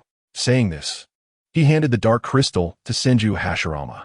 Hashirama took the letter from the white Zetsu and began to read. It detailed the entangled fate of the Senju and Uchiha clans, as well as the reasons why Uchiha Madara wanted to leave the Valley of the End and move to outer space, and instructed Hashirama to guide the people on Earth to become stronger. It turns out the world is so vast, and besides the ninja world, there are others who want to interfere with the peace of the ninja world. I will never allow such things. Senju Hashirama's eyes were filled with determination. He would not let Madara's expectations down. He must protect the Earth. Then he looked at the dark crystal in his hand without hesitation and swallowed it. A cool chakra rose from his abdomen, spreading throughout his body. Then his spirit jolted. Once the white Zetsu completed the task assigned by Uchiha Madara, it burrowed back into the soil. Their task was to gather intelligence on the ninja world. In Senju Hashirama's consciousness, the blue sea and sky stretched out before him, with a crescent moon above and a vast land in the distance. Where's this? Senju Hashirama shouted. This is your spiritual world, also the manifestation of your heart. As the voice fell, the speaker appeared, looking very resolute. Upon seeing the visitor, Hashirama frowned slightly. Although the two did not look alike, they shared a remarkably similar aura. The newcomer smiled broadly and spoke in a hearty voice. I am Otsutsuki Ashura. Oof. Another person appeared, a handsome man in white robes. I am Indra, the ancestor of the Uchiha. Upon hearing Ashura and Indra introduce themselves, Hashirama was taken aback. He learned from Uchiha Madara about the enmity between the two clans' ancestors. However, being in his 50s now, Senju Hashirama took a moment to calm down and asked, I can understand that. After glancing at Ashura, he turned to Indra. Why are you here as well? Indra's expression showed anger, while Ashura replied with a smile. My chakra and my brother's chakra are attached to you and Uchiha Madara. However, Madara extracted my brother's chakra as a crystal to give to you, which is why we meet here. Indra did not deny Ashura's explanation, but simply snorted coldly. Seeing his brother like this, Ashura showed no sign of tension or fear, only a faint smile. Brother, we have been fighting for 1,000 years. Perhaps this generation can yield a result. Hashirama scratched his head, as he did not quite understand what Ashura meant. Indra's expression, however, softened somewhat. While Hashirama was confused, Ashura said, Senju Hashirama, although I cannot help you open the Renegan, I have a power that is not inferior to the Renegan. I hope you can use it wisely and protect the ninja world, the one who guards the Earth. That was a legacy about the ninja sect, the most refined part of it. The original location of the Valley of the End suddenly awakened Hashirama, and before him floated a seeker's orb. He has already left. In the heart manifestation world, Ashura smiled lightly. After battling for 1,000 years, Ashura's words made Indra realize what he was about to do. Indra shot Ashura a sidelong glance and raised his hand to fist bump with him. Their chakras instantly fused, and the power of yin and yang combined into a pure white chakra. This was the chakra that helped Uchiha Madara awaken the Renegan. This chakra instantly dissipated from Senju Hashirama's body, and when he woke up, he only felt that something had vanished from within him. Meanwhile, on the second moon, in the place Wang Chuan referred to as the temple, Uchiha Madara suddenly opened his eyes, feeling a chakra flowing out of his body. This chakra actively detached itself from him. Indra, in the ninja world, these two chakras collided and then surged toward the land of demons. Upon reaching the Pure Land, these chakras merged into one, forming a person. He was tall, clad in a white robe, with long black hair trailing behind him, and in his eye sockets were a pair of light purple Renegan, surrounded by 9 Seeker's orbs. Looking at the thick ice layer beneath the land of Pure Land were countless intertwined souls. With a slight gesture of his hand, gravity erupted. Boom, boom, boom. The earth trembled violently, and a temple built in the likeness of Uchiha Madara rose from the ground, floating in the air. Chapter 65. I am the Spirit King, a grand voice echoed. I am the King of the Pure Land, the Master of Souls. Today, I establish the Spirit King Palace. All sincere souls may come to pay their respects. The voice contained a powerful spiritual impact that compelled people to kneel and worship. From this moment on, the Spirit King Palace would rule over the entire Pure Land. As the voice resonated throughout the heavens and the earth, countless people looked up, their eyes filled with longing, aspiration, and fear. The souls that were supposed to remain in eternal slumber in the Pure Land began to awaken at the call of the one claiming to be the Spirit King. Beneath the thick ice layer, the Sage of Six Paths suddenly opened his eyes. It was a good thing that Indra and Ashura were no longer fighting in the human realm and had returned to the Pure Land. But how had two children merged into one? More importantly, they had awakened the souls beneath the ice layer. An elderly man with long white hair, standing next to the Sage of Six Paths, said in surprise, "Brother, what has happened to them? Since we are in the Pure Land, we can go over there and ask," the sage replied. So many souls awakening might cause chaos. With that, he stood up, breaking through the ice layer and arriving at the temple above the Pure Land. Upon seeing his father arrive, the man on the throne slightly nodded. "Indra, Ashura." The Sage of Six Paths looked at the figure on the throne, unsure of how to address him. "Spirit King, I am the King of Souls, the Master of the Pure Land."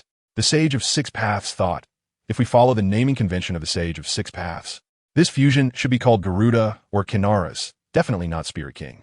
"The ninja sect does not rule," he said, knowing his elder brother and these two children as circumstances. Otsutsuki Yuki cleared his throat and then asked, "What is your purpose in doing this? Awakening so many souls will cause great disorder in the Pure Land." The Spirit King replied, "The 1,000-year conflict between Indra and Ashura has drained the potential of the ninja world.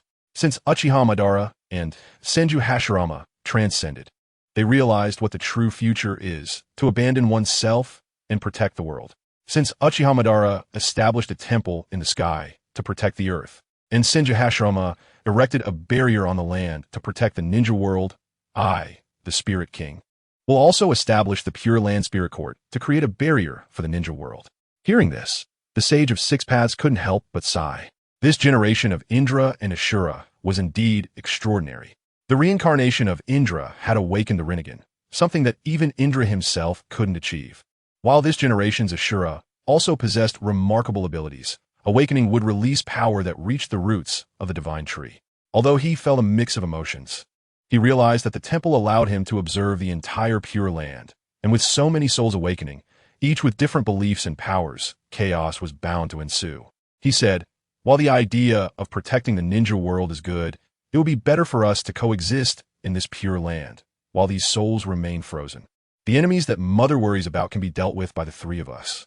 The Spirit King remained expressionless and said, "From Uchiha Madara, I learned one thing. If there is chaos in the ninja world, I will pacify it. If there is hunger, I will eliminate it. If I do not act today or tomorrow, when will I ever do it?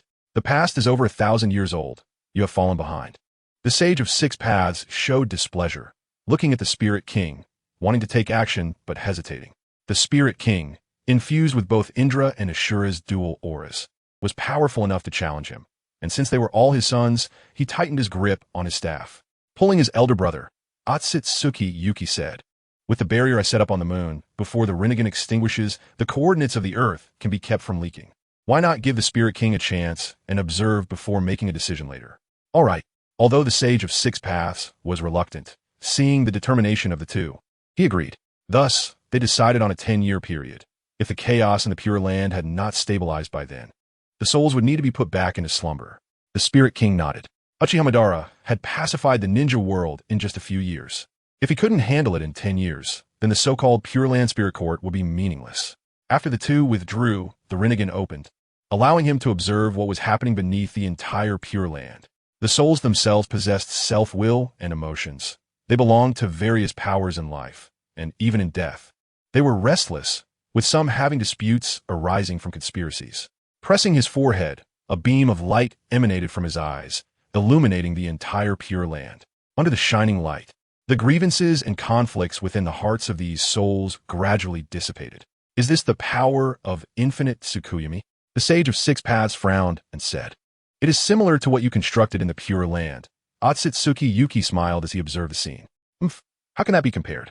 The Sage of Six Paths retorted.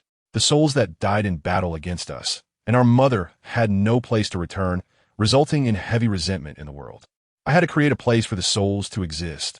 Otherwise, they would only wander in the ninja world, becoming vengeful spirits or needing to be purified by priestesses and monks.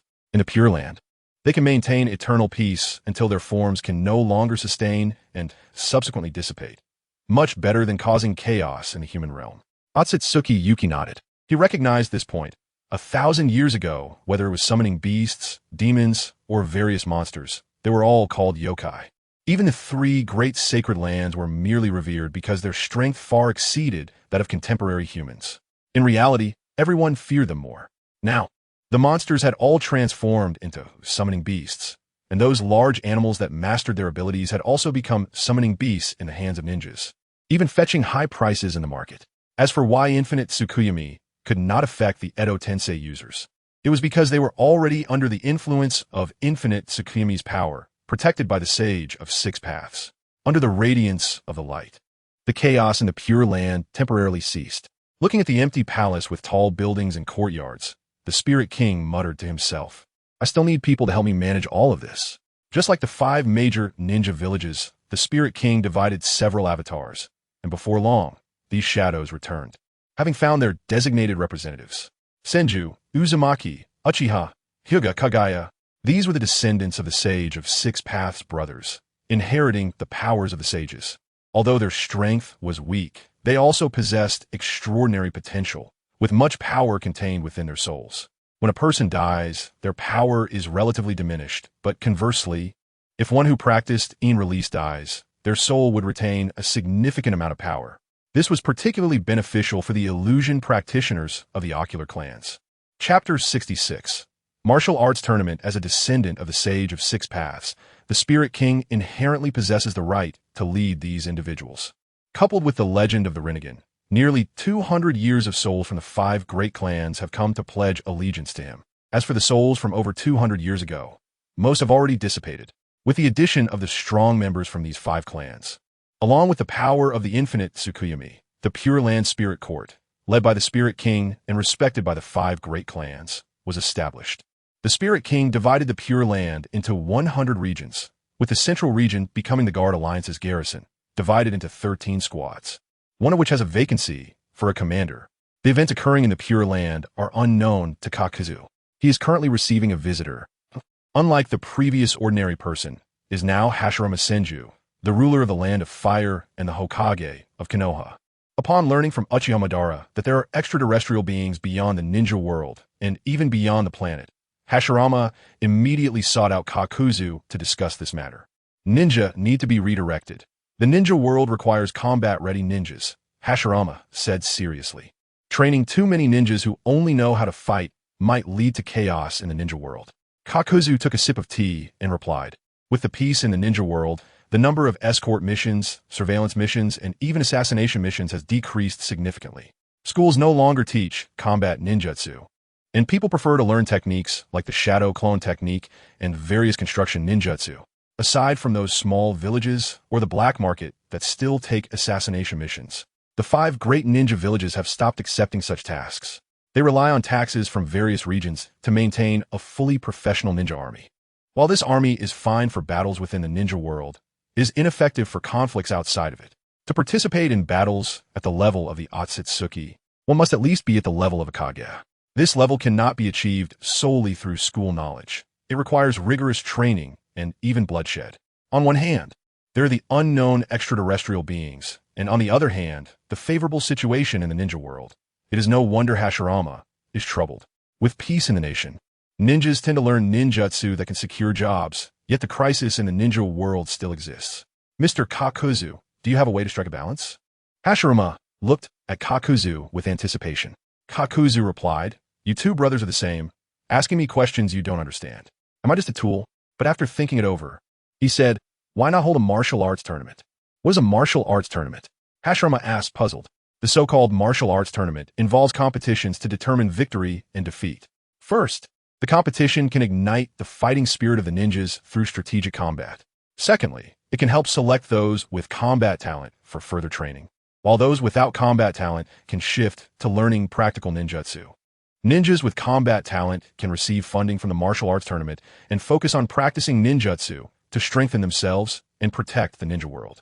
Upon hearing Kakuzu's idea, Hashirama was overjoyed. Then I will leave it to you, Mr. Kakuzu. Not a problem, not a problem. Kakuzu waved his hand in response.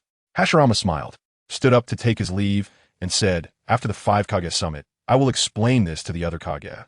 Please prepare accordingly, Mr. Kakuzu. I will notify Konoha Zambu of any important matters. Kakuzu nodded, seeing him off. In the evening, as the sun set and night fell, Kakuzu began drafting documents. Organizing a martial arts tournament was a simple action for him. He only needed to invest some money to accomplish it. However, to Kakuzu, is money useful? Yes, but his greatest asset is actually the ninja world.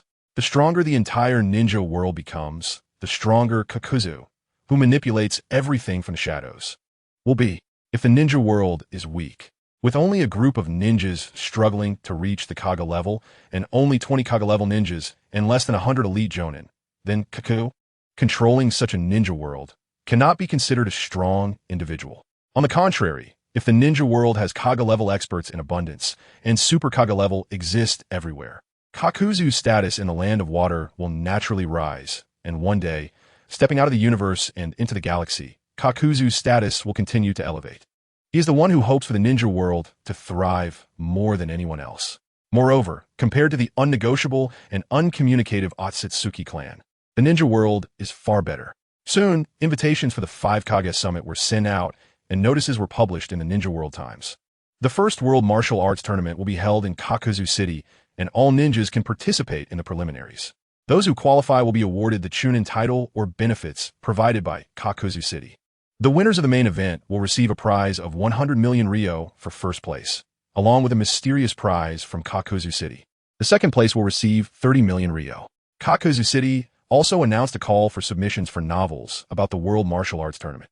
A series of promotional activities for the tournament were launched, with approvals given for extensive advertisement in newspapers. This series of actions, along with the enormous prize money, caused a significant stir in the ninja world, especially with the mysterious prizes announced by Kakuzu City, which left everyone eagerly speculating about what they could be, treasures worthy of the title of the world's best. While the ninja world was buzzing with excitement, the 5 Kage Summit convened once again in Kakuzu City. The same figures were present, but their appearances had aged slightly compared to before. Managing a country is evidently much more challenging than managing a ninja village. However, this time, the Mizuki's gaze toward Kakuzu was much softer, a stark contrast to his previous attitude. Previously, the land of water could only export seafood, which Kakuzu City did not need much of. But once the roads in the ninja world were sufficiently repaired, Kakuzu City directly established a port in the land of water, acquiring a large quantity of treasures and even starting shipbuilding. As tax revenues flowed steadily into the national treasury, the Mizuki's gaze toward Kakuzu grew brighter, contemplating whether to gift him some treasures.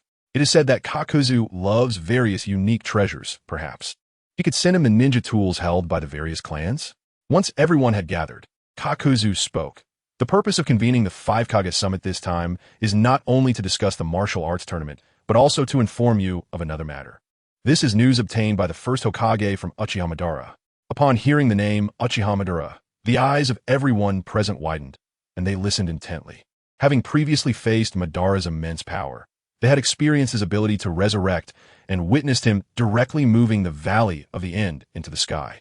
Such godlike power left everyone in awe and curious about the orders sent down by Uchiha Madara. Orders? Yes. They believed that what Uchiha Madara said was something they could not defy. Thus, it was an order. Chapter 67. An arrow in the knee Senju Hashirama stood up and expressed his concerns about the possible existence of extraterrestrial enemies. The other 4 Kage present were all taken aback. The mention of moon people, the coordinates of Earth, and the ascension into the sky to protect the ninja world left everyone in shock. Once Hashirama finished speaking, the first Tsuchikage, seated to his left, immediately voiced his skepticism. First Hokage, I am not doubting your words, but this matter seems rather absurd. Are these extraterrestrial visitors really that powerful? During the Warring States period, the people of the ninja world had limited imagination regarding extraterrestrial beings. They had no idea what the Tsutsuki clan truly was and naturally could not comprehend their power. Nor did they believe they would be stronger than the current ninja world. After all, that technique had been successfully developed. Upon hearing the Tsuchikage's doubts, the other 3 also looked toward Hashirama. If what Hashirama said was true, then this world would be plunged in a crisis. And it was imperative to clarify the situation regarding the extraterrestrial visitors as soon as possible. Otherwise, there would be endless troubles. Even Hashirama himself hesitated, as he had never witnessed the might of the Tsutsuki clan, but he believed in Uchiha Madara. According to Madara, those beings could rival him. Everyone, please remain calm. Hashirama's eyes flashed with a glimmer of light. Since Madara has said so, he must have confidence, and moreover, there are the moon people.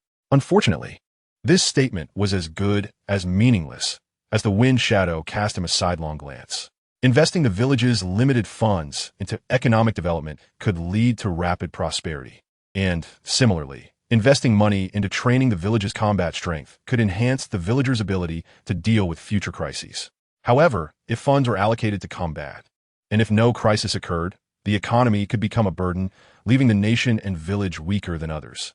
This matter certainly required careful consideration. For a moment, they were unclear about the situation. After all, they were not certain that extraterrestrial beings would inevitably descend in the future. Kakuzu lightly coughed. He gently tapped the table, and everyone turned their attention to him. What does Lord Kakuzu have to say? I propose that we form an economic alliance to facilitate the exchange of goods among the various countries and to unify the measurement standards and ninja ranking system. The lower-ranking and middle-ranking ninjas would be assessed primarily within their respective villages, but any ninja who reached the rank of Jonin would be funded by Takigakure, allowing them to focus on training without the repetitive daily labor to prepare for future crises. The crowd began to silently contemplate Kakuzu's words.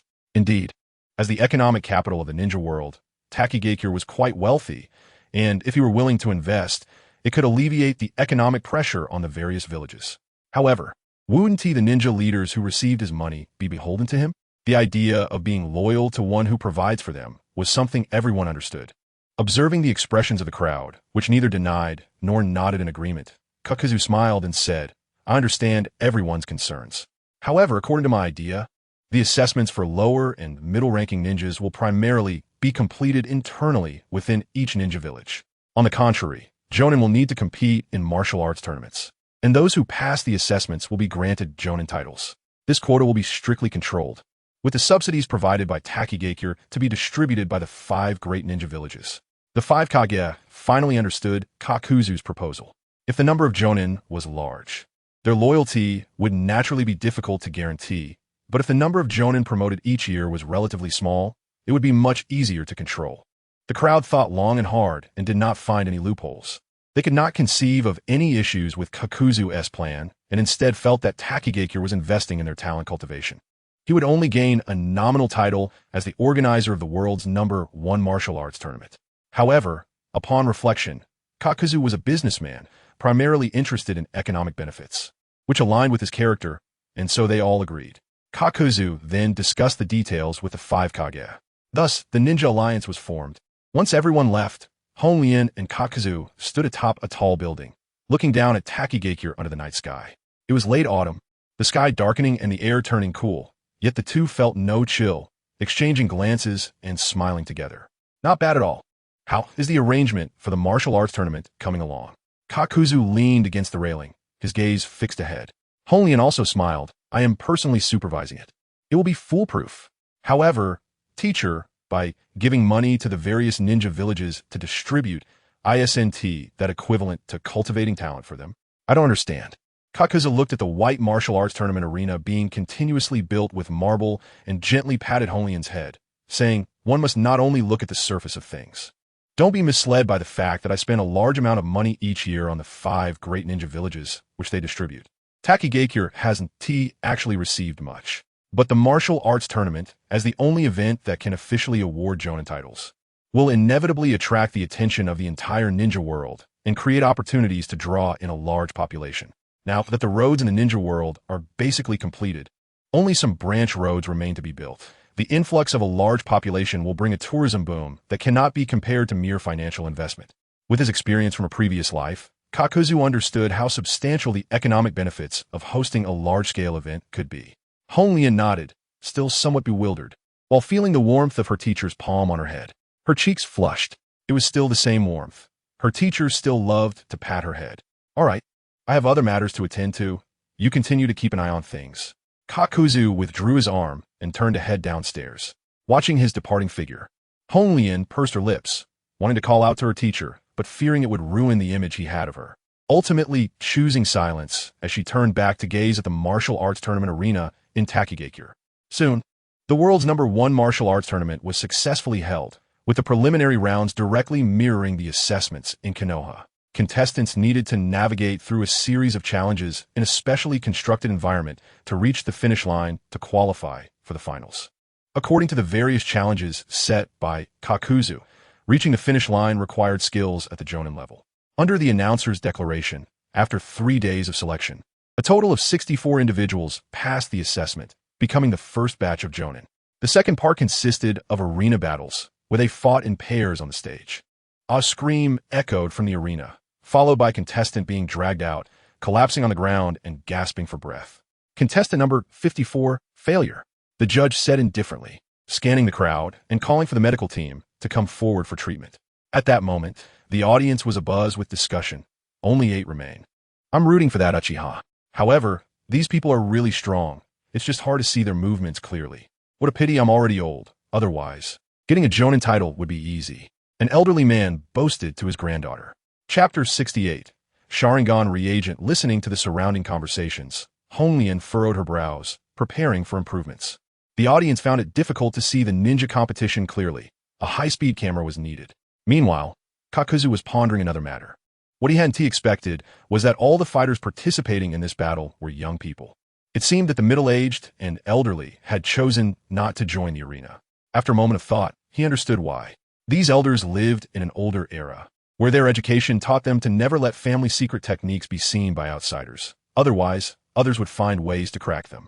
Ninjutsu could only be lethal if kept secret. The more people who knew about a technique, the more thoroughly its information would be researched, putting them at a disadvantage in combat.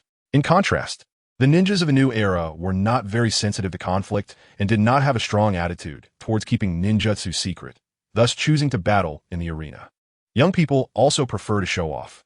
There were no longer opportunities in this world to earn titles like the god of ninjas or Shura of the ninja world as in the past. And arena battles were the best opportunity to make a name for themselves in the hearts of the people. As the two moon people, Yen Yi and Shur-chun, hurriedly recorded this exciting scene, they noted that the ninja world had never had arena competitions in the past, and even on the moon, they had never seen such an exciting match. Observing the ninja world through the Great Rebirth, I felt illusory, like seeing flowers in the fog. But witnessing this blood-pumping scene in person excited Shur-chun as well. Who do you think will win? Shur-chun asked Yen Yi beside him. Yen Yi shook his head. I'm not sure. After all, both sides possess extremely powerful chakra, but I believe this peak showdown between ninjas will definitely be intense. I want to add this segment to my book, Yen Yi said excitedly. Shur-chun nodded in agreement. Time flew by quickly, and the two ninjas on the arena fought fiercely, with the sounds of ninja blades and shurikens clashing continuously. Fire style, Great Dragon Fire technique. The two unleashed their signature moves almost simultaneously, with two massive entities charging at each other. Ultimately, the final battlefield in the arena featured Hanzo of the Salamander from the Rain Village and Uchiha Kagami from the Leaf Village. The two met in the finals. Uchiha Kagami. Why would he participate in such an event? Kakuzu frowned slightly. Logically, this guy didn't like fighting. If he participated in the arena, someone must have instigated him. Beside him, the arms crossed, Daitai nudged his chin in the direction Kakuzu was looking. Kakuzu saw a white-haired man with red markings on his face. It's Senju Tobarama. At this moment, he was dressed in a blue long-sleeved outfit, hands in his pockets, watching the battle between Hanzo and Uchiha Kagami on the arena. Kakuzu suddenly understood. If it was Senju Tobarama, everything could be explained. Uchiha Kagami greatly admired Senju Tobarama's development of the tree fruit and aspired to become a tree planter. And if Senju Tobarama instigated Uchiha Kagami to participate in the arena, his purpose was probably not to let Kagami gain fame, but to observe his strength. At least one Uchiha clan member would showcase his power. In the end, on the arena, Hanzo of the Salamander overwhelmed Uchiha Kagami with his water ninjutsu and severely injured him with his powerful swordsmanship. Until the last moment, Hanzo of the Salamander claimed first place in the competition. Now, it was Kakuzu's turn to take the stage. Originally, Kakuzu wanted to give an impassioned speech, but the 5 Kage were not as easily swayed as his students. So he had to skip the speech and walk toward Hanzo of the Salamander with a 100 million Ryo prize plaque and a mysterious gift. He then announced, "The winner of this World Martial Arts Tournament is Hanzo of the Salamander." After his speech, The audience erupted into thunderous applause. Hashirama looked at Kakuzu, his gaze never leaving the arena. What an amazing performance. I didn't expect Mr. Kakuzu's speaking ability to be so outstanding. Truly impressive. Hashirama smiled. The 5 Kage. At the same time, he would receive the official sponsorship from Kakuzu City, a prize of 100 million Ryo, and a mysterious grand prize, which was the Sharingan bloodline. After speaking, Kakuzu displayed the item in his hand, a transparent reagent with a red Tomo emblem. This was the Sharingan ocular power reagent. Anyone who consumed it would gain the Sharingan. As Kakuzu's words fell, everyone present, including the 5 Kage, fell into shock, and the arena fell silent before erupting with waves of exclamations. My God! Sharingan ocular power reagent? How is this possible? It's actually a bloodline limit. This is too exaggerated. I know Kakuzu City is formidable, but bloodlines. No wonder this martial arts tournament was held. It turns out to be the Sharingan. This is the #1 bloodline in the world. The audience buzzed with discussions. Due to the celebrity effect, the Sharingan and Wood Release were ranked as the top bloodlines in the ninja world, while Wood Release, being extremely rare with only one person possessing it, ranked second. I am honored to receive the sponsorship from Kakuzu City. I will work hard to become a part of the Guardians of the Ninja World's safety, said Hanzo the Salamander as he took the treasure from Kakuzu's hand. Everything seemed to be quite natural. He was not affected by the outside world at all. Why was that? Of course, it was because it had been arranged in advance. It wasn't that the champion was predetermined, but the entire arena competition was set to finish within 15 days. After Hanzo of the Salamander showcased his extraordinary combat strength, Kakuzu privately approached him and asked him to cooperate in staging a performance. After all, at this time, Hanzo of the Salamander not only concealed his poisonous abilities, but also had the summoning beast, the Salamander. His strength, being overwhelming against opponents of the same level, was quite normal. The deal was to promote the advertisement. Hanzo of the Salamander opened the box containing the transparent test tube in front of everyone and drank the light red liquid in one gulp. As if it were a performance, he widened his eyes at the crowd, and the cameras flashed at him. Soon, an unusual chakra wave radiated from Hanzo of the Salamander, causing those with ninja cultivation in the audience to feel an extraordinary presence. The power of In Release gathered in his eyeball, and before long, a constantly spinning Tomo appeared in his originally black eyes. Sharingan. As the eyes changed, Hanzo of the Salamander's aura also transformed significantly. Seeing the scene, everyone was astonished and began to discuss among themselves. Even the 5 Kage stood up, unable to contain themselves, hurriedly asking Kakuzu City Lord, what exactly is this Sharingan? Even one of the 5 Kage, the Reikage, couldn't help but say, yes, is this reagent from the Uchiha clan? Kakuzu smiled faintly. This is the reward for the winner of the World Martial Arts Tournament. This time, the reward is the Sharingan Ocular Power Reagent.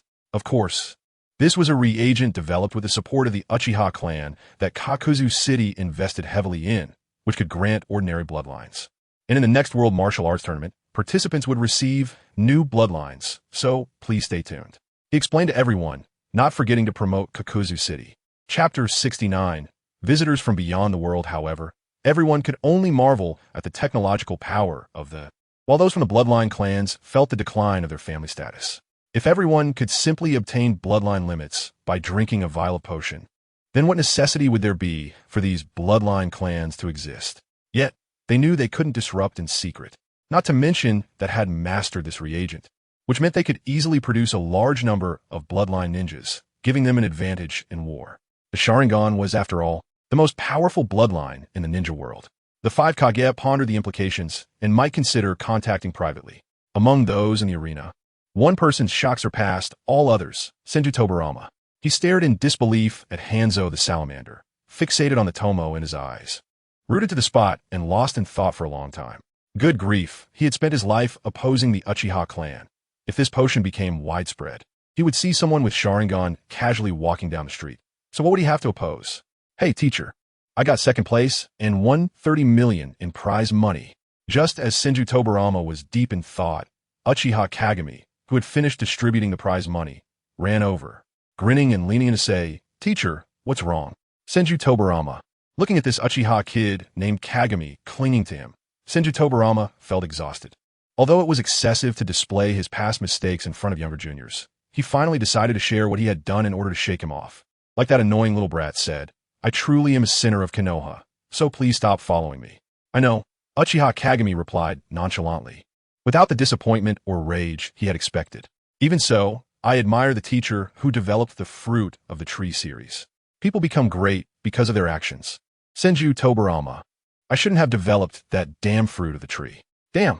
After Uchiha Kagami received the 30 million, he immediately gave all the prize money to the Agricultural Research Department to exchange for new research instruments. Damn Uchiha. This could be considered fulfilling the wishes of Kid, right? In the bathroom, Mizukawa looked at an important scene on the newspaper. The headline was written in bold black letters and featured a comparison with two photos, one of Hanzo the Salamander's normal eye and the other of his Sharingan activated. He hadn't expected you to really persuade the family to accomplish this. While soaking in the bath, Mizukawa curiously asked Uchiha Fyama on the video call, "Aren't you afraid of electric shock?" Fyama's brow twitched on the other end. This setting was far too informal. Even though he knew Mizukawa was a bit eccentric, it really lowered the standards for Uchiha handsome men. How could there be an electric shock? This is the latest product from, Mizukawa said, somewhat proudly. Fyama, far away in Konoha, quickly want to change the subject. It's not that I did anything. It was the funding from the Lord of that was significant. And those old geezers actually think anyone with Sharingan counts as Uchiha. That's how it is for bloodline clans, Mizukawa commented, slightly brushing aside the awkwardness of the old clan elders and taking note of it in his mind. Ding! Mizukawa discovered that the screen of the black box-like device in his hand had suddenly gone black. This made him jump out of the bathtub in shock. No way. Did I really break it? After repeatedly fiddling with it to no avail, he was left dumbfounded. This thing was the latest product developed by. As the third-generation product that had officially been updated and iterated, its effectiveness was extraordinary. The first generation could only send text signals. The second could facilitate real-time voice communication. And the third could enable video face-to-face communication. However, the first generation had just become popular in the ninja world, and the second generation was just starting to be deployed. This third generation was merely a prototype, and he had only borrowed it for fun. If he broke it, thinking of that gloomy face would make him suspect that his working hours would double. Damn it, didn't say that this thing was powered by some Renegan? Why did it break so easily? Crack, crack. In the woods next to Konoha, the world began to shatter like a mirror as a vortex-shaped spatial door opened. Is this the era chosen by Otsutsuki Urashiki? A blonde-haired, blue-eyed boy with a beard appeared, holding a strange treasure, followed by a long-haired man in black. Since we can't deal with Naruto, we should travel back to his childhood to seize the Ninetales power. We need to warn Naruto quickly, the middle-aged Sasuke said to Boruto. As the two walked out of the wood side by side, the middle-aged Sasuke noticed something odd about their surroundings. They hadn't directly landed in Konoha village, but rather on the outskirts. However, the environment of Konoha had changed significantly, which felt strange to him. Is there something wrong, master? Boruto, holding the treasure, asked. The middle-aged Sasuke looked around, always feeling something was off until he suddenly realized. Has Konoha's technology developed this much? Isn't it normal? Looking at old photos, Konoha was already flourishing when Dad was young, Boruto said, glancing at the second-generation official. The middle-aged Sasuke fell into deep thought. This kid had no idea that the photos in Konoha's textbooks only showed the better parts of the village.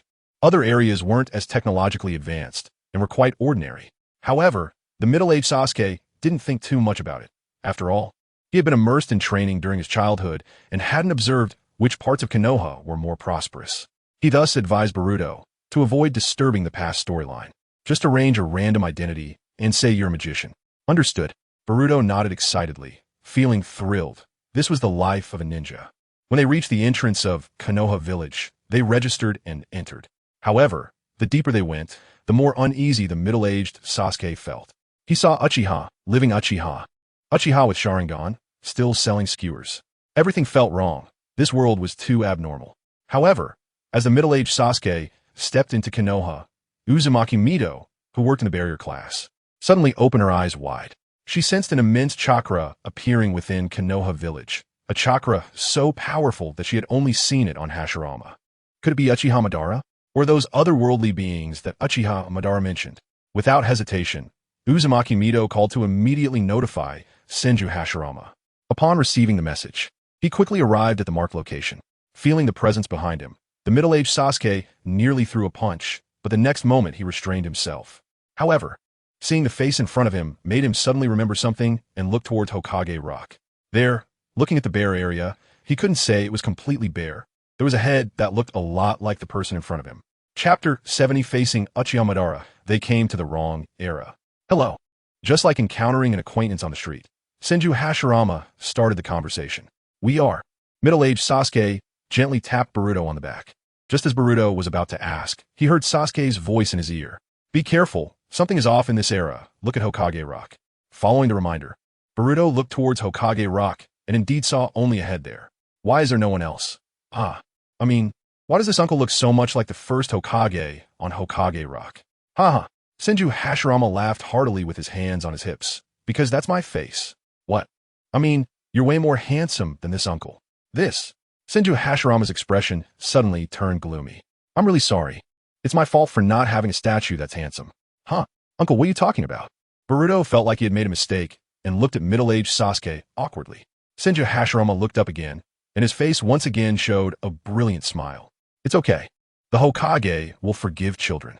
Middle-aged Sasuke's mouth twitched slightly. Having experienced the Fourth Great Ninja War, he knew that the first Hokage was not reliable. But he didn't expect him to be this unreliable in life, even if he was foolish. Middle-aged Sasuke understood that the treasure Lu had brought them through time and space had caused them to arrive in a time too early. It was currently the era of the first Hokage's rule. What puzzled middle-aged Sasuke was why the Konoha during the first Hokage's rule was so prosperous, even more so than during his own childhood. Could it be that the third Hokage, who took over in between, was a failure, squandering all the resources the first Hokage had built up? You two haven't said where you are from yet? Middle-aged Sasuke's expression stiffened, and even Boruto noticed the problem. If this is the first Hokage, how should they explain? Not knowing what kind of consequences time travel would bring, middle-aged Sasuke hesitated. Their originally set identities were magicians, and they had disguised themselves, but now if they revealed their identities as magicians, no one would believe them. After all, this era had no magic. We are magicians. Unexpectedly, Boruto, who had prepared the answer in advance, immediately declared their identities. After saying that, he looked at Sasuke with an expression asking for praise. Middle-aged Sasuke. Magicians? Senju Hashirama was taken aback by this, while middle-aged Sasuke felt embarrassed but could only brace himself and let go of the balloon in his hand. Pop, pop, pop. Watching this astounding speed, Senju Hashirama clapped. What an amazing magic trick. So you too are magicians. He thought a battle would soon ensue, but seeing Senju Hashirama's shocked expression left Sasuke confused. He tentatively asked, You believe it? Don't you think magic is a bit strange? What's strange about being a magician? Senju Hashirama was puzzled. He had never seen such a novel magical item before, but someone with such a large chakra who chose not to join a faction and instead became a traveling magician was indeed a remarkable person. Senju Hashirama gave middle-aged Sasuke a thumbs up. Middle-aged Sasuke nodded. Yeah, the whole world seems to have a problem now. It seemed they had resolved the trouble. The two were granted an audience with the first Hokage, who enthusiastically invited them to stay at his home and also invited him to perform magic for the children of Konoha. Middle-aged Sasuke agreed because he wanted to understand the differences in this world. He also understood that Senju Hashirama was not as simple as he appeared. Inviting them to stay at his home seemed like an arrangement for accommodation, but the deeper reason was probably to observe them closely. Big brother, can you perform that magic trick again? No, kid, you're really annoying. After dinner, Boruto turned his head away, not wanting to perform the trick for the young shoujo anymore. Meanwhile, middle-aged Sasuke was checking information in the library. Eventually, he learned that the cause of all these distortions was a shared dream everyone had on a mysterious night. Dreaming of a peaceful ninja world under the rule of the Alliance. The more he read, the more it resembled the infinite Tsukuyomi. Could it be that Kagaya Otsutsuki had appeared ahead of time? Middle-aged Sasuke thought to himself, and then looked up at the concerning red moon. He couldn't help but remember Kagaya Otsutsuki, who was trapped in a Shinju space. After some hesitation, at night, middle-aged Sasuke separated a shadow clone to lie on his bed, glanced at the blood-red moon, and instantly opened a space door with his Renegan. In just a few steps, he arrived on the moon. This was something middle-aged Sasuke achieved by extending the capabilities of his Renegan. On the blood moon, Uchiha Madara was sitting cross-legged, feeling the natural energy. Since Uchiha Madara wanted to guard the peace of the ninja world alone, he naturally needed a power that matched this resolve. For the Otsutsuki clan, relying solely on the power of the God Tree to surpass them was extremely difficult. The only advantage Earthlings had over them was their unique ninjutsu and the natural energy system of sage arts. Coincidentally, During his previous battle with Senju Hashirama, Uchiha Madara absorbed some sage power, and at this moment, he was consolidating these abilities, allowing himself to utilize Hashirama cells to absorb natural energy, which had almost stabilized by now. Suddenly, his gaze shifted to another part of the Blood Moon. There were only 2 buildings on the entire Blood Moon, the temple and the research lab of Wangchuan. But at this moment, this Blood Moon unexpectedly welcomed an uninvited guest, a visitor with a Renegan. Even a moon dweller couldn't suddenly descend upon the temple without his permission. Is it an enemy? Uchiha Madara became excited and quickly took off, charging towards that person. As soon as Sasuke appeared, he found a man standing in front of him, surrounded by 3 truth-seeking balls. The man's eyes were almost identical to his right eye, with 3 tomo overlapping on Renegan. Uchiha Madara. Sasuke instinctively drew his weapon in defense. Upon hearing his name called and sensing the hostility, Uchiha Madara thought to himself, has the visitor from beyond learned of my information? Damn it. Once he thought about the information being leaked, Uchiha Madara stopped testing and directly attacked with all his might. Renegan, Boundary Hell. For shadows emerged from Uchiha Madara's body and surrounded Sasuke. In the next moment, Sasuke crossed his arms in front of his chest. Boom! He was directly sent flying to the ground. Bang! The entire moon shook, and Wangchuan, who was conducting an experiment, saw that it was a failed experiment, his mouth twitching, and then he took out new materials from the god tree to continue his research. Bang! The ground shook again, and the experiment hadn't even begun before it failed. Madara has an enemy? He understood that this was definitely not Madara practicing ninjutsu, but rather someone was invading. But who would dare to invade Uchiha Madara's territory? Could it be that the Otsutsuki clan had descended? With this thought, Wangchuan hurriedly left. If such a high-level being really descended, it would be troublesome. Chapter 71, Guardians of the Earth. As Wangchuan stepped out of the laboratory, he saw a figure in midair being mercilessly beaten like a sandbag. With the power he gained from the god tree, he could see the shadow of Uchiha Madara's Renegan. At this moment, he saw 4 shadows surrounding a long-haired man. Wait a minute. Wangchuan's eyes widened in shock as he recognized the face of his enemy. It was middle-aged Sasuke. Why was he here? Could it be time travel? He quickly contacted his main body and then reached out to Feng, who was guarding the dragon vein. Looking at the calm dragon vein, Feng responded. There were no abnormalities in the dragon vein. The reply from the other side indicated that there was no unusual reaction from the dragon vein at all. At this point, Wangchuan realized that he had come through the artifactly. But that should be the plot of Boruto. Just as Wangchuan was puzzled, the battle situation changed. Every time he was attacked by the 4 Renegan shadows, middle-aged Sasuke would activate Susano'o to defend himself, which prevented him from taking much damage. His position gradually approached Uchiha Madara, who began to counterattack. Tenshiraiki. Sasuke glared at Uchiha Madara. Whoosh! In the next moment, he and Uchiha Madara swapped positions. The 4 Renegan shadows struck Uchiha Madara, but did not cause any harm. Instead, they merged into his body. Uchiha Madara was startled, looking at the spot beneath him, wondering how he suddenly ended up in the midst of the Renegan shadows while the intruder stood where he had been. Did they swap places? Uchiha Madara speculated in his heart, his killing intent rising. He could not wait any longer. The enemy's strength was indeed extraordinary. He quickly formed hand seals, concentrating chakra at his mouth. Senjutsu, Rantan, KGA, a blue-purple light swept across, capable of even cutting through the truth-seeking balls infused with natural energy. Seeing this Senjutsu, Rantan, KGA heading his way, middle-aged Sasuke was already prepared. A purple lightning appeared in his right hand. In release, CH die. The next moment, Chidori clashed with Senjutsu, Rantan, Kagaboom. The 2 sides barely passed each other, with Senjutsu, Rantan, KGA grazing middle-aged Sasuke and striking the Blood Moon, causing a large amount of rocks to splatter. His technique was unexpectedly deflected. Uchiha Madara understood how much power was required to achieve this. Although Senjutsu could inflict damage on opponents of the Sage of 6 Paths level, it did not mean he was invincible. Sasuke did not directly negate his damage. Instead, he used Chidori to redirect the attack just enough to skim past him. This required an extremely solid foundation. Uchiha Madara began to think. It seemed that the enemy from outside was indeed formidable. Not only did he possess powerful ocular techniques, but he also had a solid foundation and profound combat command, analyzing his techniques in an instant. However, that last move looked exactly like the one Wangchuan had taught him. Chidori. Could it be that this move was learned by an alien? Uchiha Madara felt a bit confused. The two individuals with the power of the Sage of Six Paths began to stare at each other, while middle-aged Sasuke secretly groaned. Having faced Uchiha Madara before, he was well aware of how strong the other party's abilities were. Back then, he and Naruto could suppress Uchiha Madara because they had the Sage of Six Paths chakra backing them. But after sealing Kagaya, the Sage's power was gone. Despite his diligent training over the years, he regrettably found that the gap between him and the Sage of Six Paths was still vast.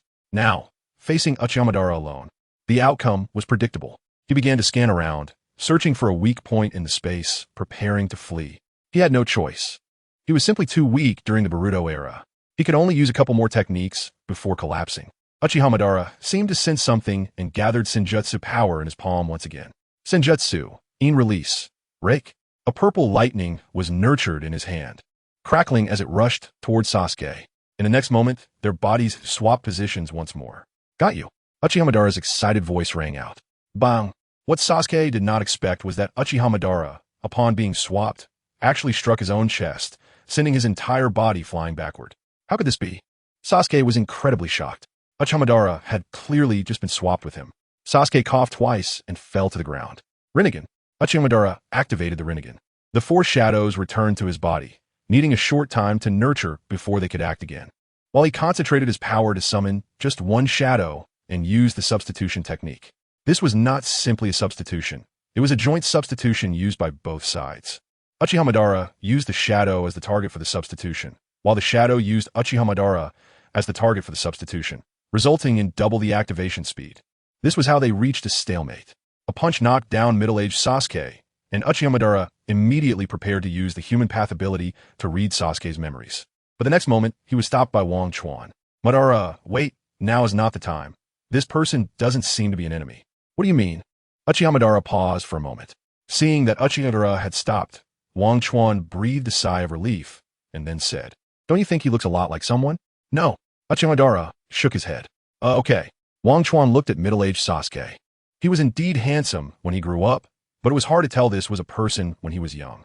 And Uchiha Madara's brother was still dead in his youth, very healthy, completely unlike middle-aged Sasuke, who appeared so weak. Take a good look at the chakra in his body. Only then did Uchiha Madara calm down. Initially thinking he was an enemy, he had fought without a second thought, and after the battle, he naturally had no mood to analyze much. Now that he looked again, he found something different indeed. Upon hearing Wang Chuan's words, Sasuke, who was preparing to open a space door to escape, stopped pretending to be dead, climbed up from the ground, and dusted himself off. He knew that Uchiha Madara could sense his chakra, so there was no need to pretend to be dead on the ground. Uchiha Madara looked deeply at Sasuke, realizing that he had been deceived, but he also noticed something unusual. Strange, you actually have the chakra of the Sage of Six Paths. Could it be that you are the one the Sage has been waiting for? Uchiha Madara's tone had a peculiar inflection. After all, he was someone denied by his ancestors. And now seeing the one truly chosen by the ancestors naturally evoked special emotions. Madara, is there an enemy? Feeling the tremor, a huge orange fox with raging chakra swept in, sensing the chakra of the Ninetales. Sasuke finally remembered that his purpose for this journey was to prevent the Otsutsuki clan from taking the Ninetales chakra. And seeing Uchiha Madara, he hesitated on how to speak. There was a problem with this time and space, and now Uchiha Madara had already obtained the power of the Ten Taels. However, the Ninetales was still outside, and it seemed to have a good relationship with Uchiha Madara, which puzzled him greatly. Sir, please speak, after all. Standing before you is the guardian of the entire earth, Uchiha Madara. Wang Chuan naturally knew that middle-aged Sasuke had come here because of that guy named Otsutsuki Urashiki. If it were any other Otsutsuki, he might have been somewhat worried, but this one was an exception. One could say that Otsutsuki Urashiki was truly a disgrace to the Otsutsuki clan, and with his weak strength, Wang Chuan suspected that Kakashi could match him evenly. Chapter 72. The artifact, no matter how weak his expression was, he was still a member of the Otsutsuki clan, possessing special abilities and the Renegan, which were incredibly powerful. Upon hearing Wang Chuan's words, the middle-aged Sasuke hesitated, as in his eyes, Uchiha Madara was an enemy who had even harmed him. However, the Ninetales represented a symbol of friendship in his eyes. Don't want to say it? Then let me take it myself, Uchiha Madara said domineeringly. But this guy had no hostility. The Ninetales waved its tail and said, Most people covet it, but this guy doesn't. Hearing this, Sasuke sighed internally and said, Fine. I will only tell the Ninetales about this. What's the difference between telling him and telling me? Uchiha Madara said calmly, and then a golden chakra radiated from his body. Upon seeing this scene, the middle-aged Sasuke's doubts about life deepened. He clenched his fists and looked again at Uchiha Madara, who was shining with golden light in the sky. He would not forget this brilliance. This was a mode that only Naruto Uzumaki could achieve. How is this possible? You were taken care of by the old man. He must have something to say, so hurry up and tell me. The Ninetales did not indulge Sasuke and directly interrupted him. Middle-aged Sasuke. Fine, but I still need to act. I can't rely on their information. What if Otsutsuki Urashiki attacks? I am Uchiha Sasuke from the future. In the future, there will be an enemy called the Otsutsuki clan, and they are coming for the Ninetales. After hearing Sasuke's words, Uchiha Madara frowned slightly.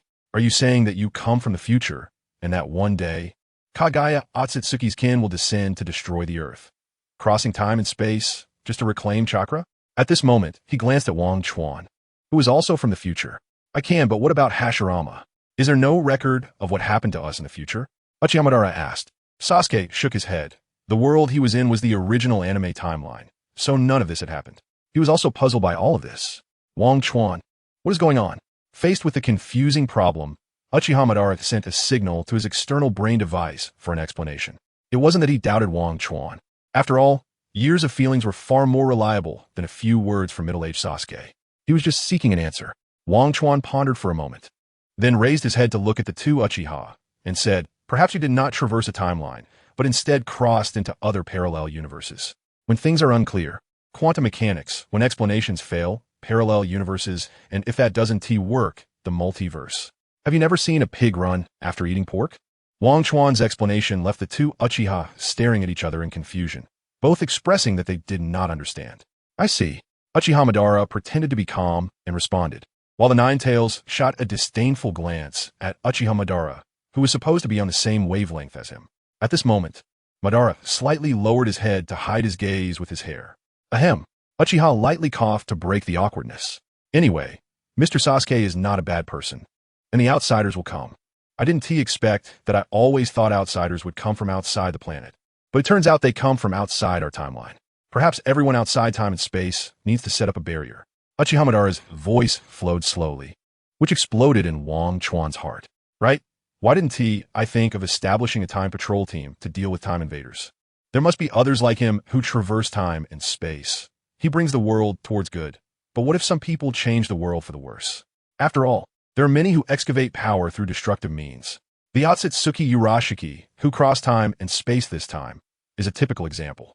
But then he remembered that he did not have the tools to traverse time and space. How could he maintain the stability of time and space?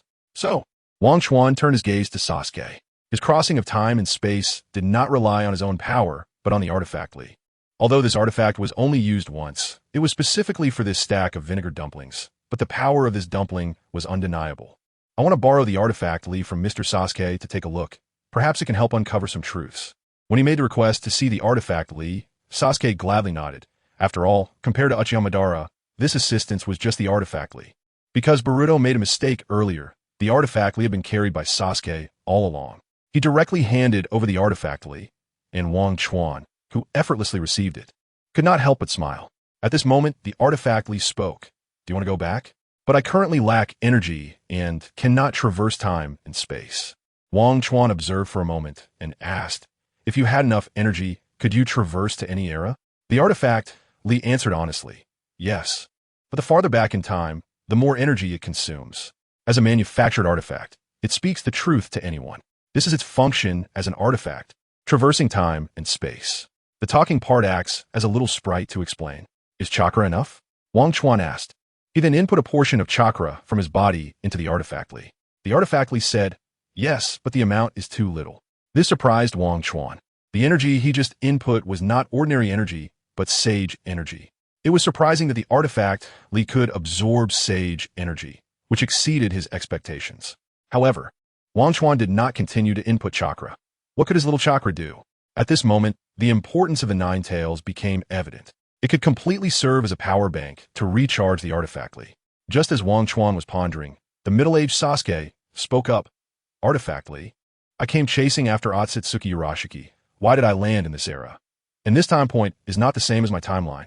Wang Chuan had no suspicions about Sasuke. He inquired about the artifact Li because it was the expert on time-traveling artifacts. What exactly is it? The artifact Li asked. The Uchiha Madara of this era is the guardian of the ninja world, and his strength far exceeds that of my era. The middle-aged Sasuke pointed at Uchiha Madara and said, even during the time of the first Hokage, when Konoha was founded, Uchiha Madara should not take on the duty of guarding the ninja world. It was too out of character. Uchiha Madara, are you sure this isn't due to your own influence? I'm sure. And this Madara's assistant said he crossed into a different timeline. Is that possible? Perhaps it really is another world, the artifact Li replied, but this time without much confidence. This tone made Sasuke raise an eyebrow in surprise. The artifact, Li responded earnestly. My function was originally just to traverse time, but you told me that I am now crossing into another world. This exceeds my understanding. And I cannot give you an accurate answer. Wang Chuan watched this scene closely, finding the artifact Li quite interesting. Chapter 73. Researchers know martial arts cough. Middle-aged Sasuke cleared his throat. Otsutsuki Urashiki might appear at any time, so it's better for us to discuss tactics first. Discuss tactics? Uchiha Madara glanced sideways at middle-aged Sasuke. He chuckled, the implication already clear. If young Sasuke were here, he might get angry. However, at his current age, middle-aged Sasuke was already struggling to deal with Sakura and had no time to compete with Uchiha Madara. That was the Otsutsuki clan. They possessed special abilities that allowed them to refine tailed beasts into pills and even to notify other members of the Otsutsuki clan. If they all came together, it'd be troublesome. Middle-aged Sasuke did not continue, but his meaning was clear. Even if Uchiha Madara could defeat one Otsutsuki Urashiki or even two from the Otsutsuki clan, could he handle a group of them? Upon hearing this, Uchiha Madara's expression changed. He had been worried about this, concerned that if too many enemies came, he would be outnumbered. That was why he had listened to Wang Chuan's advice and gave Indra's power to Hashirama, hoping he would protect the earth. However, Uchiha Madara then turned to Wang Chuan and asked, how should we formulate a plan? Just like middle-aged Sasuke did not trust him, he also did not trust middle-aged Sasuke. Even though he knew this person's information was similar to his own, they had no connection beyond bloodline. Knowing the old stories of Indra, he speculated that this middle-aged Sasuke might be the reincarnation chosen by future Indra. After all, in middle-aged Sasuke's timeline, he died in the Valley of the End. In fact, there was not much to plan. Otsutsuki Urashiki's abilities were quite weak, and his performance was a disgrace to the Otsutsuki clan. If Otsutsuki Kagaya was a bronze-level fighter, then Urashiki could only be considered plastic. However, saying this would be somewhat insulting to plastic. In short, with Uchiha Madara's current abilities, defeating Otsutsuki Urashiki would be quite easy. But information about him could not be leaked. After all, he had never seen Urashiki's abilities in the future. So he raised the artifact, Li, and chuckled softly. Now that we have the artifact, Li, we can open the space-time door, traveling through time and space, and freely move to the point in time when Otsutsuki Urashiki was defeated. At that time, we would know all his information and could arrange effective tactics in advance. What could the Otsutsuki clan do then? Both Uchiha Madara and middle-aged Sasuke's pupil shrank. Information. In ninja battles, information is an essential element. Once you know your opponent's information, fighting becomes extremely easy. In the future Fourth Great Ninja War, the first appearance of the truth-seeking orbs could be described as a god killer, a Buddha killer, even having the ability to eliminate souls. But when everyone learned that the truth-seeking orbs could not immunize against sage art attacks, they were easily defeated. But then middle-aged Sasuke reacted and said in a low voice, but the artifact Li is currently lacking energy, and there was an accident during this time travel. What if another accident occurs? Don't worry about energy. With the Ninetales here, it should be able to fill the artifact Li. Humph. The Ninetales snorted coldly, seemingly expressing dissatisfaction with Wang Chuan. Uchiha Madara helplessly said, Kurama, now is not the time to throw a tantrum. The Otsutsuki clan's goal is to capture you. They're coming for you. Upon hearing this, the Ninetales' fierce expression froze for a moment. Indeed, if it really was the Otsutsuki clan, it seemed he had no power to resist. Why do you want to stay on the moon? Besides the fact that Uchiha Madara was there and no one disturbed him. There was also Wang Chuan, this research master, who might help him break through the limits set by Sage of Six Paths and advance further. But there was one more thing. What if the artifact Li malfunctioned? That would be quite awkward, as the artifact Li had only been used a handful of times, making it impossible to summarize its rules. It was an uncontrollable product. Generally, such products could be tested using shadow clones. But whether time travel could be realized and whether it still had effective usage were unknown. No one would experiment on themselves. However, observing information. The Otsutsuki clan's information was classified and required a trustworthy person. If Uchiha Madara went and didn't return, the safety of this world. I'll go, Wang Chuan said. Firstly, his strength was decent, possessing part of the power of the Sage of Six Paths and an eternal Mangeki Sharingan, coupled with Madara's complete secret techniques. His strength was certainly not inferior to the Madara in the original story at the Valley of the End. This combat power was already sufficient to participate in battle. Moreover, despite being just a researcher, he was not lacking in combat skills, as he had experience from his original body. Uchiha Madara showed hesitation. Wang Chuan continued, "Don't worry. I will come back. Even if something happens to me, you must stay here. Only you can protect the ninja world." Wang Chuan, Uchiha Madara suddenly shouted. "Ha! I'm not going away for good." Wang Chuan laughed heartily. Middle-aged Sasuke, watching all of this, seemed to have some understanding. With such an attitude, it's no wonder Uchiha Madara had changed and would protect the ninja world. All right, let's start preparing now. Okay. Wang Chuan brought the artifact close to the Ninetales. Although the Ninetales was unwilling, under Madara's persuasion, he still released a bit of chakra. Halfway through, middle-aged Sasuke suddenly said, "Kurama, can you lend me some chakra?" "What? You also want my chakra?" Haha. The Ninetales twitched his whiskers in refusal. Not just anyone could borrow his chakra. He was selective. He was willing to lend chakra to Madara because they were in sync. Such a connection had only been established with Ashura in the past, but at that time, Ashura was the first to lend chakra to humans, which was easier to manipulate. Since Ashura, he had not lent chakra to any of the subsequent reincarnations of Ashura. Whether it was Ashura or Indra, it had nothing to do with him. He only adhered to his own principles. Middle-aged Sasuke nodded and explained, "I currently lack ocular power. On the battlefield against Urashiki, I may find it difficult to exert my abilities." Uchiha Madara agreed deeply with this. At the level of the Sage of Six Paths, recovering chakra was quite difficult. The amount of chakra restored simply through diet might take half a year to replenish. Previously, he sealed Kagaya because he had the chakra of the Ten Taels to supplement him. Otherwise, with just his chakra, creating such a large moon would be a pipe dream. After extracting the Ten Taels from his body, he had to lie in bed for 2 full months, relying on Ashura's power to barely recover. In short, the more chakra one had, the harder it was to recover. It had to be compensated in special ways. Uchiha Madara relied on food supplements. As for Senju Hashirama, he probably relied on his own abundant vitality. Chapter 74. Spacetime 3. Perhaps early death also has the suspicion of excessive exploitation of life force. Give it to him. Uchiha Madara urged once again. Thus, the Ninetales reluctantly channeled its chakra into middle-aged Sasuke's body. With the Ninetales' rapid chakra transfer, a large amount of chakra was quickly restored to its peak state within middle-aged Sasuke's body through the transformation of the Renegan. The Ninetales sensed that this middle-aged man named Sasuke had no wariness towards it, as if channeling chakra to help him recover was a very normal thing. Wait, this is the second Uchiha who has shown no hostility towards me. Could it be that the Uchiha clan has a good attitude towards the Ninetales? At this moment, the Ninetales couldn't help but recall what Wang Chuan had said, that it would one day become the Jinchuriki of the Uzumaki clan. It seemed that the Uchiha clan and I had a good affinity. Perhaps in the future. The Ninetales' eyes sparkled. All of this happened in an instant. The artifact, Li, absorbed the Ninetales chakra and soon became energized. Then let's set off now. Go! Middle-aged Sasuke took Wang Chuan's hand, and both of them grasped the artifact Li. At the same time, the next moment, they traveled through time and space. Whoosh! The two instantly vanished from their original position. The artifact Li had a strong understanding capability and did not distort human intentions like the Black Holy Grail.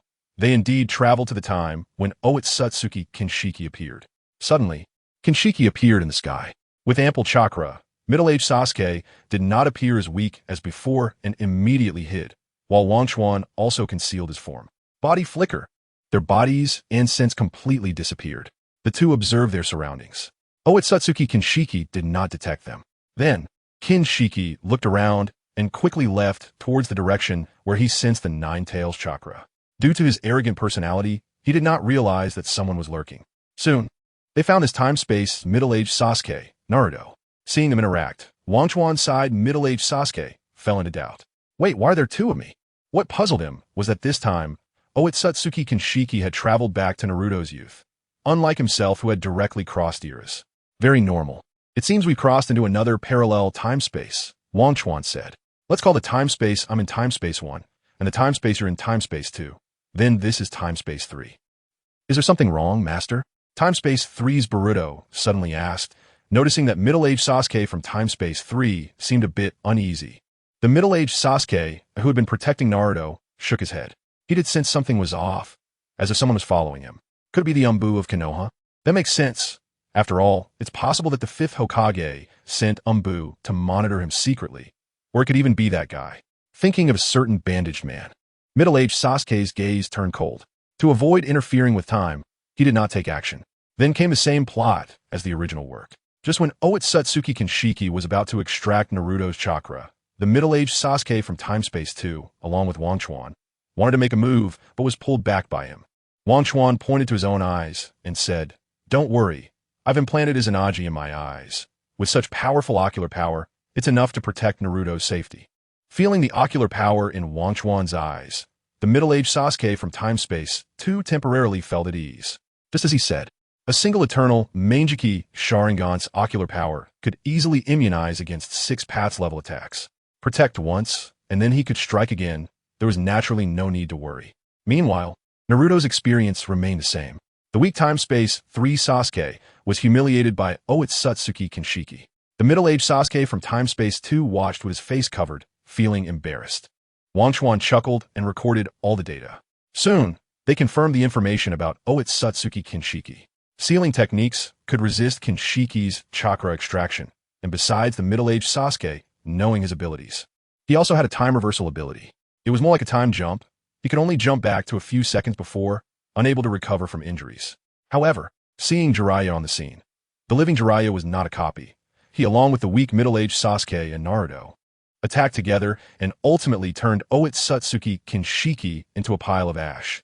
Wang Chuan nodded and patted the shoulder of middle-aged Sasuke from Time-Space 2, saying, "We can go back now." At this moment, middle-aged Sasuke from Time-Space 3 seemed to sense something and glanced towards the bushes where they were hiding. Good. Whoosh. The two used the artifact Li to return once more. Middle-aged Sasuke from Time-Space 3's blade flashed, but he found nothing. "What's wrong?" "Nothing," middle-aged Sasuke from Time-Space 3 replied. Then he said to Jiraiya, "To maintain the stability of time and space, I need to seal your memories." Meanwhile, in front of Uchiha Madara, watching the two disappear, a wave of gloom rose in his heart. Even the Ninetales felt the unease within Uchiha Madara. He had gotten used to Wang Chuan's presence. Losing him suddenly was inevitably unsettling. More than 10 years had passed. How many 10 years can one have in life? This man's restlessness was hard to express. But the next moment, Uchiha Madara opened his eyes and, upon seeing who had appeared, showed a delighted expression. "It's Wang Chuan. Wang Chuan is back. How is it? How did the intelligence investigation go?" Although he was very concerned about Wang Chuan, Uchiha Madara's expression remained unchanged, only inquiring about the information. Wang Chuan naturally revealed all the information he had observed about Oitsutsuki Kinshiki and laid out the plan to deal with him. Uchiha Madara nodded, while middle-aged Sasuke fell into deep thought. Artifact, Li, was the parallel time-space we traveled through just now or the future. Why is there still a version of me there? And it didn't notice my presence at all? Artifact, Li replied. After 2 travels, it can be distinguished that this time's travel is a parallel time-space. A parallel time-space? Middle-aged Sasuke nodded. At the same time, he lowered his head in contemplation, not knowing what he was thinking. In any case, let's start dealing with that guy, Uchiha Madara said with a cold smile. However, middle-aged Sasuke shook his head. We only know his abilities, but don't know when he will arrive. This is not when Naruto was young, but in the era of the first Hokage's rule. Then let's travel a few more times, Wang Chuan casually said. He still wanted to study it further. But the previous travel was a parallel time-space. My intersection with you was essentially the intersection of parallel time-space with parallel time-space. Could it possibly give birth to another time-space? Middle-aged Sasuke wasn't just an unknowing ninja. He also understood space-time ninjutsu, though only a part of it. But at least he knew a bit. Chapter 75. The Art of Seduction. Wang Chuan looked at the treasure in his hand. The treasure Li said, "Don't look at me, I don't know. Of course, if you try it out, I can record the data in the database." Just as Wang Chuan was about to test it, Uchiha Madara stopped them. "Let us not test it yet. Our perception ability is sufficient to cover the land while standing on the blood moon. As long as Otsutsuki Urashiki appears, we can find him. And we can also seek help from the moon people.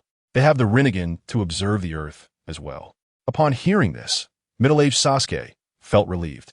But Wang Chuan shook his head, feeling it was a bit of a pity. He wanted to continue researching the limits of the treasure Li. Soon, Uchiha Madara personally descended to the true moon and discussed the matter of Otsutsuki Urashiki with them.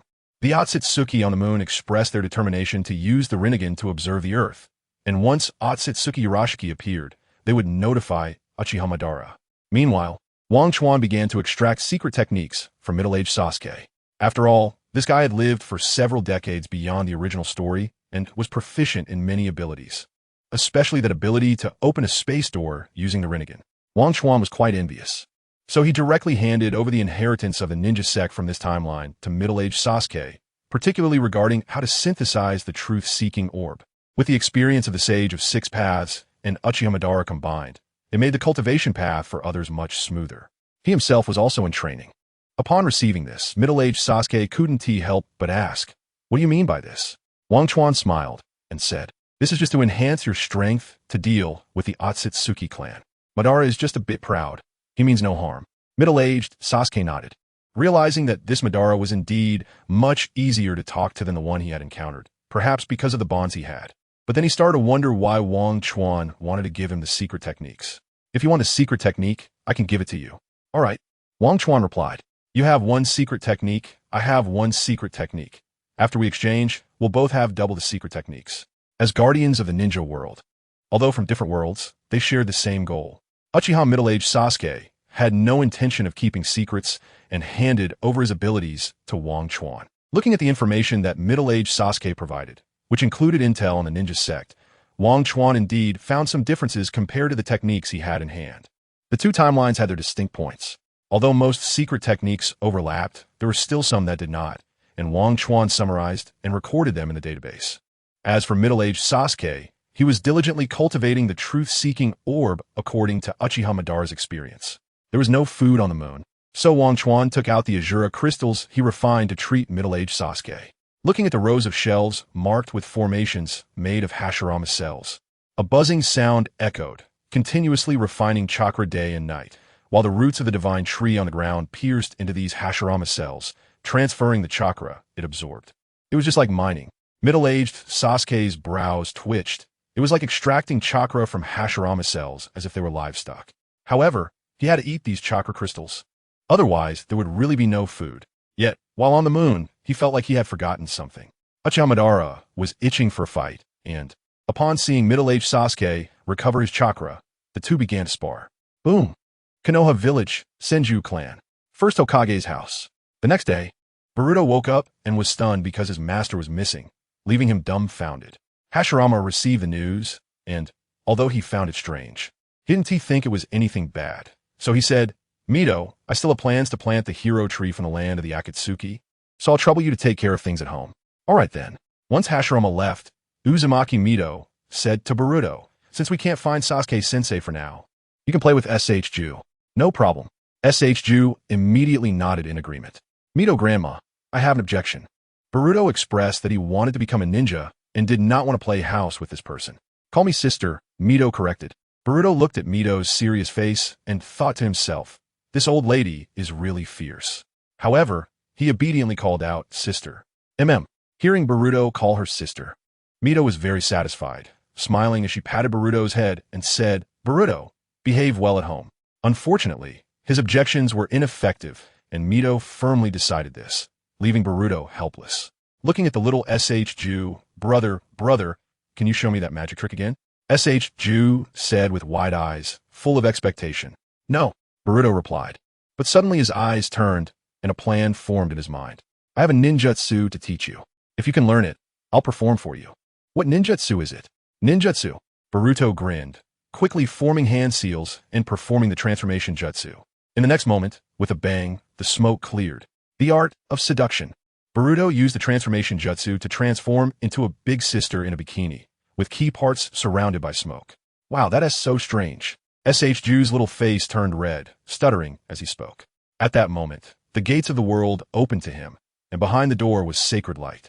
Not far from the door, Mito sensed the chakra fluctuations spreading her perception and seeing the situation. Her eyes turned red. Then, she instantly appeared in front of Boruto with a couple of shunshin. Bang! Although she maintained a gentle demeanor in front of Hashirama, at that moment, she truly couldn't hold back, and a violent red-haired bloodline of the Uzumaki clan manifested in her.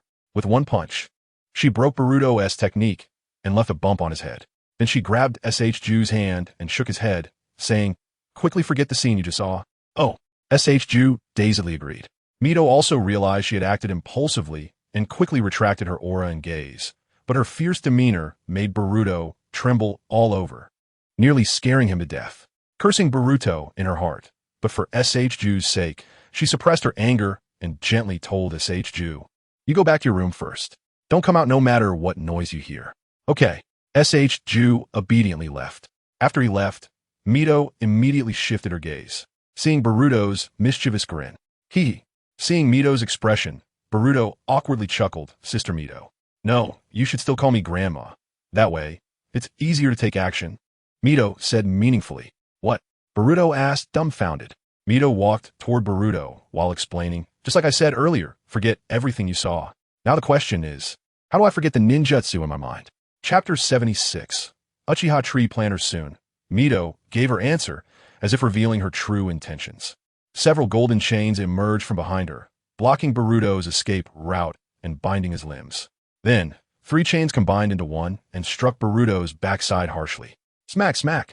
If it were any other child, Mito might not have cared, but this was Boruto. She sensed part of the Uzumaki clan's bloodline within him. She couldn't let a child of the Uzumaki clan go astray. Feeling that dealing with these 2 kids was shortening her life, Uzumaki Mito sighed and directly tossed them toward the Konoha school. Although the enrollment period had passed, she could still manage to get them in under the guise of auditing, given her status. Thus, Boruto and Shinjutsu were enrolled in Konoha school. At first, Boruto was somewhat reluctant. He had already attended ninja school once and didn't want to suffer through it again. He wanted to find Sasuke-sensei. However, contrary to his expectations, the curriculum here surprisingly focused on culinary skills and excavation techniques. As a result, Boruto found himself enjoying it. He learned barbecue techniques from someone with eyes similar to his own teacher.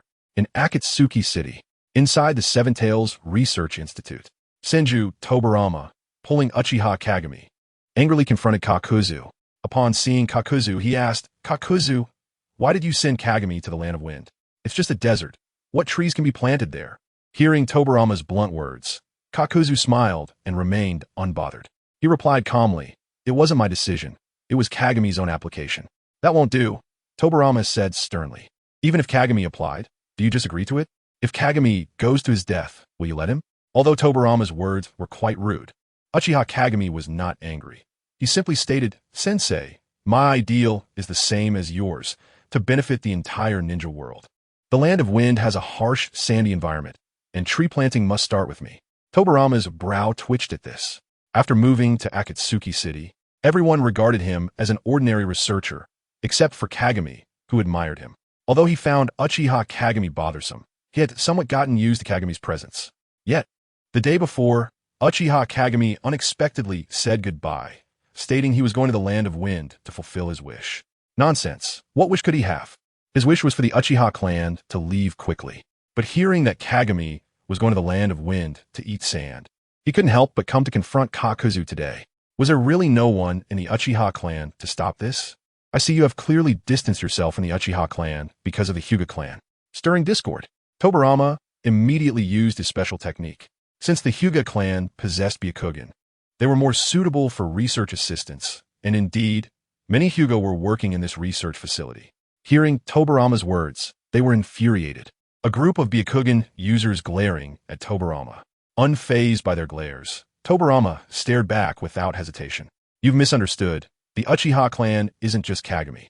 There are hundreds of people in the clan who have gone all over the world to start planting trees. That's impossible." Kakuzu smiled without speaking. Didn't he know what the Uchiha clan was like? Perhaps these people were powerful and proud, but to say they would plant trees, aside from a fool like Kagami, how many others could there be? Kakuzu smiled silently. Tobarama only had a limited understanding of the observations of the agricultural department over the entire Akatsuki layer, let alone the whole research system. They weren't planting ordinary trees, but hero trees. These could absorb surrounding natural energy and transform it into hero water trees, infused with divine tree cells and Byakugan cells, even incorporating a bit of star power for controllable mutations. This resulted in the hero tree evolving into version 2.0. The 2.0 version of the hero tree was also an important system within the Dream Network project. Hence, he requested everyone to plant trees to cover the entire ninja world with hero trees, so that the Dream Network base could be established. The true implement of this plan was only Kakuzu himself. Even so, to gain the agreement of various ninja villages and factions to plant trees, Kakuzu specifically made these hero trees bear fruit. The original hero water was transformed into fruit, which should be called natural power fruit. Just as the divine tree could produce chakra fruit, the hero tree 2.0 could bear natural energy fruit, as long as it absorbed sufficient natural energy. The consumer could enhance their overall physical quality and chakra volume. Perhaps its growth period was relatively long, but with Hashirama's growth liquid, it could save 10 years. Naturally, the Uchiha clan longed for this, and not just the Uchiha. The Senju, Uzumaki, and the 5 great ninja villages also yearned for it, but these words could certainly not be revealed to Senju, Tobarama. In short, this was Kagami's request, and I didn't refuse. Of course, if you're worried, you can follow him. Tobarama chuckled. Worried? If you're willing to go feed wolves in the desert, then go ahead. After saying this, he turned and left. After Tobarama left, Uchiha Kagami immediately bowed and apologized. I'm sorry, Lord Kaku. My teacher is just like this sometimes. He means no harm. Kakuzu nodded, indicating his understanding. Kagami then chased after Tobarama. Watching this scene, Uchiha Shimizu, who had always been treated as research material, laughed loudly after Tobarama turned to leave. Looks like Senju Tobarama took the wrong medicine today, actually standing up for Kagami. I didn't even say anything. Kakuzu shook his head, ignoring this. Recently, his situation had been a bit complicated, mainly because he suddenly lost contact with his clone. Wang Chuan had contacted him before, saying he would use a treasure to traverse time and space. However, during the time he was supposed to cross, he only had 4 hearts, leaving 1 position open, which could allow him to seize a heart and create a clone. But he certainly didn't dare to do that. Otherwise, when Wang Chuan returned and his position was full, what happened then? Although researchers should study more, such life-threatening research must be approached with caution. Scientific experiments are mad, yet careful, definitely not reckless. Surprisingly, the next day, Senju Tobarama actually went to the Land of Wind with Uchiha Kagami. According to his words, it was better to go out than to stay here and get angry. As for why he was angry, Tobarama didn't say. Only that he wanted to see the situation in the Land of Wind. A smile appeared on Kagami's face. The two quickly arrived in a desert in the Land of Wind. Uchiha Kagami summoned a scroll, and a sapling appeared. This was the sapling of the hero tree. Let's start planting. Chapter 77 Otsutsuki Purification. Uchiha Kagami first used earth release to dig up the sand, then carefully planted the hero tree. After undergoing evolution 2.0, its vitality was strong and it wouldn't die easily. However, letting it grow naturally would require several decades, and Kakuzu couldn't wait. The Dream Network system had to be established within 3 years. Then Uchiha Kagami took out a test tube and carefully dripped a drop of liquid. Whoosh! The liquid, which contained immense life force, fell on the hero tree, and as if it had received a hormone boost, the newly planted hero tree grew rapidly. In the blink of an eye, the tree that was originally half a meter tall grew to 2 meters, with a sturdy trunk, branches splitting and sprouting tender leaves, and the leaves turning green and larger. The tree's shade took shape. Seeing this miraculous situation, Tobarama scoffed. The nutrient solution was not just an ordinary nutrient solution, but an extraction of Hashirama's cells, which also contained sage power. This made him admit that Kakuzu's research was indeed groundbreaking. After planting the hero tree, a strange energy emitted from it, which was precisely where the terror of the hero tree lay. It could absorb sunlight and convert it into natural energy to release into the natural world. If we were to liken natural energy to spiritual energy, its ability to absorb sunlight and expel spiritual energy would definitely be a supreme sacred object that enhances the foundation of sex in the cultivation world. Similarly, in the cultivation world, shortly after the hero tree was planted, as Kagami walked another 10 miles to dig a pit for the second tree, a swarm of scorpions suddenly emerged around the first hero tree from the desert. These 7 scorpions, as large as tigers, looked up at the hero tree deep in thought. Soon, they gathered in groups, lying at the base of the tree to breathe. In a ninja world, The physical strength of ordinary people was stronger than that of Kakuzu in his previous life. This was because they could absorb extremely minute amounts of natural power while breathing, amounts so small that they themselves were unaware of it. But it was indeed present. Moreover, this natural energy would be absorbed by plants, transformed into fruits, and eventually flow into the human body. As long as the natural energy in the ninja world became abundant, one day everyone would be able to cultivate. This is why Kakuzu wasn't worried about anyone digging up the hero tree. Many animals and plants in nature would instinctively protect the hero tree. Anyone who saw a tree full of ginseng fruits would not dig up its roots, but would instead carefully guard it. Except for monkeys. After several consecutive days of planting trees, Senju Tobarama was speechless, but unable to resist his boredom. He took some items and began to water it. Water release, water chaos wave. Just a basic water release when used by Senju Tobarama cascaded down like a waterfall, a large amount of water flowing down. After absorbing the water, the hero tree grew even more robust. Thank you, teacher. Uchiha Kagami wiped the sweat from his forehead, expressing gratitude to Tobarama. This made Senju Tobarama's eyelids twitch. He had to hum lightly, as if to respond. Let's continue planting trees. By the way, how much subsidy does each hero tree in Kakuzu City get? Uchiha Kagami said while digging. One hero tree in Kakuzu City can have a jurisdiction period of 10 years. And under some harsh conditions, it will also grant extra points. One tree is worth 10 points. Senju Tobarama nodded. The points system was a unique high-level currency of Kakuzu City, obtainable only by researchers. It could be used to purchase all kinds of rare treasures. For example, the communicator used to contact Fuji Mountain previously was exchanged using the point system. As a research material, he also had a certain amount of points. The tree fruit series developed by Senju Tobarama also had significant points, and his account held a total of 10,000 points. 10 points wasn't much, but considering that one could plant 10 or so hero trees in a day, it added up to a decent subsidy. Moreover, according to the simplest exchange rate in Kakuzu City, 1 point could be exchanged for 10,000 ryo. Next, the two continued to plant trees, and all these tree seeds were obtained by Uchiha Kagami, naturally counting the points under his name. While they were planting trees, suddenly a person in a white robe appeared above their heads. This person had silver hair, skin as pale as paper, held a fishing rod in one hand, and had a fish basket at his waist, but his eyes were white. Where's this place? Why is it all sand? Otsutsuki Purification looked around as soon as he appeared and directly criticized the surroundings. It seems I crossed over to the wrong place, but it doesn't matter. This era also has the chakra of the Ninetales. Otsutsuki Purification was proud, and after losing his treasure, he no longer had the ability to cross over. He planned to capture the Ninetales in this time and space, but the next moment he noticed two people planting trees on the ground. However, this action angered Otsutsuki Purification. The Otsutsuki clan relied on planting trees to harvest fruits, and this hero tree possessed the genes of the divine tree. Although he didn't understand or see through these, he instinctively felt a surge of anger. He then directly picked up the fishing rod to attack. The fishhook, the size of a finger, suddenly smashed down, as if carrying immense weight, shattering the ground. With another flick, he broke the newly grown hero tree, which was over 2 meters tall, in half. The two immediately dodged, watching the hero tree turn into a dead trunk. Uchiha Kagami's face turned pale. This tree was extremely precious and required a full 1,000 points to exchange in the points repository. As for Senju Tobarama, seeing the man had white eyes was even more surprised, thinking to himself, could this person be from the Hyuga clan? Whoosh.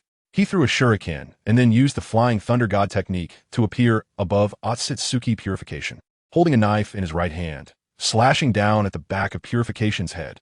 Whoosh. Purification's eyes changed from white eyes to blue Renegan, and his body transformed into several red origami cranes, dissipating before being hit by the blade. 1,000 origami cranes. This was one of the abilities of Purification's Renegan, allowing him to transform into origami cranes at the moment of being hit, dispersing and appearing around. After being attacked, Purification remained as proud as ever, staring at the two with his Renegan, his attitude extremely arrogant. Your ability reminds me of a nobody, but he probably hasn't been born yet. This guy next to you has eyes similar to his. For the Otsutsuki clan, crushing these two was no different than crushing an ant, and with his arrogant personality, Otsutsuki Purification said a few more words. After one failed attempt, Senju Tobarama used the flying thunder god again to return to Kagami's side. as he had already set the Flying Thunder God seal on Kagami. Is it a spatial movement ability? Interesting. Otsutsuki Purification's gaze watched the direction Tobarama moved. Meanwhile, Tobarama instantly judged that the strange person in the sky with white eyes had the ability to sense space, making it impossible to ambush him with the Flying Thunder God technique. Chapter 78. Killing range greater than launch distance. However, he still has other techniques. Looking at the blue Renegan with a strange expression, he asked, "Do you recognize the Sharingan? And also the Renegan? Who is he?" The only person in the entire ninja world who possesses the Renegan is Uchiha Madara. The person in front of him, who possesses the Byakugan, can fly and can directly transform the Byakugan into the Renegan. Could he have some relation to Madara? Akatsuki City has ways to turn ordinary people's eyes into Sharingan. It's not impossible to turn Byakugan into Renegan.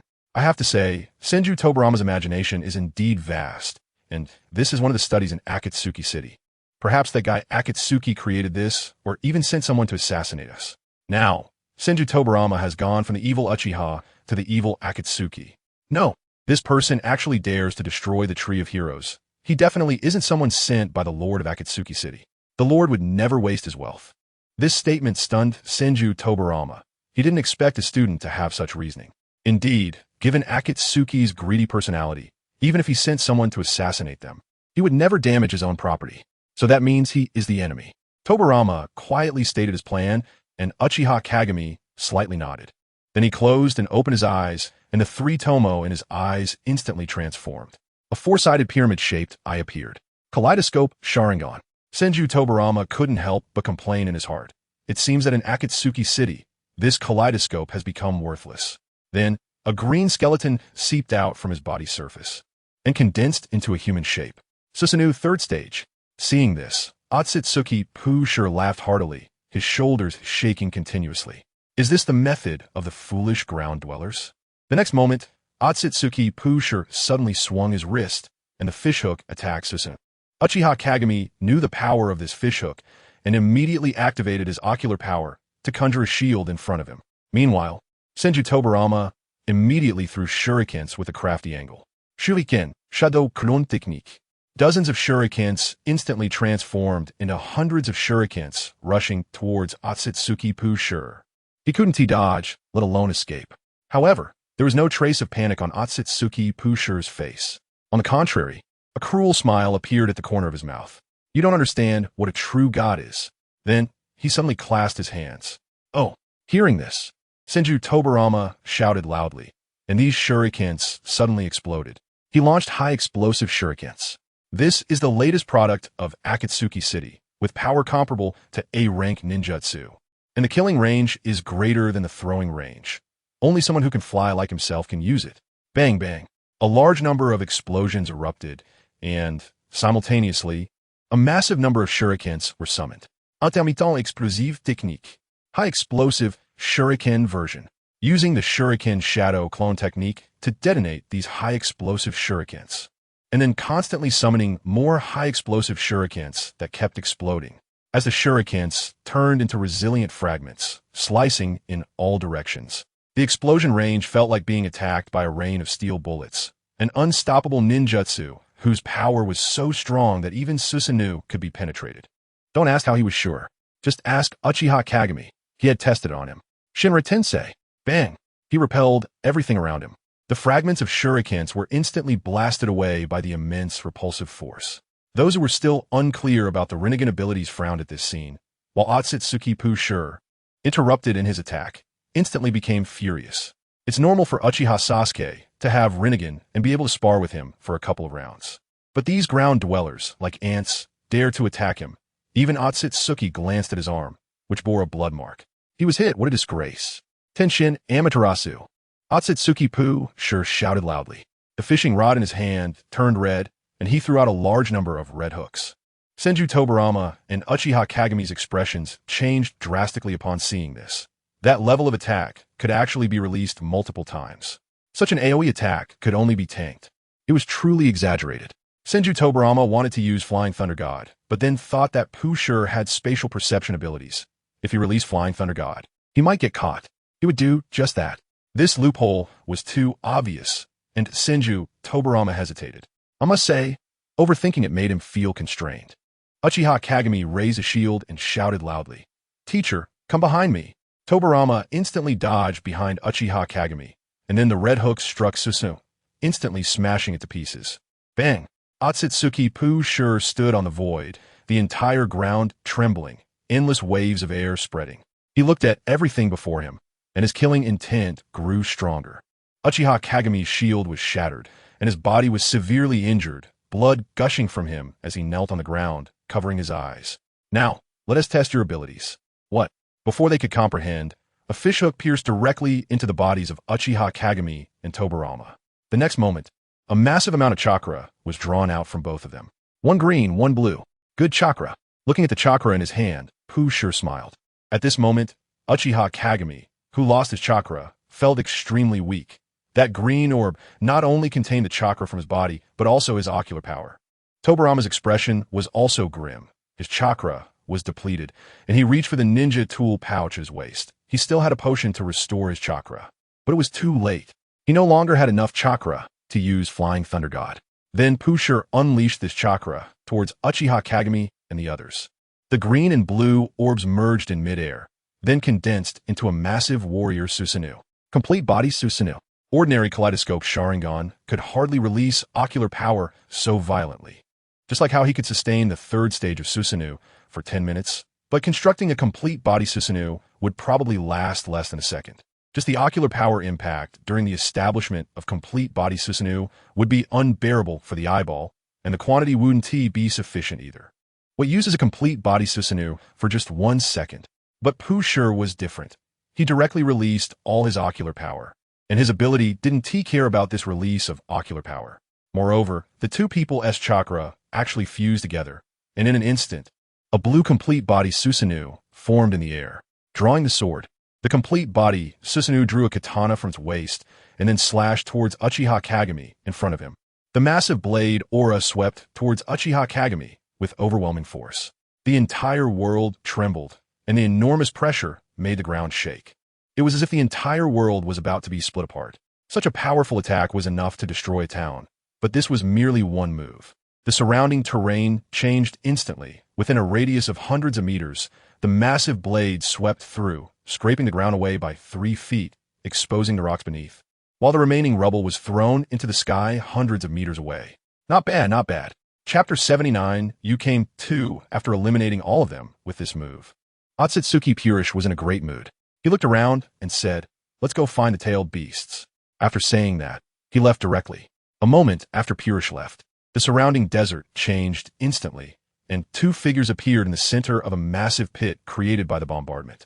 Uchiha Kagami, half kneeling on the ground, suddenly opened his eyes, only to see the 4-wheel windmill-shaped Sharingan in his eyes gradually degrading, then slowly disappearing.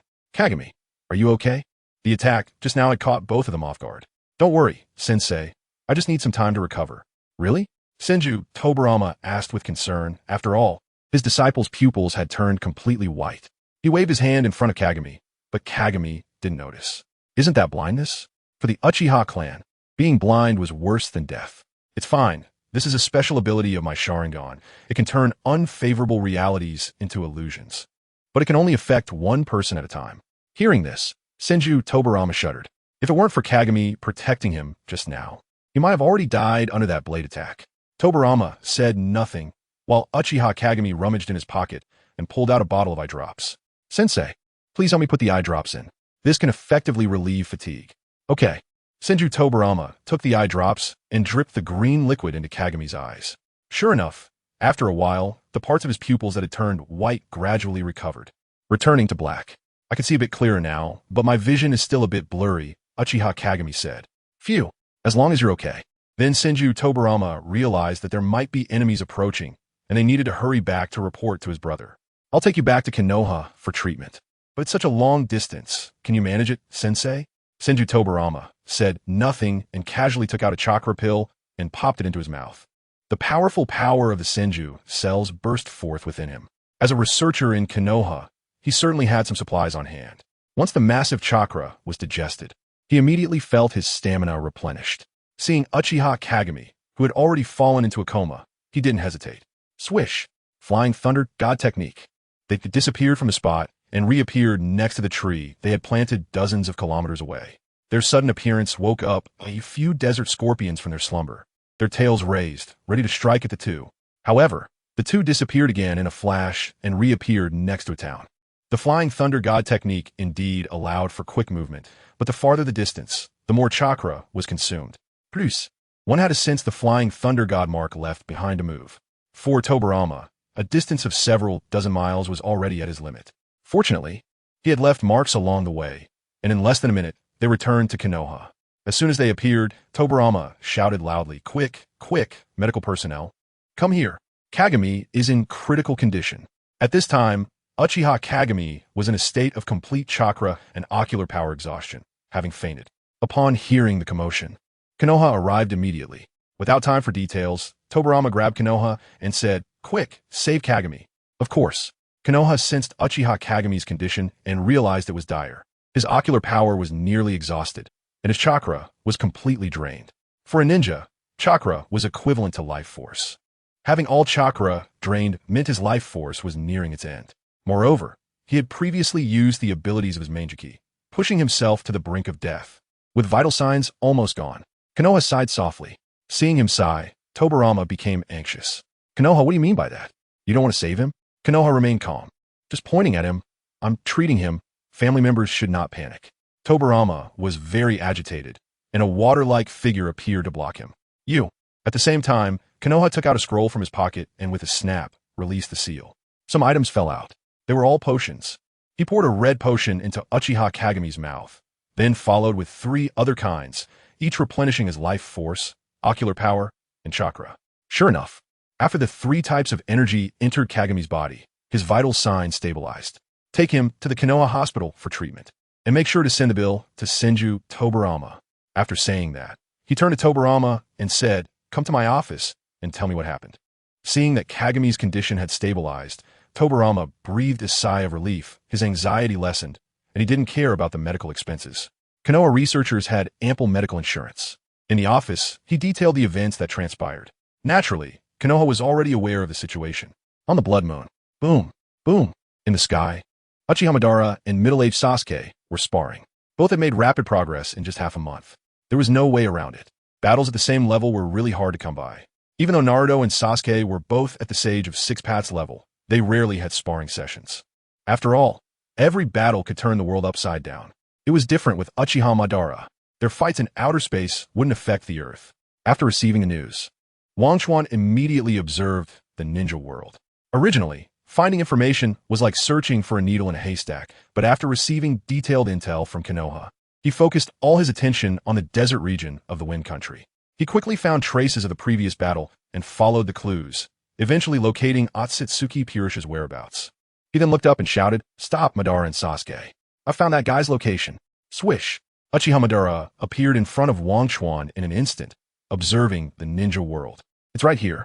Uchiha Madara was quite excited. Middle-aged Sasuke also said, "Kaibai, can you transfer some chakra? I used quite a bit in the fight with Madara." The Kaibai said nothing and directly tossed over 2 balls of golden chakra. After receiving them, Uchiha Madara and middle-aged Sasuke immediately restored themselves to their peak condition. Middle-aged Sasuke's Renegan then glared, and a swirling spatial gate appeared in the air. "Let's go." Swish, swish, swish. The 3 of them passed through one after another. But at the last second, the Kaibai also leaped into the spatial gate to be transmitted over. Wind Country, Desert Region. Middle-aged Sasuke half-kneeled on the ground, covering his Renegan. He couldn't help but glare at the Kaibai. "Why did you come along too? Is there something wrong?" "I also want to help against the enemy," the Kaibai replied, seemingly aware that his words were lacking, but he stubbornly said so. Middle-aged Sasuke was speechless. He had finally restored his full ocular power, and now was directly halved. Chapter 80. Wedge looking at the suddenly appearing middle-aged Uchiha Sasuke and the Ninetales. The arrogant Tsutsuki Urashiki in the sky laughed out loud. "Huh, are you here with the Ninetales to seek refuge with me? If you hand the Ninetales over to me, I can take you as my servant." Upon hearing this, the corner of middle-aged Sasuke's mouth twitched slightly. Being a servant of the Tsutsuki clan was not an easy task. The fate of Kinshiki, who was turned into chakra, was a case in point. And I too, a familiar voice echoed from the sky. Uchiha Madara stood even slightly higher than Urashiki. He Hearing the voice, Urashiki looked up to see Uchiha Madara, then immediately noticed the robe he wore and the faint mark on his forehead, which was left after he opened the 9-tomo Renegan. At that moment, Urashiki's expression changed, and he stuttered, "Why you are Kagaya's wretched servant. She actually created a god? What do you mean?" Uchiha Madara frowned and asked. But Urashiki quickly calmed down. You scared me. I thought she really created a god, but it turns out to be just a fake. That damned woman, betraying her clan. Listening to his words, Uchiha Madara felt confused. He then touched the crack on his forehead. There was no 9-tomo Renegan beneath. But he knew this matter was related to Kagaya. He then glanced at middle-aged Sasuke and gave him a look. Then, with a sudden acceleration, he cast a jutsu. Senjutsu, wind release, light fawn. A purple beam swept towards middle-aged Sasuke. Middle-aged Sasuke immediately understood. Heavenly hand power. Standing on the ground, middle-aged Sasuke suddenly opened his eyes. Urashiki, who was in midair, vanished in an instant. The blue beam pierced directly through Urashiki's heart. Cough, cough. How is this possible? How could I fall here? Urashiki silently roared. His eyes filled with unwillingness, anger, and pain. With a gaping hole the size of a bowl in his heart, even for the Tsutsuki clan, this was a grievous injury. Uchiha Madara then exerted force, and four shadows suddenly attacked Urashiki. The black, truth-seeking orb also struck toward his head. Unable to evade with his heart pierced, he faced certain death. No, I don't want to die. As he watched the truth-seeking orb approach, Urashiki felt the breath of death, and in his fear, he erupted with a strong will to survive. The pierced heart expelled a bit of chakra. Blue Renegan. Time rewind. Middle-aged Sasuke, standing still, suddenly froze. He discovered that Urashiki appeared before him with a large hole in his chest. Urashiki, he's severely injured. Everyone was astonished. What happened? Could it be? But Urashiki was much quicker than their reactions. His palm pressed directly against middle-aged Sasuke's forehead. He intended to refine Sasuke into a pill to restore his injuries. Suddenly, a sharp flash of light cut through the air, separating Urashiki's head from his body. This was the work of Wang Chuan, who was standing nearby. He had already swung his blade before Urashiki appeared. This was the power of intelligence.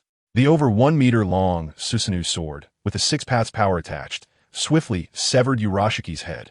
Losing his head, Urashiki's body fell, and the yin-yang release lost its power, causing the fishing rod and basket on him to shatter and disappear. Just then, something astonishing happened. A wisp of black light shot straight toward Wang Chuan's forehead. In the next moment, he used his arm to block the black light. Looking at the tiny black spot on his arm, he momentarily froze. Then Uchiha Madara arrived, gripping Urashiki's head. Human path, soul extraction. In the next moment, Urashiki's soul was extracted, and Uchiha Madara began to read the memories in his mind. Is it finally over? Middle-aged Sasuke let out a long sigh. The Tsutsuki Urashiki, who had troubled him for so long, was finally eliminated, and he relaxed. Damn it! Uchiha Madara was furious, gathering sharp chakra in his palm, ready to destroy Urashiki's corpse in the next second. Madara, wait. Hearing Wang Chuan's words, the enraged Uchiha Madara calmed down, but the glint of responsibility in his eyes made middle-aged Sasuke feel a chill. What happened to make you so angry? Is it the wedge? Uchiha Madara gritted his teeth and said, Wedge? Wang Chuan pinched his arm as if realizing something. Could you elaborate? Middle-aged Sasuke frowned and asked. Uchiha Madara's expression darkened, and he slowly explained. The so-called wedge is the seed left by that guy named Tsutsuki Urashiki. The attack just now hit Wang Chuan and has already entered his body. The wedge will continuously unseal with the host's body and will eventually awaken from Wang Chuan. At this moment, Uchiha Madara looked at middle-aged Sasuke with an unfriendly expression, somewhat venting his anger. If it weren't for middle-aged Sasuke bringing this enemy, Wang Chuan would never have been parasitized. Haha, no need to panic. We might still have a chance. Pass me the memories you read from him. Let me see if there are any loopholes. Hearing Wang Chuan's words, Uchiha Madara's expression softened, and he then used the power of the human path to transmit all the knowledge he had gathered to Wang Chuan. In a short while, Wang Chuan opened his eyes and rubbed his head. This guy named Tsutsuki Urashiki has lived for over 10,000 years, and while he has been planting trees, there are actually members of the Tsutsuki clan who have lived even longer than 10,000 years, like the Dragon Lady. Without a surname, the being known as Dragon Lady has lived for over 10,000 years, even nearing the Tsutsuki god. He also learned about the origin of the entire Tsutsuki clan from Tsutsuki Urashiki. Did you find any loopholes? Uchiha Madara asked with concern. Of course. Really? Uchiha Madara was momentarily stunned before his face lit up with joy. Of course. Do you not believe my words? I believe, of course. Uchiha Madara nodded. Meanwhile, middle-aged Sasuke discovered something through their conversation. So, Boruto's wedge is also the same. His expression darkened as he finally remembered Boruto, who was still in Konoha. Wang Chuan, is there any way to remove the wedge? Looking at the anxious Sasuke, Wang Chuan found it puzzling. Their relationship wasn't that close yet, but he still said, the first method is to enhance my strength. If my strength is as strong as yours, I wouldn't be devoured by the wedge, and instead, I could absorb this guy's power and enhance myself.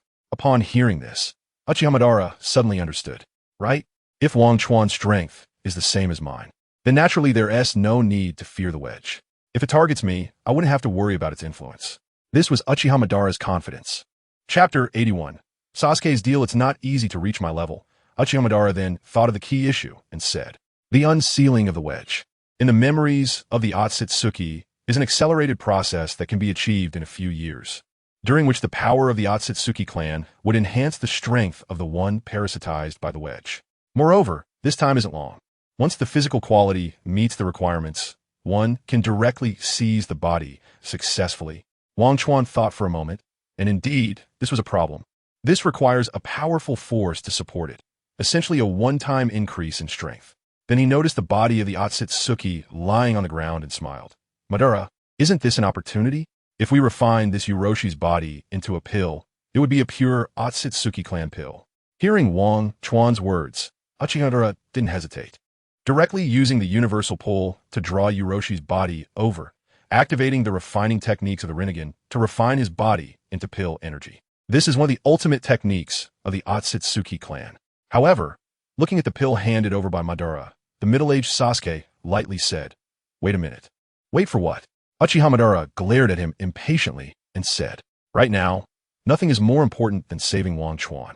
Wang Chuan, sensing that something was off with middle-aged Sasuke's emotions, thought for a moment and understood the situation.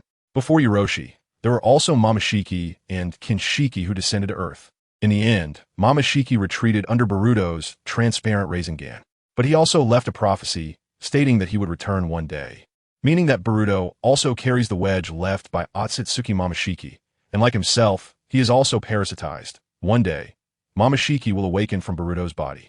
At this moment, Uchiha Madara also noticed that something was off with middle-aged Sasuke, so he smirked coldly and said, no matter what your situation is, don't stop me from saving Wang Chuan. Otherwise, the threat in his tone sent chills down the spine. Middle-aged Sasuke ignored him, looking sincerely at Wang Chuan. Please wait a moment. The child who came with me is called Uzumaki Boruto. He might also be parasitized by the wedge. I want to ask you to check on his condition. Wang Chuan, Uchiha Madara shouted sternly. Quickly take this pill. Wait a minute. Middle-aged Sasuke hadn't finished speaking when he was interrupted by a sudden attack. Bang! He crossed his arms in front of his chest to block the shadow's attack, then was punched away. Madara, stop! I still have something to say. Wang Chuan hurriedly stopped the two from fighting. Uchiha Madara snorted coldly, but still retracted his Renegan shadow, while middle-aged Sasuke, who had been caught off guard and had a nosebleed, wiped his nose. He didn't blame Uchiha Madara if he were in the same situation. For example, if it were Naruto Uzumaki, he would unhesitatingly choose his companion. Then Sasuke took a deep breath. As long as you are willing to treat Boruto, I am willing to pay any price. Uchiha Madara glared at him coldly, while at the same time, Wang Chuan's voice echoed in his heart. Wait a minute. I have other ways to create the pill. Watching the two privately communicate, middle-aged Sasuke wanted to inquire, but the two were of equal strength, so he couldn't hear their words, thus standing honestly in place. Are you sure? Uchiha Madara asked. Of course, the so-called pill itself is the result of purifying chakra fruit. As long as we grow another chakra fruit, it can be done. Moreover, there are other ways to obtain the bodies of the Otsutsuki clan. What methods? For example, the divine Tuli. Uchiha Madara's pupils contracted sharply. If that's the case, then it's much easier. After the two discussed, Wang Chuan smiled and said to middle-aged Sasuke, I can indeed give you this pill, and I can even directly help you treat Boruto, but the price is that I want the divine Tuli in your hand. Hearing Wang Chuan's words, Sasuke's expression froze for a moment. Then he breathed a sigh of relief in his heart. At least there was hope to save Boruto now. He then agreed without hesitation. No problem, I agree. To Sasuke, the divine Tuli wasn't considered a precious treasure, even though it could traverse time and space. However, the uniqueness of time and space doesn't necessarily yield the results you want, and in the world of Naruto, time and space travel isn't particularly difficult. Seeing Sasuke agree, Wang Chuan also smiled. The reason he communicated with Uchiha Madara was that he himself could use the divine tool Li to travel again. Even if there were no other ways to lift the seal, he could use the divine tool Li to hunt another Otsutsuki Orochi. After all, it's not like they could just easily deal with an Otsutsuki. Then I will go call Boruto back now. Middle-aged Sasuke immediately said, "No, I'll go with you." Wang Chuan smiled and said. Meanwhile, Uchiha Madara, looking displeased, said, "Then let us go together." "Kurama, are you staying here?" Uchiha Madara suddenly said. The Ninetales lay on the ground, its Ninetales swaying behind it, looking displeased, and said to Madara, "You want to refine me into a pill? And you still ask me?" "No, how could I do such a thing? I was thinking about the other 8-tailed beasts," Uchiha Madara said in a low voice. Seeing that Wang Chuan was still insisting on saving Boruto, Uchiha Madara thought of the method to create another pill. Refining the pill requires the energy of chakra fruit. And on this planet, tailed beasts are fragments of chakra fruit. The Ninetales bared its sharp teeth at Uchiha Madara, unsure of what to say. On one hand, he was surprised by Uchiha Madara's honesty, and on the other, he was concerned about being refined into a pill. Middle-aged Sasuke, hearing their conversation, pretended not to hear. If it were him, he might do the same. "Let's go, we can't take the Ninetales this time." Sasuke, his ocular power is already limited. Wang Chuan called out, "Sasuke." "All right, coming."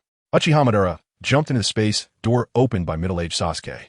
Sure enough, the three of them appeared outside the Hidden Leaf Village the next second. Looking at the familiar scene, the three felt a wave of emotion. The bustling Hidden Leaf Village's flow of people had increased more than tenfold compared to before. Wang Chuan had observed the situation of Hidden Leaf Village on Blood Moon. Now it could be considered the capital of the Land of Fire, with a population exceeding 2 million. Uchiha Madara looked at the faces on Hokage Rock, then at the guards standing at the gate of the Hidden Leaf, feeling somewhat nostalgic. One of them was Uchiha, and the other should be Senju, who had. Upon seeing the three suddenly appear at the gate of the Hidden Leaf, the guard first froze, then said in a trembling voice, "Uchiha Madara, sir." As the three stepped into the range of the Hidden Leaf barrier, Uzumaki Mido, who was working on the barrier team, immediately sensed it and called to notify Hashirama. She then informed various ninja clans. After all, Uchiha Madara's visits to the Hidden Leaf Village were limited, and each time caused a huge stir. She had to be cautious. Unfortunately, at this moment, Senju Hashirama was outside the Land of Fire, planting the hero tree. Chapter 82, Learning a Technique Senjutsu. Would release, Tree World Descends. At this moment, Senju Hashirama was in the wilderness with a group of people, and a sage face appeared on his face. He then clasped his hands together and shouted loudly. The seeds of the hero tree had been buried early, and then he activated the power of the sage technique to initiate the Tree World Descends. These seeds immediately sensed the energy, crazily absorbing it and growing into towering giant trees. Endless sage chakra gathered towards them. And then the seeds of the hero tree began to sprout, with the branches thickening and growing taller, ultimately transforming into massive ancient trees standing tall in the world. Before long, thousands of hero trees within a 10-kilometer radius began to sway and swiftly rose from the ground. This scene stunned all the Konoha ninjas. The growth of the hero trees attracted everyone's attention, and they began to discuss it excitedly, praising Hashirama's great power. As expected of the first Hokage, truly as formidable as the legends say. Indeed, he is just too amazing to have so many trees rise at once. It's truly impressive. Yeah, we need to step up our game. Otherwise, it would be embarrassing to be outdone. At that moment, a beeping sound rang out. Hashirama's communicator on his waist vibrated, and he immediately answered it. A hurried female voice came through. It was Uzumaki Mido. "Hashirama, hurry back. Uchiha Madara has come to Konoha. Madara is back." Hashirama's eyes lit up, and he quickly said to Nara Shikaku, who was nearby, "Shikaku, you are in charge of the remaining work. Continue planting these hero tree seeds. I have to return to the village for something." Nara Shikaku nodded in response. Then, Hashirama wasted no chakra as he made his way back. This time, the three of them did not register upon entering Konoha, mainly because Uzumaki Mido accompanied them. When Uzumaki Mido first saw the three, she was surprised. Besides Uchiha Madara and his assistant, there was also a peculiar person, the long-missing Sasuke. She thought to herself, sure enough, this young man has some connection with Madara. Meanwhile, the middle-aged Sasuke, upon seeing Mido, did not hesitate to ask, Where's Boruto now? It turned out he was looking for his child. Uzumaki Mito chuckled. I'll take you to find him right away. You've been missing for the past few days. So I took him to the ninja school to study. Upon hearing this, the middle-aged Sasuke's expression changed. He had genuinely forgotten about Boruto. After all, in his eyes, Boruto was still a child. You took a child to participate in a battle at the Six Paths level?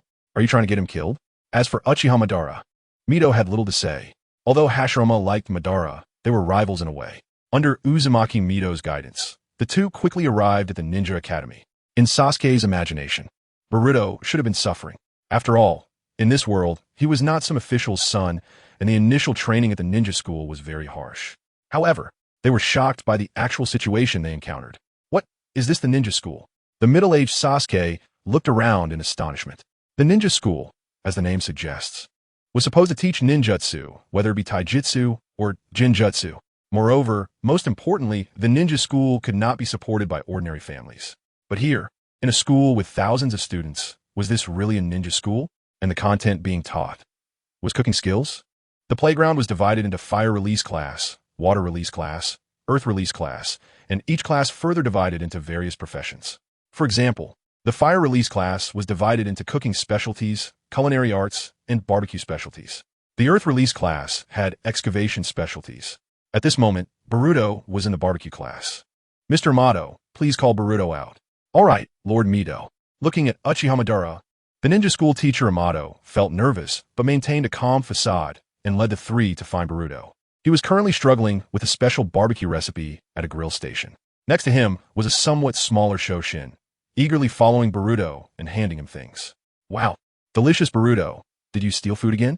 Seeing this, Amato's expression darkened. Ah, don't blame Boruto, big brother. Shoshin quickly explained. Ahem, Boruto, come over. Lord Mito wants to see you. Amato hurriedly said upon hearing this. I won't go, Boruto replied. No one here knows me, and I don't want to see that old lady Mito. After saying that, he formed a hand seal. Fire release, barbecue technique. Boruto lightly yelled, channeling chakra into the entire barbecue grill. Suddenly, the grill burst into flames, and the flames roasted the meat placed on it to a golden brown, releasing an enticing aroma. Having not eaten for over 10 days and only consuming chakra crystals, the middle-aged Sasuke couldn't help but salivate. Boruto, is this what your ninja school is like? The middle-aged Sasuke asked, trying to hide his embarrassment. Uzumaki Mito smiled, of course. Not everyone can just practice killing techniques. If one only knows how to kill, they wouldn't find a job in this world. And how could they support themselves? This statement made the middle-aged Sasuke suddenly realize, right? If the ninja school only teaches killing techniques without teaching them how to find a suitable job, then the ninja world will eventually descend into chaos. Yes, I need to write this down. This is worth taking notes on. Wait. Just as he was about to take out his notebook, Sasuke recalled that his purpose for coming here was to resolve the issue with the seal on Boruto. So he shouted, Boruto, come here.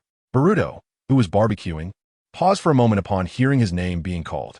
It was someone familiar, but he couldn't immediately recall who it was.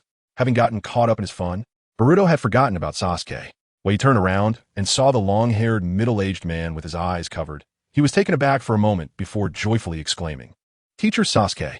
He then stepped forward, holding out the grilled meat. Come on, Teacher Sasuke, try this meat I just grilled. He handed over 2 skewers of meat without hesitation to Sasuke, and even gave 2 skewers to the forgotten Uchiha Madara and Uzumaki Mito. But he specifically did not give any to Uzumaki Mito. Don't ask why. Just know I'm still holding a grudge. Mito smiled, not caring about Boruto's little mood. However, Shoshin, feeling sorry for his grandma, took 2 skewers of grilled meat and handed them to Mito. Good boy, Shoshin, go play for now, okay? Although Mito was very fond of Shoshin, she would not indulge him. Hearing this, Shoshin could only reluctantly glance at Boruto next to his grandma and nod. Big brother Boruto, I'm going to grill the meat. Go ahead, I'll be right there. Boruto waved, urging him on. Then he turned his attention back to Sasuke. So, how is it? It should taste pretty good. You should give it a try. Chapter 83.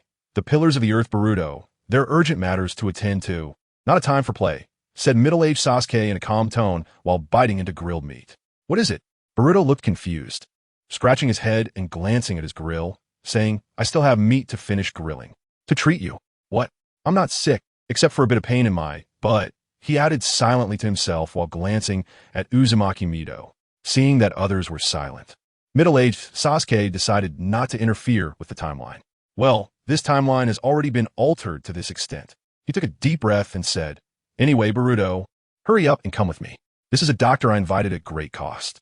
Baruto wanted to refuse, but seeing the stern look from his teacher, he agreed. Do you need me to find a medical room? Konoha has good medical facilities. No, it's not necessary. My place has better results. We can leave now, Song said. He didn't want more people to know about the situation with the wedge. Wait a moment, I have something to discuss with Hashirama. Madara suddenly spoke up. He sensed Hashirama's chakra returning quickly and said this. All right. Song nodded. Seeing that no one was paying attention to him, Baruto cautiously moved to the grill with a bang, resealed the entire grill back into the scroll, and stuffed it into his ninja tool pouch.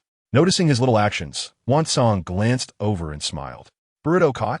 Immediately stopped his movements. Eating the grilled meat on his skewer, he said, Not bad, this kid has some potential, grilling quite well. Song added silently in his heart. Of course, that was the experience of the main body. Sure enough, after a while, Hashirama returned to Konoha. Looking at Madara, he frowned slightly, but it was just for a moment. Soon his expression returned to calm. Haha, Madara, you're back. I'm back, Madara replied flatly. The two looked at each other, a strange atmosphere forming between them. Both Sasuke and Mito felt like they were superfluous. Do you still have anything to discuss? Baruto asked. Madara came back to his senses, his gaze still fixed on Hashirama. Hashirama asked with a smile, Madara, how have you been? Madara's expression didn't change much, and his tone was also cold. It's okay, life on the Blood Moon has been quite plain. Hearing Madara's words, Hashirama nodded. And you? Me? Hashirama was taken aback, not expecting Madara to ask about him. A smile curved at the corner of his mouth as he said, I'm doing well. I have grandchildren now. Tsunade went to the land of the sound to study, and the day before yesterday, she communicated that she made friends. Someone named Jiraiya. Oh, Madara responded lightly, not saying anything more, but a hint of disappointment flickered in his eyes. Hashirama already has grandchildren. Even his granddaughter has reached the age to make close friends, leaving him in a daze. Then he glanced at Song and calmed himself down. Illusion technique. Mental realm.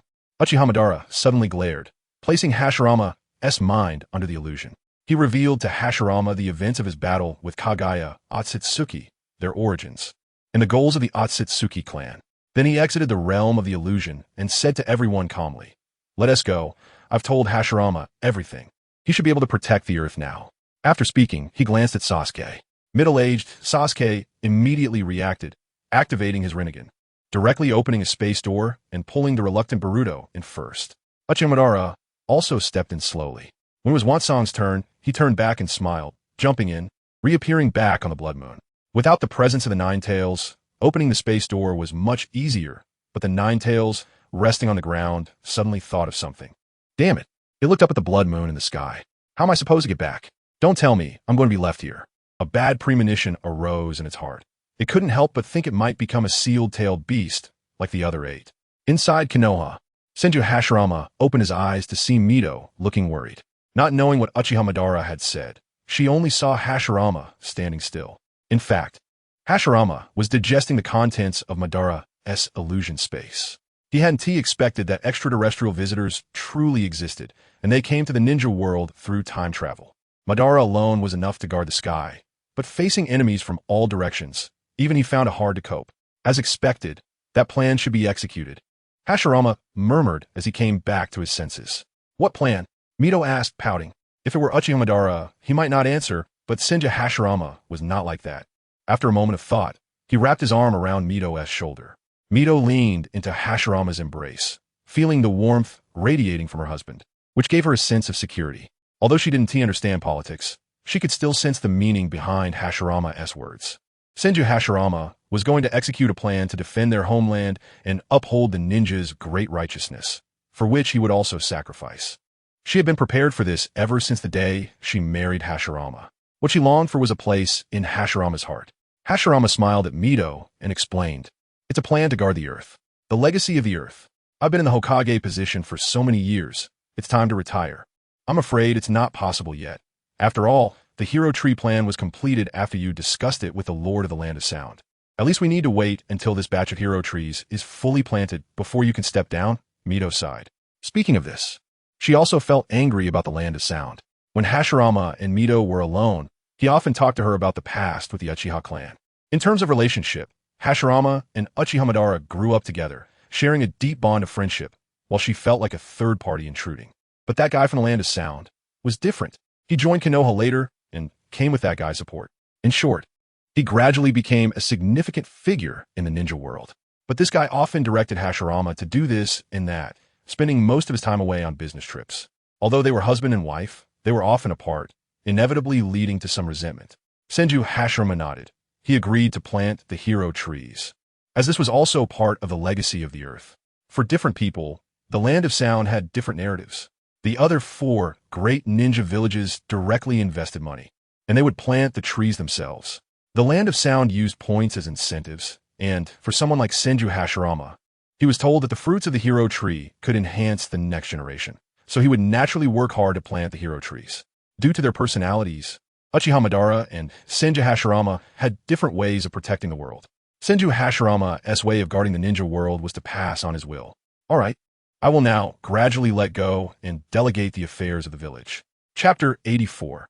Time and Space 2, however. I also want to find some children to inherit my way of the ninja. As Senju Hashirama spoke, a glimmer of light flashed in his eyes.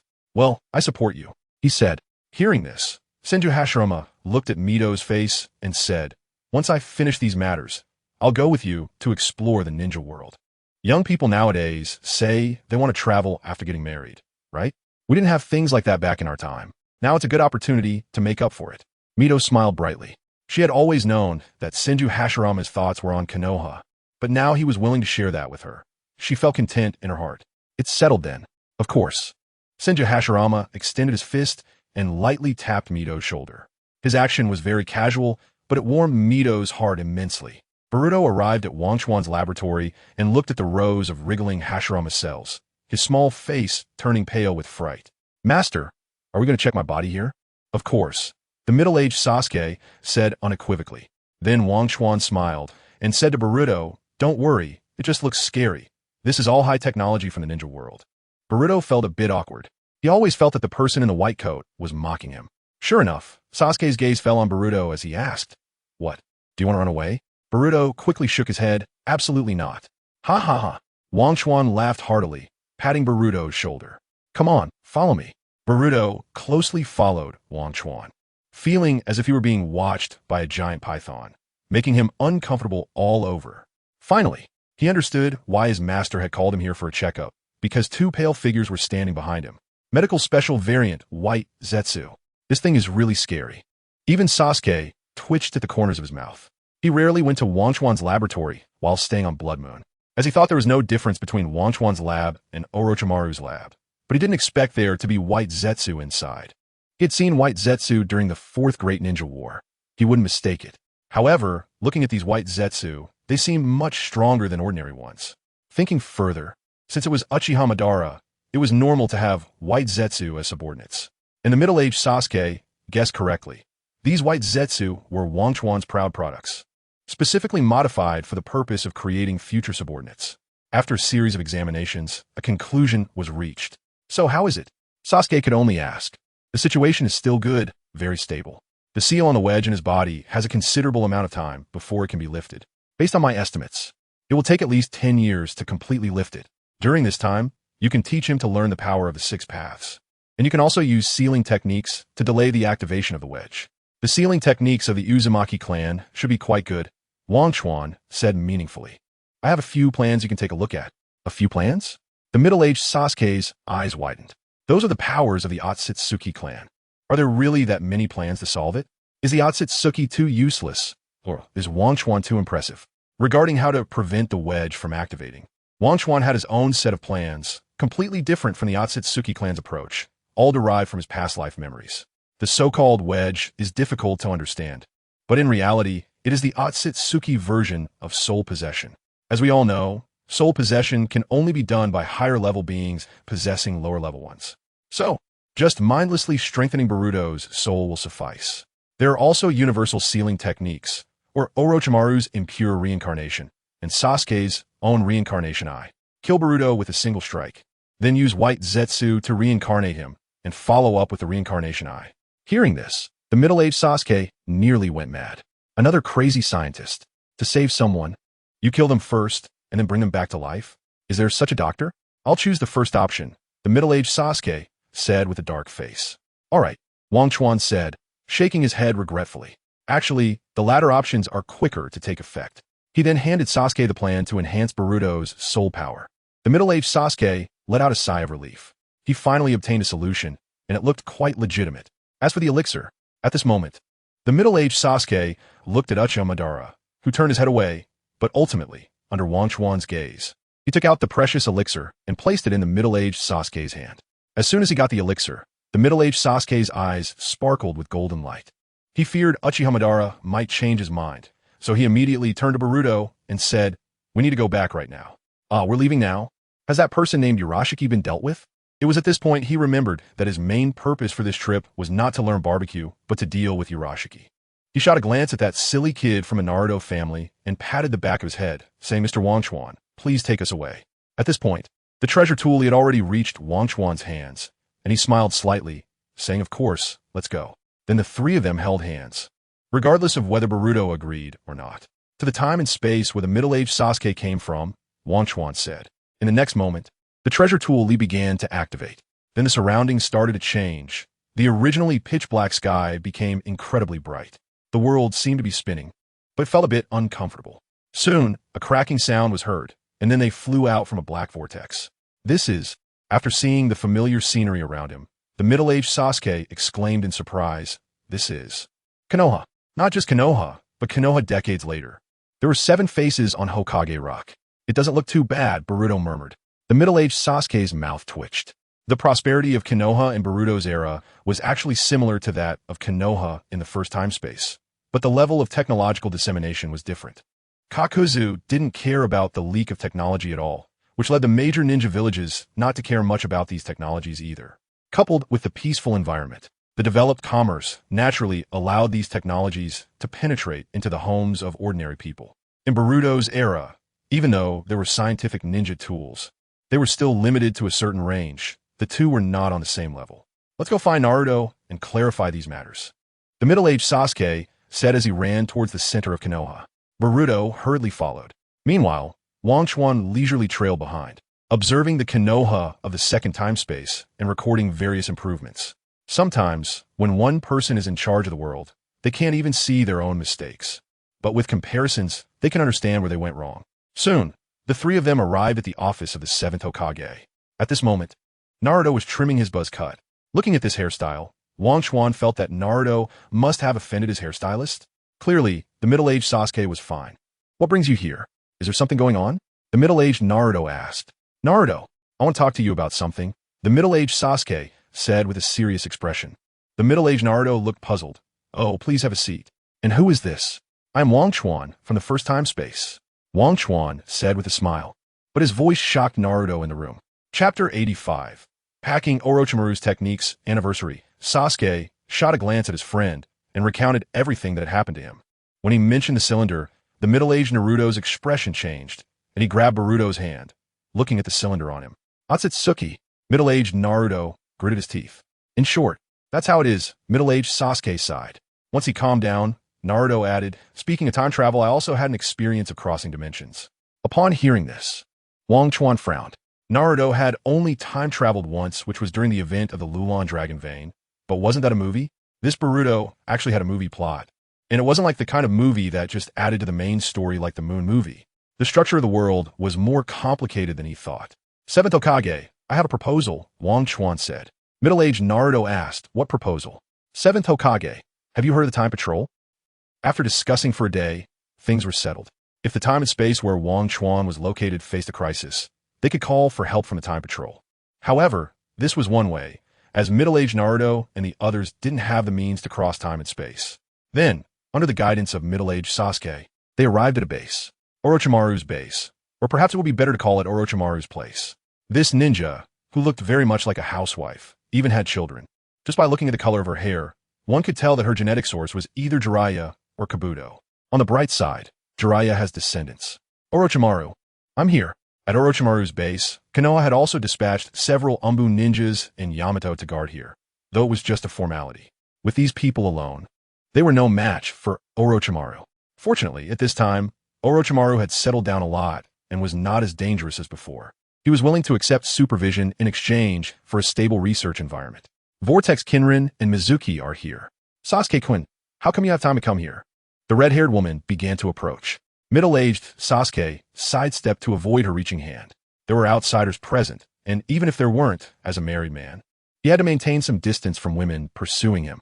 Wang Chuan looked at this mature woman and had to admit that although she hadn't married Sasuke, the red-haired Vortex Kinrin was indeed sexy and charming. Fortunately, Kinrin knew her boundaries. Since Sasuke rejected her, she didn't press the issue. But the next moment her gaze fell on Wang Chuan.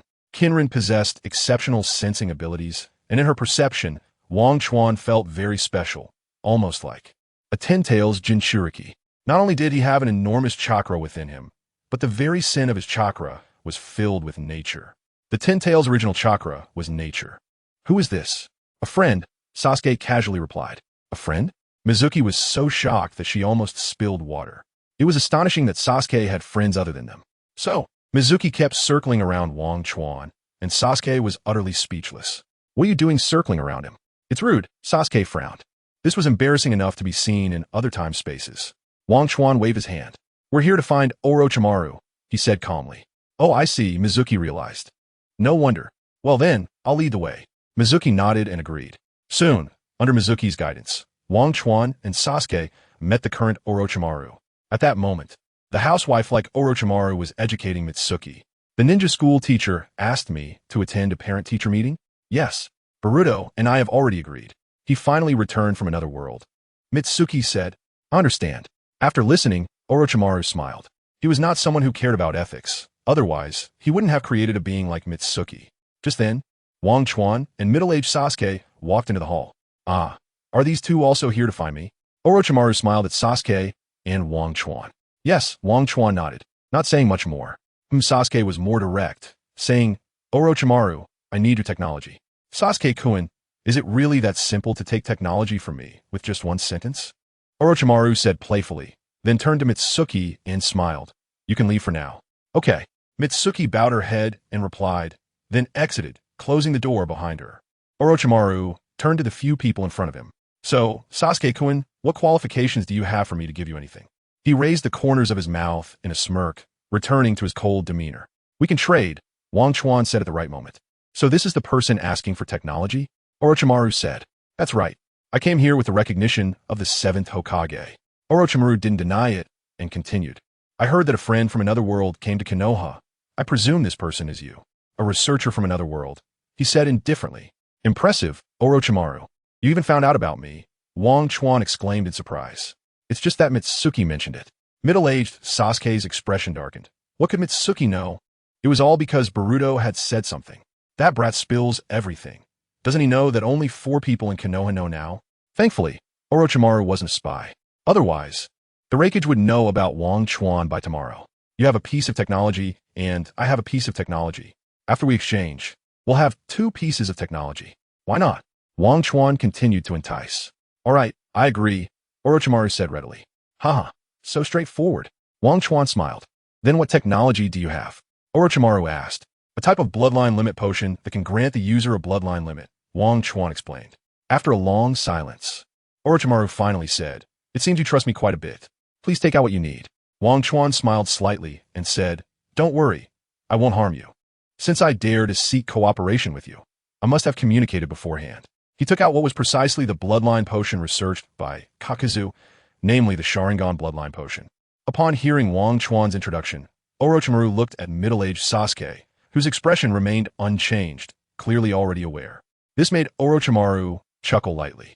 So what do you want? I want sage techniques and also Edo Tensei. Of course, Orochimaru replied without hesitation. Haha, refreshing. Wang Chuan pulled out several scrolls and handed them to Orochimaru, saying, These scrolls contain the Sharingan bloodline potion and other information. As long as you study and master them, given your level, it should be easy for you to create. Orochimaru chuckled lightly, and then took 3 scrolls from his own scroll cabinet and handed them to Wang Chuan. Wang Chuan continued to browse and found exactly what he wanted. Research materials on sage techniques, materials on Edo Tensei, and finally, the last scroll containing the manufacturing method of Mitsuki, the cloning technique. Chapter 86. finally left. Although the cloning technology in Konoha had developed quite well, it still fell short compared to Orochimaru. Orochimaru was able to create children like Mitsuki, who were born with sage power. It can be said that if this technology were to be mass-produced, it would be even more exaggerated than the God Tree. After all, Kagaya Otsutsuki used the God Tree to create White Zetsu to produce enough soldiers to help her fend off attacks from her family. The potential shown by Mitsuki was undoubtedly at the level of a Kage. After learning some sage techniques, he could even reach the entry level of a Super Kage. Then, Wang Chuan slightly nodded to Sasuke and said, "I want to stay with Orochimaru for a few days to learn some techniques from him." Sasuke agreed without hesitation. "Sure, with your strength, you probably won't be afraid of anything." Orochimaru chuckled. "Ah, Sasuke-kun, you really aren't heartless. You just used me and then discarded me." Middle-aged Sasuke's expression remained unchanged. He had become accustomed to dealing with Orochimaru. He just coldly pretended not to hear him. What Orochimaru referred to as help was the creation of Sharingan bloodline medicines. Sasuke had always had two wishes: revenge and the revival of the Uchiha clan. The revenge part was basically complete, but the revival of the Uchiha clan was a task that he couldn't manage alone. Moreover, he now had a daughter, and according to Japanese customs, the Uchiha clan was considered to be extinct. However, if he could create Sharingan, he could adopt these people as sons or bestow them with the Uchiha name. In that case, the Uchiha clan could thrive and reproduce once more. And with the development of this technology, it would never disappear. Previously, Wang Chuan had discussed this matter with Naruto and Sasuke. He needed to gain enough benefits in the future timeline of Boruto, as both computer technology and scientific ninja technology had made significant advancements in this era. He could draw from these advancements, which is called learning from the strengths of others. In short, all of this is entrusted to you. After saying this, Sasuke left in a hurry. After just 7 days of interaction, Wang Chuan and Orochimaru got along very well, almost inseparable. The two timelines couldn't stop their hearts from exploring the truth. Unfortunately, 7 days was too short. Orochimaru shook his head and sighed. "There's no need to rush. With the power of immortality you have mastered, time means nothing to us. We will definitely meet again in the future," Wang Chuan said with a smile. "This is the research technology one personally give to you. I hope to see you again." Orochimaru, not being a sentimental person, nodded and handed over a scroll. Orochimaru also provided him with a lot of inspiration. His thinking was more inclined to combine Hokage and technology from his previous life, which was related to his background. However, Orochimaru might be limited by the TV version of Boruto, where all the technology seemed very fairy tale-like. Although fairy tales are childish, it doesn't mean they are weak. Many technologies are incredibly terrifying. For example, the artificial human Mitsuki and various sage art materials were immensely beneficial to Wang Chuan.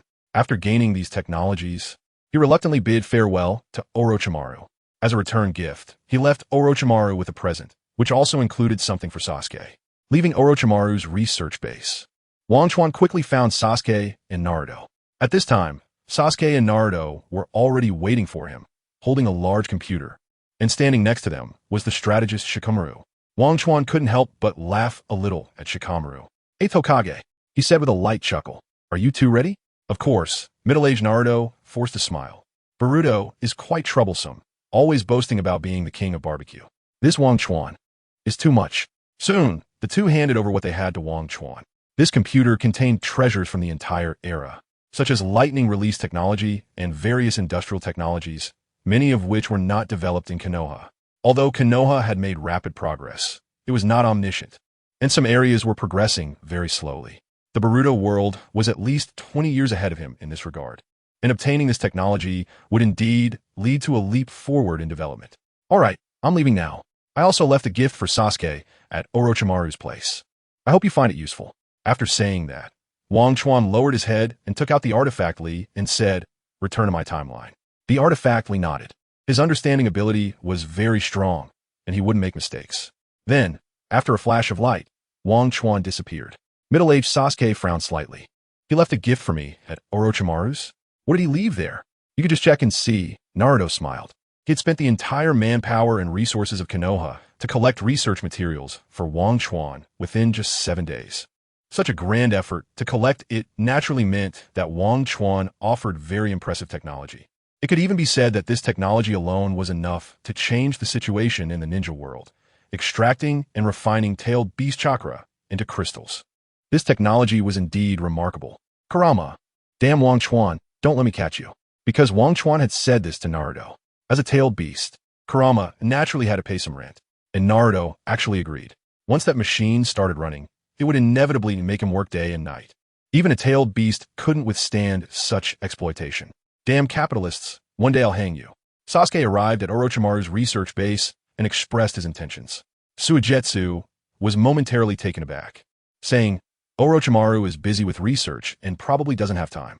However, I can take you to find the gift you mentioned. Sasuke nodded, and the two quickly arrived there. Suigetsu grabbed a package left behind by Wang Chuan with wide eyes. After opening it, he looked at the note inside, and Sasuke angrily exclaimed, Damn Wang Chuan, what happened? Suigetsu leaned in to see, and saw it written on the note. Sasuke-kun, this is a special medicine for treating physical weakness, rich in yang release power. I hope you have a pleasant life in the future. A smiley face was drawn at the end. What did you see? Sasuke asked in a low voice. Seeing Sasuke getting furious, Suigetsu quickly shrank his head and waved his hands, indicating he saw nothing. After glaring at Suigetsu, Sasuke didn't care about anything else and directly opened a space gate in Orochimaru's base. If this thing were seen by Karen, he would be socially dead. However, Suigetsu watched as the space gate disappeared, and after Sasuke destroyed it, the remaining fragments of the box didn't have any glass shards. The healing medicine inside the box had been taken away. How is it returning to your world? Uchiha Madara asked. It was fine. Did these outsiders finally leave? Of course. They've already left. Listening to Wang Chuan's words, Uchiha Madara sighed deeply. Chapter 87. The Matter of the Traveler. In fact, you really don't need to keep the treasure toolie behind. We can still establish a barrier in time and space to block those who attempt to traverse time and space to alter history. At this moment, Wang Chuan's gaze drifted. Speaking of altering history, the one who actually shifts the trajectory to favor himself is the empty number stowaway. Isn't it? No, that's not called altering history. It's called unification. It's for the peace of the ninja world. He sacrificed himself for the happiness of the entire ninja world. So, he's a good person. Actually, I keep the wedge for research. It contains the technology of the Otsutsuki clan. In fact, the wedge has little effect on me. For example, this technique can solve it. Saying this, Wang Chuan took out the Orochimaru's non-corpse and showed it to Ban. Ban fell silent after looking at it. This thing feels much stronger than the wedge. After all, there's only one wedge, while the curse seal can be placed in multiples. Cough, cough. How much of Uchiha's memories have you deciphered? Wang Chuan paused and asked again. Very little. After all, the memories from over 10,000 years ago, and before he died, he was already prepared, and the wedge he created caused a significant loss of information about the Otsutsuki clan, which I can't help. Uchiha Ban shook his head as he spoke. He then added, however, there is information about their yin-yang release in here. This is already my maximum limit of deciphering.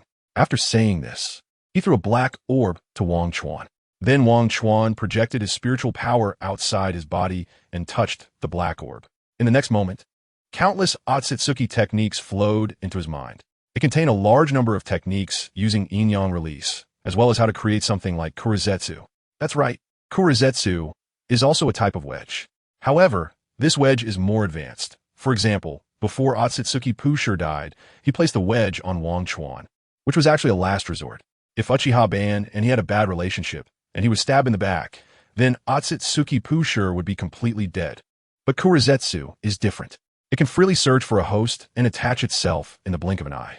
The only drawback is that the power it carries is relatively weak. The Otsutsuki clan injects their power into the wedges they create, and the host gradually evolves toward the Otsutsuki clan. As an improved version, Kurizetsu is indeed a more advanced wedge. However, what surprised him even more was this part of the ability to create all things in the world using yin-yang release. Don't be fooled by what Sage of Six Paths said about the power of the ninja religion being able to create all things. In reality, it is limited to everything that ninjas on Earth can do. Yang release gives substance to all things, and yin release gives shape to all things. The combination of the two grants the creation of forms. However, the created things still fall within the scope of Earth. The yin-yang release techniques from the Otsutsuki clan are much more powerful. They can create all sorts of bizarre props from a mental perspective. For example, the treasure toolie, the dragon palace box, and the fishhook used by Pushur before are all like this. However, even though he knows the techniques, he may not necessarily be able to bring them to fruition. He still needs to experiment and master them continuously. As for the materials, no need to say more. There is a divine tree right next to him. Wang Chuan, let's get to work. Just as Wang Chuan was preparing to start working, he suddenly thought of something. Wait, where's the Ninetales? Kurama, Uchiha Ban, and Wang Chuan exchanged wide-eyed looks. How could they forget him? At this moment, deep in the desert of the Wind Country, a disgruntled male fox sneezed. Chu, who's thinking of me? It wouldn't be Ban, would it? This time I have to teach him a lesson. The Ninetales thought to himself. However, the people on the ground quickly discovered the Ninetales' whereabouts, but ordinary ninjas dared not capture him due to his destructive power. And the strong ones from the 5 major ninja villages were also wary of the person behind him and did not dare to act. Everyone in the world knows that the Ninetales is Uchiha Ban's summoning beast. His sudden appearance here, even if he charges in recklessly, no one dares to capture him. The 5 major ninja villages notified Senju Hashirama about this, asking him to intervene. After all, if the tailed beast goes berserk and spits out a tailed beast bomb, who knows how many people would die? However, the Ninetales fox, traversing the desert area, soon arrived at Lulan. At this time, Queen Bey hurriedly informed Feng. Ninetales fox, this is not a place for you to come. The guardian of the dragon vein, Feng said. Upon hearing this, the Ninetales scratched his claws and grinned sinisterly. There is no place in this world that I dare not go. And you give me an unpleasant feeling. The unpleasant feeling the Ninetales refers to is, of course, would release. Based on appearance, if the Ninetales sensed the power of the Sharingan, he would probably not say the eyes of hatred, but would mention the chakra he is familiar with. But would release is different. Feng smiled faintly and said, Ninetales, although you are incredibly powerful, it is a pity that you can be easily subdued. Retreat. Arrogant words. The Ninetales roared. As Uchiha Ban's summoning beast, you shouldn't bring him disgrace. Ridiculous. As the leader of the tailed beasts, why should I care about others' names? After saying this, he raised his paw and suddenly slapped down towards Feng. Boom! The entire mountain trembled violently, rocks flying. You little brat, die. But soon he realized he was wrong. And it was a big mistake. A young boy was holding up his massive paw with one hand. What? A cold light flashed in Feng's eyes, and the corners of his mouth curled up slightly. Since that's the case, let me show you what true strength is. After saying this, he suddenly exerted force with both hands. The Ninetales felt a tremendous force surge and immediately panicked. How is this possible? A mere mortal has such great strength? Boil release. Monster strength unmatched. This technique raises the chakra to boiling point and releases it in a single strike. It is a technique that enhances the body's power in an instant. Naruto once used the chakra of the 5 taels to achieve this. With the bloodline limit potion from Akatsuki City, Feng's body directly carried a large number of ninjutsu. However, boil release is naturally different from boil release. Both are formed by the combination of water and fire attribute chakra. Known users of boil release include the 5th Mizukage Terumi Mei and the 5 taels Mu King. Their focuses are naturally different. Terumi Mei leans towards water, while Mu King leans towards fire. Water-oriented boil release excels in corrosion, while fire-oriented excels in enhancing one's strength. Such powerful strength. This power has exceeded human limits. If an ordinary person were hit, they would probably disintegrate into ashes by now. The Ninetales did not expect that the opponent could counter him. Without hesitation, he began to swipe his claws in succession. A wild frenzy.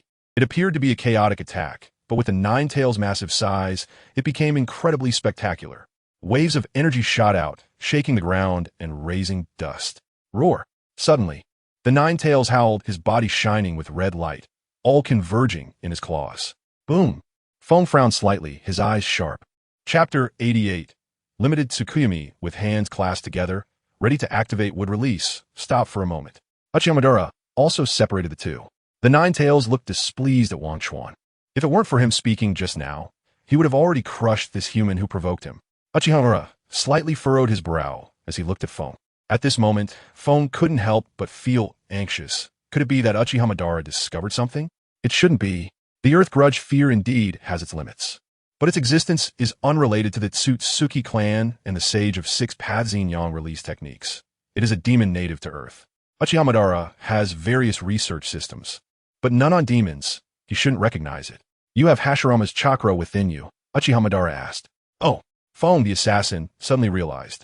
So that's how he recognized the Hashirama cells. He respectfully said, Mr. Uchiha Madara, I obtained this from the gift to the city of Kagaya. The city of Kagaya has developed bloodline enhancement agents, and those who take them can possess the corresponding bloodlines. with Senju and Uchiha being the first two developed. Fang's voice was very calm, as if he were explaining the source of his abilities. After hearing this, Uchiha Madara nodded in understanding. Before he ascended, he had scattered white zetsu across the earth, which had resulted in thousands of them, and the information collected later by Wang Chuan would also be given to him. He merely glanced over it. After all, for him now, whether it was the Sharingan or would release power, he could bestow it with a wave of his hand. However, the former ramen shop owner had also become unrecognizable. Uchiha Madara sighed. I'm taking the Ninetales with me. Make good use of your power to protect the ninja world. After saying that, Uchiha Madara returned to Blood Moon with the reluctant Ninetales. After they left, Feng finally breathed a sigh of relief. He looked at the worried Bai Yi beside him and smiled gently. Bai Ye's face turned red. Feng, are you okay? Don't worry, I'm fine. Feng patted Bai Ye's little head. He didn't know why he liked to pat people's heads so much. Although Uchiha Madara had shown great interest in him just now, Feng was aware of his own identity. Moreover, what Uchiha Madara was actually interested in was Hashirama. Let's go back. It's enough to say the crisis is resolved. Don't throw a tantrum, Kyubi. You're still talking. You actually left me on the ground for so long. It wasn't that long. It was just 2 days. Wang Chuan added softly. 2 days. Isn't that long enough? The Ninetales puffed up its cheeks and glared. All right, don't be angry. Umph. The Ninetales snorted coldly and turned away, unwilling to pay attention to Wang Chuan. Hey, don't. Wang Chuan hurriedly coaxed. The reason I called you back is mainly that I need your help for the subsequent experiments. Fine. If it weren't for the experiments needing me, would you have forgotten I was still on the ground? How could that be? Wang Chuan nodded internally, but shook his head on the surface. Really? The 1,000-year-old fox ultimately can outplay the old monster Kaguya. Seeing Wang Chuan's sincere expression, the Ninetales knew that once he immersed himself in research, he would ignore the outside world, so it forgave him. As for Madara, the Ninetales expressed that whatever Madara did wrong must have been instigated by Wang Chuan. All right, what kind of research do you want me to conduct? Then Wang Chuan explained his plan. After hearing it, the Ninetales rolled its eyes. Goodness, I knew your experiment would need my part. It's just charging, and charging. Does the mighty Ninetales fox have nothing valuable besides chakra? Despite being indignant, it still had to go. Wang Chuan, the seal on you. Uchiha Madara said. Haha, it's fine. After my research, the seal has already been sealed. Look. Saying this, Wang Chuan pointed to his arm. Uchiha Madara saw that the seal indeed had no effect and nodded in belief. But still, resolve it as soon as possible. My current research plan is to figure out how to crack the Tsutsuki clan's techniques without destroying this seal, as well as to understand their origins. Wang Chuan explained his future plans to Madara. Uchiha Madara nodded, showing understanding and strongly agreed with Wang Chuan's approach. After all, the Tsutsuki clan's power was too formidable. While he wasn't afraid, he still needed to conduct thorough research.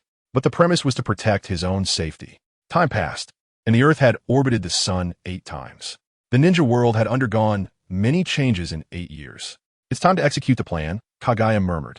Looking at the countless white dots on the blue screen, each dot represented a hero tree. This was the embryonic form of the ninja world's internet. Using infinite Tsukuyami as a catalyst, combined with the hero trees infused with god tree cells as the base station, a controllable infinite Tsukuyami dream world could be created. However, looking at the completed technique in his hand, Kaguya hesitated. To cast infinite Tsukuyami, only the Rinne Sharingan with 9 Tomo could achieve it, just like the one on Kaguya's forehead. However, if this limited version of infinite Tsukuyami was even weaker than the one Obito cast, it could be realized just with the Sharingan, and with the completed Sage's Eye, it should be achievable. But first, he needed to set up a local area network connecting the city of Kaguya. At this moment, 10,081 hero trees within the city of Kaguya emitted faint light points, connecting in an incredible way. Manipulating the Sharingan, a vast amount of ocular power spread in the blink of an eye, and then countless data converged on the Sharingan. Seeing the rising chakra demand on the monitor, Kaguya immediately ordered, use the tailed beast chakra essence. Several assistants nearby quickly pushed the chakra crystal of the 7 taels towards the hero tree beneath the Sharingan. The hero tree before them was the central control source, and the Sharingan was powered by it. Soon, a blue, flowing object appeared on the hero tree, followed by an endless surge of chakra. Under the influence of the hero tree, all the scattered structures of the hero tree reactivated and quickly solidified, forming a huge line that ultimately outlined a circular ceiling array. With sufficient chakra supply, the Sharingan continued to shine brightly, finally connecting all the hero trees in the world. At this moment, the city of Kagaya merged into one. Limited Tsukuyami. As the sealing technique was activated, a pair of 3 Tomo Sharingan appeared on Kagaya's forehead. Beep beep. He immersed his spirit into the Sharingan to take a look at the infinite Tsukuyami world he had created. It was a void, dark and colorless. As if the creator had made the world but then never acted again, leaving everything suspended. An unfinished world. Chapter 89. Experiment failure, and now, his creator has arrived. Jiao looked at the pitch-black surroundings, feeling a great terror and immense oppression. It was too dark. An ordinary person would go mad in such an environment in just a few days. So, Jiao waved his hand, and the entire dream world began to change. Grass, trees, mountains, stones, flowers, birds, and beasts. Countless lives were created. But then Jiao frowned. With this further action, the entire limited moon reading world began to collapse, and the edges were gradually damaged. What is going on? Jiao was startled and immediately stopped all actions to observe carefully. He saw those grass, trees, mountains, and stones starting to wither and decay. Thunderbolts descended from the sky, breaking the originally peaceful atmosphere of this world, filling it with death, destruction, rage, and unrest. It indeed turned into a true illusory world, leaving only a pitch-black void, with no sound transmitted. Was it a failure? He murmured. Although he had anticipated it, experiencing it for real still felt very frustrating. He concentrated again and looked at the boundary, seeing only a vast emptiness. The limited moon reading itself was an illusion, not a real existence. The collapse of the world was inevitable. Jiao took a deep final look, memorizing the appearance of the illusionary world in his heart. The next moment, Jiao formed a seal in the illusion, and then his spirit was extracted from the limited moon reading world. The infinite moon reading itself has a solution. At the end of the 4th Great Ninja War in other worlds, the dual hanging released the infinite moon reading with this seal, and during this time, the infinite moon reading released by Uchiha Madara. So Madara also knew the method to unseal the infinite moon reading, which he passed on to Wang Chuan. It seems the experiment has failed. Jiao muttered to himself. So what was the reason for the failure? He flipped through the data and found that it was due to insufficient chakra supply. Although the hero tree could serve as the base station for the limited moon reading, it also required a large amount of chakra supply. Even with the chakra reserve of the 7 taels, it was still insufficient to provide enough energy, indicating a significant flaw in the entire technique. By combining the powers of the 9-tailed beasts, Uchiha Madara could launch the infinite moon reading to illuminate the whole world. He relied on the chakra crystal of the 7 taels, theoretically extracting enough chakra crystals over a year to match the chakra of the 9-tailed beasts. But it still failed, which only indicated that the technique had issues. And the illusionary world was indeed created, which could only mean there was a problem with chakra transmission. The limited moon reading is the key to the dream net, and he also began to have Wang Chuan find ways to study the Otsutsuki clan's yin-yang release techniques. After all, the Otsutsuki clan's abilities were still very strong, such as the ability to directly extract chakra from others, which is one. The first step of the infinite dream net is to connect the lines. Otherwise, like before, if a little energy is consumed, the entire world starts to shatter, which cannot happen. The lines must run continuously. Furthermore, the chakra transmission must also increase. Using the hero tree, too. 0 for accumulation is indeed possible, but comparatively, there is a hero tree every 10 miles, and the distance between the 2 trees is too long. This leads to a slow transmission speed of chakra between the hero trees, and a large amount of chakra is wasted on the transmission path. He needs to find a more efficient transmission method.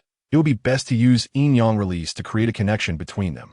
Of course, the best thing would actually be the tree roots that descended during the god tree's arrival. It could directly wrap up everyone in the world and also supply chakra, perfectly solving his troubles. This requires chakra. Turning to look at her teacher with a hint of excitement in her eyes while feeding a silkworm, Hong Lian asked, "Teacher, was the experiment successful?" Jiao frowned and shook his head, saying, "The experiment failed, but the precious experimental data has been recorded." What? It actually failed? It seems Jiao isn't that impressive after all. The silkworm let out a roaring sound, identical to the previous 7 taels. Jiao expressionlessly glanced at the 7 taels. The 7 taels, being the only tailed beast capable of abnormal development, possesses 3 states: larva, cocoon, and fully formed.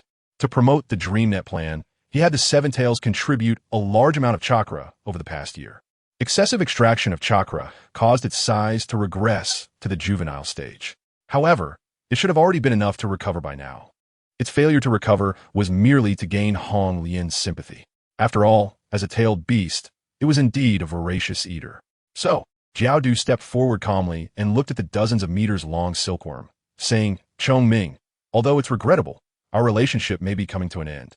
End? Why end? Chong Ming was confused. Although it initially agreed to join Jiao Du's city out of necessity, it later felt that the thousands of years it spent before were wasted. The human world was far too colorful, at first, to soothe its emotions. The researchers showed it something called a television, which played various interesting animations and even comics. When it complained that the TV screen was small, the researchers would replace it with a larger screen suitable for it. It found the bubbling, magma-like brown liquid that Jiao Du called cola very delicious. So Hong Lian asked an ice-release ninja to help add ice cubes. Life here was great. It didn't want to leave at all, because your expenses are too high. At this point, he glanced at a beautiful ninja beside him, marked with the Mist Village symbol. Jiao Du City can no longer afford you. Don't talk nonsense. Your Jiao Du City has such a large area. Every inch is precious. You can't possibly say you can't even afford to pay for a tailed beast like me. At this time, the seven tails Chong Ming said. It didn't care what Jiao Du said. Anyone who dared to drive it away would have to taste its favorite food, the tailed beast ball. And don't think you can use this reason to lower my food expenses. I have contributed chakra according to your standards. Are you trying to pull the rug out from under me? Chong Ming said matter-of-factly. This surprised Jiao Du. Perhaps spending too much time with humans had made this creature a human encyclopedia. All right, then I'll assign you a new task. I remember there isn't just one tailed beast in the world.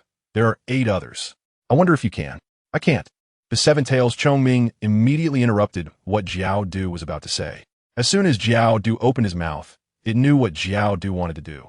It was merely trying to get it to persuade those tailed beasts, but that was not an easy task. The key was that the contract clearly stated it didn't have to do these things. All right, Jiao Du helplessly said. This tailed beast was indeed too hard to fool. Completely unlike the Ninetales, who was easier to manipulate. Maybe letting the tailed beasts interact with the human world was a wrong decision, Jiao Du thought to himself. Shui Wuyu Arena, I'll trouble you with today as matters. You're welcome, Lord Jiao Du, said Shui Wuyu Arena respectfully beside him. Looking at the bright smile on her face, the smile on Hong Lian's face gradually faded. Chapter 90. The Sky Ninjas and the Knight's Dam. Why does the Snow Clan of the Land of Water have to be so beautiful? At first, she felt a deep jealousy towards Mizuki Rina, but then it turned into speechlessness. After knowing the true gender, her resentment diminished significantly. After all, you can't hold a grudge against a guy, even if he is much prettier than her. Besides, with such beauty, what is their clan even reproducing for? After calming down Q, Hong Lian found her teacher admiring the scenery at the highest building in Akatsuki City, the Pearl Tower. Teacher, this experiment failed. Don't worry, although it failed, we have gained some experience. The reason for the failure is that the technique is incomplete. Developing the Dream Network is more difficult than I imagined. But I have found new leads, so you don't need to worry about that. Kakuzu comforted Hong Lian as usual. Although Hong Lian was no longer a child, she still lowered her head and obediently leaned against Kakuzu's hand when it reached out. Speaking of which, Kakuzu hadn't done much. He had just taken her in at first, told her about the dragon-slaying technique in the ninja world, and let her observe the management of Akatsuki City. After a while, when Kakuzu's hand left, he asked, "So what are you worried about, teacher?" "Mainly the tailed beasts." "Is there something wrong with the tailed beasts?" Kakuzu smiled slightly. "It seems there's nothing wrong with the tailed beasts, but the information coming from Uchiha is making me a bit concerned. Someone is eyeing the tailed beast again." A warning from the Reikage village came the day before yesterday, telling everyone to pay attention to Kinkaku and Ginkaku. Originally, when the Cloud Ninja village discovered that Kinkaku and Ginkaku were trying to rebel, everyone thought it was a joke. But unexpectedly, just one night later, Kinkaku and Ginkaku disappeared without a trace. Their sudden disappearance forced the preparations of the Cloud Ninja village to come to a halt, which felt like throwing a punch in a thin air, leaving people feeling very uncomfortable. That's why this message was sent to the 4 great ninja villages. After all, 2 individuals capable of transforming into the 6-tailed state of the Ninetales have enough destructive power to destroy any major ninja village. In the current situation of the ninja world, if that guy did something, the consequences would be a catastrophic disaster. It could even lead to the complete dissolution of the Cloud Ninja village. Although the country remains the same, if the people in power are replaced, wouldn't that be a loss of fundamentals? This is why the Cloud Ninja village notified Akatsuki City. However, What Kakuzu was worried about was not Kinkaku and Ginkaku. He wasn't concerned about them at all. What he noticed was the anomaly with Madara. On the surface, all the major ninja villages appeared to be harmonious. They were even unhesitatingly promoting various exchange plans and technological advancements with the Akatsuki layer. But in reality, there is the White Zetsu Reconnaissance System in Wanchuan. Within the White Zetsu Reconnaissance System, each major village has established its own research departments. Even Senja Hashirama is no exception. He has also set up a research department specifically to study various powerful ninjutsu. He himself is currently in seclusion, and all matters are left to his secretarial team. However, even the White Zetsu system has failed to locate Kinkaku and Ginkaku. So, a clear answer can be drawn. Either the White Zetsu hasn't found their location, or they could have escaped overseas. The second possibility is Uchiha Madara. Uchiha Madara has authority over Wanchuan. He can directly command the White Zetsu. It would be easy for him to not let the White Zetsu inform Wanchuan of this news. So why doesn't Uchiha Madara let the White Zetsu inform Wanchuan? The reason for this is likely the chakra within Kinkaku and Ginkaku. It seems Uchiha Madara has made preparations to refine Kinkaku and Ginkaku into pills. Of course, it is also possible that there is a hidden mastermind in the ninja world. In short, the ninja world is once again in crisis. Kakuzu shook off the cold wind and regained his senses. At least he had analyzed the whole problem. So the next step would be to attempt to resolve it while simultaneously improving the technique for limiting Tsukuyomi. At the same time, a piece of news disrupted his plans. What? A group of guys dressed like knights has appeared and attacked the city. Kakuzu's long-buried memories suddenly resurfaced. Knights. If you remember correctly, this was from the Naruto movie, The Great Clash, the illusionary underground ruins. He had a vague impression of this movie, remembering 2 points. First, the enemies here had the peculiar ability to transform into animals. And second, the Greer Stone possessed extraordinary energy that could create a super ancient civilization. It should be said to be an ancient super civilization. In short, it was a civilization created using the Greer Stone as a material, and undoubtedly, their descendants were searching for them. Why didn't they search earlier? Of course, times have changed. In the Warring States period, without rules, the opponent's attire was clearly problematic. The ninja clans could just kill them without a second thought. Any treasures would belong to them. But now it was different. With peace in the world, and with a series of activities jointly funded by Akatsuki City and the 5 great nations to explore the ancient underground civilization, explore the ocean environment, and even explore outer space, all 3 are making progress simultaneously. For example, Konoha Village and Iwagakure are focused on exploring the land, while Akatsuki City and the Land of Water focus on exploring the ocean. Sunagakure and Kumogakure focus on exploring the sky. If these people don't come out soon, their secrets will be thoroughly investigated. Kakuzu couldn't help but smile because the Greer Stone has another ability. It can store vast amounts of life force, which is different from the life force of Yang Release. This life force can extend life. At least those knights can transform into various animals, which is achieved through the Greer Stone. Their goal is to create the ultimate being. The ultimate being. The technology of Orochimaru from the second dimension is to create the ultimate life form. Kakuzu paused. The Greer Stone was definitely something he wanted to secure.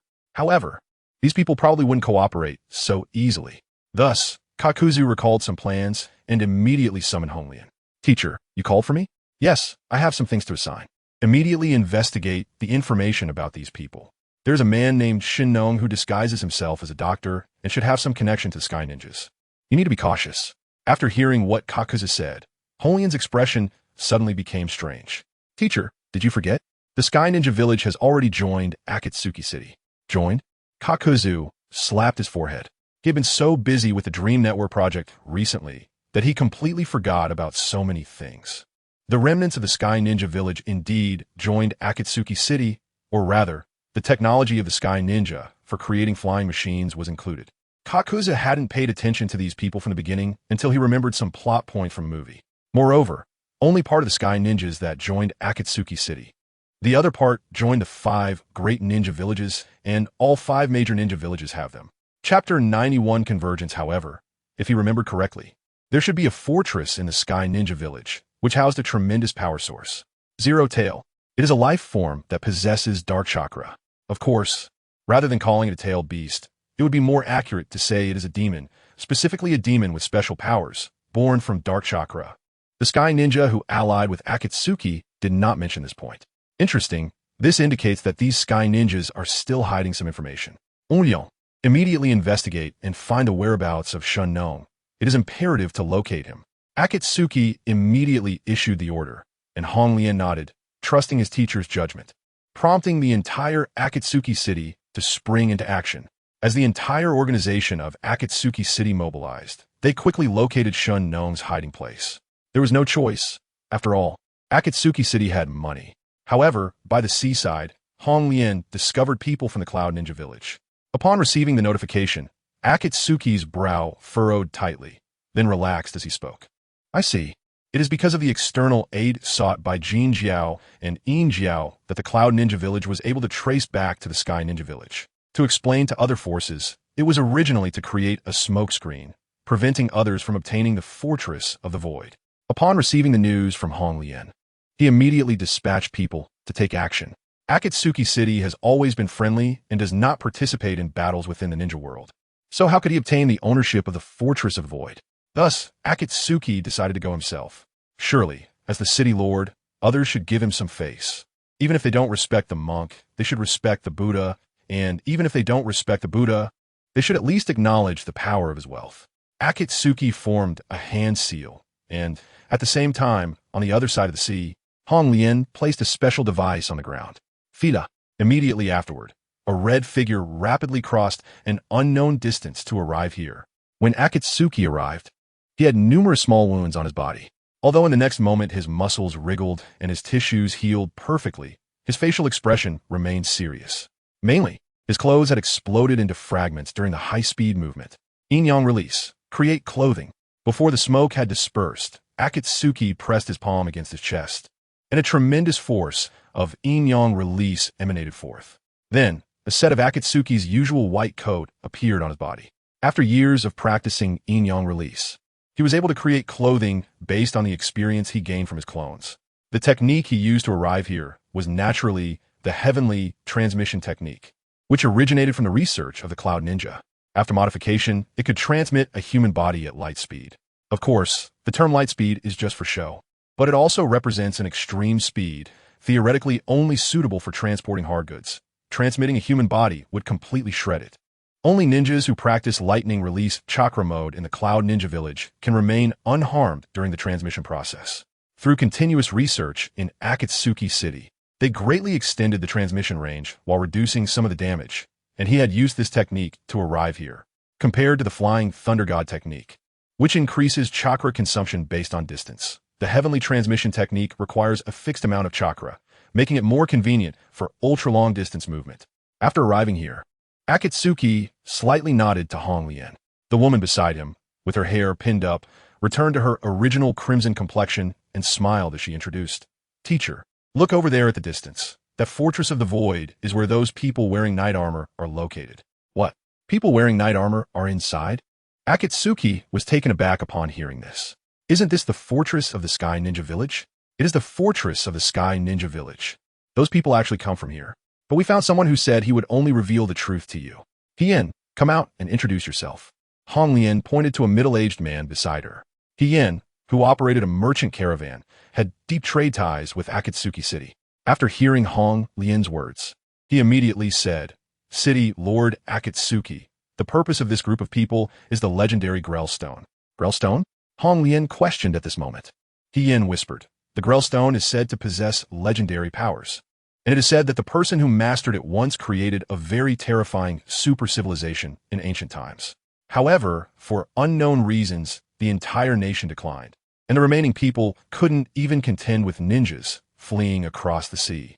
But I don't know why they have returned. Listening to these words, Akatsuki pondered slightly. He noticed that Hien was concealing something, such as the location of the Grell Stone, but he didn't care about the Grell Stone. He merely felt that there was something wrong with the group of knights merging with the Sky Ninjas. Shouldn't the two sides be fighting to the death? Then Hong Lian pointed to someone in the crowd and said, he is a ninja from the Sky Ninja village. He might know something. Looking at the flying device worn by the other party, Akatsuki nodded and said, tell me what you know. Rest assured, I will guarantee your safety. Of course, of course. The man hurriedly nodded and bowed. City Lord Akatsuki, ever since the year before last, a group of people wearing armor suddenly appeared out of nowhere. They call themselves knights and are equipped with a glowing green stone. With this momentum, they quickly gain the upper hand in battles in the Sky Ninja Village. But the quantity of such stones in their possession seems to be limited. Ultimately, the leaders of both sides reached a reconciliation, and everyone merged into one. However, a few days ago, the leader was killed, so he sought refuge in Akatsuki City. Akatsuki understood. It was another struggle for power. The immigrants from the Sky Ninja Village collided with this group of knights. Both sides had a deep utilization of machinery, so they reached a stalemate when they first met. Later, to avoid mutual destruction, the two sides chose to coexist peacefully, which is a common-sense approach. After winning, it is better to choose to ally with others than to struggle for treasures. But clearly, there is a conspiracy behind this. It is obvious that the Sky Ninjas are in such a situation. They belong to the defeated side, while the knights achieved a great victory. So is there still anyone from the Sky Ninja Village inside this fortress? No. Our leader from the Sky Ninjas is dead. Hong Lian frowned slightly, while Akatsuki smiled. Perhaps the victors are not necessarily the knights, but the Sky Ninja Village, and these people are spies sent by Susano'o to various ninja villages. In name, the major ninja villages have no excuse to refuse, and then Susano'o will bring the Fortress of the Void to spread war. At which point the power of Zero Tael, which feeds on negative emotions, will grow even larger, potentially surpassing that of the tailed beasts. As for Dark Attribute Chakra, Akatsuki was not seeing it for the first time. He had encountered it before. He had seen the dark side of the Ninetales when Uchiha Madara communicated with it. Such dark chakra will condense, ultimately giving birth to a monster like Zero Tael. Chapter 92. Demons and monsters. Non-human entities are referred to as demons, and those born from emotions can be called monsters. The goal of the Sky Ninja Village has always been to conquer the ninja world. Ever since he arrived here, Kakuzu felt as if something was calling out to him. He then looked at the people of the Sky Ninja Village and said, "Is the Zero Tael still in the Sky Fortress?" Upon hearing this, the expression of the Sky Ninja changed, and he couldn't help but feel a sense of awe towards Kakuzu. Seeing the change in the other person's demeanor, Kakuzu understood that the other party was likely not a simple character, holding a rather high status in the Sky Ninja Village. Otherwise, their expression wouldn't have changed so drastically. He knew about the Zero Tael. Kakuzu smiled lightly and decided not to bother with this person anymore. His target was Shinomori, who possessed considerable technology. By calculating the time, Shinomori should be relatively young now. It was uncertain whether those technologies had been developed. The most famous aspect of Shinomori was the ability to open the Death Gate and develop a part of the impure world reincarnation technique. Both of these indicate that the other party has powerful human research capabilities. However, from Kakuzu's experience, it might be that he found some ancient legacy. After all, in this era, even someone like Hashirama Senju would find it extremely difficult to develop a technique out of thin air. There must be something to reference for improvement. The development model of the Renegan, for instance, was based on the tailed beast balls. Although Shinomori could open the 8 gates of death and ensure his own survival, the power of the 8 gates was significantly weakened. On one hand, the other party was not a ninja specialized in physical techniques, and their instantaneous explosion of power wouldn't be that strong. On the other hand, weakening the lethality of a technique while enhancing sustained combat ability is a classic example of having gains and losses. Every action in this world has its cause and effect. You are. At this moment, a surprised voice rang out, accompanied by the sound of lightning release. "We are the ninjas of Kakuzu City." Kakuzu replied kindly. Looking at the smile at the corner of Kakuzu's eye, the second Reikage A's expression changed. The title of Reikage in the Cloud Ninja Village has been passed down through the generations with the name A, compared to the subsequent 2 generations of Reikage. This second Reikage was a rare intellectual type, adept at forming alliances. In the original history, he died from assassination by the Gold and Silver Brothers, taking Hashirama Senju with him. In this timeline, not only did he perfect the lightning release chakra model ahead of time, but he also uncovered the rebellious intentions of the Gold and Silver Brothers early on. He could be considered a winner in life. It really is Kakuzu. There shouldn't have been anyone from the previous observations. What is the reconnaissance department doing? Their intelligence is wrong. He then made a series of hand signals behind him, instructing his subordinates to halt their actions. They had already sensed that someone else had noticed the Sky Fortress, and the second Reikage had used the heavenly transfer technique to teleport over. He didn't expect that upon arriving here, it would actually be Kakuzu among them. Now, they couldn't act because it was rumored that he possessed space ninjutsu. Seeing the second Reikage's imposing demeanor with so many people, Hong Lian's dead fish eyes drooped. The intentions of these cloud ninjas were obvious. He wanted to keep everyone here. Since they couldn't fight, they had to act friendly. The second Reikage instantly changed his attitude, ignoring Hong Lian's expression, and said calmly, Lord Kakuzu, hello. I have discovered enemies attempting to overthrow the Ninja Alliance and even persecute these sky ninjas. They seem to come from another continent called the Night Continent. Seeing the sudden change in the Reikage's attitude, Kakuzu smiled. The Reikage was polite. Everyone carried the sedan chair together. Since the other party had a good attitude, Kakuzu couldn't ignore it. He then continued, I have also received corresponding intelligence that the Sky Ninja Village is attempting to overthrow the 5 major ninja villages. The mastermind behind this is these knights, and they need to be taken down. However, Kakuzu paused. However what? The second Reikage asked. According to my intelligence, it is sealed here the former demon, Zero Tail. Zero Tail? What is that? Is there another tailed beast besides the 9 major tailed beasts in this world? The second Reikage pondered for a moment and then said. Kakuzu shook his head, and a dark chakra filled with ominous energy appeared in his hand. This was a type of dark chakra. The Zero Tail is a creature composed of dark chakra, possessing extreme destructive and regenerative abilities, capabilities that could even rival the tailed beasts. Really? The second Reikage responded skeptically. Demons, an older term, are now mostly referred to as summoning beasts or a certain type of biological secret technique. The Earth Grudge Fear is one of them. However, over the years, the strongest summoning beast he has encountered is merely the level of the giant frog from my Bokuzen, just a large summoning beast. The strongest one might be the strongest salamander, which has unmatched toxic mist, but the strength of the mist is only at the shadow level. It's troublesome only because there are relatively few ways to counteract poisons. Moreover, the righteous-tailed beasts. As a Reikage, he could easily take down the 2 tails. He truly did not believe that the so-called Zero Tail was that strong. Indeed, the second Reikage had never witnessed the horror of dark chakra, but Kakuzu had. A small amount of dark chakra contributed by an ordinary human is rare, but when the entire ninja world gathers, it could be considered a small version of the 10 tails. Darkness is driven away by light and gathers together. After causing destruction, its strength also becomes stronger. Seemingly worried that the second Reikage wouldn't heed his advice, Kakuzu pointed to the nearby sky fortress and said, the power required to support such a large fortress flying into the sky can only be sustained by someone like Uchiha Madara. Just think about how strong the Zero Tail must be inside. As soon as these words were spoken, the second Reikage's expression changed dramatically. Indeed, while flying into the air, it was not as powerful as Blood Moon, and compared to Uchiha Madara, it was even more laughable, but saying it could rival the tailed beast was non-exaggeration.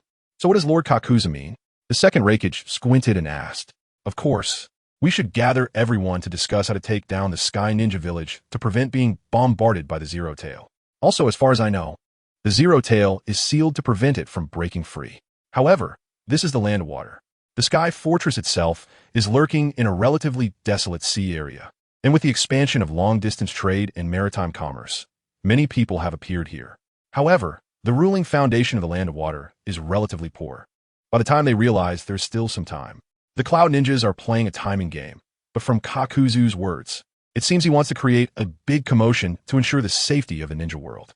Just relying on so few people is definitely not enough. Although everyone is skilled, there are only about 20 to 30 elite-level jonin. Attempting to storm the Sky Fortress in the sky is simply wishful thinking, at the very least. It will be difficult to even reach it. It is evident that he does not want others to share in this pie. Chapter 93. Gaoika, of course. Yinren arrived earlier than Jiao Du City and was naturally prepared, but he was going to tell Jiao Du. However, at that moment, an unexpected event occurred. The Lightning Ninja and Hong Lian, who were on guard outside, rushed over, panting, and stopped beside Jiao Du teacher. Don't panic, what happened? It's the Mist Ninja Village. They're coming with a fleet, a large steam iron ship. A steam iron ship? Which model? It's modeled after the latest class A6 steam iron ship. Officially, the highest steamship sold by Jiao Du City is the class A6, but in reality, there are 3 types, A, B, and C. The latter 2 types are for small merchant ships, while the A type is a large warship. According to its capacity, it should carry about 100 people. The treatment in the Land of Water is poor, and they treat the class A6 steamship like a bread truck. A single ship can carry 200 ninjas, and with this many people, we should be able to take the Sky Fortress. However, the Class A6 steamship is so large that it will be discovered quickly, said the second-generation Reikage. But then the two shook their heads together. If they were discovered, so what? It was almost impossible to approach the Sky Fortress without being noticed. But how will so many people get up? Asked the second-generation Reikage again. Jiao pondered for a moment and came up with an idea. I have the light and heavy rock technique, which allows me to fly using this technique. The second-generation Reikage nodded, understanding the implications for reconnaissance against Rock Ninja. Since you have this secret technique, then we can get rid of Jiao City's Lord, he said respectfully. Jiao smiled and said, it's no problem, leave it to me. Then the group hid, waiting for the Mist Village team to arrive. What neither of them said was that if the people inside the Sky Fortress could get up, they must have a special passage. Just then, they saw a ship suddenly appear on the distant coastline, quickly heading towards the Sky Fortress. The Reikage frowned, feeling something was off. Why were the people of the Land of Water so panicked, making such a big commotion? Wasn't that like startling a snake in the grass? And Jiao, looking in that direction, suddenly realized something was wrong. Not good. They're not aiming for the Sky Fortress. They're trying to escape from something. What? The second-generation Reikage looked puzzled, and upon closer inspection, his eyes widened, nearly popping out. The entire Class A6 steamship was riddled with holes, and all its weaponry had been destroyed. He knew that it would take a long time to dismantle such a ship. And how could a moving steel vessel be so badly damaged? Thinking of this, the second-generation Water Reikage shivered again, wondering what could make them flee for their lives. And Jiao, when they were 20 miles away, already knew what was chasing them. Gowie, gowie! Angry roars echoed from beneath the sea, and a dark figure emerged, sending chills down everyone's spines. The fear of the ocean stirred deep within human genes. Deep-sea terror. But this wasn't a monster from the deep sea. Both Jiao City and the Land of Water had only scratched the surface of ocean exploration, and this monster was, to be precise, created by Jiao, of course. More accurately, it was the ocean guardian created by Wang Chuan, the Gowie Ka. The Sky Fortress also detected the presence of the Land of Water's people. It immediately activated and flew into the sky. Indeed, they startled the snake in the grass. The second-generation Reikage shook his head regretfully. The next moment, countless cannons fired from the Sky Fortress. The special technology allowed the Sky Fortress to have extremely powerful firepower, capable of firing dozens of shells per second. These shells were specially processed, possessing immense lethality, able to easily sink even warships. Boom, boom! A series of explosions rang out, shaking the heavens and the earth. The steel ship was hit, and before long, the entire front half of the Class A6 ship was destroyed. Report, the number 3 engine has been wrecked. Our speed will be reduced by 1/3. Upon hearing this report, a feminine man from the Mizuki clan slammed his fist on the table. Damn it! Gowie, the captain's expression froze as the angry voice echoed behind them. Remembering the comrades who had died in the ocean, Mizuki Hungi immediately shouted, everyone, abandon ship. What? Abandoned ship? This is a ship we spent a fortune developing, and we're almost at the shore. Yes, and we haven't even seen the enemy yet. Have you all forgotten the message that just came back? Those damn guys can attack us from the sky with shells. We can only passively take hits. There's no buts about it. Execute the order. But Hungi felt a pang in his heart. This ship was equipped with various high-tech gadgets, and just the value of over 1,000 tons of steel was incalculable. The Land of Water could use such a ship for long-distance voyages or even explore deeper ocean areas. It was a national treasure, and the entire Land of Water had spent a significant amount of national strength to develop just 3 of them. Now, one was about to be destroyed. How could he not feel the pain? But with that monster behind them, facing an obstruction, he could only abandon the ship to save the crew. At least if they were alive, there was still hope for the future. Otherwise, just the compensation for the fallen would be enough to make the Mist Village spit blood. Understood, Captain. The first mate immediately began arranging for the sailors and ninjas to board small boats and escape in all directions. Only Mizuki Hungi remained on the ship. He didn't care about the Sky Fortress above. After all, he couldn't reach it. He exposed himself to attract fire from both sides. Damn it. Let you see the determination of the Mist Ninja. Ice release. Ice sealing the heavens. Ice instantly froze the deck, rapidly spreading to the outer sea surface. Within seconds, the surrounding area within 10 meters was transformed into a thick layer of ice. The Mist Ninja crew was astonished by this scene. Ice release had evaded them. So everyone started running on the ice. Running on legs was definitely faster than rowing a boat, especially since they were ninjas, and the ice release did not stop, continuing to spread outward, the cold air quickly enveloping the entire sea area. In the blink of an eye, An ice surface of 1 kilometer was formed.